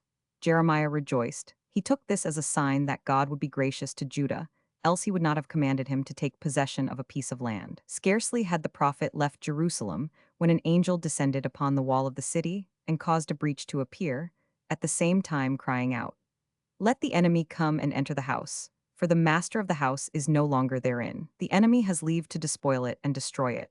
Go ye into the vineyard and snap the vines asunder, for the watchman hath gone away and abandoned it. But let no man boast and say, he and his have vanquished the city. Nay, a conquered city have ye conquered, a dead people have ye killed." The enemy rushed in and ascended the Temple Mount, and on the spot whereon King Solomon had been in the habit of sitting when he took counsel with the elders, the Chaldeans plotted how to reduce the temple to ashes. During their sinister deliberations, they beheld 4 angels, each with a flaming torch in his hand, descending and setting fire to the 4 corners of the temple. The high priest, seeing the flames shoot up, cast the keys of the temple heavenward, saying, "Here are the keys of thy house. It seems I am an untrustworthy custodian." And, as he turned, he was seized by the enemy and slaughtered in the very place on which he had been wont to offer the daily sacrifice. With him perished his daughter, her blood mingling with her father's. The priests and the Levites threw themselves into the flames with their harps and trumpets, and to escape the violence feared from the licentious Chaldeans, 29, the virgins who wove the curtains for the sanctuary followed their example. Still more horrible was the carnage caused among the people by Nebuzaradan, spurred on as he was by the sight of the blood of the murdered prophet Zechariah, seething on the floor of the temple. At first the Jews sought to conceal the true story connected with the blood. At length they had to confess that it was the blood of a prophet who had prophesied the destruction of the temple, and for his candor had been slain by the people. Nebuzaradan, to appease the prophet, ordered the scholars of the kingdom to be executed first on the bloody spot, then the school children, and at last the young priests, more than 1,000,000 souls in all.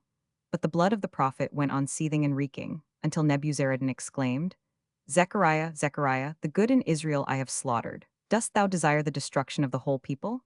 Then the blood ceased to seethe. Nebuzaradan was startled by the thought, if the Jews, who had a single life upon their conscience, were made to atone so cruelly, what would be his own fate? He left Nebuchadnezzar and became a proselyte. 30. The Great Lament. On his return from Anathoth, Jeremiah saw, at a distance, smoke curling upward from the Temple Mount, and his spirit was joyful. He thought the Jews had repented of their sins and were bringing incense offerings. Once within the city walls, he knew the truth that the temple had fallen a prey to the incendiary. Overwhelmed by grief, he cried out, "O Lord, thou didst entice me, and I permitted myself to be enticed. Thou didst send me forth out of thy house that thou mightest destroy it." 31. God himself was deeply moved by the destruction of the temple, which he had abandoned that the enemy might enter and destroy it. Accompanied by the angels, he visited the ruins and gave vent to his sorrow. "Woe is me on account of my house. Where are my children, where my priests, where my beloved? But what could I do for you? Did I not warn you? Yet you would not mend your ways." Today, God said to Jeremiah, "I am like a man who has an only son. He prepares the marriage canopy for him, and his only beloved dies under it. Thou doest seem to feel but little sympathy with me and with my children. Go, summon Abraham, Isaac, Jacob, and Moses from their graces. They know how to mourn." "Lord of the world," replied Jeremiah, "I know not where Moses is buried." "Stand on the banks of the Jordan," said God, "and cry, Thou son of Amram, arise, see how wolves have devoured thy sheep." Jeremiah repaired to the double cave and spake to the patriarchs, "Arise, ye are summoned to appear before God." When they asked him the reason of the summons, he feigned ignorance, for he feared to tell them the true reason. They might have cast reproaches upon him that so great a disaster had overtaken Israel in his time. Then Jeremiah journeyed on to the banks of the Jordan, and there he called as he had been bidden. Thou son of Amram, arise, thou art cited to appear before God. What has happened this day that God calls me unto him? Asked Moses. I know not, replied Jeremiah again. Moses thereupon went to the angels, and from them he learned that the temple had been destroyed and Israel banished from his land. Weeping and mourning, Moses joined the patriarchs, and together, rending their garments and wringing their hands, they betook themselves to the ruins of the temple. Here their wailing was augmented by the loud lamentations of the angels. 32. How desolate are the highways to Jerusalem, the highways destined for travel without end. How deserted are the streets that once were thronged at the seasons of the pilgrimages. O Lord of the world, with Abraham the father of thy people, who taught the world to know thee as the ruler of the universe, thou didst make a covenant, that through him and his descendants the earth should be filled with people, and now thou hast dissolved thy covenant with him. O Lord of the world, thou hast scorned Zion and Jerusalem, once thy chosen habitation. Thou hast dealt more harshly with Israel than with the generation of Enosh, the first idolaters. God thereupon said to the angels, Why do ye array yourselves against me with your complaints? Lord, do the world, they replied, on account of Abraham thy beloved, who has come into thy house wailing and weeping, yet thou payest no heed unto him. Thereupon God, since my beloved ended his earthly career, he has not been in my house. What hath my beloved to do in my house? 33. Now Abraham entered into the conversation. Why, O Lord of the world, hast thou exiled my children, delivered them into the hands of the nations, who torture them with all tortures, and who have rendered desolate the sanctuary, where I was ready to bring thee my son Isaac as a sacrifice? Thy children have sinned, said God. They have transgressed the whole Torah, they have offended against every letter of it. Abraham, who is there that will testify against Israel that he has transgressed the Torah? God, let the Torah herself appear and testify. The Torah came, and Abraham addressed her. O my daughter, dost thou indeed come to testify against Israel, to say that he violated thy commandments? Dost thou feel no shame? Remember the day on which God offered thee to all the peoples, all the nations of the earth, and they all rejected thee with disdain. 34. Then my children came to Sinai, they accepted thee, and they honored thee. And now, on the day of their distress, thou standest up against them? Hearing this, the Torah stepped aside and did not testify. Let the 22 letters of the Hebrew alphabet in which Torah is written come and testify against Israel, said God.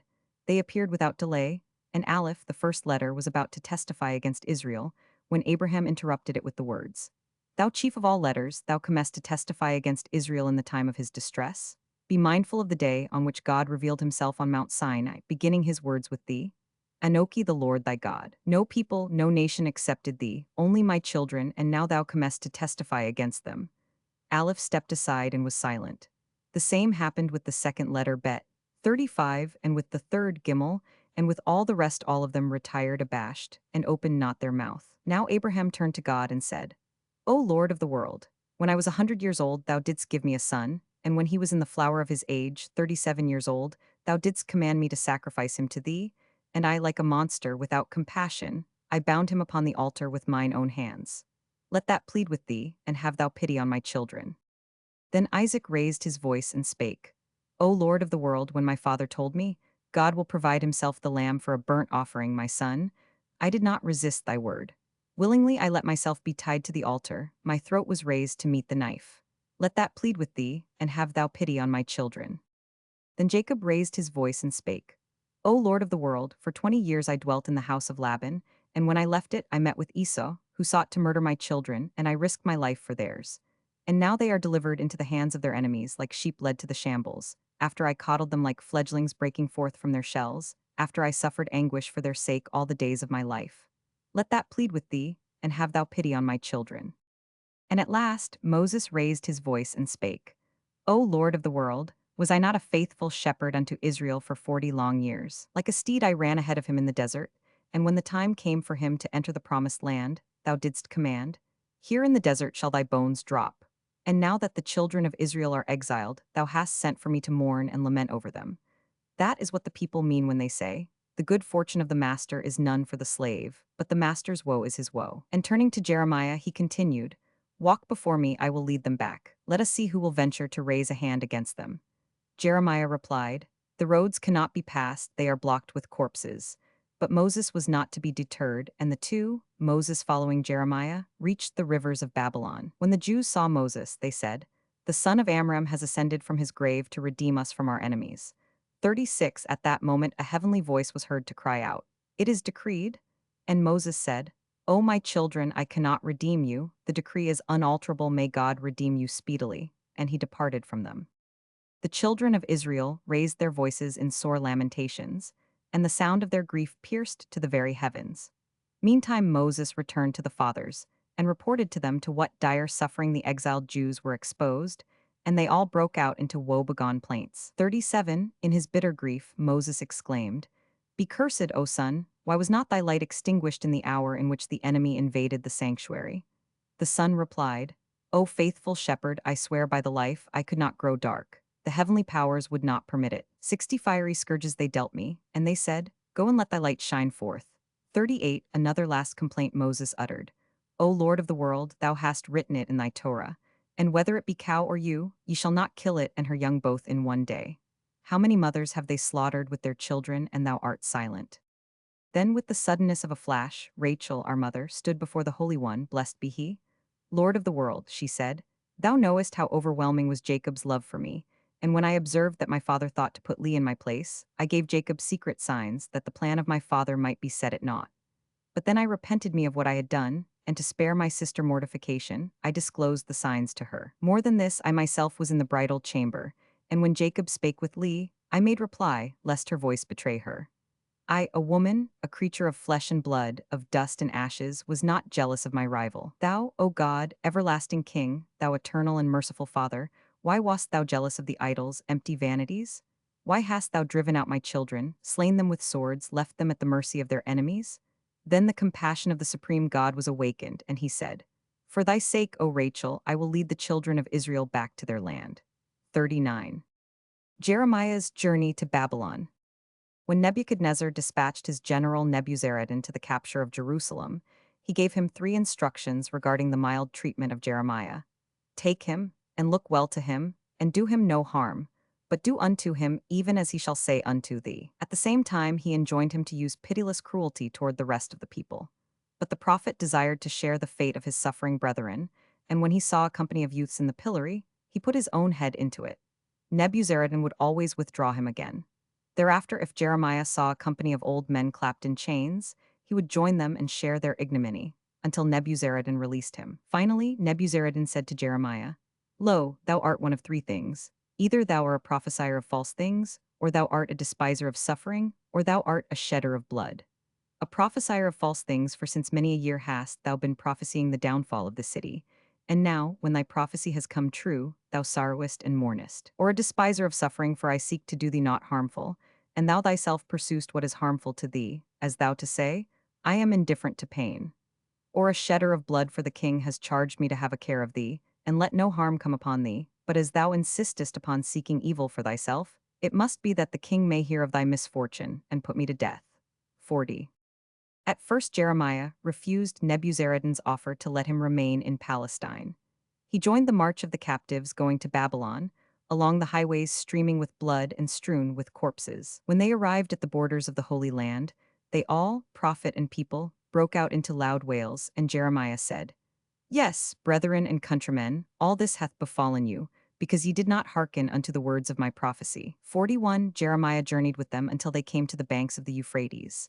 Then God spoke to the prophet, "Jeremiah, if thou remainest here, I shall go with them, and if thou goest with them, I shall remain here." Jeremiah replied, "Lord of the world, if I go with them, what doth it avail them? Only if their king, their creator, accompanies them, will it bestead them." 42. When the captives saw Jeremiah make preparations to return to Palestine, they began to weep and cry, "O Father Jeremiah, wilt thou, too, abandon us?" "I call heaven and earth to witness," said the prophet, "had you wept but once in Zion, ye had not been driven out." 43. Beset with terrors was the return journey for the prophet. Corpses lay everywhere, and Jeremiah gathered up all the fingers that lay about. He strained them to his heart, fondled them, kissed them, and wrapped them in his mantle, saying sadly, "Did I not tell you, my children, did I not say to you, give glory to the Lord your God before he cause darkness and before your feet stumble upon the dark mountains?" 44. Dejected, oppressed by his grief, Jeremiah saw the fulfillment of his prophecy against the coquettish maidens of Jerusalem, who had pursued but the pleasures and enjoyments of the world. How often had the prophet admonished them to do penance and lead a God-fearing life? In vain, Whenever he threatened them with the destruction of Jerusalem, they said, "Why should we concern ourselves about it? A prince will take me unto wife," said one the other. "A prefect will marry me." And at first it seemed the expectations of Jerusalem's fair daughters would be realized. For the most aristocratic of the victorious Chaldeans were charmed by the beauty of the women of Jerusalem and offered them their hand and their rank. But God sent disfiguring and repulsive diseases upon the women, and the Babylonians cast them off, threw them violently out of their chariots, and ruthlessly drove them over the prostrate bodies. 45. Transportation of the captives. Nebuchadnezzar's orders were to hurry the captives along the road to Babylon without stop or stay. He feared the Jews might else find opportunity to supplicate the mercy of God, and he, compassionate as he is, would release them instantly they did penance. 46. Accordingly, there was no pause in the forward march until the Euphrates was reached. There they were within the borders of the empire of Nebuchadnezzar, and he thought he had nothing more to fear. Many of the Jews died as soon as they drank of the Euphrates. In their native land, they had been accustomed to the water drawn from springs and wells. Mourning over their dead and over the others that had fallen by the way, they sat on the banks of the river, while Nebuchadnezzar and his princes on their vessels celebrated their victory amid song and music. The king noticed that the princes of Judah, though they were in chains, bore no load upon their shoulders, and he called to his servants, "Have you no load for these?" They took the parchment scrolls of the law, tore them in pieces, made sacks of them, and filled them with sand. These they loaded upon the backs of the Jewish princes. At sight of this disgrace, all Israel broke out into loud weeping. The voice of their sorrow pierced the very heavens, and God determined to turn the world once more into chaos, for he told himself that after all the world was created but for the sake of Israel. The angels hastened thither, and they spake before God, "O Lord of the world, the universe is thine. Is it not enough that thou hast dismembered thy earthly house, the temple? Wilt thou destroy thy heavenly house too?" God, restraining them, said, "Do you think I am a creature of flesh and blood and stand in need of consolation? Do I not know beginning and end of all things? Go rather and remove their burdens from the princes of Judah." Aided by God, the angels descended, and they carried the loads put upon the Jewish captives until they reached Babylon. On their way, they passed the city of Bari. 47. The inhabitants thereof were not a little astonished at the cruelty of Nebuchadnezzar, who made the captives march naked. The people of Bari stripped their slaves of their clothes and presented the slaves to Nebuchadnezzar. When the king expressed his astonishment thereat, they said, "We thought thou wert particularly pleased with naked men." The king at once ordered the Jews to be arrayed in their garments. The reward accorded the Bariites was that God endowed them forever with beauty and irresistible grace. 48. The compassionate Bariites did not find many imitators. The very opposite quality was displayed by the Ammonites, Moabites, Edomites, and Arabs. Despite their close kinship with Israel, their conduct toward the Jews was dictated by cruelty. The two first mentioned, the Ammonites and the Moabites, when they heard the prophet foretell the destruction of Jerusalem, hastened without a moment's delay to report it to Nebuchadnezzar and urge him to attack Jerusalem. The scruples of the Babylonian king, who feared God, and all the reasons he advanced against a combat with Israel, they refuted, and finally they induced him to act as they wished. 49. At the capture of the city, while all the strange nations were seeking booty, the Ammonites and the Moabites threw themselves into the temple to seize the scroll of the law, because it contained the clause against their entering into the assembly of the Lord, even to the 10th generation. 50. To disgrace the faith of Israel, they plucked the cherubim from the Holy of Holies and dragged them through the streets of Jerusalem, crying aloud at the same time, "Behold these sacred things that belong to the Israelites, who say ever they have no idols." The Edomites were still more hostile. 51. In the hour of Israel's need, they went to Jerusalem with Nebuchadnezzar, but they kept themselves at a distance from the city, there to await the outcome of the battle between the Jews and the Babylonians. If the Jews had been victorious, they would have pretended they had come to bring them aid. When Nebuchadnezzar's victory became known, they showed their true feelings. Those who escaped the sword of the Babylonians were hewn down by the hand of the Edomites. 52. But in fiendish cunning, these nations were surpassed by the Ishmaelites. 80,000 young priests, each with a golden shield upon his breast, succeeded in making their way through the ranks of Nebuchadnezzar and in reaching the Ishmaelites. They asked for water to drink. The reply of the Ishmaelites was, "First eat, and then you may drink," at the same time handing them salt food. Their thirst was increased, and the Ishmaelites gave them leather bags filled with nothing but air instead of water. When they raised them to their mouths, the air entered their bodies, and they fell dead. Other Arabic tribes showed their hostility openly, as the Pomerans, who put 80,000 archers at the disposal of Nebuchadnezzar in his war against Israel. 53. The sons of Moses.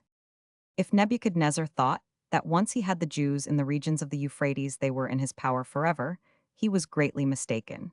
It was on the very banks of the great river that he suffered the loss of a number of his captives.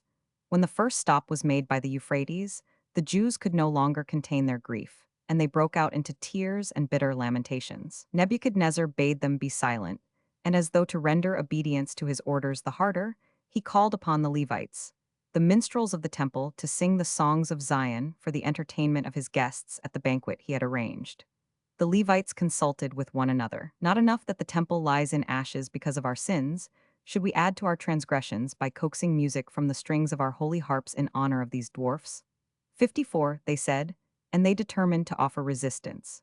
The murderous Babylonians mowed them down in heaps, yet they met death with high courage, for it saved their sacred instruments from the desecration of being used before idols and for the sake of idolaters.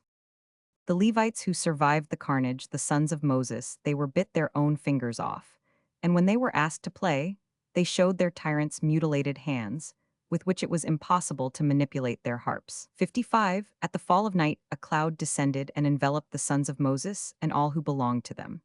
They were hidden from their enemies, while their own way was illuminated by a pillar of fire.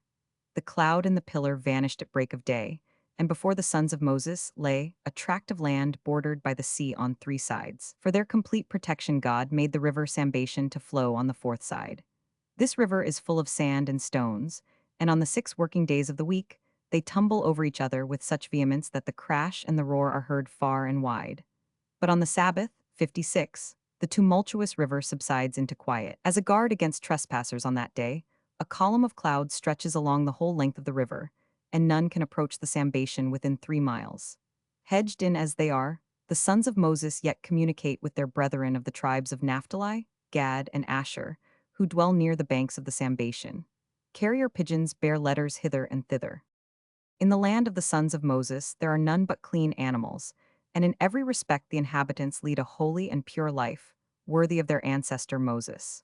They never use an oath, and, if perchance an oath escapes the lips of one of them, he is at once reminded of the divine punishment connected with his act. His children will die at a tender age. The sons of Moses live peaceably and enjoy prosperity as equals through their common Jewish faith. They have need of neither prince nor judge, for they know not strife and litigation. Each works for the welfare of the community, and each takes from the common store only what will satisfy his needs. Their houses are built of equal height, that no one may deem himself above his neighbor, and that the fresh air may not be hindered from playing freely about all alike. Even at night their doors stand wide open, for they have naught to fear from thieves, nor are wild animals known in their land. They all attain a good old age. The son never dies before the father. When a death occurs, there is rejoicing, because the departed is known to have entered into life everlasting in loyalty to his faith. The birth of a child, on the other hand, calls forth mourning, for who can tell whether the being ushered into the world will be pious and faithful? The dead are buried near the doors of their own houses, in order that their survivors, in all their comings and goings, may be reminded of their own end. Disease is unknown among them, for they never sin, and sickness is sent only to purify from sins. 57. Ebed-melech. The sons of Moses were not the only ones to escape from under the heavy hand of Nebuchadnezzar. Still more miraculous was the deliverance of the pious Ethiopian Ebed-melech from the hands of the Babylonians.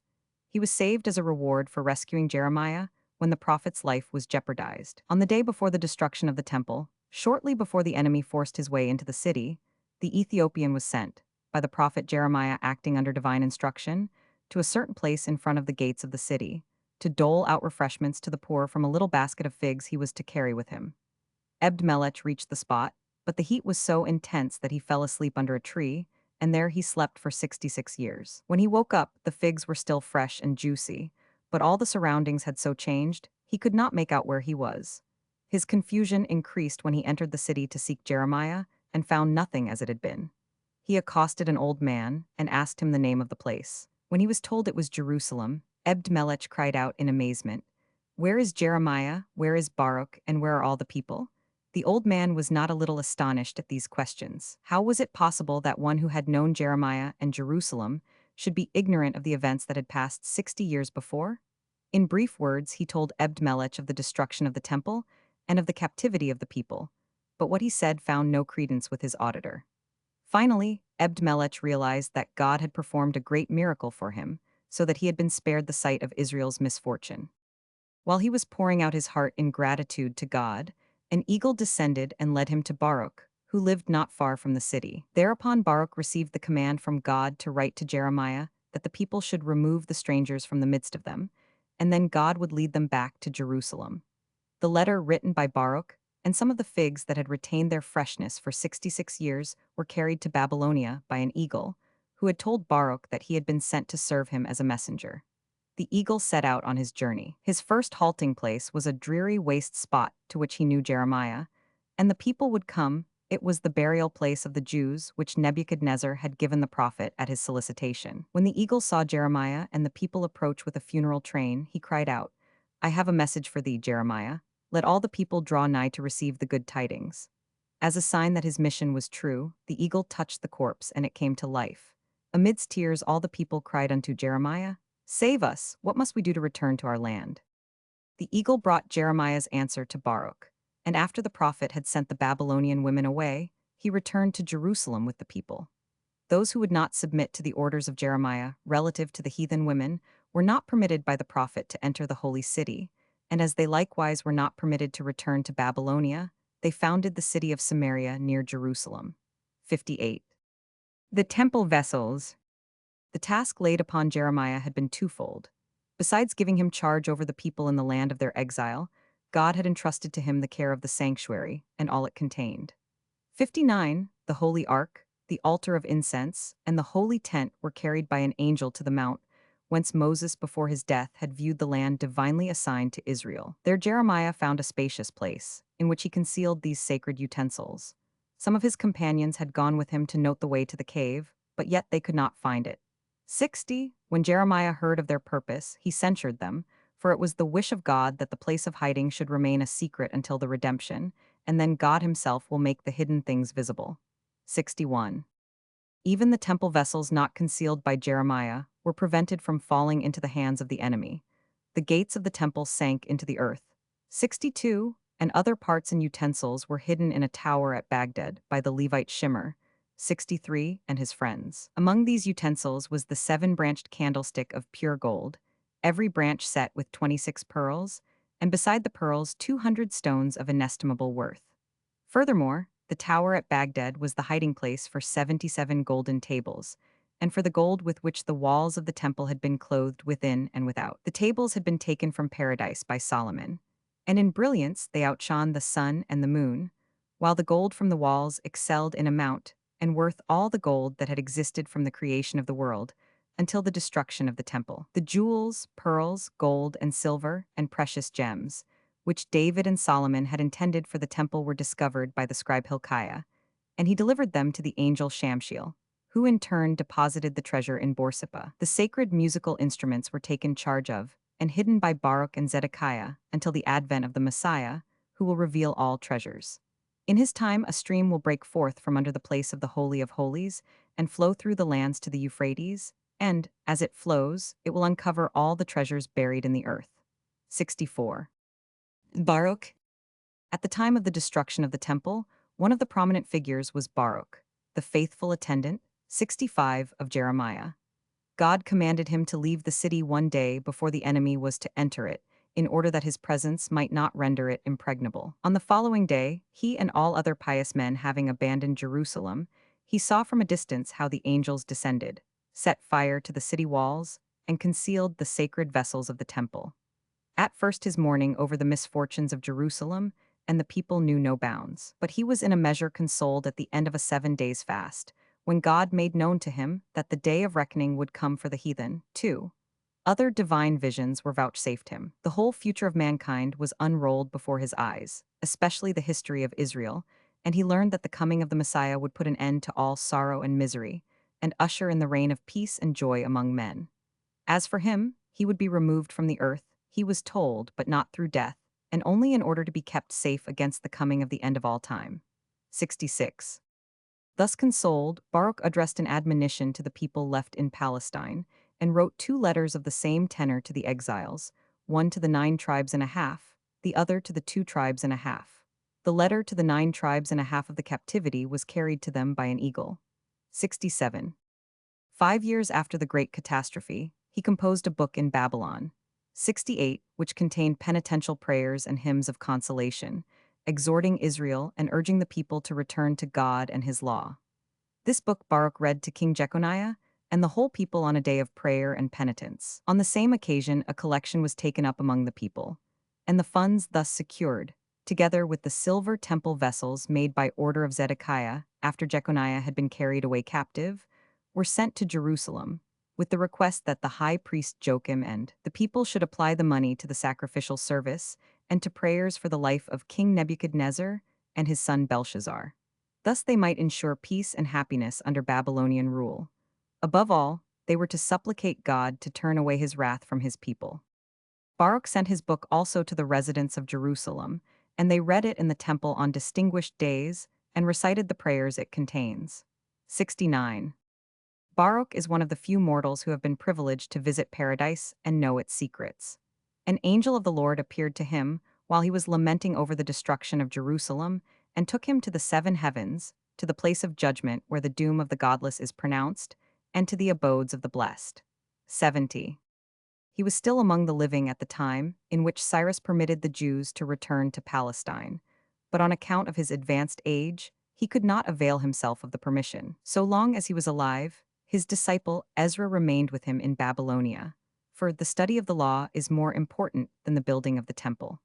It was only after the death of Baruch that he decided to gather together the exiles who desired to return to the Holy Land and rebuild the temple in Jerusalem. 71.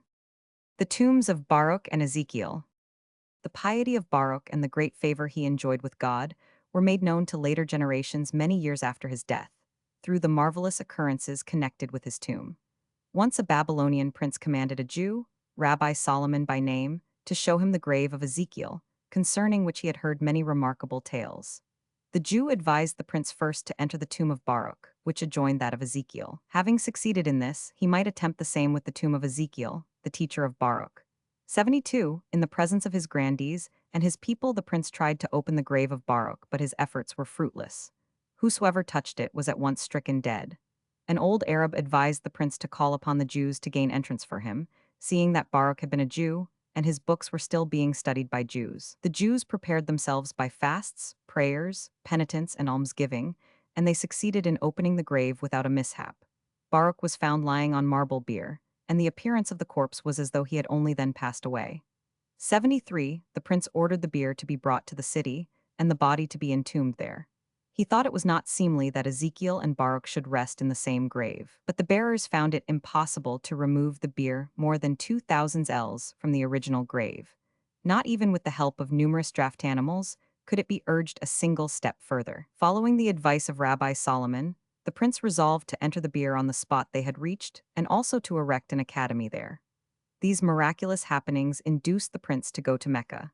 There he became convinced of the falseness of Mohammedanism, of which he had hitherto been an adherent, and he converted to Judaism, he and his whole court. Near the grave of Baruch there grows a species of grass whose leaves are covered with gold dust. As the sheen of the gold is not readily noticeable by day, the people seek out the place at night, mark the very spot on which the grass grows, and return by day and gather it. 74. Not less famous is the tomb of Ezekiel, at a distance of 2,000 ells from Baruch's. It is overarched by a beautiful mausoleum erected by King Jeconiah after evil Merodach had released him from captivity. The mausoleum existed down to the Middle Ages, and it bore on its walls the names of the 35,000 Jews who assisted Jeconiah in erecting the monument. It was the scene of many miracles. When great crowds of people journeyed thither to pay reverence to the memory of the prophet, the little low gate in the wall surrounding the grave enlarged in width and height to admit all who desired to enter.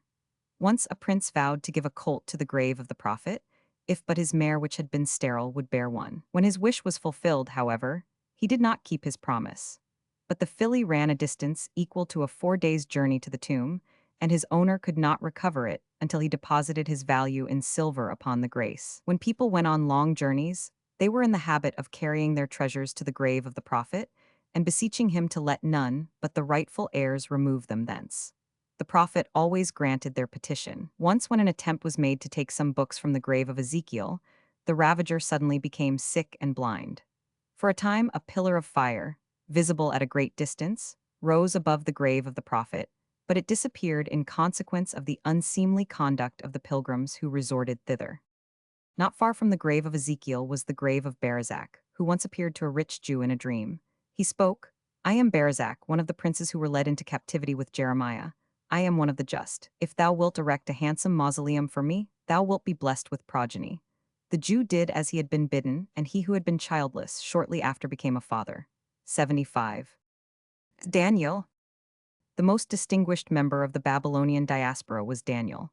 Though not a prophet, 76, he was surpassed by none in wisdom, piety, and good deeds. His firm adherence to Judaism he displayed from his early youth. When, a page at the royal court, he refused to partake of the bread, wine, and oil of the heathen, even though the enjoyment of them was not prohibited by the law. 77. In general, his prominent position at the court was maintained at the cost of many a hardship, for he and his companions, Hananiah, Mishael, and Azariah, were envied their distinctions by numerous enemies, who sought to compass their ruin. Once they were accused before King Nebuchadnezzar of leading an unchaste life.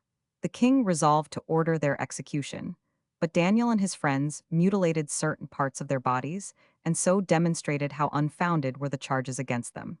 78. As a youth, Daniel gave evidence of his wisdom when he convicted two old sinners of having testified falsely against Susanna, as beautiful as she was good.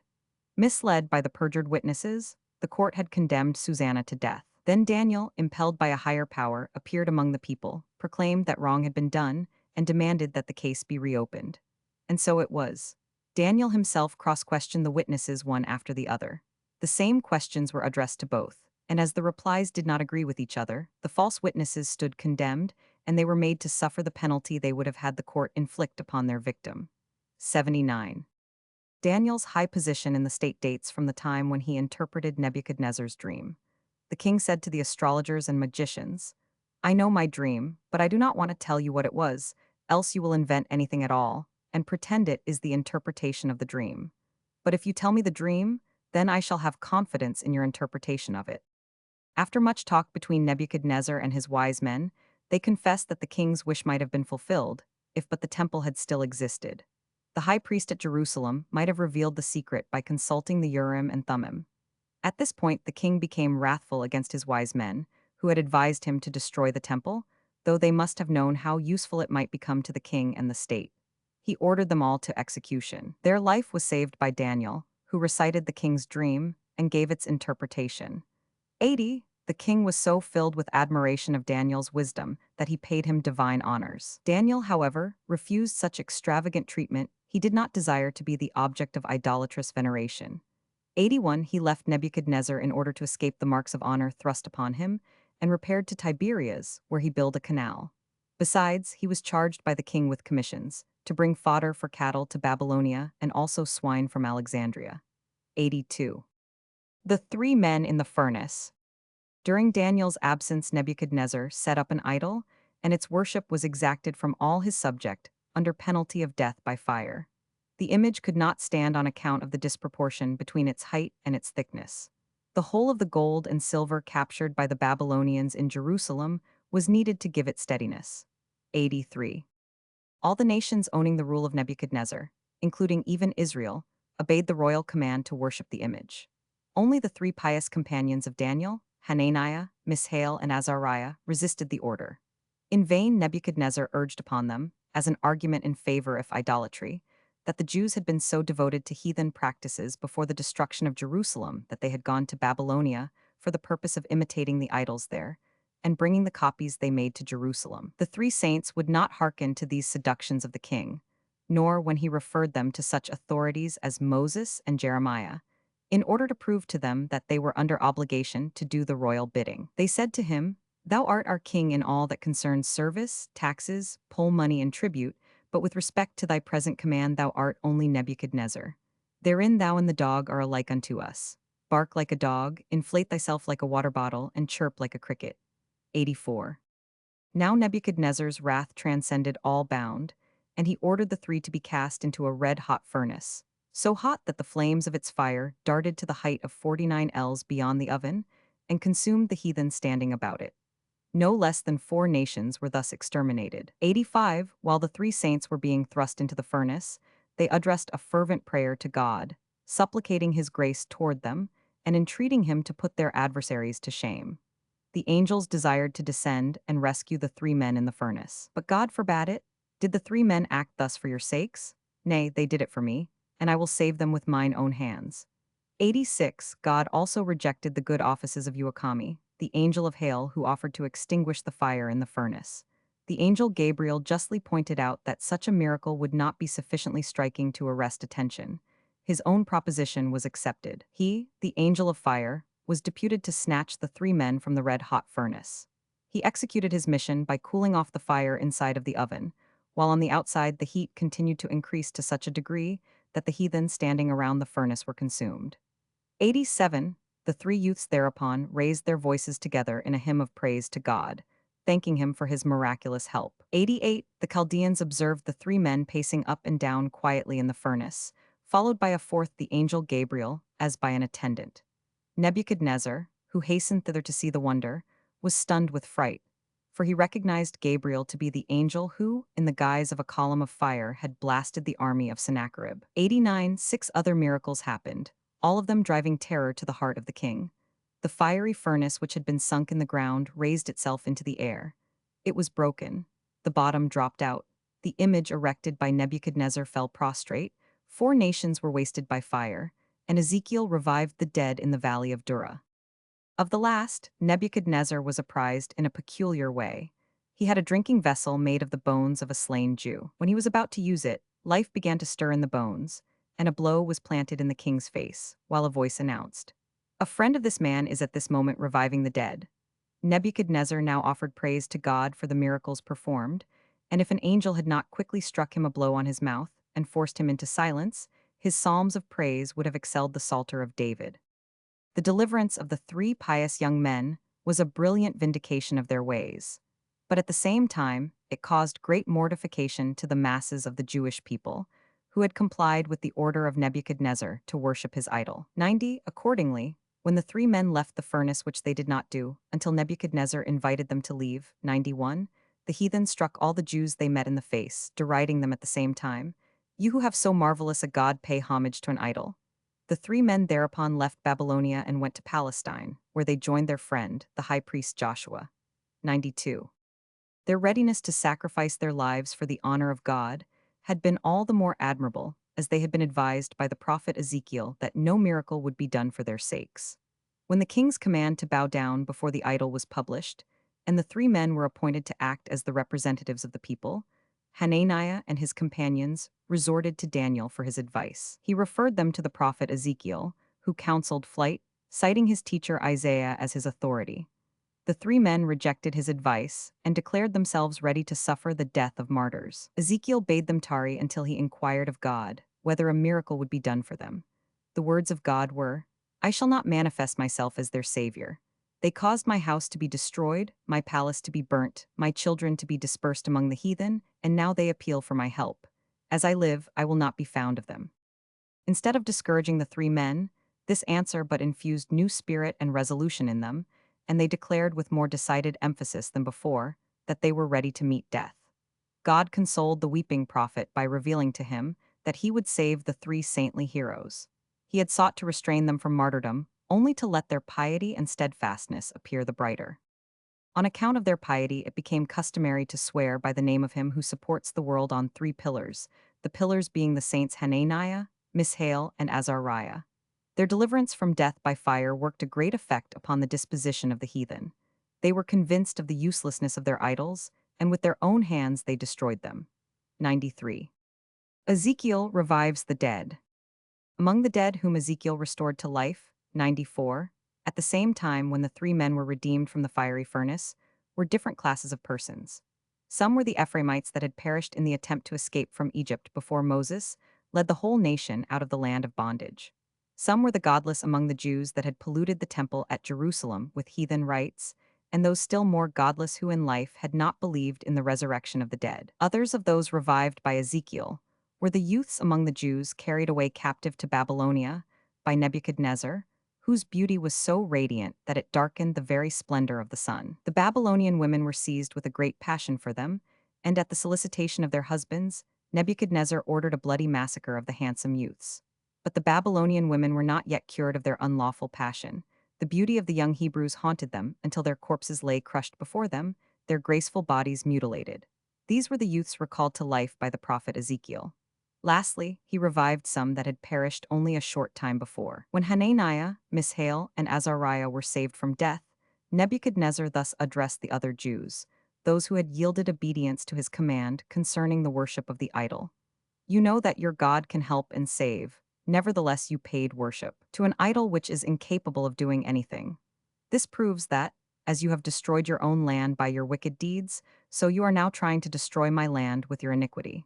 Forthwith he commanded that they all be executed, 60,000 in number. 20 years passed, and Ezekiel was vouchsafed the vision in which God bade him repair to the valley of Dura, where Nebuchadnezzar had set up his idol, and had massacred the host of the Jews. Here God showed him the dry bones of the slain with the question, "Can I revive these bones?" Ezekiel's answer was evasive, and as a punishment for his little faith, he had to end his days in Babylon, and was not granted even burial in the soil of Palestine. God then dropped the dew of heaven upon the dry bones, and sinews were upon them, and flesh came up, and skin covered them above. At the same time, God sent forth winds to the four corners of the earth, which unlocked the treasure houses of souls, and brought its own soul to each body. All came to life except one man, who, as God explained to the prophet, was excluded from the resurrection because he was a usurer. In spite of the marvelous miracle performed from them, the men thus restored to life wept, because they feared they would have no share at the end of time in the resurrection of the whole of Israel. But the prophet assured them, in the name of God, that their portion in all that had been promised Israel should in no wise be diminished. 95. Nebuchadnezzar a beast. Nebuchadnezzar, the ruler of the whole world, 96, to whom even the wild animals paid obedience, his pet was a lion with a snake coiled about its neck. 97, did not escape punishment for his sins. He was chastised as none before him. He whom fear of God had at first held back from a war against Jerusalem, and who had to be dragged forcibly, as he sat on his horse, to the Holy of Holies, 98, by the Archangel Michael. He later became so arrogant that he thought himself a god. 99, and cherished the plan of enveloping himself in a cloud so that he might live apart from men. 100, a heavenly voice resounded. O thou wicked man, son of a wicked man, and descendant of Nimrod the wicked, who incited the world to rebel against God.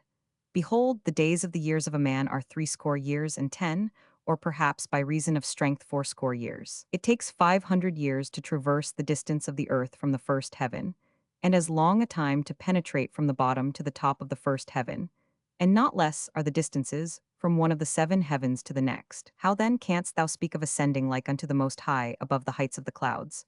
101. For this transgression of deeming himself more than a man, he was punished by being made to live for some time as a beast among beasts, treated by them as though he were one of them. 102. For 40 days, 103, he led this life. As far down as his navel, he had the appearance of an ox, and the lower part of his body resembled that of a lion. Like an ox he ate grass, and like a lion he attacked a curious crowd, but Daniel spent his time in prayer, entreating that the 7 years of this brutish life allotted to Nebuchadnezzar might be reduced to 7 months. His prayer was granted. At the end of 40 days reason returned to the king. The next 40 days he passed in weeping bitterly over his sins, and in the interval that remained to complete the 7 months he again lived the life of a beast. 104. Hiram, the king of Tyre, was a contemporary of Nebuchadnezzar, and in many respects resembled him. He, too, esteemed himself a god, and sought to make men believe in his divinity by the artificial heavens he fashioned for himself. In the sea he erected 4 iron pillars, on which he built up 7 heavens, each 500 ells larger than the one below. The first was a plate of glass of 500 square ells, and the second a plate of iron of 1,000 square ells. The third, of lead and separated from the second by canals, contained huge round boulders which produced the sound of thunder on the iron. The fourth heaven was of brass, the fifth of copper, the sixth of silver, and the seventh of gold, all separated from each other by canals. In the seventh, 3,500 ells in extent, he had diamonds and pearls, which he manipulated so as to produce the effect of flashes and sheets of lightning, while the stones below imitated the growling of the thunder. As Hiram was thus floating above the earth, in his vain imagination deeming himself superior to the rest of men, he suddenly perceived the prophet Ezekiel next to himself. He had been waved thither by a wind. Frightened and amazed, Hiram asked the prophet how he had risen to his heights. The answer was, God brought me here, and he bade me ask thee why thou art so proud, thou born of woman? The king of Tyre replied defiantly, I am not one born of woman, I live forever, and as God resides on the sea, so my abode is on the sea, and as he inhabits 7 heavens, so do I. See how many kings I have survived. 21 of the house of David, and as many of the kingdom of the 10 tribes, and no less than 50 prophets and 10 high priests have I buried. Thereupon God said, I will destroy my house, that henceforth Hiram may have no reason for self-glorification, because all his pride comes only from the circumstance that he furnished the cedar trees for the building of the temple. The end of this proud king was that he was conquered by Nebuchadnezzar, deprived of this throne, and made to suffer a cruel death. Though the Babylonian king was the stepson of Hiram, he had no mercy with him. Daily he cut off a bit of the flesh of his body and forced the Tyrian king to eat it until the finally perished. Hiram's palace was swallowed by the earth, and in the bowels of the earth it will remain until it shall emerge in the future world as the habitation of the pious. 105. The false prophets. Not only among the heathen, but also among the Jews there were very sinful people in those days. The most notorious Jewish sinners were the 2 false prophets Ahab and Zedekiah. Ahab came to the daughter of Nebuchadnezzar and said, Yield thyself to Zedekiah, telling her this in the form of a divine message. The same was done by Zedekiah, who only varied the message by substituting the name of Ahab. The princess could not accept such messages as divine, and she told her father what had occurred.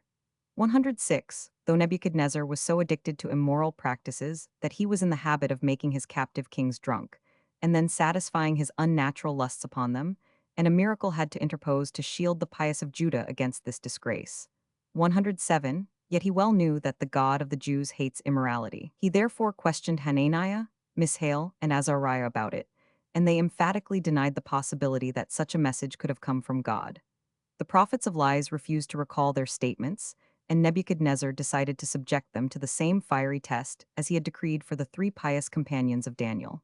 To be fair toward them, the king permitted them to choose a 3rd fellow sufferer, some pious man to share their lot. Seeing no escape, Ahab and Zedekiah asked for Joshua, later the high priest, as their companion in the furnace, in the hope that his distinguished merits would suffice to save all 3 of them. They were mistaken. Joshua emerged unhurt. Only his garments were seared, but the false prophets were consumed. Joshua explained the singeing of his garments by the fact that he was directly exposed to the full fury of the flames. But the truth was that he had to expiate the sins of his sons, who had contracted marriages unworthy of their dignity and descent. Therefore their father escaped death only after the fire had burnt his garments. 108. Daniel's piety. No greater contrast to Hiram and the false prophets Ahab and Zedekiah can be imagined than is presented by the character of the pious Daniel. When Nebuchadnezzar offered him divine honors, 109, he refused what Hiram sought to obtain by every means in his power. The Babylonian king felt so ardent an admiration for Daniel that he sent him from the country, when the time arrived to worship the idol he had erected in Dura. For he knew very well that Daniel would prefer death in the flames to disregard of the commands of God, and he could not well have cast the man into the fire to whom he had paid divine homage. Moreover, it was the wish of God that Daniel should not pass through the fiery ordeal at the same time as his 3 friends, in order that their deliverance might not be ascribed to him. 110. In spite of all this, Nebuchadnezzar endeavored to persuade Daniel by gentle means to worship an idol. He had the golden diadem of the high priest inserted in the mouth of an idol, and by reason of the wondrous power that resides in the holy name inscribed on the diadem, the idol gained the ability to speak, and it said the words, I am thy God. Thus were many seduced to worship the image. But Daniel could not be misled so easily. He secured permission from the king to kiss the idol. Laying his mouth upon the idols, he adjured the diadem in the following words, I am but flesh and blood, yet at the same time a messenger of God. I therefore admonish thee, take heed that the name of the Holy One, blessed be he, may not be desecrated, and I order thee to follow me. So it happened. When the heathen came with music and song to give honor to the idol, it emitted no sound, but a storm broke loose and overturned it. 111. On still another occasion, Nebuchadnezzar tried to persuade Daniel to worship an idol, this time a dragon that devoured all who approached it, and therefore was adored as a god by the Babylonians. Daniel had straw mixed with nails fed to him, and the dragon ate and perished almost immediately. 112. All this did not prevent Daniel from keeping the welfare of the king in mind continually. Hence it was that, when Nebuchadnezzar was engaged in setting his house in order, he desired to mention Daniel in his will as one of his heirs. But the Jew refused with the words, "Far be it from me to leave the inheritance of my fathers for that of the uncircumcised." 113. Nebuchadnezzar died after having reigned 40 years, as long as King David. 114. The death of the tyrant brought hope and joy to many a heart, for his severity had been such that during his lifetime none dared laugh, and when he descended to Sheol, its inhabitants trembled, fearing he had come to reign over them too. However, a heavenly voice called to him, "Go down and be thou laid down with the uncircumcised." 115. The interment of this great king was anything but what one might have expected, and for this reason, during the 7 years spent by Nebuchadnezzar among the beast, his son Evil-Merodach ruled in his stead. Nebuchadnezzar reappeared after his period of penance and incarcerated his son for life. When the death of Nebuchadnezzar actually did occur, Evil-Merodach refused to accept the homage the nobles brought him as the new king, because he feared that his father was not dead, but had only disappeared as once before and would return again.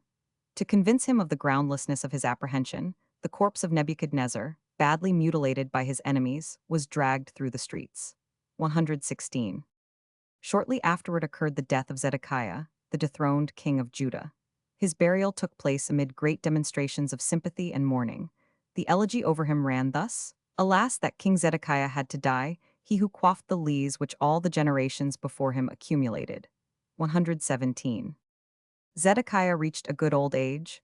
118. For though it was in his reign that the destruction of Jerusalem took place, yet it was the guilt of the nation, not of the king, that had brought about the catastrophe. 119. Like the return of the captivity. Belshazzar's feast. When God resolved to take revenge upon Babylon for all the sufferings it had inflicted on Israel, he chose Darius and Cyrus as the agents of vengeance. Cyrus, the king of Persia, and his father-in-law Darius, the king of Media, together went up against Belshazzar, the ruler of the Chaldeans.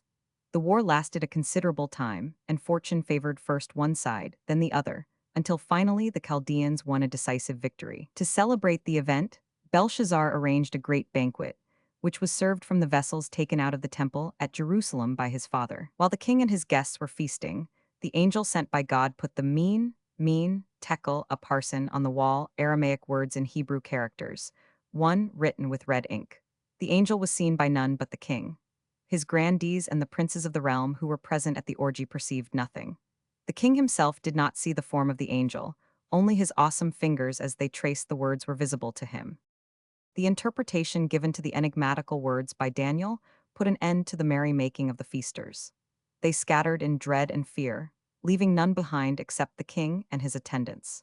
In the same night, the king was murdered by an old servant, who knew Daniel from the time of Nebuchadnezzar, and doubted not that his sinister prophecy would be fulfilled. With the head of King Belshazzar, he betook himself to Darius and Cyrus, and told them how his master had desecrated the sacred vessels, told them of the wonderful writing on the wall, and of the way it had been interpreted by Daniel. The two kings were moved by his recital to vow solemnly that they would permit the Jews to return to Palestine and would grant them the use of the temple vessels. They resumed the war against Babylonia with more energy, and God vouchsafed them victory.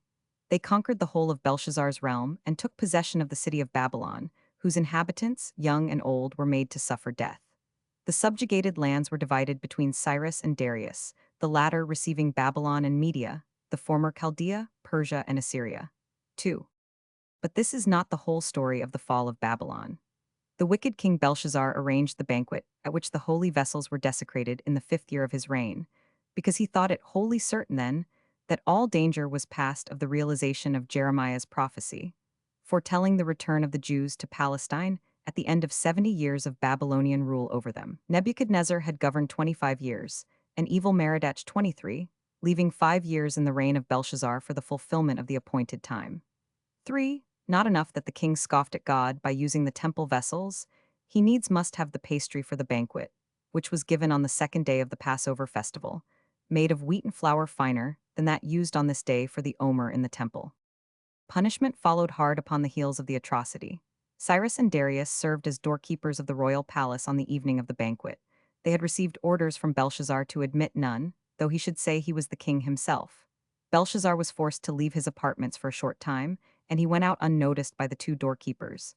On his return, when he asked to be admitted, they felled him dead, even while he was asseverating that he was the king. 4. Daniel under the Persian kings. Daniel left Belshazzar and fled to Shushtar, where he was kindly received by Cyrus, who promised him to have the temple vessels taken back to Jerusalem, provided Daniel would pray to God to grant him success in his war with the king of Mosul. God gave Daniel's prayer a favorable hearing, and Cyrus was true to his promise. Daniel now received the divine charge to urge Cyrus to rebuild the temple. To this end he was to introduce Ezra and Zerubbabel to the king. Ezra then went from place to place and called upon the people to return to Palestine. Sad to say, only a tribe and a half obeyed his summons. Indeed, the majority of the people were so wroth against Ezra that they sought to slay him. He escaped the peril to his life only by a divine miracle. 5. Daniel, too, was exposed to much suffering at this time. King Cyrus cast him into a den of lions because he refused to bow down before the idol of the king. For 7 days Daniel lay among the wild beasts, and not a hair of his head was touched. When the king at the end of the week found Daniel alive, he could not but acknowledge the sovereign grandeur of God. Cyrus released Daniel, and instead had his calumniators thrown to the lions. In an instant they were rent in pieces. 6. In general, Cyrus fell far short of coming up to the expectations set in him for piety and justice. Though he granted permission to the Jews to rebuild the temple, they were to use no material but wood, so that it might easily be destroyed if the Jews should take it into their head to rebel against him. Even in point of morals, the Persian king was not above reproach. 7.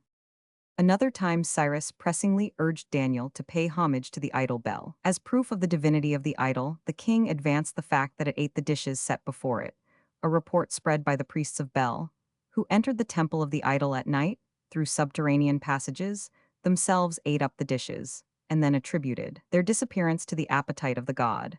But Daniel was too shrewd to be misled by a fabricated story. He had the ashes strewn upon the floor of the temple, and the footprints visible the next morning convinced the king of the deceit practiced by the priests. 8. Pleasant relations did not continue to subsist forever between Cyrus and Darius. A war broke out between them, in which Cyrus lost life and lands. Fearing Darius, Daniel fled to Persia, but an angel of God appeared to him with the message, "Fear not the king, not unto him will I surrender thee." Shortly afterward he received a letter from Darius reading as follows, "Come to me, Daniel, fear not, I shall be even kinder to thee than Cyrus was." Accordingly Daniel returned to Shushtar, and was received with great consideration by Darius. One day the king chanced to remember the sacred garments brought by Nebuchadnezzar out of the temple at Jerusalem to Babylon. They had vanished, and no trace of them could be discovered. The king suspected Daniel of having had something to do with their disappearance. It booted little that he protested his innocence. He was cast into prison. God sent an angel who was to blind Darius, telling him at the same time that he was deprived of the light of his eyes because he was keeping the pious Daniel in durance, and sight would be restored to him only if Daniel interceded for him. The king at once released Daniel, and the two together journeyed to Jerusalem to pray on the holy place for the restoration of the king. An angel appeared to Daniel and announced to him that his prayer had been heard. The king had but to wash his eyes, and vision would return to them. So it happened. Darius gave thanks to God, and in his gratitude assigned the tithe of his grain to the priests and the Levites. Besides, he testified his appreciation to Daniel by loading him down with gifts, and both returned to Shushtar. The recovery of the king convinced many of his subjects of the omnipotence of God, and they converted to Judaism. 9. Following the advice of Daniel, Darius 10 appointed a triumvirate to take charge of the administration of his realm, and Daniel was made the chief of the council of 3. His high dignity he was second to none, but the king himself exposed him to envy and hostility on all sides. His enemies plotted his ruin. With cunning, they induced the king to sign an order attaching the penalty of death to prayers addressed to any god or any man other than Darius. 11. Though the order did not require Daniel to commit a sin, he preferred to give his life for the honor of the one God rather than omit his devotions to him. When his jealous enemies surprised him during his prayers, he did not interrupt himself. he was dragged before the king, who refused to give credence to the charge against Daniel. Meanwhile, the hour for the afternoon prayer arrived, and in the presence of the king and his princes, Daniel began to perform his devotions. This naturally rendered unavailing all efforts made by the king to save his friend from death. Daniel was cast into a pit full of lions. The entrance to the pit was closed up with a rock, which had all of its own accord rolled from Palestine to protect him against any harm contemplated by his enemies. 12. The ferocious beasts welcomed the pious Daniel like dogs fawning upon their master on his return home, licking his hands and wagging their tails. While this was passing in Babylon, an angel appeared to the prophet Habakkuk in Judea. He ordered the prophet to bring Daniel the food he was about to carry to his laborers in the field. Astonished, Habakkuk asked the angel how he could carry it to so great a distance, whereupon he was seized by his hair, and in a moment set down before Daniel. They dined together, and then the angel transported Habakkuk back to his place in Palestine. Early in the morning, Darius, 13, went to the pit of the lions to discover the fate of Daniel. The king called his name, but he received no answer, because Daniel was reciting the Shema at that moment. 14, after having spent the night in giving praise and adoration to God. 15, seeing that he was still alive, the king summoned the enemies of Daniel to the pit. It was their opinion that the lions had not been hungry, and therefore Daniel was still unhurt. The king commanded them to put the beasts to the test with their own persons. The result was that the 122 enemies of Daniel, together with their wives and children numbering 244 persons, were torn in shreds by 1,464 lions. 16. The miraculous escape of Daniel brought him more distinguished consideration and greater honors than before. The king published the wonders done by God in all parts of his land, and called upon the people to betake themselves to Jerusalem and help in the erection of the temple. Daniel entreated the king to relieve him of the duties of his position, for the performance of which he no longer felt himself fit, on account of his advanced age. The king consented on condition that Daniel designate a successor worthy of him. His choice fell upon Zerubbabel. Loaded with rich presents and amid public demonstrations designed to honor him, Daniel retired from public life. He settled in the city of Shushan, where he abode until his end. 17. Though he was no prophet, God vouchsafed to him a knowledge of the end of time, not granted his friends, the prophets Haggai, Zechariah, and Malachi. 18. But even he, in the fullness of his years, lost all memory of the revelation with which he had been favored. 19. The grave of Daniel. Daniel was buried in Shushan, on account of which a sore quarrel was enkindled among the inhabitants of the city. Shushan is divided in two parts by a river. The side containing the grave of Daniel was occupied by the wealthy inhabitants, and the poor citizens lived on the other side of the river. The latter maintained that they, too, would be rich if the grave of Daniel were in their quarter. The frequent disputes and conflicts were finally adjusted by a compromise. 1 year the bier of Daniel reposed on one side of the river, the next year on the other. When the Persian king Sanjar came to Shushan, he put a stop to the practice of dragging the bier hither and thither. He resorted to another device for guarding the peace of the city. He had the bier suspended from chains precisely in the middle of the bridge spanning the river. In the same spot, he erected a house of prayer for all confessions, and out of respect to Daniel, he prohibited fishing in the river for a distance of a mile on either side of the memorial building. 20. The sacredness of the spot appeared when the godless tried to pass by. They were drowned while the pious remained unscathed. Furthermore, the fish that swam near it had heads glittering like gold. 21. Beside the house of Daniel lay a stone, under which he had concealed the holy temple vessels. Once an attempt was made to roll the stone from its place, but whoever ventured to touch it fell dead. The same fate overtook all who later tried to make excavations near the spot. A storm broke out and mowed them down. 22. Zerubbabel, the successor to Daniel in the service of the king, Zerubbabel, enjoyed equally as much royal consideration and affection. He occupied a higher position than all the other servants and officials, and he and 2 others constituted the bodyguard of the king.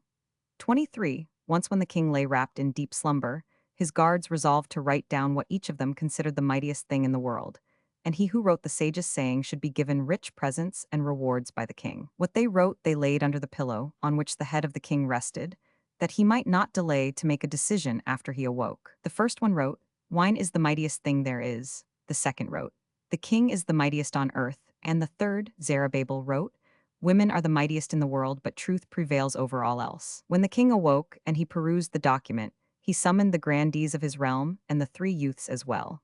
Each of the three was called upon to justify his saying. In eloquent words, the first described the potency of wine. When it takes possession of the senses of a man, he forgets grief and sorrow. Still more beautiful and convincing were the words of the second speaker, when his turn came to establish the truth of his saying, that the king was the mightiest on earth. Finally, Zerubbabel depicted in glowing words the power of woman, who rules even over kings. But, he continued, truth is supreme over all. The whole earth asks for truth, the heavens sing the praises of truth, all creation quakes and trembles before truth, naught of wrong can be found in truth. Unto truth belongeth the might, the dominion, the power, and the glory of all times. Blessed be the God of truth. When Zerubbabel ceased from speaking, the assembly broke out into the words, Great is truth, it is mightier than all else. The king was so charmed with the wisdom of Zerubbabel that he said to him, Ask for aught thou wishest, it shall be granted thee. Zerubbabel required nothing for himself, he only sought permission of the king to restore Jerusalem, rebuild the sanctuary, and return the holy temple vessels to the place whence they had been carried off. Not only did Darius grant what Zerubbabel wished for, not only did he give him letters of safe conduct, but he also conferred numerous privileges upon the Jews who accompanied Zerubbabel to Palestine, and he sent abundant presents to the temple and its officers. 24. As unto his predecessor Daniel, so unto Zerubbabel, God vouchsafed a knowledge of the secrets of the future. Especially the archangel Metatron dealt kindly with him. Besides revealing to him the time at which the Messiah would appear, he brought about an interview between the Messiah and Zerubbabel. 25. In reality, Zerubbabel was none other than Nehemiah, who was given this second name because he was born in Babylon. 26. Richly endowed as Zerubbabel Nehemiah was with admirable qualities, he yet did not lack faults. He was excessively self-complacent, and he did not hesitate to fasten a stigma publicly upon his predecessors in the office of governor in the land of Judah, among whom was so excellent a man as Daniel. To punish him for these transgressions, the book of Ezra does not bear the name of its real author Nehemiah. 27. When Darius felt his end approach, 28, he appointed his son-in-law Cyrus, 29, who had hitherto reigned only over Persia, to be the ruler over his kingdom as well. His wish was honored by the princes of Media and Persia. After Darius had departed this life, Cyrus was proclaimed king. In the very first year of his reign, Cyrus summoned the most distinguished of the Jews to appear before him, and he gave them permission to return to Palestine and rebuild the temple at Jerusalem. More than this, he pledged himself to contribute to the temple service in proportion to his means and pay honor to the God who had invested him with strength to subdue the Chaldeans. These actions of Cyrus partly flowed from his own pious inclinations, and partly were due to his desire to accomplish the dying behests of Darius, who had admonished him to give the Jews the opportunity of rebuilding the temple.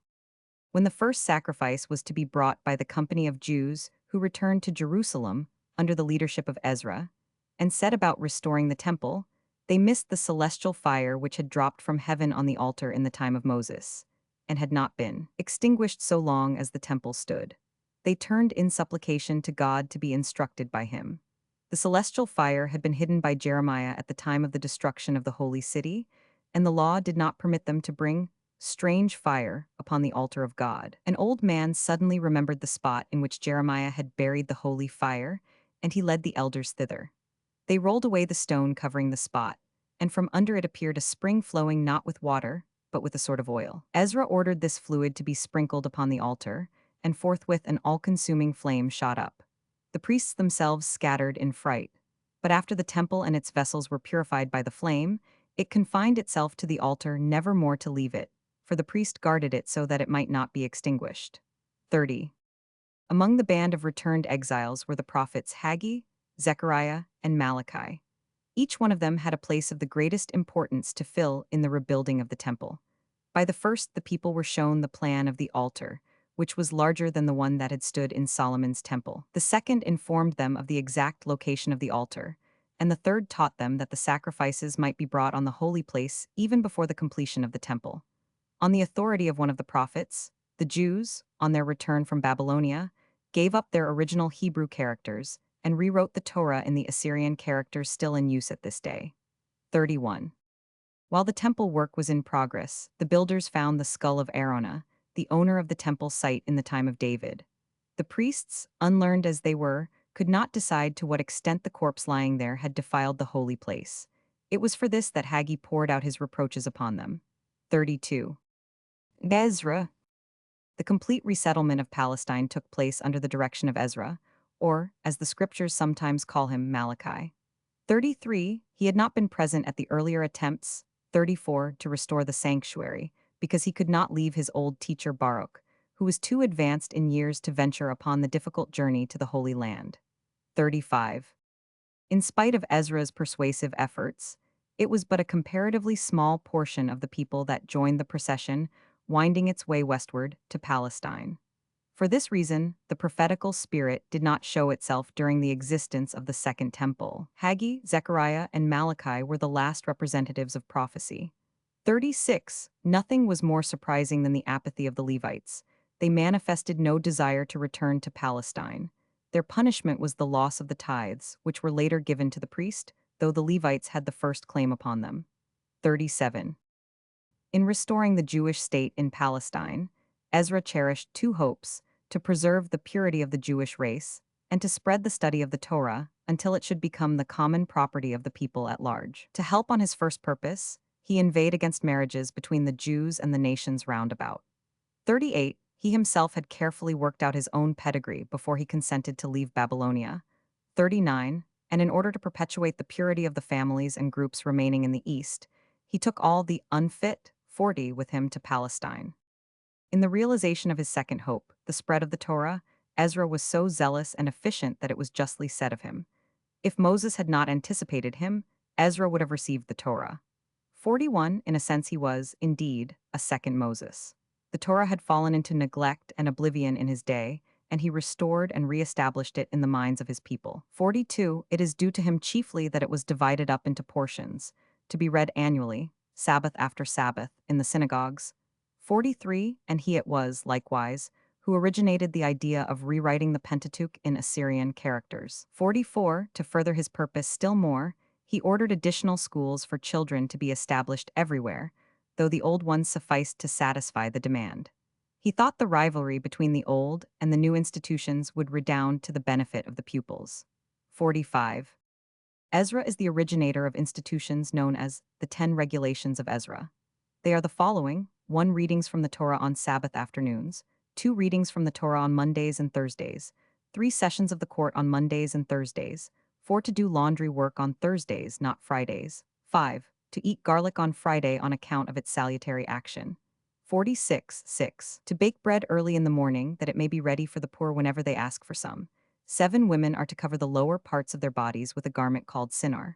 47. 8. Before taking a ritual bath, the hair is to be combed. 9. The ritual bath prescribed for the unclean is to cover the case of one who desires to offer prayer or study the law. 48. 10. Permission to peddlers to sell cosmetics to women in the towns. 49. Ezra was not only a great teacher of his people and their wise leader, he was also their advocate with the Celestials, to whom his relation was of a peculiarly intimate character. Once he addressed a prayer to God, in which he complained of the misfortune of Israel and the prosperity of the heathen nations. Thereupon the angel Uriel appeared to him and instructed him how that evil has its appointed time in which to run its course, as the dead have their appointed time to sojourn in the netherworld. Ezra could not rest satisfied with this explanation, and in response to his further question, 7 prophetic visions were vouchsafed him and interpreted by the angel for him. They typified the whole course of history up to his day and disclosed the future to his eyes. In the 7th vision, he heard a voice from a thorn bush, like Moses aforetimes, and it admonished him to guard in his heart the secrets revealed to him. The same voice had given Moses a similar injunction: "These words shalt thou publish, those shalt thou keep secret." Then his early translation from earth was announced to him. He besought God to let the Holy Spirit descend upon him before he died, so that he might record all that had happened since the creation of the world as it was set down in the Torah, and guide men upon the path that leads to God. Hereupon God bade him take the 5 experienced scribes, Sarga, Dabria, Selusha, Ethan, and Aziel, with him into retirement and dictate to them for 40 days. After one day spent with these writers in isolation, remote from the city and from men, a voice admonished him, "Ezra, open thy mouth and drink whereof I give thee to drink." He opened his mouth, and a chalice was handed to him, filled to the brim with a liquid that flowed like water, but in color resembled fire. his mouth opened to drink, and for 40 days it was not closed. During all that time, the 5 scribes put down, in signs they did not understand, they were the newly adopted Hebrew characters, all that Ezra dictated to them, and it made 94 books. At the end of the 40 days period, God spoke to Ezra thus: "The 24 books of the Holy Scriptures thou shalt publish, for the worthy and the unworthy alike to read, but the last 70 books thou shalt withhold from the populace, for the perusal of the wise of thy people." On account of his literary activity, he is called the scribe of the science of the Supreme Being unto all eternity. 50. Having finished his task, Ezra was removed from this mundane world, and he entered the life everlasting. But his death did not occur in the Holy Land. It overtook him at Khuzestan, in Persia, on his journey to King Artashasta. 51.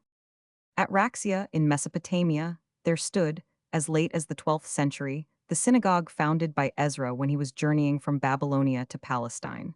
52. At his grave, over which columns of fire are often seen to hover at night. 53. A miracle once happened. A shepherd fell asleep by the side of it. Ezra appeared to him and bade him tell the Jews that they were to transport his bier to another spot. If the master of the new place refused assent, he was to be warned to yield permission, else all the inhabitants of his place would perish. At first the master refused to allow the necessary excavations to be made.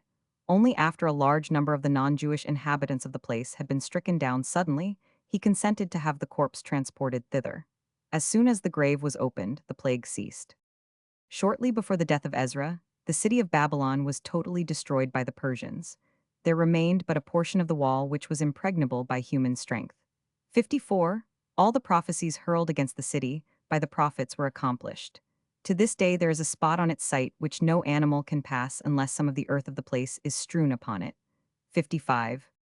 The men of the Great Assembly.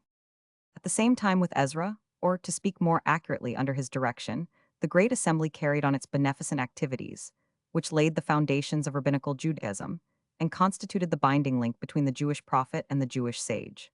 56. The great men who belonged to this august assembly once succeeded, through the efficacy of their prayers, in laying hands upon the seducers unto sin, and confining them to prevent them from doing more mischief. Thus they banished from the world the desire unto idolatry.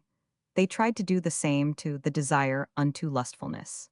This evil adversary warned them against making away with him, for the world would cease to exist without him. For 3 days they kept him a prisoner, but then they had to dismiss him and let him go free. They found that not even an egg was to be had, for sexual appetite had vanished from the world. However, he did not escape altogether unscathed. They plastered up his eyes, and from that time on he gave up inflaming the passions of men against their blood relations. 57. Among the decrees and ordinances of the Great Assembly, the most prominent is the fixation of the prayer of the 18 benedictions. The several benedictions composing this prayer date back to remote ancient times. The patriarchs were their authors, and the work of the Great Assembly was to put them together in the order in which we now have them. We know how each of the benedictions originated. 1. When Abraham was saved from the furnace, angels spoke, "Blessed art thou, O Lord, the shield of Abraham," which is the essence of the first of the 18. 2. When Isaac lay stunned by fright on Mount Moriah, God sent his dew to revive him, whereupon the angels spoke, "Blessed art thou, O Lord, who quickenest the dead." 3. When Jacob arrived at the gates of heaven and proclaimed the holiness of God, the angels spoke, "Blessed art thou, O Lord, thou holy God." 4. When Pharaoh was about to make Joseph the ruler over Egypt, and it appeared that he was unacquainted with the 70 tongues which an Egyptian sovereign must know, the angel Gabriel came and taught him those languages, whereupon the angels spoke, "Blessed art thou, O Lord, who graciously bestowest knowledge." 5. When Reuben committed the trespass against his father, sentence of death was pronounced upon him in the heavens. But when he repented, he was permitted to continue to live, and the angels spoke, "Blessed art thou, O Lord, who hast delight in repentance."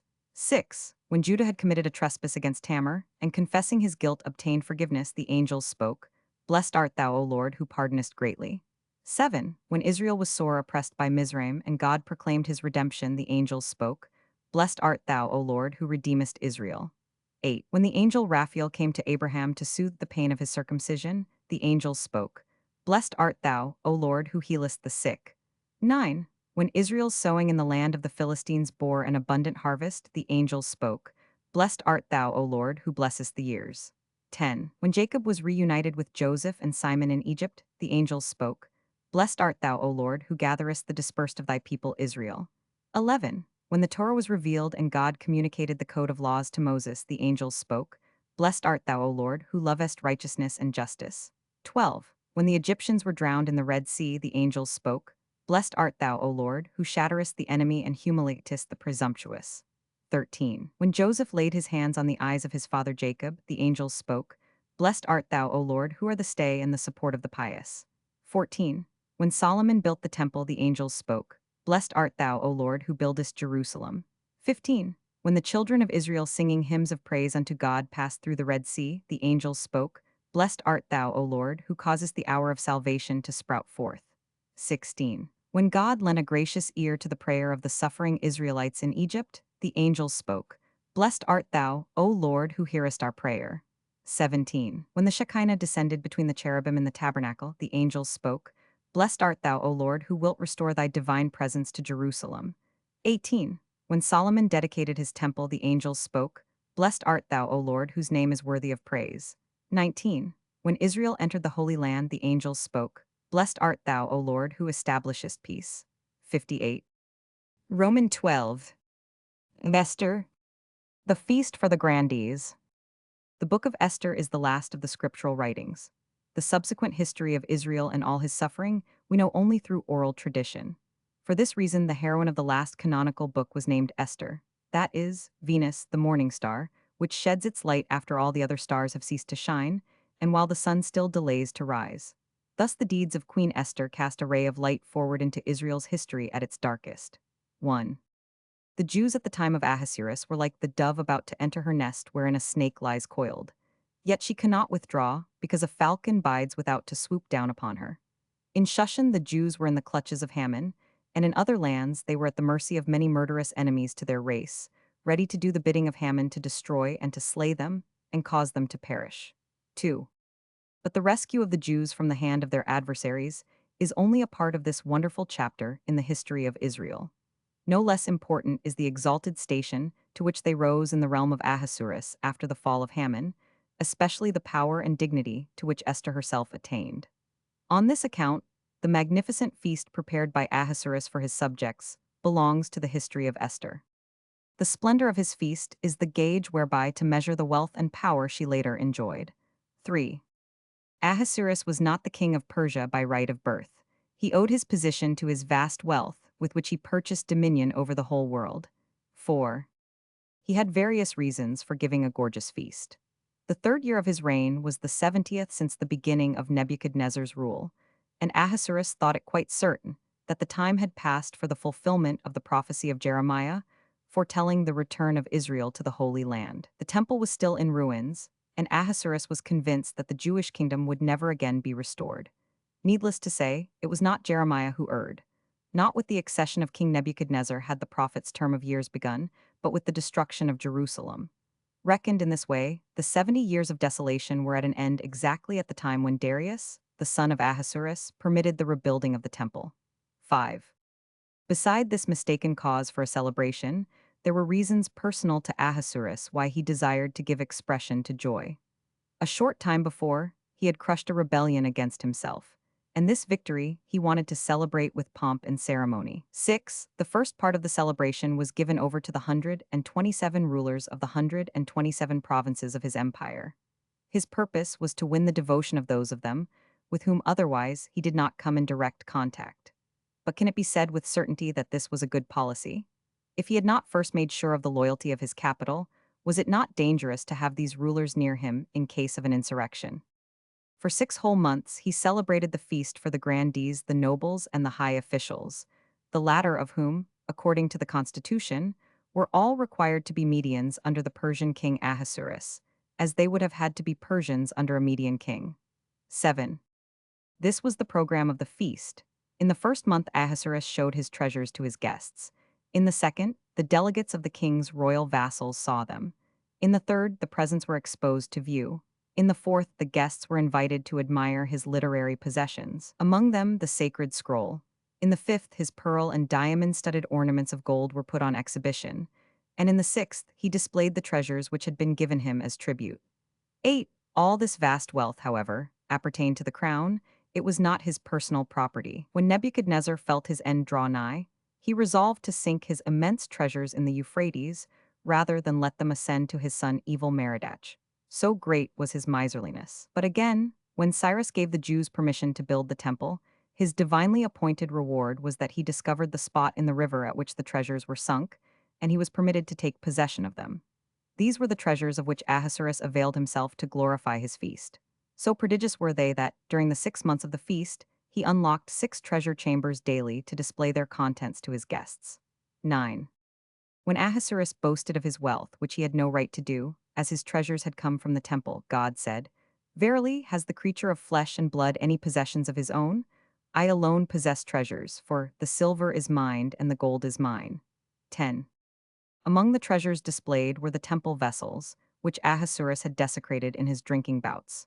When the noble Jews who had been invited to the capital saw these, they began to weep, and they refused to take further part in the festivities.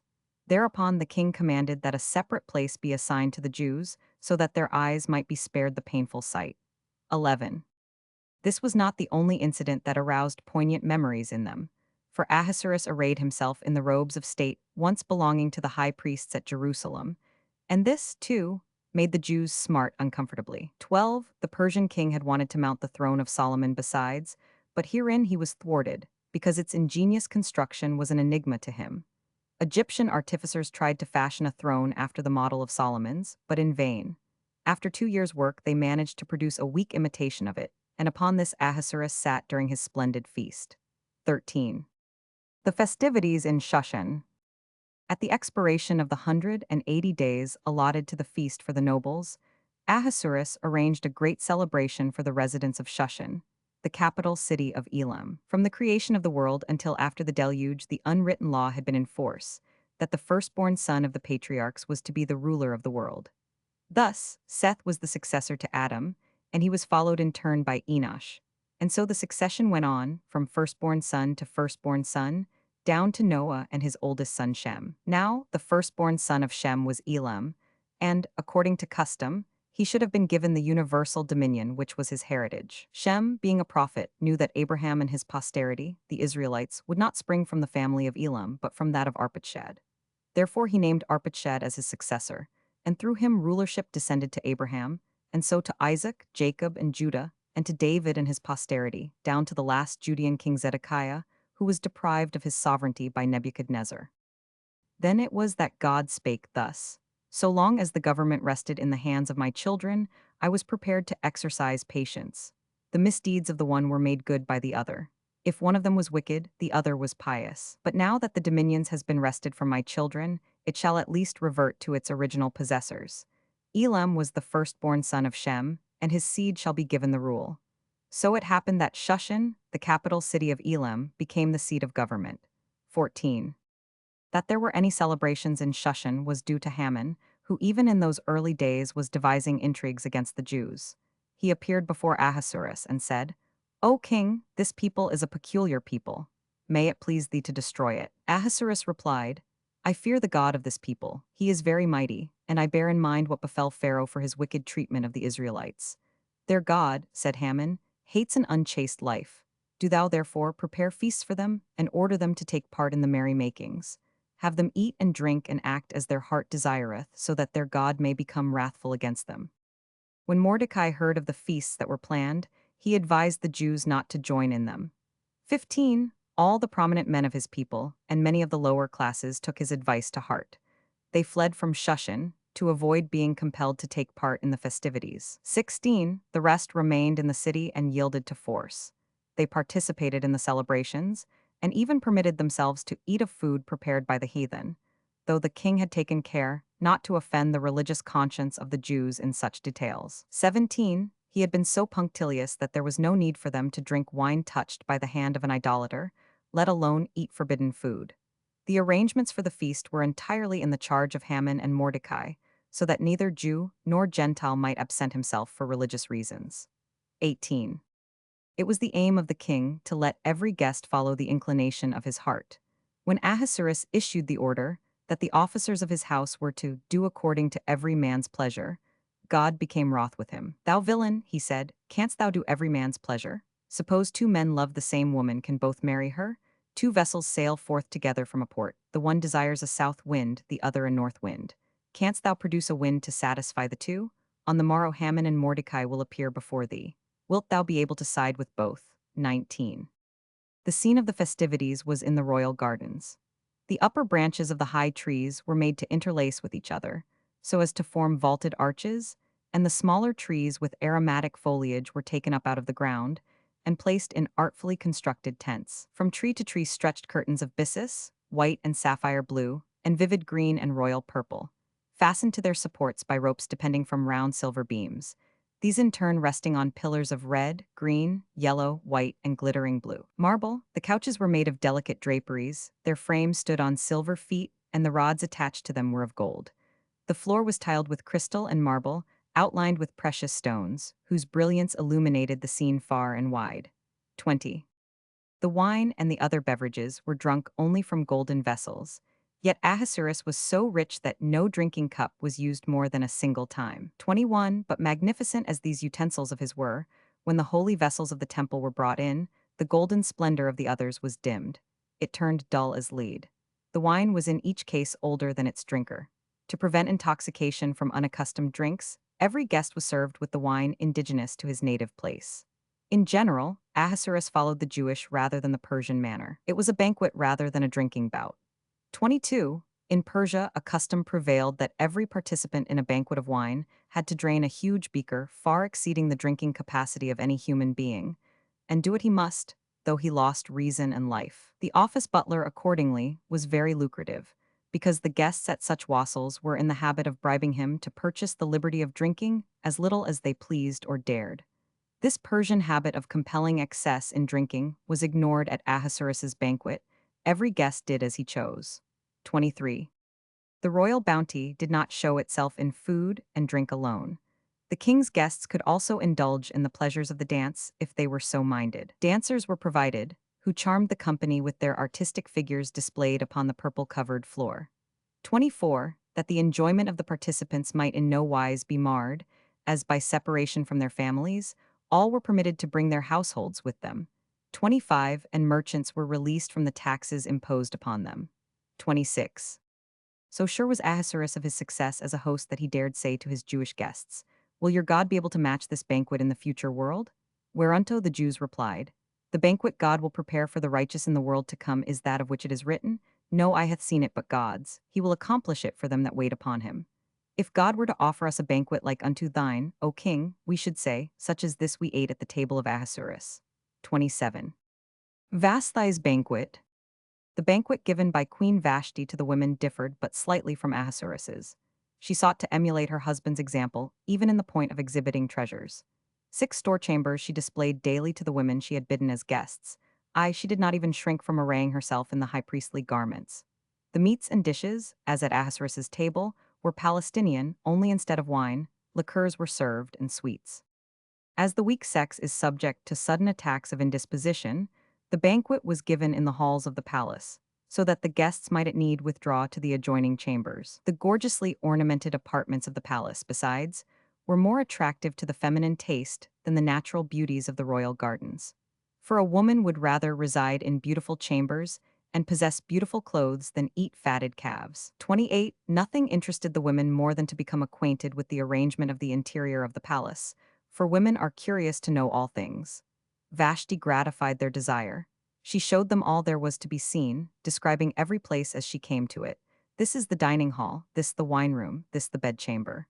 29. Vashti, too, was actuated by a political motive when she determined to give her banquet, by inviting the wives of hostages in case the men rose in insurrection against the king. 30. For Vashti knew the ways of statecraft.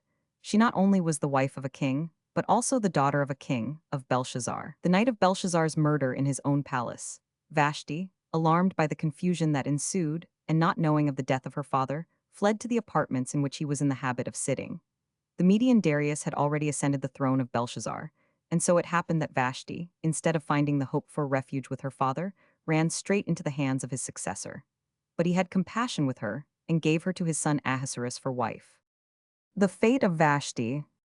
Though Ahasuerus had taken every precaution to prevent intemperate indulgence in wine, His banquet revealed the essential difference between Jewish and pagan festivities.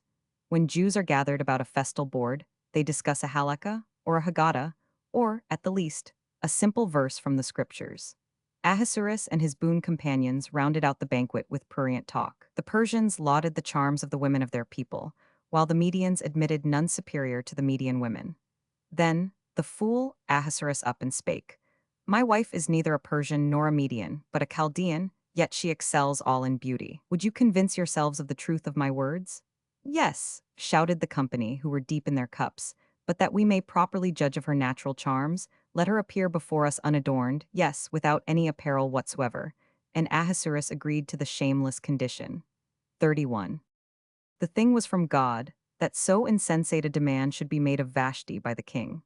A whole week Mordecai had spent in fasting and praying, supplicating God to mete out punishment to Ahasuerus for his desecration of the temple utensils. On the 7th day of the week, on the Sabbath, when Mordecai after his long fast took food, because fasting is forbidden on the Sabbath day, God heard his prayer and the prayer of the Sanhedrin. 32. He sent down 7 angels of confusion to put an end to Ahasuerus's pleasure. They were named Mehuman, confusion; Biztha, destruction of the house; Harbana, annihilation; Bigtha and Abagtha, the pressers of the winepress. For God had resolved to crush the court of Ahasuerus as one presses the juice from grapes in a press. Zetha, observer of immorality; and Karkas, knocker. 33.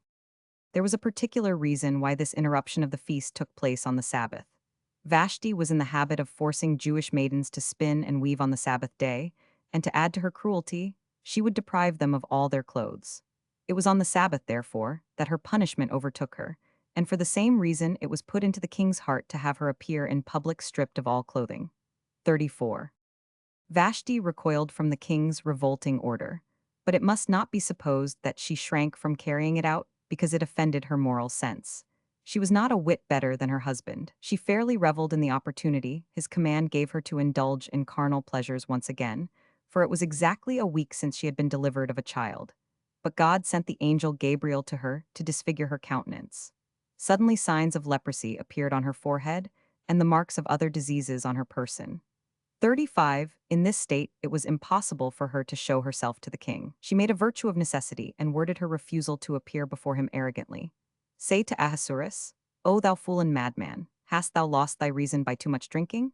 I am Vashti, the daughter of Belshazzar, who was a son of Nebuchadnezzar, the Nebuchadnezzar who scoffed at kings, and unto whom princes were a derision, and even thou wouldst not have been deemed worthy to run before my father's chariot as a courier.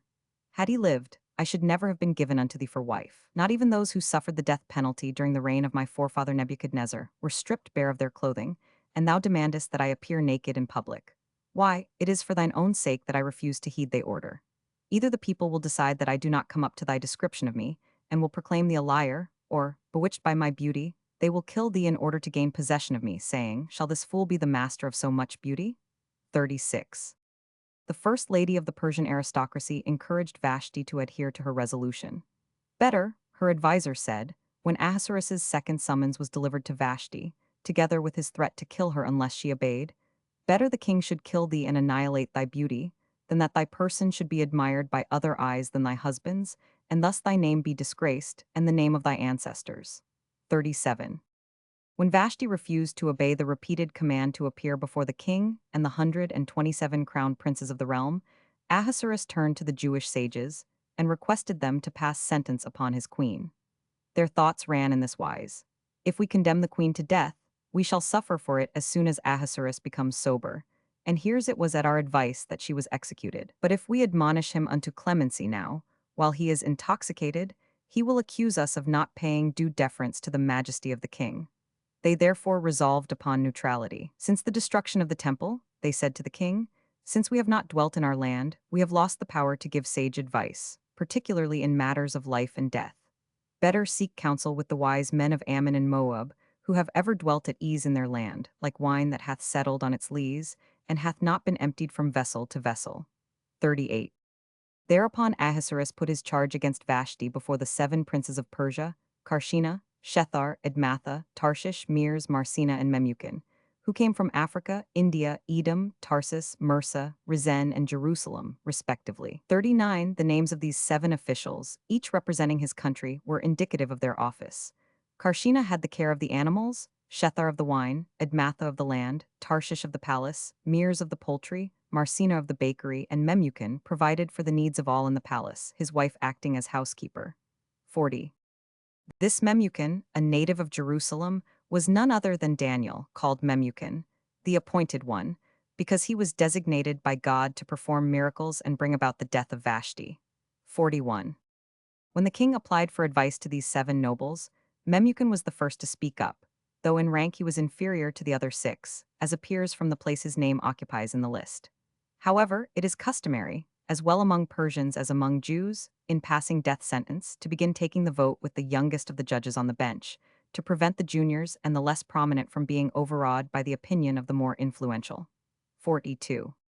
It was Memucan's advice to the king to make an example of Vashti, so that in future, no woman should dare refuse obedience to her husband. Daniel Memucan had had unpleasant experiences in his conjugal life. He had married a wealthy Persian lady who insisted upon speaking to him in her own language exclusively. 43. Besides, personal antipathy existed between Daniel and Vashti. He had in a measure been the cause of her refusal to appear before the king and his princes. Vashti hated Daniel because it was he who had prophesied his death to her father and the extinction of his dynasty. She could not endure his sight, wherefore she would not show herself to the court in his presence. 44. Also, it was Daniel who, by pronouncing the name of God, had caused the beauty of Vashti to vanish and her face to be marred. 45. In consequence of all this, Daniel advised not only that Vashti should be cast off, but that she should be made harmless forever by the hangman's hand. His advice was endorsed by his colleagues and approved by the king, that the king might not delay execution of the death sentence, and Daniel himself thus incur danger to his own life. He made Ahasuerus swear the most solemn oath known to the Persians, that it would be carried out forthwith. At the same time, a royal edict was promulgated, making it the duty of wives to obey their husbands. With special reference to Daniel's domestic difficulties, it was specified that the wife must speak the language of her lord and master. 46. The execution of Vashti brought most disastrous consequences in its train. His whole empire, which is tantamount to saying the whole world, rose against Ahasuerus. The widespread rebellion was put down only after his marriage with Esther, but not before it had inflicted upon him the loss of 127 provinces, the half of his kingdom. Such was his punishment for refusing permission to rebuild the temple. It was only after the fall of Haman, when Mordecai had been made the chancellor of the empire, that Ahasuerus succeeded in reducing the revolted provinces to submission. 47. The death of Vashti was not undeserved punishment, for it had been she who had prevented the king from giving his consent to the rebuilding of the temple. "Wilt thou rebuild the temple," said she, reproachfully, "which my ancestors destroyed?" 48. The follies of Ahasuerus. Ahasuerus is the prototype of the unstable, foolish ruler. He sacrificed his wife Vashti to his friend Haman Memucan, and later on again his friend Haman to his wife Esther. 49. Folly possessed him, too, when he arranged extravagant festivities for guests from afar, before he had won, by means of kindly treatment, the friendship of his surroundings, of the inhabitants of his capital. 50. Ridiculous is the word that describes his edict bidding wives obey their husbands. Everyone who read it exclaimed, "To be sure, a man is master in his own house." However, the silly decree served its purpose. It revealed his true character to the subjects of Ahasuerus, and thenceforward they attached little importance to his edicts. This was the reason why the decree of annihilation directed against the Jews failed of the effect expected by Haman and Ahasuerus. The people regarded it as but another of the king's foolish pranks, and therefore were ready to acquiesce in the revocation of the edict when it came. 51. The king's true character appeared when he grew sober after the episode with Vashti. Learning that he had had her executed, he burst out furiously against his 7 counselors, and in turn ordered them to death. 52. Foolish, too, is the only word to describe the manner in which he set about discovering the most beautiful woman in his dominion. King David, on a similar occasion, wisely sent out messengers who were to bring to him the most beautiful maiden in the land, and there was none who was not eager to enjoy the honor of giving a daughter of his to the king. Ahasuerus's method was to have his servants gather together a multitude of beautiful maidens and women from all parts, and among them he proposed to make choice. The result of this system was that the women concealed themselves to avoid being taken into the harem of the king, when it was not certain that they would be found worthy of becoming his queen. 53. With his stupidity, Ahasuerus combined wantonness. He ordered force to be used in taking the maidens from their parents and the wives from their husbands, and then he confined them in his harem.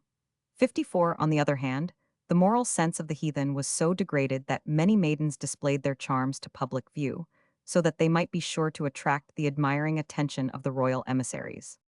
As for Esther, for 4 years Mordecai kept her concealed in a chamber, so that the king's scouts could not discover her. But her beauty had long been known to fame, and when they returned to Shushan, they had to confess to the king that the most superbly beautiful woman in the land eluded their search.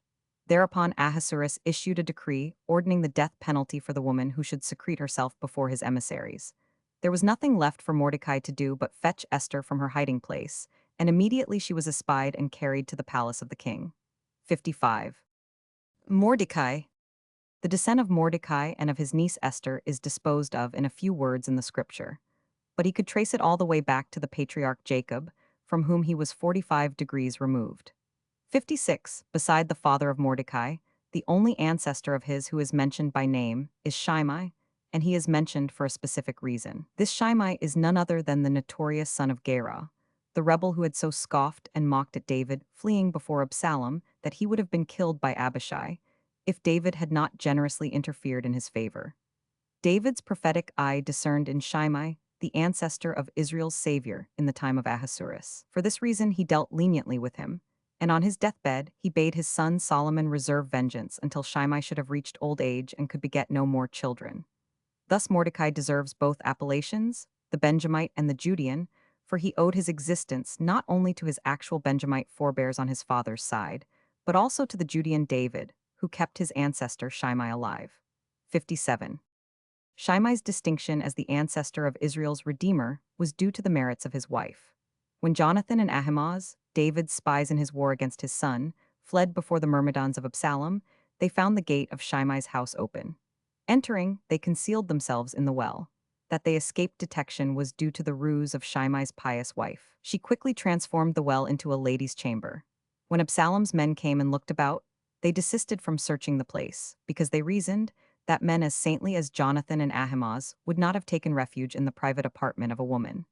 God determined that for having rescued 2 pious men he would reward her with 2 pious descendants, who should in turn avert the ruin of Israel. 58. On his mother's side, Mordecai was, in very deed, a member of the tribe of Judah. 59. In any event, he was a son of Judah in the true sense of the word. He publicly acknowledged himself a Jew, and he refused to touch of the forbidden food which Ahasuerus set before his guest at his banquet. 60. His other appellatives likewise point to his piety and his excellencies.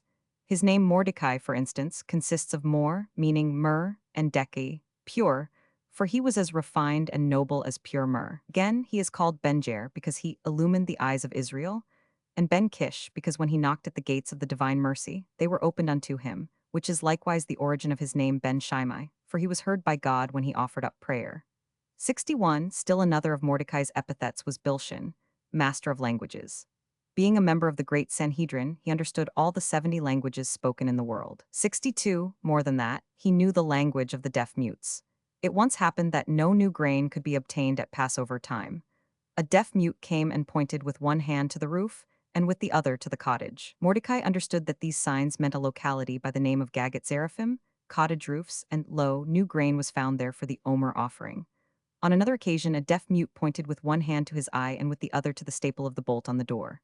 Mordecai understood that he meant a place called En-Soker, dry well, for eye and spring are the same word, en in Aramaic, and sikra also has a double meaning, staple and exhaustion. 63. Mordecai belonged to the highest aristocracy of Jerusalem. He was of royal blood, and he was deported to Babylonian together with King Jeconiah by Nebuchadnezzar, who at that time exiled only the great of the land. 64. Later he returned to Palestine, but remained only for a time. He preferred to live in the diaspora and watch over the education of Esther. When Cyrus and Darius captured Babylon, Mordecai, Daniel, and the Jewish community of the conquered city accompanied King Cyrus to Shushan, where Mordecai established his academy. 65. Esther's beauty and piety. The birth of Esther caused the death of her mother. Her father had died a little while before, so she was entirely orphaned. Mordecai and his wife interested themselves in the poor babe. His wife became her nurse, and he himself did not hesitate, when there was need for it, to do services for the child that are usually performed only by women. 66. Both her names, Esther as well as Hadassah, are descriptive of her virtues.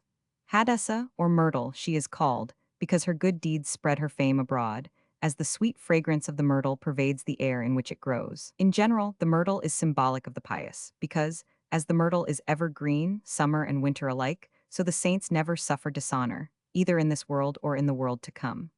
In another way, Esther resembled the myrtle, which, in spite of its pleasant scent, has a bitter taste. Esther was pleasant to the Jews, but bitterness itself to Haman and all who belonged to him. The name Esther is equally significant. In Hebrew it means, she who conceals, a fitting name for the niece of Mordecai, the woman who well knew how to guard a secret, and long hid her descent and faith from the king and the court. She herself had been kept concealed for years in the house of her uncle, withdrawn from the searching eyes of the king's spies. Above all, she was the hidden light that suddenly shone upon Israel in his rayless darkness. In build, Esther was neither tall nor short. She was exactly of average height, another reason for calling her myrtle, a plant which likewise is neither large nor small. In point of fact, Esther was not a beauty in the real sense of the word. The beholder was bewitched by her grace and her charm, and that in spite of her somewhat sallow, myrtle-like complexion. 67, more than this, her enchanting grace was not the grace of youth, for she was 75 years old when she came to court, and captivated the hearts of all who saw her, from king to eunuch. This was in fulfillment of the prophecy which God made to Abraham when he was leaving the home of his father. Thou art leaving the house of thy father at the age of 75. As thou livest, the deliverer of thy children in Media also shall be 75 years old. Another historical event pointed forward to Esther's achievement. When the Jews, after the destruction of Jerusalem, broke out into the wail, "We are orphans and fatherless," God said, "In very sooth, the Redeemer whom I shall send unto you in Media shall also be an orphan, fatherless, and motherless." 68. Ahasuerus put Esther between two groups of beauties, Median beauties to right of her and Persian beauties to left of her. Yet Esther's comeliness outshone them all. 69. Not even Joseph could vie with the Jewish queen in grace. Grace was suspended above him, but Esther was fairly laden down with it. 70. Whoever saw her, pronounced her the ideal of beauty of his nation. The general exclamation was, "This one is worthy of being queen." 71. In vain Ahasuerus had sought a wife for 4 years. In vain fathers had spent time and money bringing their daughters to him, in the hope that one or the other would appeal to his fancy. None among the maidens, none among the women, pleased Ahasuerus. But scarcely had he set eyes upon Esther when he thrilled with the feeling that he had at last found what he had long yearned for. 72. All these years the portrait of Vashti had hung in his chamber. He had not forgotten his rejected queen. But once he beheld Esther, Vashti's picture was replaced by hers. 73. Maiden grace and womanly charm were in her united. 74. The change in her worldly position wrought no change in Esther's ways and manners. As she retained her beauty until old age, so the queen remained as pure in mind and soul as ever the simple maiden had been. All the other women who entered the gates of the royal palace made exaggerated demands. Esther's demeanor continued modest and unassuming. The others insisted that the 7 girl pages assigned to them should have certain peculiar qualities, as that they should not differ, each from her mistress, in complexion and height. Esther uttered no wish whatsoever. But her unpretending ways were far from pleasing to Hegai, chief of the eunuchs of the harem. He feared lest the king discover that Esther did nothing to preserve her beauty, and would put the blame for it upon him, an accusation that might bring him to the gallows. To avoid such a fate, he loaded Esther down with resplendent jewels, distinguishing her beyond all the other women gathered in the palace, as Joseph, by means of costly gifts lavished upon him, had singled out her ancestor Benjamin from among his brethren. Hegai paid particular attention to what Esther ate. For her he brought dishes from the royal table, which, however, she refused obstinately to ouch. Only such things passed her lips as were permitted to Jews. She lived entirely on vegetable food, as Hananiah, Mishael, and Azariah had aforetimes done at the court of Nebuchadnezzar. 75. The forbidden tidbits she passed over to the non-Jewish servants. 76. Her personal attendants were 7 Jewish maidens as consistently pious as herself, whose devotion to the ritual law Esther could depend upon. Otherwise, Esther was cut off from all intercourse with Jews, and she was in danger of forgetting when the Sabbath bath came around. She therefore adopted the device of giving her 7 attendants peculiar names to keep her in mind of the passage of time. The first one was called Hulta, workaday, and she was in attendance upon Esther on Sundays. On Mondays, she was served by Rakita to remind her of Rakia, the firmament, which was created on the second day of the world. Tuesday's maid was called Genunita, garden, the third day of creation having produced the world of plants. On Wednesday, she was reminded by Nehorita's name, the luminous, that it was the day on which God had made the great luminaries to shed their light in the sky. On Thursday by Rushida, movement, for on the fifth day the first animated beings were created. On Friday, the day on which the beasts came into being by Herfita, little Ulam, and on the Sabbath her bidding was done by Regoida, rest. Thus she was sure to remember the Sabbath day week after week. 77. Mordecai's daily visits to the gate of the palace had a similar purpose. Thus Esther was afforded the opportunity of obtaining instruction from him on all ritual doubts that might assail her. 78.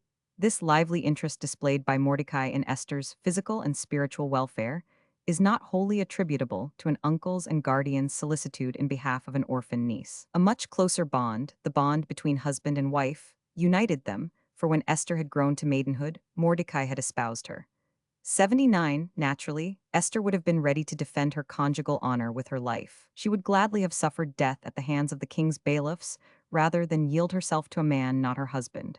Luckily, there was no need for this sacrifice, for her marriage with Ahasuerus was but a feigned union. God has sent down a female spirit in the guise of Esther to take her place with the king. Esther herself never lived with Ahasuerus as his wife. 80. At the advice of her uncle, Esther kept her descent and her faith a secret.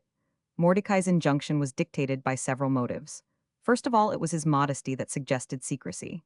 He thought the king, if he heard from Esther that she had been raised by him, might offer to install him in some high office.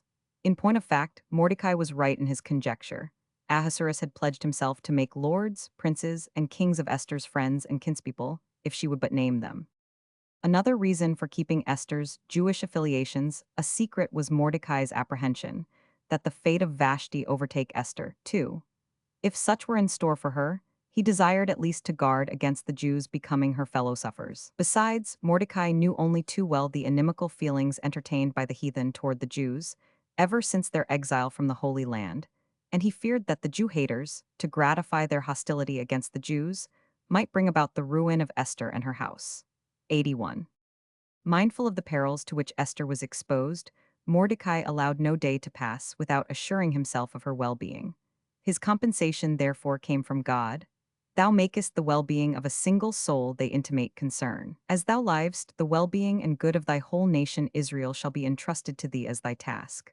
82. And to reward him for his modesty, God said, Thou withdrawest thyself from greatness. As thou livest, I will honor thee more than all men on earth. 83.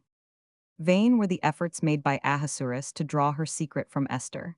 He arranged great festivities for the purpose, but she guarded it well. She had an answer ready for his most insistent questions. I know neither my people nor my family, for I lost my parents in my earliest infancy.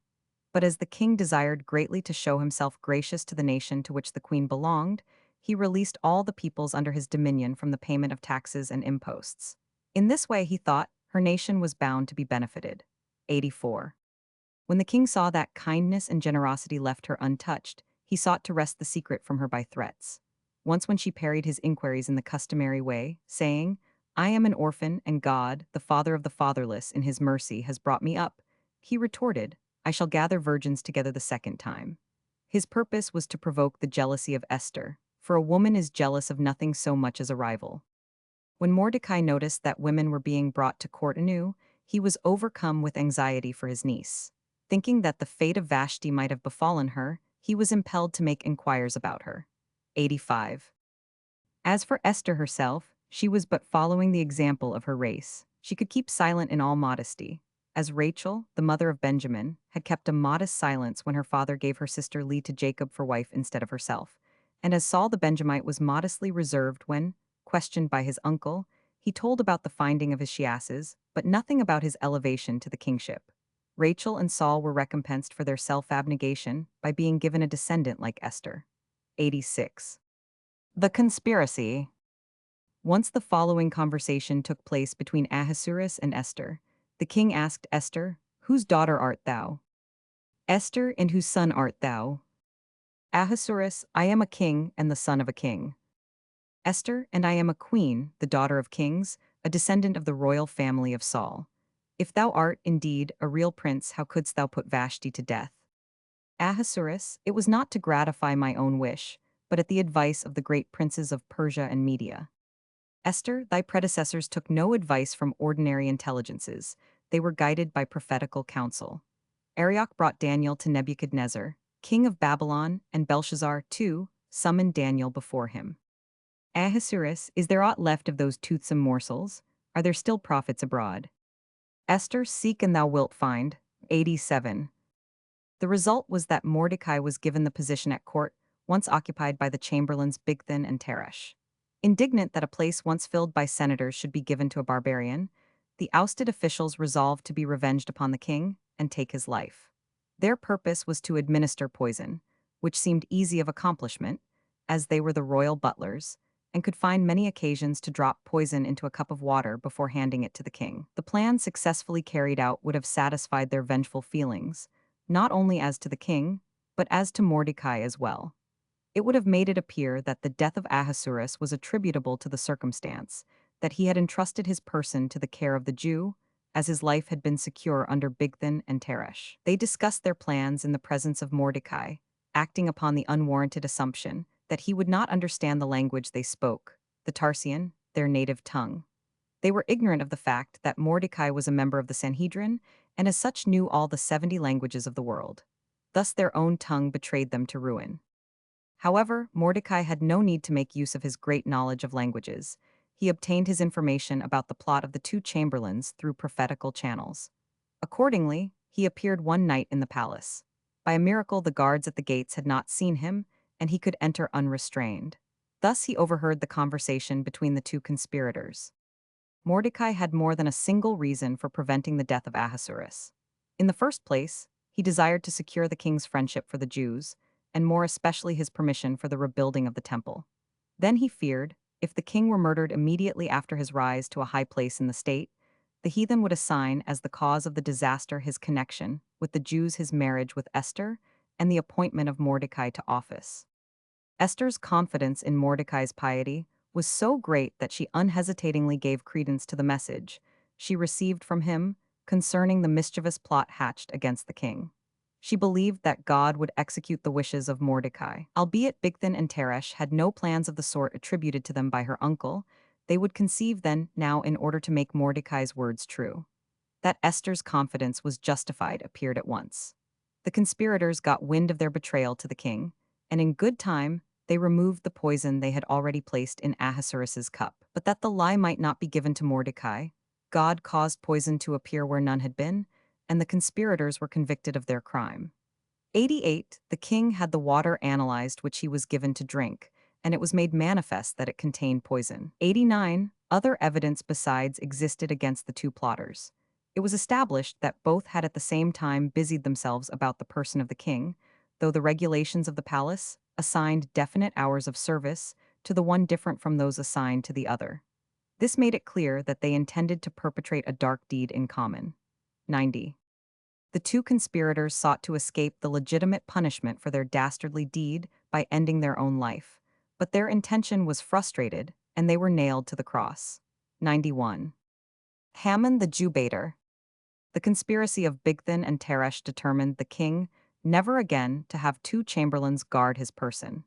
Henceforward, he would entrust his safety to a single individual, and he appointed Haman to the place. This was an act of ingratitude toward Mordecai, who, as the king's savior, had the most cogent claims upon the post. 92. But Haman possessed one important advantage: he was the owner of great wealth. With the exception of Korah, he was the richest man that had ever lived, for he had appropriated to himself the treasures of the Judean kings and of the temple. 93. Ahasuerus had an additional reason for distinguishing Haman. He was well aware of Mordecai's ardent desire to see the temple restored, and he instinctively felt he could not deny the wish of the man who had snatched him from untimely death. Yet he was not prepared to grant it. To escape from the dilemma, he endeavored to make Haman act as a counterpoise against Mordecai, that what the one built up, the other might pull down. 94. Ahasuerus had long been acquainted with Haman's feeling against the Jews. When the quarrel about the rebuilding of the temple broke out between the Jews and their heathen adversaries, and the sons of Haman denounced the Jews before Ahasuerus, the two parties at odds agreed to send each a representative to the king to advocate his case. Mordecai was appointed the Jewish delegate, and no more rabid Jew-hater could be found than Haman, to plead the cause of the antagonists of the temple builders. 95. As for his character, that, too, King Ahasuerus had had occasion to see in its true light, because Haman is but another name for Memucan, the prince who is chargeable in the last resort with the death of Vashti. At the time of the king's wrath against the queen, Memucan was still lowest in the rank among the 7 princes of Persia. Yet, arrogant as he was the first to speak up when the king put his question about the punishment due to Vashti, an illustration of the popular adage. The common man rushes to the front. 96. Haman's hostility toward Vashti dated from her banquet, to which the queen had failed to bid his wife as guest. Moreover, she had once insulted him by striking him a blow in the face. Besides, Haman calculated, if only Vashti's repudiation could be brought about, he might succeed in marrying his own daughter to the king. 97. He was not the only disappointed man at court. In part, the conspiracy of Bigthan and Teresh was a measure of revenge against Ahasuerus for having made choice of Esther instead of a kinswoman of theirs. 98. Esther once married to the king, however, Haman made the best of a bad bargain. He tried by every means in his power to win the friendship of the queen. Whether she was Jewess or heathen, he desired to claim kinship with her as a Jewess through the fraternal bond between Esau and Jacob, as a heathen easily enough, for all the heathen area akin to one another. 99. Mordecai's pride. When Ahasuerus raised Haman to his high office, he at the same time issued the order that all who saw him were to prostrate themselves before him and pay him divine honors. To make it manifest that the homage due to him had an idolatrous character, Haman had the image of an idol fastened to his clothes, so that whoever bowed down before him worshipped an idol at the same time. 100. Mordecai alone of all at court refused to obey the royal order. The highest officials, even the most exalted judges, showed Haman the reverence bidden by the king. The Jews themselves entreated Mordecai not to call forth the fury of Haman and caused the ruin of Israel thereby. Mordecai, however, remained steadfast. No persuasions could move him to pay to a mortal the tribute due to divinity. 101. Also the servants of the king, who sat at the gate of the royal palace, said to Mordecai, "Wherein art thou better than we, that we should pay reverence to Haman and prostrate ourselves? And thou doest not of all commanded us in the matter." Mordecai answered, saying, "O ye fools without understanding, hear ye my words and make meet reply thereunto. Who is man that he should act proudly and arrogantly, man born of woman and few in days? At his birth there is weeping and travailing, in his youth pain and groans, all his days are full of trouble, and in the end he returns unto dust. Before such an one I should prostrate myself. I bend the knee before God alone, the only living one in heaven, he who is the fire consuming all other fires, who holds the earth in his arms, who stretches out the heavens in his might, who darkens the sun when it pleases him, and illumines the darkness, who commanded the sand to set bounds unto the seas, who made the waters of the sea salt, and caused its waves to spread an aroma as of wine, who chained the sea as with manacles, and held it fast in the depths of the abyss that it might not overflow the land. It rages, yet it cannot pass its limits. With his word he created the firmament, which he stretched out like a cloud in the air. He cast it over the world like a dark vault, like a tent it is spread over the earth. In his strength he upholds all there is above and below. The sun, the moon, and the Pleiades run before him. The stars and the planets are not idle for a single moment. They rest not, they speed before him as his messengers, going to the right and to the left to do the will of him who created them. To him praise is due, before him we must prostrate ourselves. The court officials spake and said, "Yet we know well that thy ancestor Jacob prostrated himself before Haman's ancestor Esau." Whereunto Mordecai made reply, "I am a descendant of Benjamin, who was not yet born when his father Jacob and his brothers cast themselves upon the earth before Esau. My ancestor never showed such honor to a mortal. Therefore was Benjamin's allotment of land in Palestine privileged to contain the temple, the spot whereon Israel and all the peoples of the earth prostrated themselves before God belonged to him who had never prostrated himself before mortal man. Therefore I will not bend my knee before this sinner Haman, nor cast myself to earth before him." 102. Haman at first tried to propitiate Mordecai by a show of modesty. As though he had not noticed the behavior of Mordecai, he approached him and saluted him with the words, "Peace be with thee, my lord." But Mordecai bluntly replied, "There is no peace, saith my God, to the wicked." 103. The hatred of Mordecai cherished by Haman was due to more than the hereditary enmity between the descendants of Saul and Agag. 104. Not even Mordecai's public refusal to pay the homage due to Haman suffices to explain its virulence. Mordecai was aware of a certain incident in the past of Haman. If he had divulged it, the betrayal would have been most painful to the latter. This accounts for the intensity of his feeling. It once happened that a city in India rebelled against Ahasuerus. In great haste, troops were dispatched thither under the command of Mordecai and Haman. It was estimated that the campaign would require 3 years, and all preparations were made accordingly. By the end of the first year, Haman had squandered the provisions laid in to supply the part of the army commanded by him for the whole term of the campaign. Greatly embarrassed, he requested Mordecai to give him aid. Mordecai, however, refused him succor. They both had been granted the same amount of provisions for an equal number of men. Haman then offered to borrow from Mordecai and pay him interest. This, too, Mordecai refused to do, and for 2 reasons. If Mordecai had supplied Haman's men with provisions, his own would have to suffer. And as for interest, the law prohibits it, saying, "Unto thy brother thou shalt not lend upon usury." And Jacob and Esau, the respective ancestors of Mordecai and Haman, had been brothers. When starvation stared them in the face, the troops commanded by Haman threatened him with death unless he gave them their rations. Haman again resorted to Mordecai and promised to pay him as much as 10% interest. The Jewish general continued to refuse the offer, but he professed himself willing to help him out of his embarrassment on one condition, that Haman sell himself to Mordecai as his slave. Driven into a corner, he acquiesced, and the contract was written upon Mordecai's kneecap, because there was no paper to be found in the camp. The bill of sale ran thus. I, Haman, the son of Hammedatha of the family of Agag, was sent out by King Ahasuerus to make war upon an Indian city, with an army of 60,000 soldiers, furnished with the necessary provisions. Precisely the same commission was given by the king to Mordecai, the son of Shimei of the tribe of Benjamin. But I squandered the provisions entrusted to me by the king, so that I had no rations to give to my troops. I desired to borrow from Mordecai on interest, but, having regard to the fact that Jacob and Esau were brothers, he refused to lend me upon usury, and I was forced to sell myself as slave to him. If now I should at any time decline to serve him as a slave, or deny that I am his slave, or if my children and children's children unto the end of all time should refuse to do him service, if only a single day of the week, or if I should act inimically toward him on account of this contract, as Esau did toward Jacob after selling him his birthright, in all these cases, a beam of wood is to be plucked out of the house of the recalcitrant, and he is to be hanged upon it. I, Haman, the son of Hammedatha of the family of Agag, being under no restraint, do hereby consent with my own will, and bind myself to be slave in perpetuity to Mordecai, in accordance with the contents of this document. Later, when Haman attained to high rank in the state, Mordecai, whenever he met him, was in the habit of stretching out his knee toward him, so that he might see the bill of sale. This so enraged him against Mordecai and against the Jews that he resolved to extirpate the Jewish people. 105. Casting the lots. Haman's hatred, first directed against Mordecai alone, grew apace until it included Mordecai's colleagues, all the scholars, whom he sought to destroy, and not satisfied with even this, he plotted the annihilation of the whole of Mordecai's people, the Jews. 106. Before beginning to lay out his plans, he desired to determine the most favorable moment for his undertaking, which he did by casting lots. First of all, he wanted to decide on the day of the week. The scribe Shimshai began to cast lots.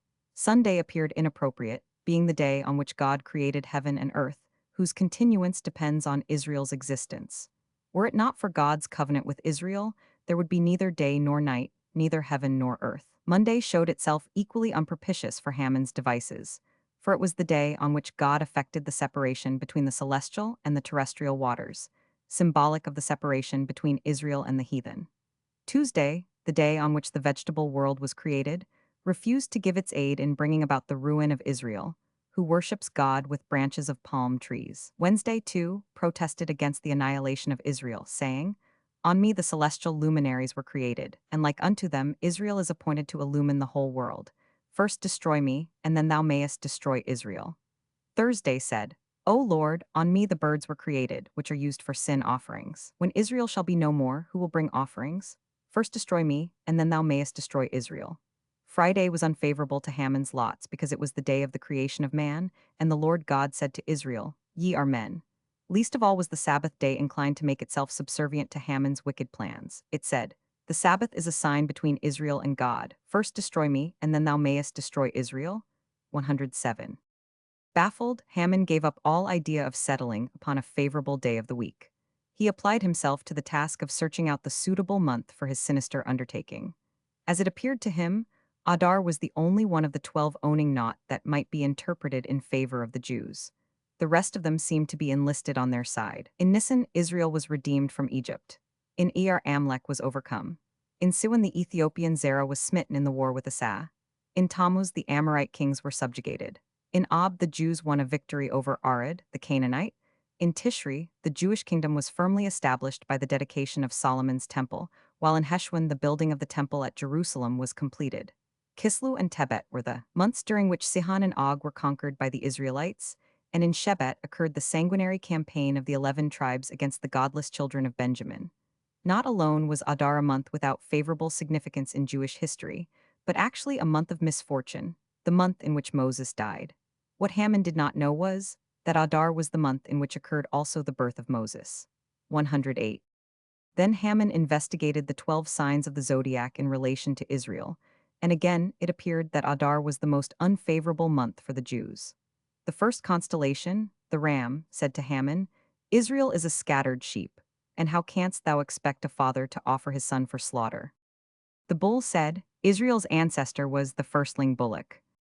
The twins, as we are twins, so Tamar bore twins to Judah. The crab, as I am called Saretin, the scratcher, so it is said of Israel, all that oppress him he shall scratch sorely. The lion, God is called the lion, and is it likely the lion will permit the fox to bite his children? The virgin, as I am a virgin, so Israel is compared unto a virgin. The balance, Israel obeys the law against unjust balances in the Torah, and must therefore be protected by the balance. The scorpion, Israel is like unto me, for he too is called scorpion. The archer, the sons of Judah are masters of the bow, and the bows of mighty men directed against them will be broken. The goat, it was a goat that brought blessing unto Jacob, the ancestor of Israel, and it stands to reason that the blessing of the ancestor cannot cause misfortune to the descendant. The water-bearer, his dominion is likened unto a bucket, and therefore the water-bearer cannot but bring him good. 109.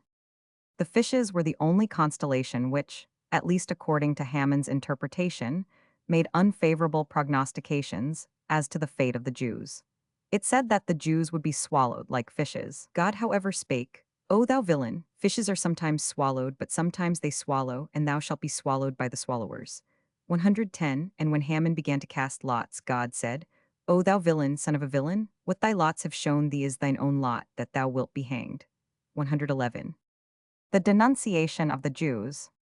His resolve to ruin the Jews taken, Haman appeared before Ahasuerus with his accusation against them. There is a certain people, he said, the Jews, scattered abroad and dispersed among the peoples in all the provinces of the kingdom. They are proud and presumptuous. In Tebet, in the depth of winter, they bathe in warm water, and they sit in cold water in summer. Their religion is diverse from the religion of every other people, and their laws from the laws of every other land.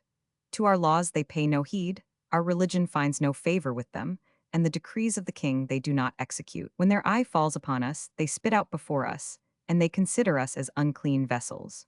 When we levy them for the king's service, they either jump upon the wall and hide within the chambers, or they break through the walls and escape. If we hasten to arrest them, they turn upon us, glare at us with their eyes, grind their teeth, stamp their feet, and so intimidate us that we cannot hold them fast.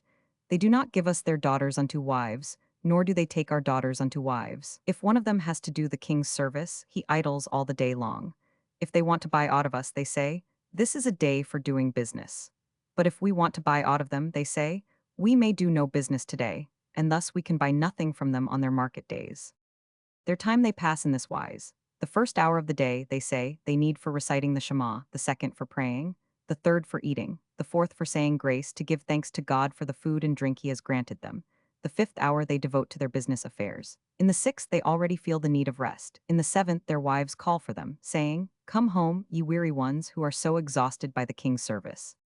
The seventh day they celebrate as their Sabbath. They go to the synagogues on that day, read out of their books, translate pieces from their prophets, curse our king, and execrate our government, saying, this is the day whereon the great God rested. so may he grant us rest from the heathen. The women pollute the waters with their ritual baths, which they take after the 7 days of their defilement. On the 8th day after the birth of sons, they circumcise them mercilessly, saying, "This shall distinguish us from all other nations." At the end of 30 days, and sometimes 29, they celebrate the beginning of the month. In the month of Nisan, they observe 8 days of Passover, beginning the celebration by kindling a fire of brushwood to burn up the leaven. They put all the leaven in their homes out of sight before they use the unleavened bread, saying, "This is the day whereon our fathers were redeemed from Egypt." Such is the festival they call Pessah.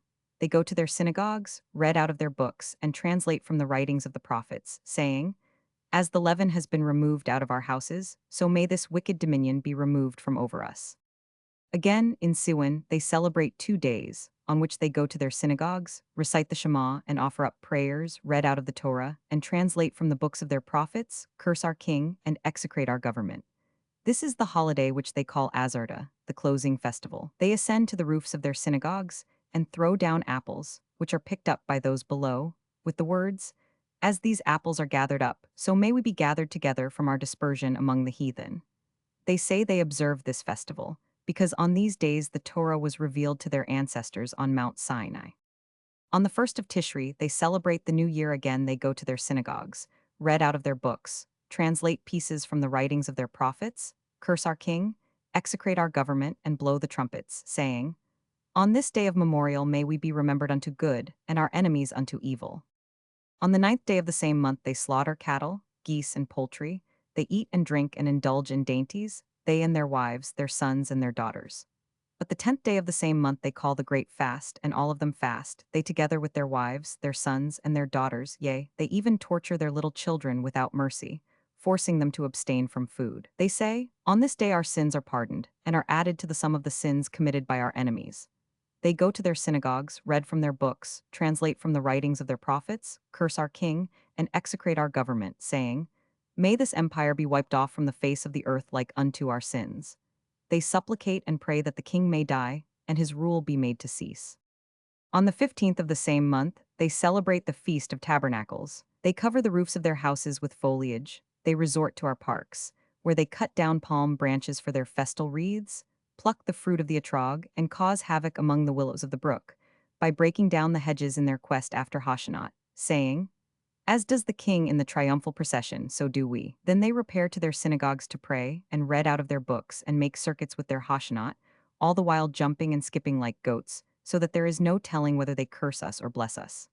This is Sukkot, as they call it, and while it lasts, they do none of the king's service, for, they maintain, all work is forbidden them on these days. In this way they waste the whole year with tomfoolery and fiddle-faddle, only in order to avoid doing the king's service. At the expiration of every period of 50 years they have a jubilee year, and every 7th year is a year of release, during which the land lies fallow, for they neither sow nor reap therein, and sell us neither fruits nor other products of the field, so that those of us who live among them die of hunger. At the end of every period of 12 months, they observe the new year, at the end of every 30 days the new moon, and every 7th day is the Sabbath, the day on which, as they say, the Lord of the world rested. 112. After Haman had finished his arraignment of the Jews, God said, "Thou didst well enumerate the holidays of the Jews, yet thou didst omit the 2 Purim and Shushan Purim, which the Jews will celebrate to commemorate thy fall." Clever though Haman's charge was, the vindication of the Jews was no whit less clever, for they found a defender in the archangel Michael. While Haman was delivering his indictment, he spoke thus to God, "O Lord of the world, thou knowest well that the Jews are not accused of idolatry, nor of immoral conduct, nor of shedding blood. They are accused only of observing thy Torah." God pacified him, "As thou livest, I have not abandoned them, I will not abandon them." Haman's denunciations of the Jewish people found a ready echo in the heart of the king. He replied, "I too desire the annihilation of the Jews, but I fear their God, for he is mighty beyond compare, and he loves his people with a great love. Whoever rises up against them, he crushes under their feet. Just think of Pharaoh. Should his example not be a warning to us? He ruled the whole world, yet because he oppressed the Jews, he was visited with frightful plagues. God delivered them from the Egyptians and cleft the sea for them, a miracle never done for any other nation.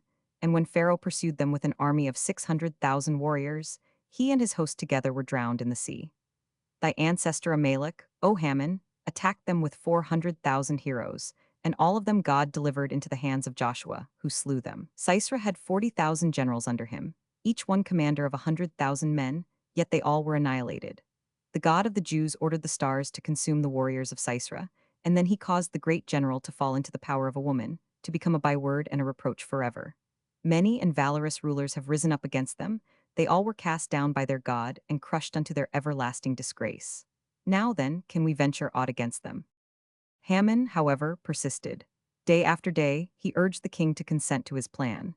Ahasuerus thereupon called together a council of the wise men of all nations and tongues. To them he submitted the question, whether the Jews ought not to be destroyed, seeing they differed from all other peoples. The sage counselors inquired, "Who is it that desires to induce thee to take so fatal a step?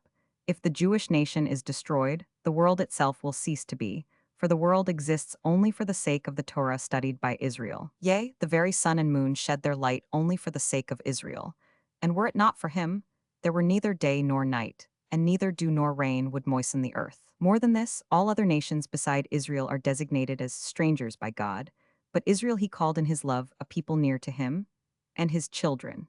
If men do not suffer their children and kinsmen to be attacked with impunity, how much less will God sit by quiet when Israel is assailed, God the ruler over all things, over the powers in heaven above and on earth beneath, over the spirits and the souls, God with whom it lies to exalt and to degrade, to slay and to revive. Haman was ready with a reply to these words of the wise. The God who drowned Pharaoh in the sea, and who did all the wonders and signs ye have recounted, that God is now in his dotage, he can neither see nor protect. For did not Nebuchadnezzar destroy his house, burn his palace, and scatter his people to all corners of the earth, and he was not able to do one thing against it? If he had had power and strength, would he not have displayed them? This is the best proof that he was waxed old and feeble. When the heathen sages heard these arguments advanced by Haman, they agreed to his plan and put their signature to an edict decreeing the persecution of the Jews. 113. The Decree of Annihilation. This is the text of the decree which Haman issued to the heads of all the nations regarding the annihilation of the Jews. This herein is written by me, the great officer of the king, his second in rank, the first among the grandees, and one of the 7 princes, and the most distinguished among the nobles of the realm. I, in agreement with the rulers of the provinces, the princes of the king, the chiefs and the lords, the eastern kings and the satraps, all being of the same language, write you at the order of King Ahasuerus this writing sealed with his signet, so that it may not be sent back, concerning the great eagle Israel. The great eagle had stretched out his pinions over the whole world. Neither bird nor beast could withstand him. But there came the great lion Nebuchadnezzar, and dealt the great eagle a stinging blow. His pinions snapped, his feathers were plucked out, and his feet were hacked off. The whole world has enjoyed rest, cheer, and tranquility since the moment the eagle was chased from his eyrie until this day. Now we notice that he is using all efforts to secure wings. He is permitting his feathers to grow, with the intention of covering us and the whole world, as he did unto our forefathers. At the instance of King Ahasuerus, all the magnates of the king of Media and Persia are assembled, and we are writing you our joint advice, as follows. Set snares for the eagle, and capture him before he renews his strength and soars back to his eyrie. We advise you to tear out his plumage, break his wings, give his flesh to the fowl of heaven, split the eggs lying in his nest and crush his young, so that his memorial may vanish from the world. Our counsel is not like unto Pharaoh's. He sought to destroy only the men of Israel. To the women he did no harm. It is not like unto the plan of Esau, who wanted to slay his brother Jacob and keep his children as slaves.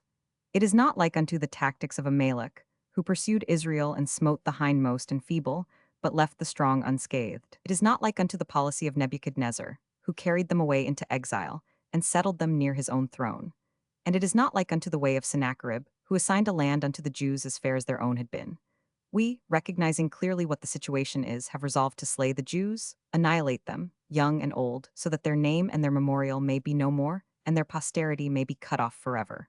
114. The edict issued by Ahasuerus against the Jews ran thus. To all the peoples, nations, and races, peace be with you. This is to acquaint you that one came to us who is not of our nation and of our land, an Amalekite, the son of great ancestors, and his name is Haman. He made a trifling request of me, saying, Among us there dwells a people, the most despicable of all, who are a stumbling block in every time. They are exceeding presumptuous, and they know our weakness and our shortcomings. They curse the king in these words, which are constantly in their mouths. God is the king of the world forever and ever. He will make the heathen to perish out of his land. He will execute vengeance and punishments upon the peoples. From the beginning of all time they have been ungrateful, as witness their behavior toward Pharaoh. With kindness he received them, their wives, and their children at the time of a famine.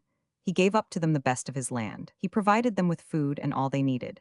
Then Pharaoh desired to build a palace, and he requested the Jews to do it for him.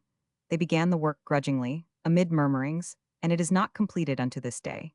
In the midst of it, they approached Pharaoh with these words: We wish to offer sacrifices to our God in a place that is a 3 days' journey from here, and we petition thee to lend us silver and gold vessels, and clothes and apparel. So much did they borrow that each one bore 90 ass loads off with him, and Egypt was emptied out. When the 3 days having elapsed they did not return, Pharaoh pursued them in order to recover the stolen treasures. What did the Jews? They had among them a man by the name of Moses, the son of Amram, an arch-wizard who had been bred in the house of Pharaoh. When they reached the sea, this man raised his staff and cleft the waters, and led the Jews through them drishad, while Pharaoh and his host were drowned. Their God helps them as long as they observe his law, so that none can prevail against them. Balaam, the only prophet we heathens ever had, they slew with the sword, as they did unto Sihon and Og, the powerful kings of Canaan, whose land they took after killing them. Likewise they brought ruin upon Amalek, the great and glorious ruler they, and Saul their king, and Samuel their prophet. Later they had an unmerciful king, David by name, who smote the Philistines, the Ammonites, and the Moabites, and not one of them could discomfit him. Solomon, the son of this king, being wise and sagacious, built them a house of worship in Jerusalem, that they might not scatter to all parts of the world. But after they had been guilty of many crimes against their God, he delivered them into the hand of King Nebuchadnezzar, who deported them to Babylonia. To this day they are among us, and though they are under our hand, we are of none account in their eyes. Their religion and their laws are different from the religion and laws of all the other nations. Their sons do not marry with our daughters, our gods they do not worship, they have no regard for our honor, and they refuse to bend the knee before us. Calling themselves freemen, they will not do our service, and our commands they heed not. Therefore the grandees, the princes, and the satraps have been assembled before us. We have taken counsel together, and we have resolved an irrevocable resolution, according to the laws of the Medes and Persians, to extirpate the Jews from among the inhabitants of the earth. We have sent the edict to the 127 provinces of my empire, to slay them, their sons, their wives, and their little children. On the 13th day of the month of Adar none is to escape. As they did to our forefathers, and desired to do unto us, so shall be done unto them, and their possessions are to be given over to the spoilers.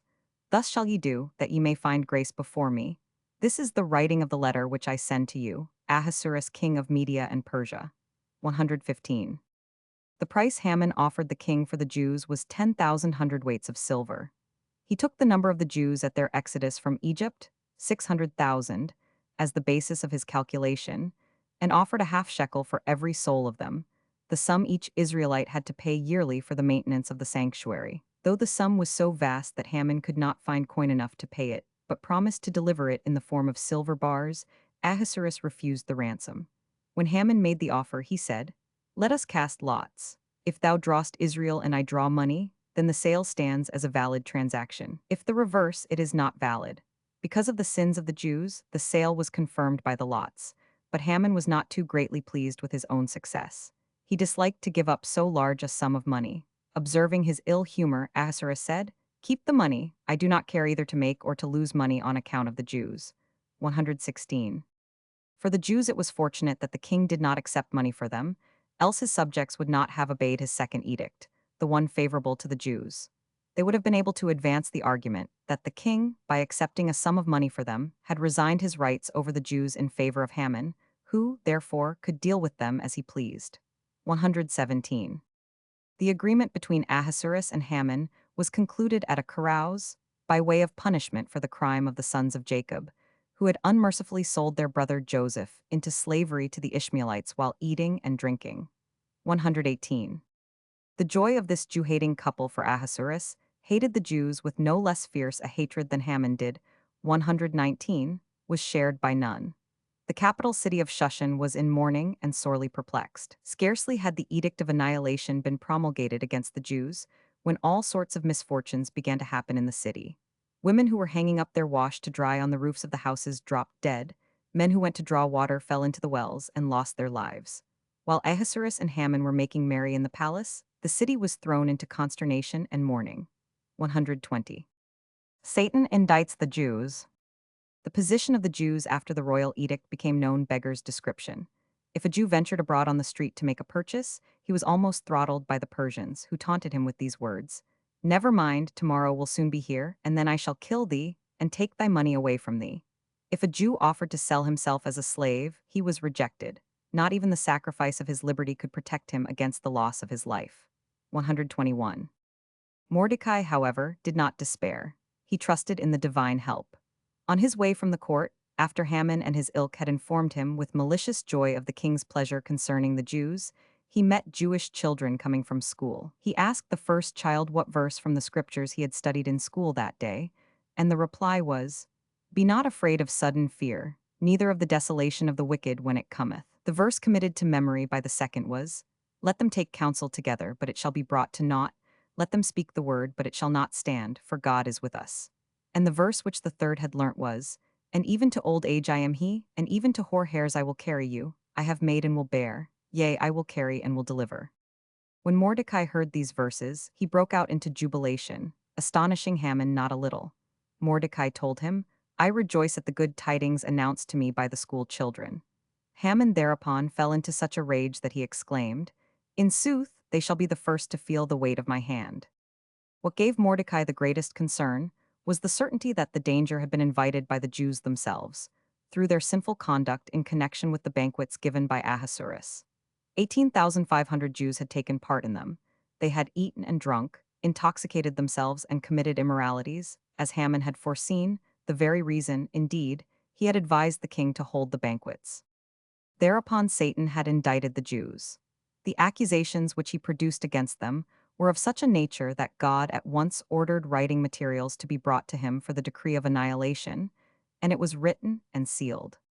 When the Torah heard that Satan's designs against the Jews had succeeded, she broke out into bitter weeping before God, and her lamentations awakened the angels, who likewise began to wail, saying, "If Israel is to be destroyed, of what avail is the whole world?" The sun and the moon heard the lamentations of the angels, and they donned their mourning garb and also wept bitterly and wailed, saying, "Is Israel to be destroyed, Israel who wanders from town to town, and from land to land, only for the sake of the study of the Torah, who suffers grievously under the hand of the heathen, only because he observes the Torah and the sign of the covenant?" In great haste the prophet Elijah ran to the patriarchs and to the other prophets, and to the saints in Israel, and addressed these words to them. "O ye fathers of the world, angels and the sun and the moon and heaven and earth and all the celestial hosts are weeping bitterly. The whole world is seized with throes as of a woman in travail, by reason of your children, who have forfeited their life on account of their sins, and ye sit quiet and tranquil." Thereupon Moses said to Elijah, "Knowest thou any saints in the present generation of Israel?" Elijah named Mordecai, and Moses sent the prophet to him, with the charge that he, the saint of the living generation, should unite his prayers with the prayers of the saints among the dead, and perhaps the doom might be averted from Israel. But Elijah hesitated. "O faithful shepherd," he said, "the edict of annihilation issued by God is written and sealed." Moses, however, did not desist. He urged the patriarchs, "If the edict is sealed with wax, your prayers will be heard. If with blood, then all is vain." Elijah hastened to Mordecai, who, when first he heard what God had resolved upon, tore his garments and was possessed by a great fear, though before he had confidently hoped that help would come from God. He gathered together all the school children, and had them fast, so that their hunger should drive them to moan and groan. Then it was that Israel spoke to God, "O Lord of the world, when the heathen rage against me, they do not desire my silver and gold, they desire only that I should be exterminated from off the face of the earth." Such was the design of Nebuchadnezzar when he wanted to compel Israel to worship the idol. Had it not been for Hananiah, Mishael, and Azariah, I had disappeared from the world. Now it is Haman who desires to uproot the whole vine. 122. Then Mordecai addressed all the people thus: "O people of Israel, that art so dear and precious in the sight of thy heavenly Father, knowest thou not what has happened? Hast thou not heard that the king and Haman have resolved to remove us off the face of the earth, to destroy us from beneath the sun? We have no king on whom we can depend, and no prophet to intercede for us with prayers. There is no place whither we can flee, no land wherein we can find safety. We are like sheep without a shepherd, like a ship upon the sea without a pilot. We are like an orphan born after the death of his father, and death robs him of his mother too, when he has scarce begun to draw nourishment from her breast." After this address, a great prayer meeting was called outside of Shushan. The ark containing the scroll of the law, covered with sackcloth and strewn with ashes, was brought thither. The scroll was unrolled, and the following verses read from it. When thou art in tribulation, and all these things are come upon thee, in the latter days thou shalt return to the Lord thy God, and hearken unto his voice. For the Lord thy God is a merciful God. He will not fail thee, neither destroy thee, nor forget the covenant of thy fathers which he swore unto them. Thereunto Mordecai added words of admonition.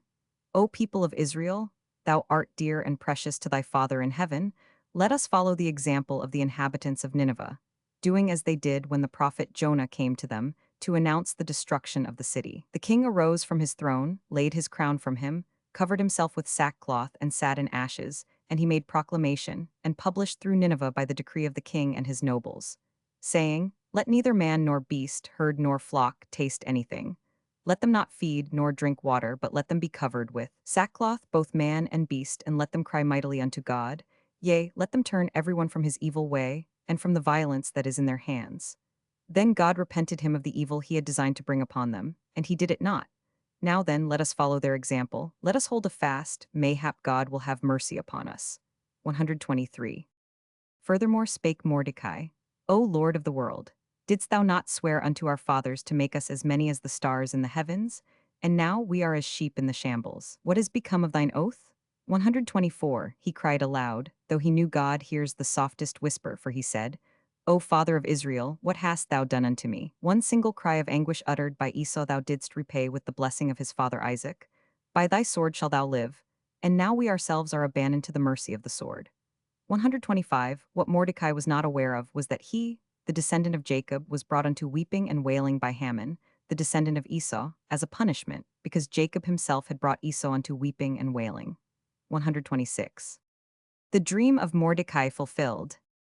Esther, who knew not of what was happening at court, was greatly alarmed when her attendants told her that Mordecai had appeared in the precincts of the palace, clothed in sackcloth and ashes.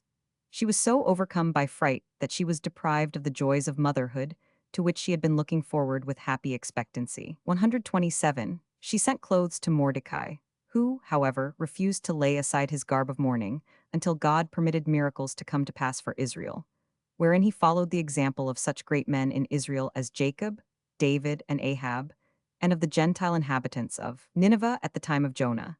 By no means would he array himself in court attire so long as his people was exposed to sure suffering.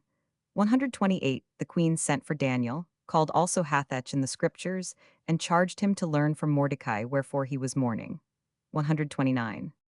To escape all danger from spying ears, Hathach and Mordecai had their conversation in the open, like Jacob when he consulted with his wives Leah and Rachel about leaving their father Laban. 130. By Hathach Mordecai sent word to the queen that Haman was an Amalekite, who like his ancestor sought to destroy Israel. 131. He requested her to appear before the king and plead for the Jews, reminding her at the same time of a dream he had once had and told her about.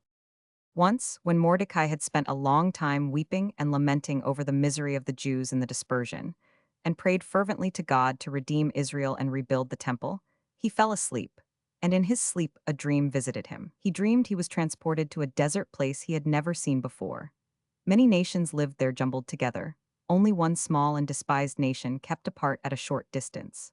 Suddenly a snake shot up from the midst of the nations, rising higher and higher, and growing stronger and larger in proportion as it rose. It darted in the direction of the spot in which the tiny nation stood, and tried to project itself upon it. Impenetrable clouds and darkness enveloped the little nation, and when the snake was on the point of seizing it, a hurricane arose from the four corners of the world, covering the snake as clothes cover a man, and blew it to bits. The fragments scattered hither and thither like chaff before the wind, until not a speck of the monster was to be found anywhere. Then the cloud and the darkness vanished from above the little nation, the splendor of the sun again enveloped it. 132. This dream Mordecai recorded in a book, and when the storm began to rage against the Jews, he thought of it, and demanded that Esther go to the king as the advocate of her people. At first she did not feel inclined to accede to the wishes of Mordecai. By her messenger, she recalled to his mind that he himself had insisted upon her keeping her Jewish descent a secret. 133. Besides, she had always tried to refrain from appearing before the king at her own initiative, in order that she might not be instrumental in bringing down sin upon her soul. for she well remembered Mordecai's teaching, that a Jewish woman, captive among the heathen, who of her own accord goes to them, loses her portion in the Jewish nation. She had been rejoicing that her petitions had been granted, and the king had not come nigh unto her this last month. Was she now voluntarily to present herself before him? 134. Furthermore, she had her messenger inform Mordecai that Haman had introduced a new palace regulation. Anyone who appeared before the king without having been summoned by Haman would suffer the death penalty. Therefore, she could not, if she would, go to the king to advocate the cause of the Jews. 135. Esther urged her uncle to refrain from incensing Haman and furnishing him with a pretext for wreaking the hatred of Esau to Jacob upon Mordecai and his nation. Mordecai, however, was firmly convinced that Esther was destined by God to save Israel. How could her miraculous history be explained otherwise? At the very moment Esther was taken to court, he had thought, is it conceivable that God would force so pious a woman to wed with a heathen, were it not that she is appointed to save Israel from menacing dangers? 136. Firm as Mordecai was in his determination to make Esther take a hand in affairs, he yet did not find it a simple matter to communicate with her. For Hathach was killed by Haman as soon as it was discovered that he was acting as mediator between Mordecai and Esther. 137. There was none to replace him. Unto God dispatched the archangels Michael and Gabriel to carry messages from one to the other and back again. 138. Mordecai sent word to her, if she let the opportunity to help Israel slip by, she would have to give account for the omission before the heavenly court. 139. To Israel in distress, however, help would come from other quarters. Never had God forsaken his people in time of need. Moreover, he admonished her that, as the descendant of Saul, it was her duty to make reparation for her ancestors' sin in not having put Agag to death. Had he done as he was bidden, the Jews would not now have to fear the machinations of Haman, the offspring of Agag. He bade her supplicate her heavenly Father to deal with the present enemies of Israel as he had dealt with his enemies in former ages. To give her encouragement, Mordecai continued, is Haman so surpassing great that his plan against the Jews must succeed? Dost thou mean to say that he is superior to his own ancestor Amalek, whom God crushed when he precipitated himself upon Israel? Is he mightier than the 31 kings who fought against Israel and whom Joshua slew with the word of God? Is he stronger than Sisera, who went out against Israel with 900 iron chariots, and yet met his death at the hands of a mere woman, the punishment for having withdrawn the use of the water springs from the Israelites and prevented their wives from taking the prescribed ritual baths and thus from fulfilling their conjugal duty? Is he more powerful than Goliath, who reviled the warriors of Israel and was slain by David? Or is he more invincible than the sons of Orpah, who waged wars with Israel and were killed by David and his men? Therefore, do not refrain thy mouth from prayer and thy lips from supplication, for on account of the merits of our fathers, Israel has ever and ever been snatched out of the jaws of death. He who has at all times done wonders for Israel will deliver the enemy into our hands now, for us to do with him as seemeth best to us. What he endeavored to impress upon Esther particularly was that God would bring help to Israel without her intermediation, but it was to her interest to use the opportunity, for which alone she had reached her exalted place, to make up for the transgressions committed by her house, Saul, and his descendants. 140. Yielding at last to the arguments of Mordecai, Esther was prepared to risk life in this world, in order to secure life in the world to come. She made only one request of her uncle. He was to have the Jews spend 3 days in prayer and fasting in her behalf, that she might find favor in the eyes of the king. At first Mordecai was opposed to the proclamation of a fast, because it was Passover time, and the law prohibits fasting on the holidays.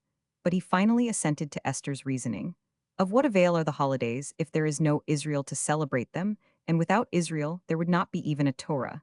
Therefore it is advisable to transgress on law, that God may have mercy upon us. 141. The prayer of Esther. Accordingly, Mordecai made arrangements for a fast and a prayer meeting. On the very day of the festival, he had himself ferried across the water to the other side of Shushan, where all the Jews of the city could observe the fast together. 142. It was important that the Jewish residents of Shushan, beyond all other Jews, should do penance and seek pardon from God, because they had committed the sin of partaking of Ahasuerus' banquet. 12,000 priests marched in the procession, trumpets in their right hands, and the holy scrolls of the law in their left, weeping and mourning, and exclaiming against God, "Here is the Torah thou gavest us." Thy beloved people is about to be destroyed. When that comes to pass, who will be left to read the Torah and make mention of thy name? The sun and the moon will refuse to shed their light abroad, for they were created only for the sake of Israel. Then they fell upon their faces and said, Answer us, our Father, answer us, our King. The whole people joined in their cry, and the celestials wept with them, and the fathers came forth from their graves. After a 3 days' fast, Esther arose from the earth and dust, and made preparations to betake herself to the king. She arrayed herself in a silken garment, embroidered with gold from Ophir and spangled with diamonds and pearls sent her from Africa. A golden crown was on her head, and on her feet shoes of gold. After she had completed her attire, she pronounced the following prayer. Thou art the great God, the God of Abraham, Isaac, and Jacob, and the God of my father Benjamin. Not because I consider myself without blemish, do I dare appear before the foolish king, but that the people of Israel may not be cut off from the world. Is it not for the sake of Israel alone that the whole world was created? And if Israel should cease to exist, who will come and exclaim, Holy, holy, holy, thrice daily before thee? As thou didst save Hananiah, Mishael, and Azariah out of the burning furnace, and Daniel out of the den of lions, so save me out of the hand of this foolish king, and make me to appear charming and graceful in his eyes. I entreat thee to give ear to my prayer in this time of exile and banishment from our land. By reason of our sins, the threatening words of the holy scriptures are accomplished upon us. Ye shall sell yourselves unto your enemies for bondmen and for bondwomen, and no man shall buy you. The decree to kill us has been issued. We are delivered up unto the sword for destruction, root and branch. The children of Abraham covered themselves with sackcloth and ashes, but though the elders sinned, what wrongs have the children committed? And though the children committed wrongs, what have the sucklings done? The nobles of Jerusalem came forth from their graves, for their children were given up to the sword. How quickly have the days of our joy flown by! The wicked Haman has surrendered us to our enemies for slaughter. I will recount before thee the deeds of thy friends, and with Abraham will I begin. Thou didst try him with all temptations, yet didst thou find him faithful. O that thou wouldst support his beloved children for his sake, and aid them, so that thou wouldst bear them as an unbreakable seal upon thy right hand. Call Haman to account for the wrong he would do us, and be revenged upon the son of Hammedatha. Demand requital of Haman and not of thy people, for he sought to annihilate us all at one stroke. He, the enemy and afflicter of thy people, whom he endeavors to hem in on all sides. With an eternal bond thou didst bind us unto thee. O that thou wouldst uphold us for the sake of Isaac, who was bound. Haman offered the king 10,000 talents of silver for us. Raise thou our voice and answer us, and bring us forth out of the narrow place into enlargement. Thou who breakest the mightiest, crush Haman, so that he may never again rise from his fall. I am ready to appear before the king, to entreat grace for my inheritance. Send thou an angel of compassion with me on mine errand, and let grace and favor be my companions. May the righteousness of Abraham go before me, the binding of Isaac raise me, the charm of Jacob be put into my mouth, and the grace of Joseph upon my tongue.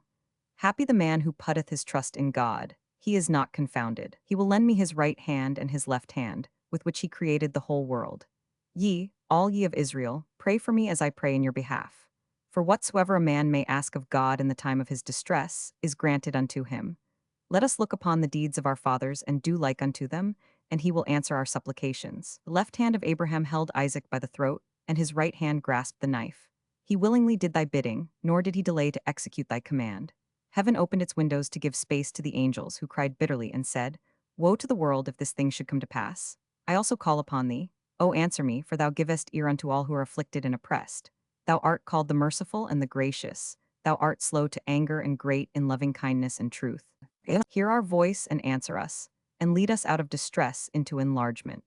For 3 days have I fasted in accordance with the number of days Abraham journeyed to bind his son upon the altar before thee. Thou didst make a covenant with him, and didst promise him, Whenever thy children shall be in distress, I will remember the binding of Isaac favorably unto them, and deliver them out of their troubles.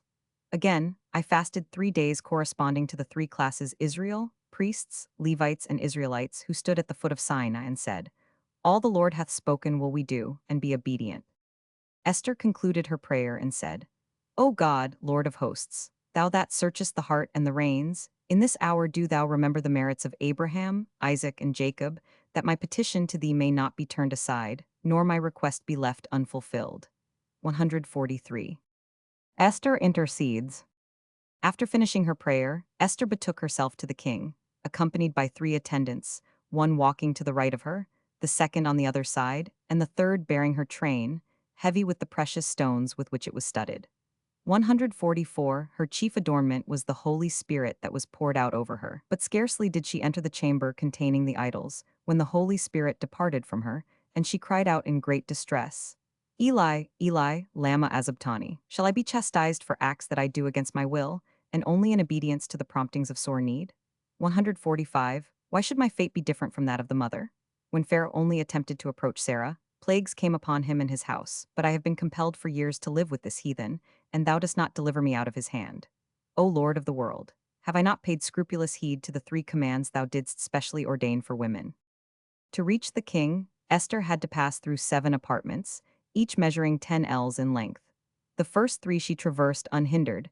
They were too far off for the king to observe her progress through them, but barely had she crossed the threshold of the 4th chamber, when Ahasuerus caught sight of her, and, overcome by rage, he exclaimed, "O for the departed, their like is not found again on earth.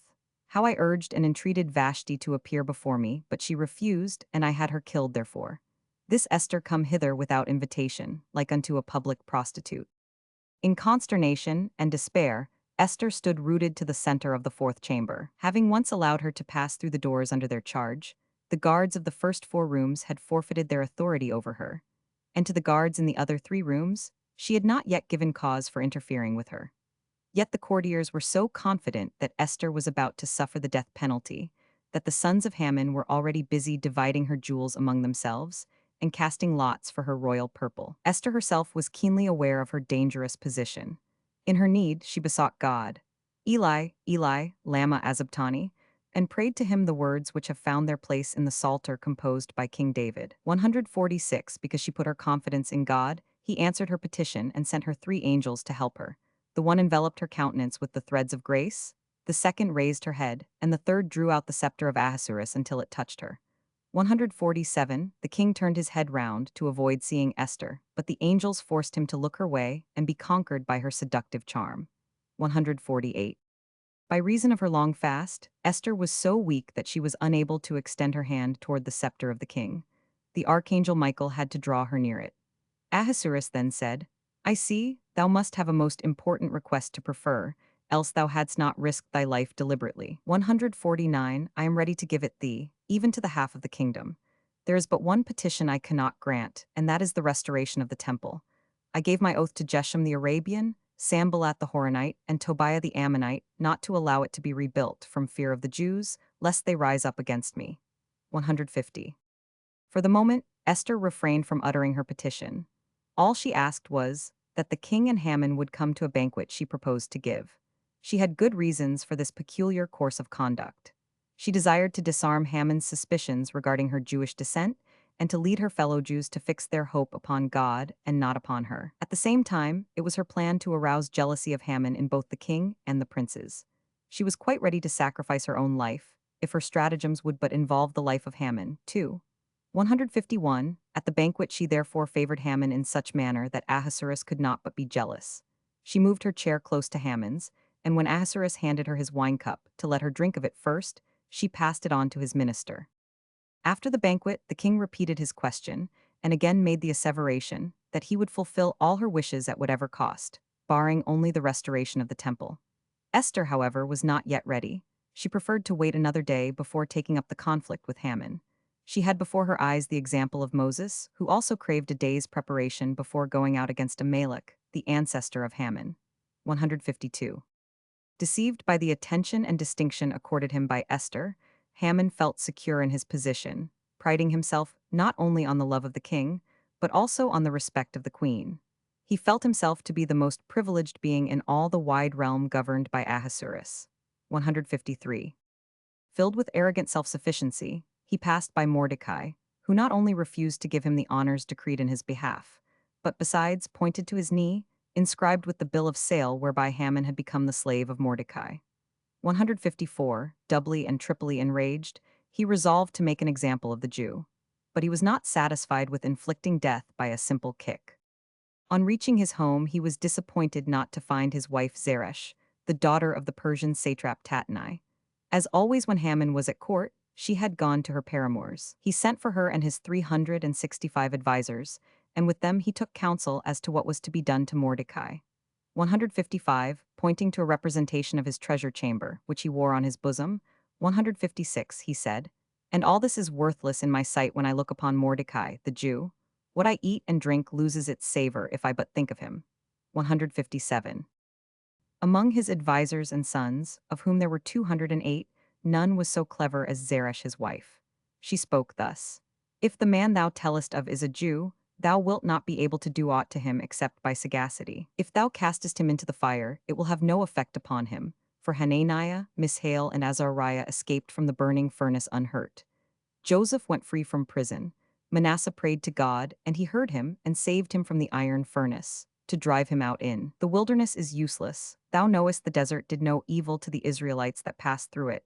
Putting out his eyes avails not, for Samson blind did more mischief than ever Samson seeing. Therefore hang him, for no Jew has ever escaped death by hanging." 158. Haman was well pleased with the words of his wife. She fetched artificers in wood and iron, the former to erect the cross, the latter to make the nails. Their children danced around in high glee while Zeresh played upon the cithern, and Haman in his pleasurable excitement said, "To the wood workers I shall give abundant pay, and the iron workers I shall invite to a banquet." When the cross was finished, Haman himself tested it to see that all was in working order. A heavenly voice was heard: "It is good for Haman the villain, and for the son of Hammedatha it is fitting." 159. The disturbed night. The night during which Haman erected the cross for Mordecai was the first night of Passover, the very night in which miracles without number had ever been done for the fathers and for Israel. But this time, the night of joy was changed into a night of mourning and a night of fears. Wherever there were Jews, they passed the night in weeping and lamenting. The greatest terrors it held for Mordecai, because his own people accused him of having provoked their misfortunes by his haughty behavior toward Haman. 160. Excitement and consternation reigned in heaven as well as on earth. 161. When Haman had satisfied himself that the cross intended for his enemy was properly constructed, he repaired to the Bet HaMidrash, where he found Mordecai and all the Jewish school children, 22,000 in number, in tears and sorrow. He ordered them to be put in chains, saying, "First I shall kill off these, and then I shall hang Mordecai." The mothers hastened thither with bread and water, and coaxed their children to take something before they had to encounter death. The children, however, laid their hands upon their books and said, "As our teacher Mordecai liveth, we will neither eat nor drink, but we will perish exhausted with fasting." They rolled up their sacred scrolls and handed them to their teachers with the words, "For our devotion to the study of the Torah, we had hoped to be rewarded with long life, according to the promise held out in the Holy Scriptures. As we are not worthy thereof, remove the books." The outcries of the children and of the teachers in the Bet HaMidrash, and the weeping of the mothers without, united with the supplications of the fathers, reached unto heaven in the third hour of the night. And God said, "I hear the voice of tender lambs and sheep." Moses arose and addressed God thus: "Thou knowest well that the voices are not of lambs and sheep, but of the young of Israel, who for 3 days have been fasting and languishing in fetters, only to be slaughtered on the morrow to the delight of the archenemy." Then God felt compassion with Israel, for the sake of his innocent little ones. He broke the seal with which the heavenly decree of annihilation had been fastened, and the decree itself he tore in pieces. 162. From this moment on Ahasuerus became restless, and sleep was made to flee his eyes, for the purpose that the redemption of Israel might be brought to pass. God sent down Michael, the leader of the hosts of Israel, who was to keep sleep from the king. 163. And the archangel Gabriel descended, and threw the king out of his bed on the floor, no less than 365 times, continually whispering in his ear, "O thou ingrate, reward him who deserves to be rewarded." To account for his sleeplessness, Ahasuerus thought he might have been poisoned, and he was about to order the execution of those charged with the preparation of his food. But they succeeded in convincing him of their innocence, by calling to his attention that Esther and Haman had shared his evening meal with him, yet they felt no unpleasant effects. 164. Then suspicions against his wife and his friend began to arise in his mind. He accused them inwardly of having conspired together to put him out of the way. He sought to banish this thought with the reflection that if a conspiracy had existed against him, his friends would have warned him of it. But the reflection brought others in its train. Did he have any friends? Was it not possible that by leaving valuable services unrewarded, he had forfeited the friendly feelings toward him? 165. He therefore commanded that the chronicles of the kings of Persia be read to him. He would compare his own acts with what his predecessors had done and try to find out whether he might count upon friends. 166. What was read to him did not restore his tranquility of mind, for he saw a poor man before him, none other than the angel Michael, who called to him continually, Haman wants to kill thee and become king in thy stead. Let this serve thee as proof that I am telling thee the truth.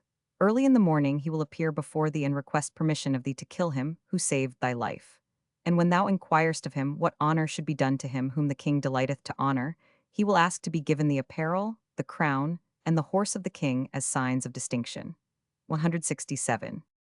Ahasuerus' excitement was soothed only when the passage in the Chronicles was reached describing the loyalty of Mordecai. Had the wishes of the reader been consulted, Ahasuerus had never heard this entry, for it was a son of Haman who was filling the office of reader, and he was desirous of passing the incident over in silence. But a miracle occurred, the words were heard though they were not uttered. The names of Mordecai and Israel had a quieting influence upon the king, and he dropped asleep. He dreamed that Haman, sword in hand, was approaching him with evil intent, and when, early in the morning, Haman suddenly, without being announced, entered the antechamber and awakened the king, Ahasuerus was persuaded of the truth of his dream. The king was still further set against Haman by the reply he gave to the question, how honor was to be shown to the man whom the king delighteth to honor, believing himself to be the object of the king's good will. He advised Ahasuerus to have his favorite arrayed in the king's coronation garments, and the crown royal put upon his head. Before him, one of the grandees of the kingdom was to run, doing herald service, proclaiming that whosoever did not prostrate himself and bow down before him, whom the king delighteth to honor, would have his head cut off, and his house given over to pillage. Haman was quick to notice that he had made a mistake, for he saw the king's countenance change color at the mention of the word crown. He therefore took good care not to refer to it again. In spite of this precaution, Ahasuerus saw in the words of Haman a striking verification of his vision, and he was confident that Haman cherished designs against his life and his throne. 168. The fall of Haman. Haman was soon to find out that he had gone far afield in supposing himself to be the man whom the king delighted to honor. The king's command ran, hasten to the royal treasure chambers, fetch thence a cover of fine purple, a raiment of delicate silk, furnished forth with golden bells and pomegranates and bestrewn with diamonds and pearls, and the large golden crown which was brought me from Macedonia upon the day I ascended the throne. Furthermore, fetch thence the sword and the coat of mail sent me from Ethiopia, and the 2 veils embroidered with pearls which were Africa's gift. Then repair to the royal stables, and lead forth the black horse whereon I sat at my coronation. With all these insignia of honor, seek out Mordecai. Haman, which Mordecai? Ahasuerus, Mordecai the Jew. Haman, there be many Jews named Mordecai. Ahasuerus, the Jew Mordecai who sits at the king's gate. Haman, there be many royal gates, I know not which thou meanest. Ahasuerus, the gate that leads from the harem to the palace. Haman, this man is my enemy and the enemy of my house. Rather would I give him 10,000 talents of silver than do him this honor. Ahasuerus, 10,000 talents of silver shall be given him, and he shall be made lord over thy house, but these honors must thou show unto him. Haman, I have 10 sons, I would rather have them run before his horse than do him this honor. Ahasuerus, thou thy sons, and thy wife shall be slaves to Mordecai, but these honors must thou show unto him. Haman, O my lord and king, Mordecai is a common man. Appoint him to be ruler over a city, or, if thou wilt, even over a district, rather than I should do him this honor. Ahasuerus, I will appoint him ruler over cities and districts. All the kings on land and on water shall pay him obedience, but these honors must thou show unto him. Haman, rather have coins struck bearing thy name together with his, instead of mine as hitherto, than I should do him this honor. Ahasuerus, the man who saved the life of the king, deserves to have his name put on the coin of the realm. Nevertheless, these honors must thou show unto him. Haman, edicts and writings have been issued to all parts of the kingdom, commanding that the nation to which Mordecai belongs shall be destroyed. Recall them rather than I should do him this honor. Ahasuerus, the edicts and writings shall be recalled, yet these honors must thou show unto Mordecai. Seeing that all petitions and entreaties were ineffectual, and Ahasuerus insisted upon the execution of his order, Haman went to the royal treasure chambers, walking with his head bowed like a mourner's, his ears hanging down, his eyes dim, his mouth screwed up, his heart hardened, his bowels cut in pieces, his loins weakened, and his knees knocking against each other. 169, he gathered together the royal insignia and took them to Mordecai, accompanied on his way by Harbana and Abzur, who, at the order of the king, were to take heed whether Haman carried out his wishes to the letter. When Mordecai saw his enemy approach, he thought his last moment had come. He urged his pupils to flee, that they might not burn themselves with his coals. But they refused, saying, "In life as in death we desire to be with thee." The few moments left him, as he thought, Mordecai spent in devotion.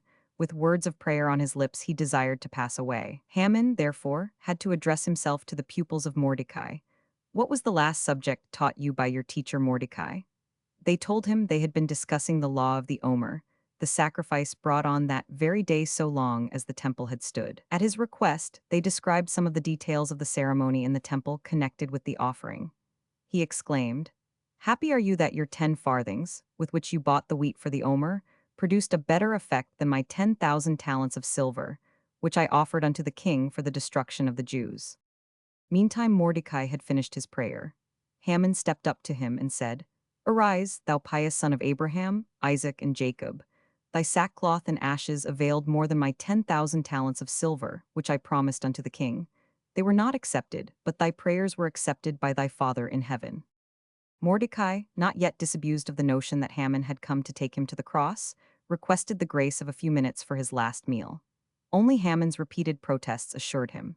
When Haman set about arraying him with the royal apparel, Mordecai refused to put it on until he had bathed and had dressed his hair. Royal apparel agreed, but ill with his condition after 3 days of sackcloth and ashes. As luck would have it, Esther had issued the command that the bathkeepers and barbers were not to ply their trades on that day, and there was nothing for Haman to do but perform the menial services Mordecai required. Haman tried to play upon the feelings of Mordecai. Fetching a deep sigh, he said, "The greatest in the king's realm is now acting as bathkeeper and barber." Mordecai, however, did not permit himself to be imposed upon. He knew Haman's origin too well to be deceived. He remembered his father, who had been bathkeeper and barber in a village. Haman's humiliation was not yet complete. Mordecai, exhausted by his 3 days' fast, was too weak to mount his horse unaided. Haman had to serve him as footstool, and Mordecai took the opportunity to give him a kick. Haman reminded him of the scriptural verse, "Rejoice not when thine enemy falleth, and let not thine heart be glad when he is overthrown." Mordecai, however, refused to apply it to himself, for he was chastising not a personal enemy, but the enemy of his people, and of such it is said in the scriptures, "And thou shalt tread upon the high places of thine enemies." 170. Finally, Haman caused Mordecai to ride through the streets of the city, and proclaimed before him, "Thus shall it be done unto the man whom the king delighteth to honor." In front of them marched 27,000 youths detailed for this service from the court. In their right hands they bore golden cups and golden beakers in their left hands, and they too proclaimed, "Thus shall be done unto the man whom the king delighteth to honor." The procession furthermore was swelled by the presence of Jews. They, however, made a proclamation of different tenor. "Thus shall be done," they cried out, "unto the man whose honor is desired by the king that hath created heaven and earth." 171. As he rode along, Mordecai gave praise to God. "I will extol thee, O Lord, for thou hast raised me up, and hast not made my foes to rejoice over me. O Lord my God, I cried unto thee, and thou hast healed me. O Lord, thou hast brought up my soul from Sheol. Thou hast kept me alive, that I should not go down to the pit." Whereupon his pupils joined in with, "Sing praise unto the Lord, O ye saints of his, and give thanks to his holy name. For his anger is but for a moment, in his favor is life. Weeping may tarry for the night, but joy cometh in the morning." Haman added the verse thereto, "As for me, I said in my prosperity, I shall never be moved. Thou, Lord, of thy favor hadst made my mountain to stand strong. Thou didst hide thy face, I was troubled." Queen Esther continued, "I cried to thee, O Lord, and unto the Lord I made supplication. What profit is there in my blood when I go down to the pit? Shall the dust praise thee? Shall it declare thy truth?" And the whole concourse of Jews present cried out, "Thou hast turned for me my mourning into dancing. Thou hast loosed my sackcloth and girded me with gladness, to the end that my glory may sing praise to thee, and not be silent. O Lord my God, I will give thanks unto thee forever." 172. When this procession passed the house of Haman, his daughter was looking out of the window. She took the man on the horse to be her father, and the leader of it Mordecai. Raising a vessel filled with offal, she emptied it out over the leader her own father. Scarce had the vessel left her hand when she realized the truth, and she threw herself from the window and lay crushed to death on the street below. 173. In spite of the sudden change in his fortunes, Mordecai ended the eventful day as he had begun it, in prayer and fasting. No sooner was the procession over than he put off the royal robes, and, again covering himself with sackcloth, he prayed until night fell. Haman was plunged in mourning, partly on account of the deep disgrace to which he had been subjected, partly on account of the death of his daughter. 174. Neither his wife nor his friends could advise him how to mend his sad fortunes. They could hold out only sorry consolation to him. If this Mordecai is of the seed of the saints, thou wilt not be able to prevail against him. Thou wilt surely encounter the same fate as the kings in their battle with Abraham, and Abimelech in his quarrel with Isaac. As Jacob was victorious over the angel with whom he wrestled, and Moses and Aaron caused the drowning of Pharaoh and his host, so Mordecai will overcome thee in the end. 175. While they were yet talking, the king's chamberlains came, and hastily carried Haman off to the banquet Esther had prepared, to prevent him and his influential sons from plotting against the king. 176. Ahasuerus repeated his promise to give Esther whatever she desired, always expecting the restoration of the temple. This time, casting her eyes heavenward, Esther replied, If I have found favor in thy sight, O supreme king, and if it please thee, O king of the world, let my life be given me, and let my people be rescued out of the hands of its enemy. 177. Ahasuerus, thinking these words were addressed to him, asked in irritation, Who is he, and where is he, this presumptuous conspirator who thought to do thus? These were the first words the king had ever spoken to Esther herself. Hitherto he had always communicated with her through an interpreter. He had not been quite satisfied she was worthy enough to be addressed by the king. Now made cognizant of the fact that she was a Jewess, and of royal descent besides, he spoke to her directly, without the intervention of others. 178. Esther stretched forth her hand to indicate the man who had sought to take her life, as he had actually taken Vashti's, but in the excitement of the moment, she pointed to the king. Fortunately, the king did not observe her error, because an angel guided her hand instantaneously in the direction of Haman, 179, whom her words described. This is the adversary and the enemy, he who desired to murder thee in thy sleeping chamber during the night just past, he who this very day desired to array himself in the royal apparel, ride upon thy horse, and wear the golden crown upon his head, to rise up against thee and deprive thee of thy sovereignty. But God set his undertaking at naught, and the honors he sought for himself fell to the share of my uncle Mordecai, who this oppressor and enemy thought to hang. 180. The anger of the king already burnt so fiercely that he hinted to Esther that whether Haman was the adversary she had in mind or not, she was to designate him as such. To infuriate him still more, God sent 10 angels in the guise of Haman's 10 sons to fell down the trees in the royal park. When Ahasuerus turned his eyes toward the interior of the park, he saw the ruthless destruction of which they were guilty. In his rage, he went out into the garden. This was the instant utilized by Haman to implore grace for himself from Esther. Gabriel intervened and threw Haman upon the couch in a posture as though he were about to do violence to the queen. At that moment Ahasuerus reappeared. Enraged beyond description by what he saw, he cried out, Haman attempts the honor of the queen in my very presence. Come then, ye peoples, nations, and races, and pronounce judgment over him. 181. When Harbona, originally a friend of Haman and an adversary of Mordecai, heard the king's angry exclamation, he said to him, Nor is this the only crime committed by Haman against thee, for he was an accomplice of the conspirators Bigthan and Teresh, and his enmity to Mordecai dates back to the time when Mordecai uncovered their foul plots. Out of revenge, therefore, he has erected a cross for him. Harbona's words illustrate the saying, Once the ox has been cast to the ground, slaughtering knives can readily be found. Knowing that Haman had fallen from his high estate, Harbona was intent upon winning the friendship of Mordecai. 182. Harbona was altogether right, for Ahasuerus at once ordered Haman to be hanged. Mordecai was charged with the execution of the king's order, and Haman's tears and entreaties did not in the least move him. He insisted upon hanging him like the commonest of criminals, instead of executing him with the sword, the mode of punishment applied to men of rank guilty of serious misdemeanors. 183. The cross which Haman, at the advice of his wife Zeresh and of his friends, had erected for Mordecai, was now used for himself. It was made of wood from a thorn bush. God called all the trees together and inquired which one would permit the cross for Haman to be made of it. The fig tree said, I am ready to serve, for I am symbolic of Israel, and also my fruits were brought to the temple as first fruits.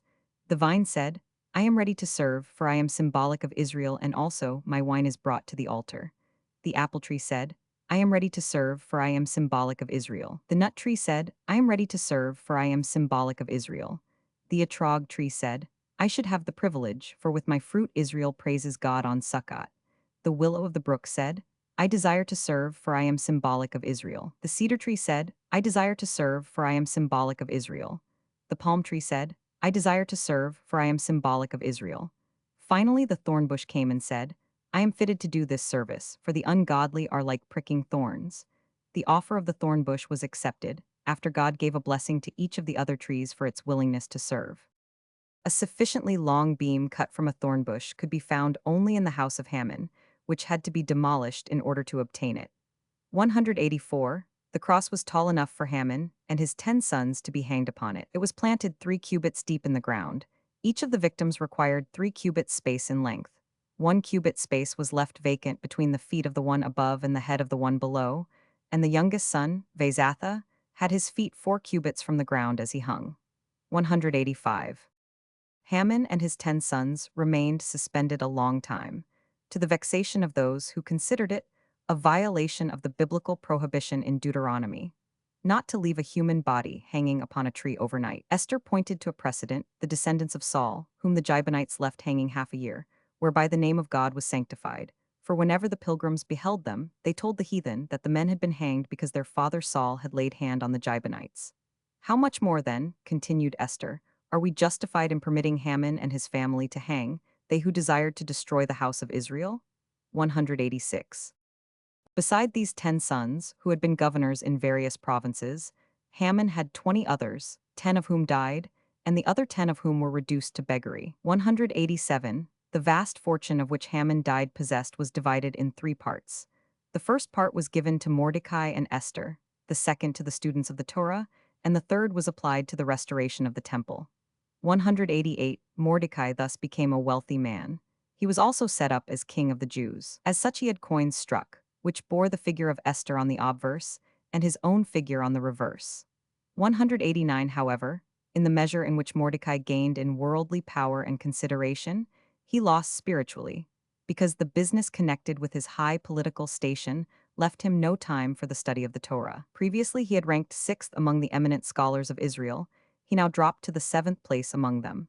190. Ahasuerus, on the other hand, was the gainer by the change. As soon as Mordecai entered upon the office of Grand Chancellor, he succeeded in subjecting to his sway the provinces that had revolted on account of Vashti's execution. 191. The Edict of the King. The edict issued against the Jews was revoked by Ahasuerus in the following terms. King Ahasuerus sends this letter to all the inhabitants of water and earth, to all the rulers of districts, and to generals of the army who dwell in every country. May your peace be great. I write this to you to inform you that although I rule over many nations, over the inhabitants of land and sea, yet I am not proud of my power, but will rather walk in lowliness and meekness of spirit all my days, in order to provide for you great peace. Unto all who dwell under my dominion, unto all who seek to carry on business on land or on sea, unto all who desire to export goods from one nation to the other, from one people to the other, unto them all, I am the same, from one end of the earth to the other, and none may seek to cause excitement on land or on sea, or enmities between one nation and another, between one people and another. I write this because in spite of our sincerity and honesty with which we love all the nations, revere all the rulers, and do good to all the potentates, there are nevertheless people who were near to the king, and into whose hand the government was entrusted, who by their intrigues and falsehoods misled the king, and wrote letters which are not right before heaven, which are evil before men and harmful for the empire.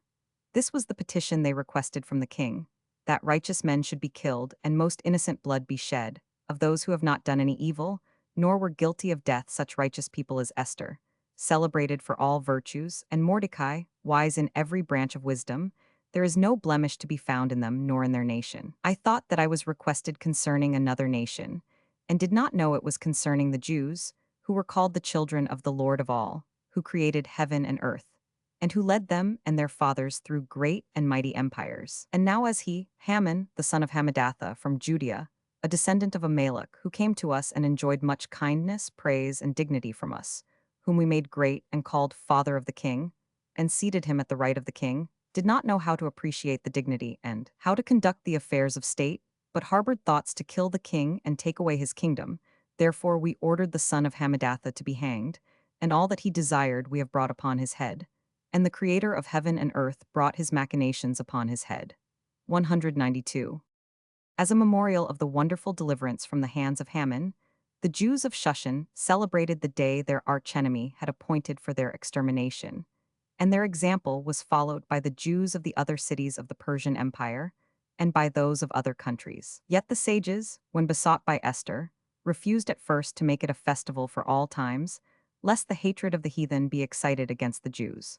They yielded only after Esther had pointed out to them that the events on which the holiday was based were perpetuated in the annals of the kings of Persia and Media, and thus the outside world would not be able to misinterpret the joy of the Jews. Esther addressed another petition to the sages.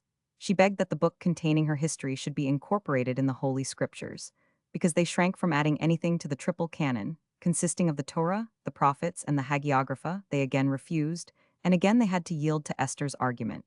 She quoted the words from Exodus, "Write this for a memorial in a book," spoken by Moses to Joshua after the battle of Rephidim with the Amalekites. They saw that it was the will of God to immortalize the warfare waged with the Amalekite Haman. Nor is the book of Esther an ordinary history. Without aid of the Holy Spirit, it could not have been composed, and therefore its canonization resolved upon below was endorsed above. 193. And as the book of Esther became an integral and indestructible part of the Holy Scriptures, so the Feast of Purim will be celebrated forever, now and in the future world, and Esther herself, by her pious deeds, acquired a good name both in this world and in the world to come. 194.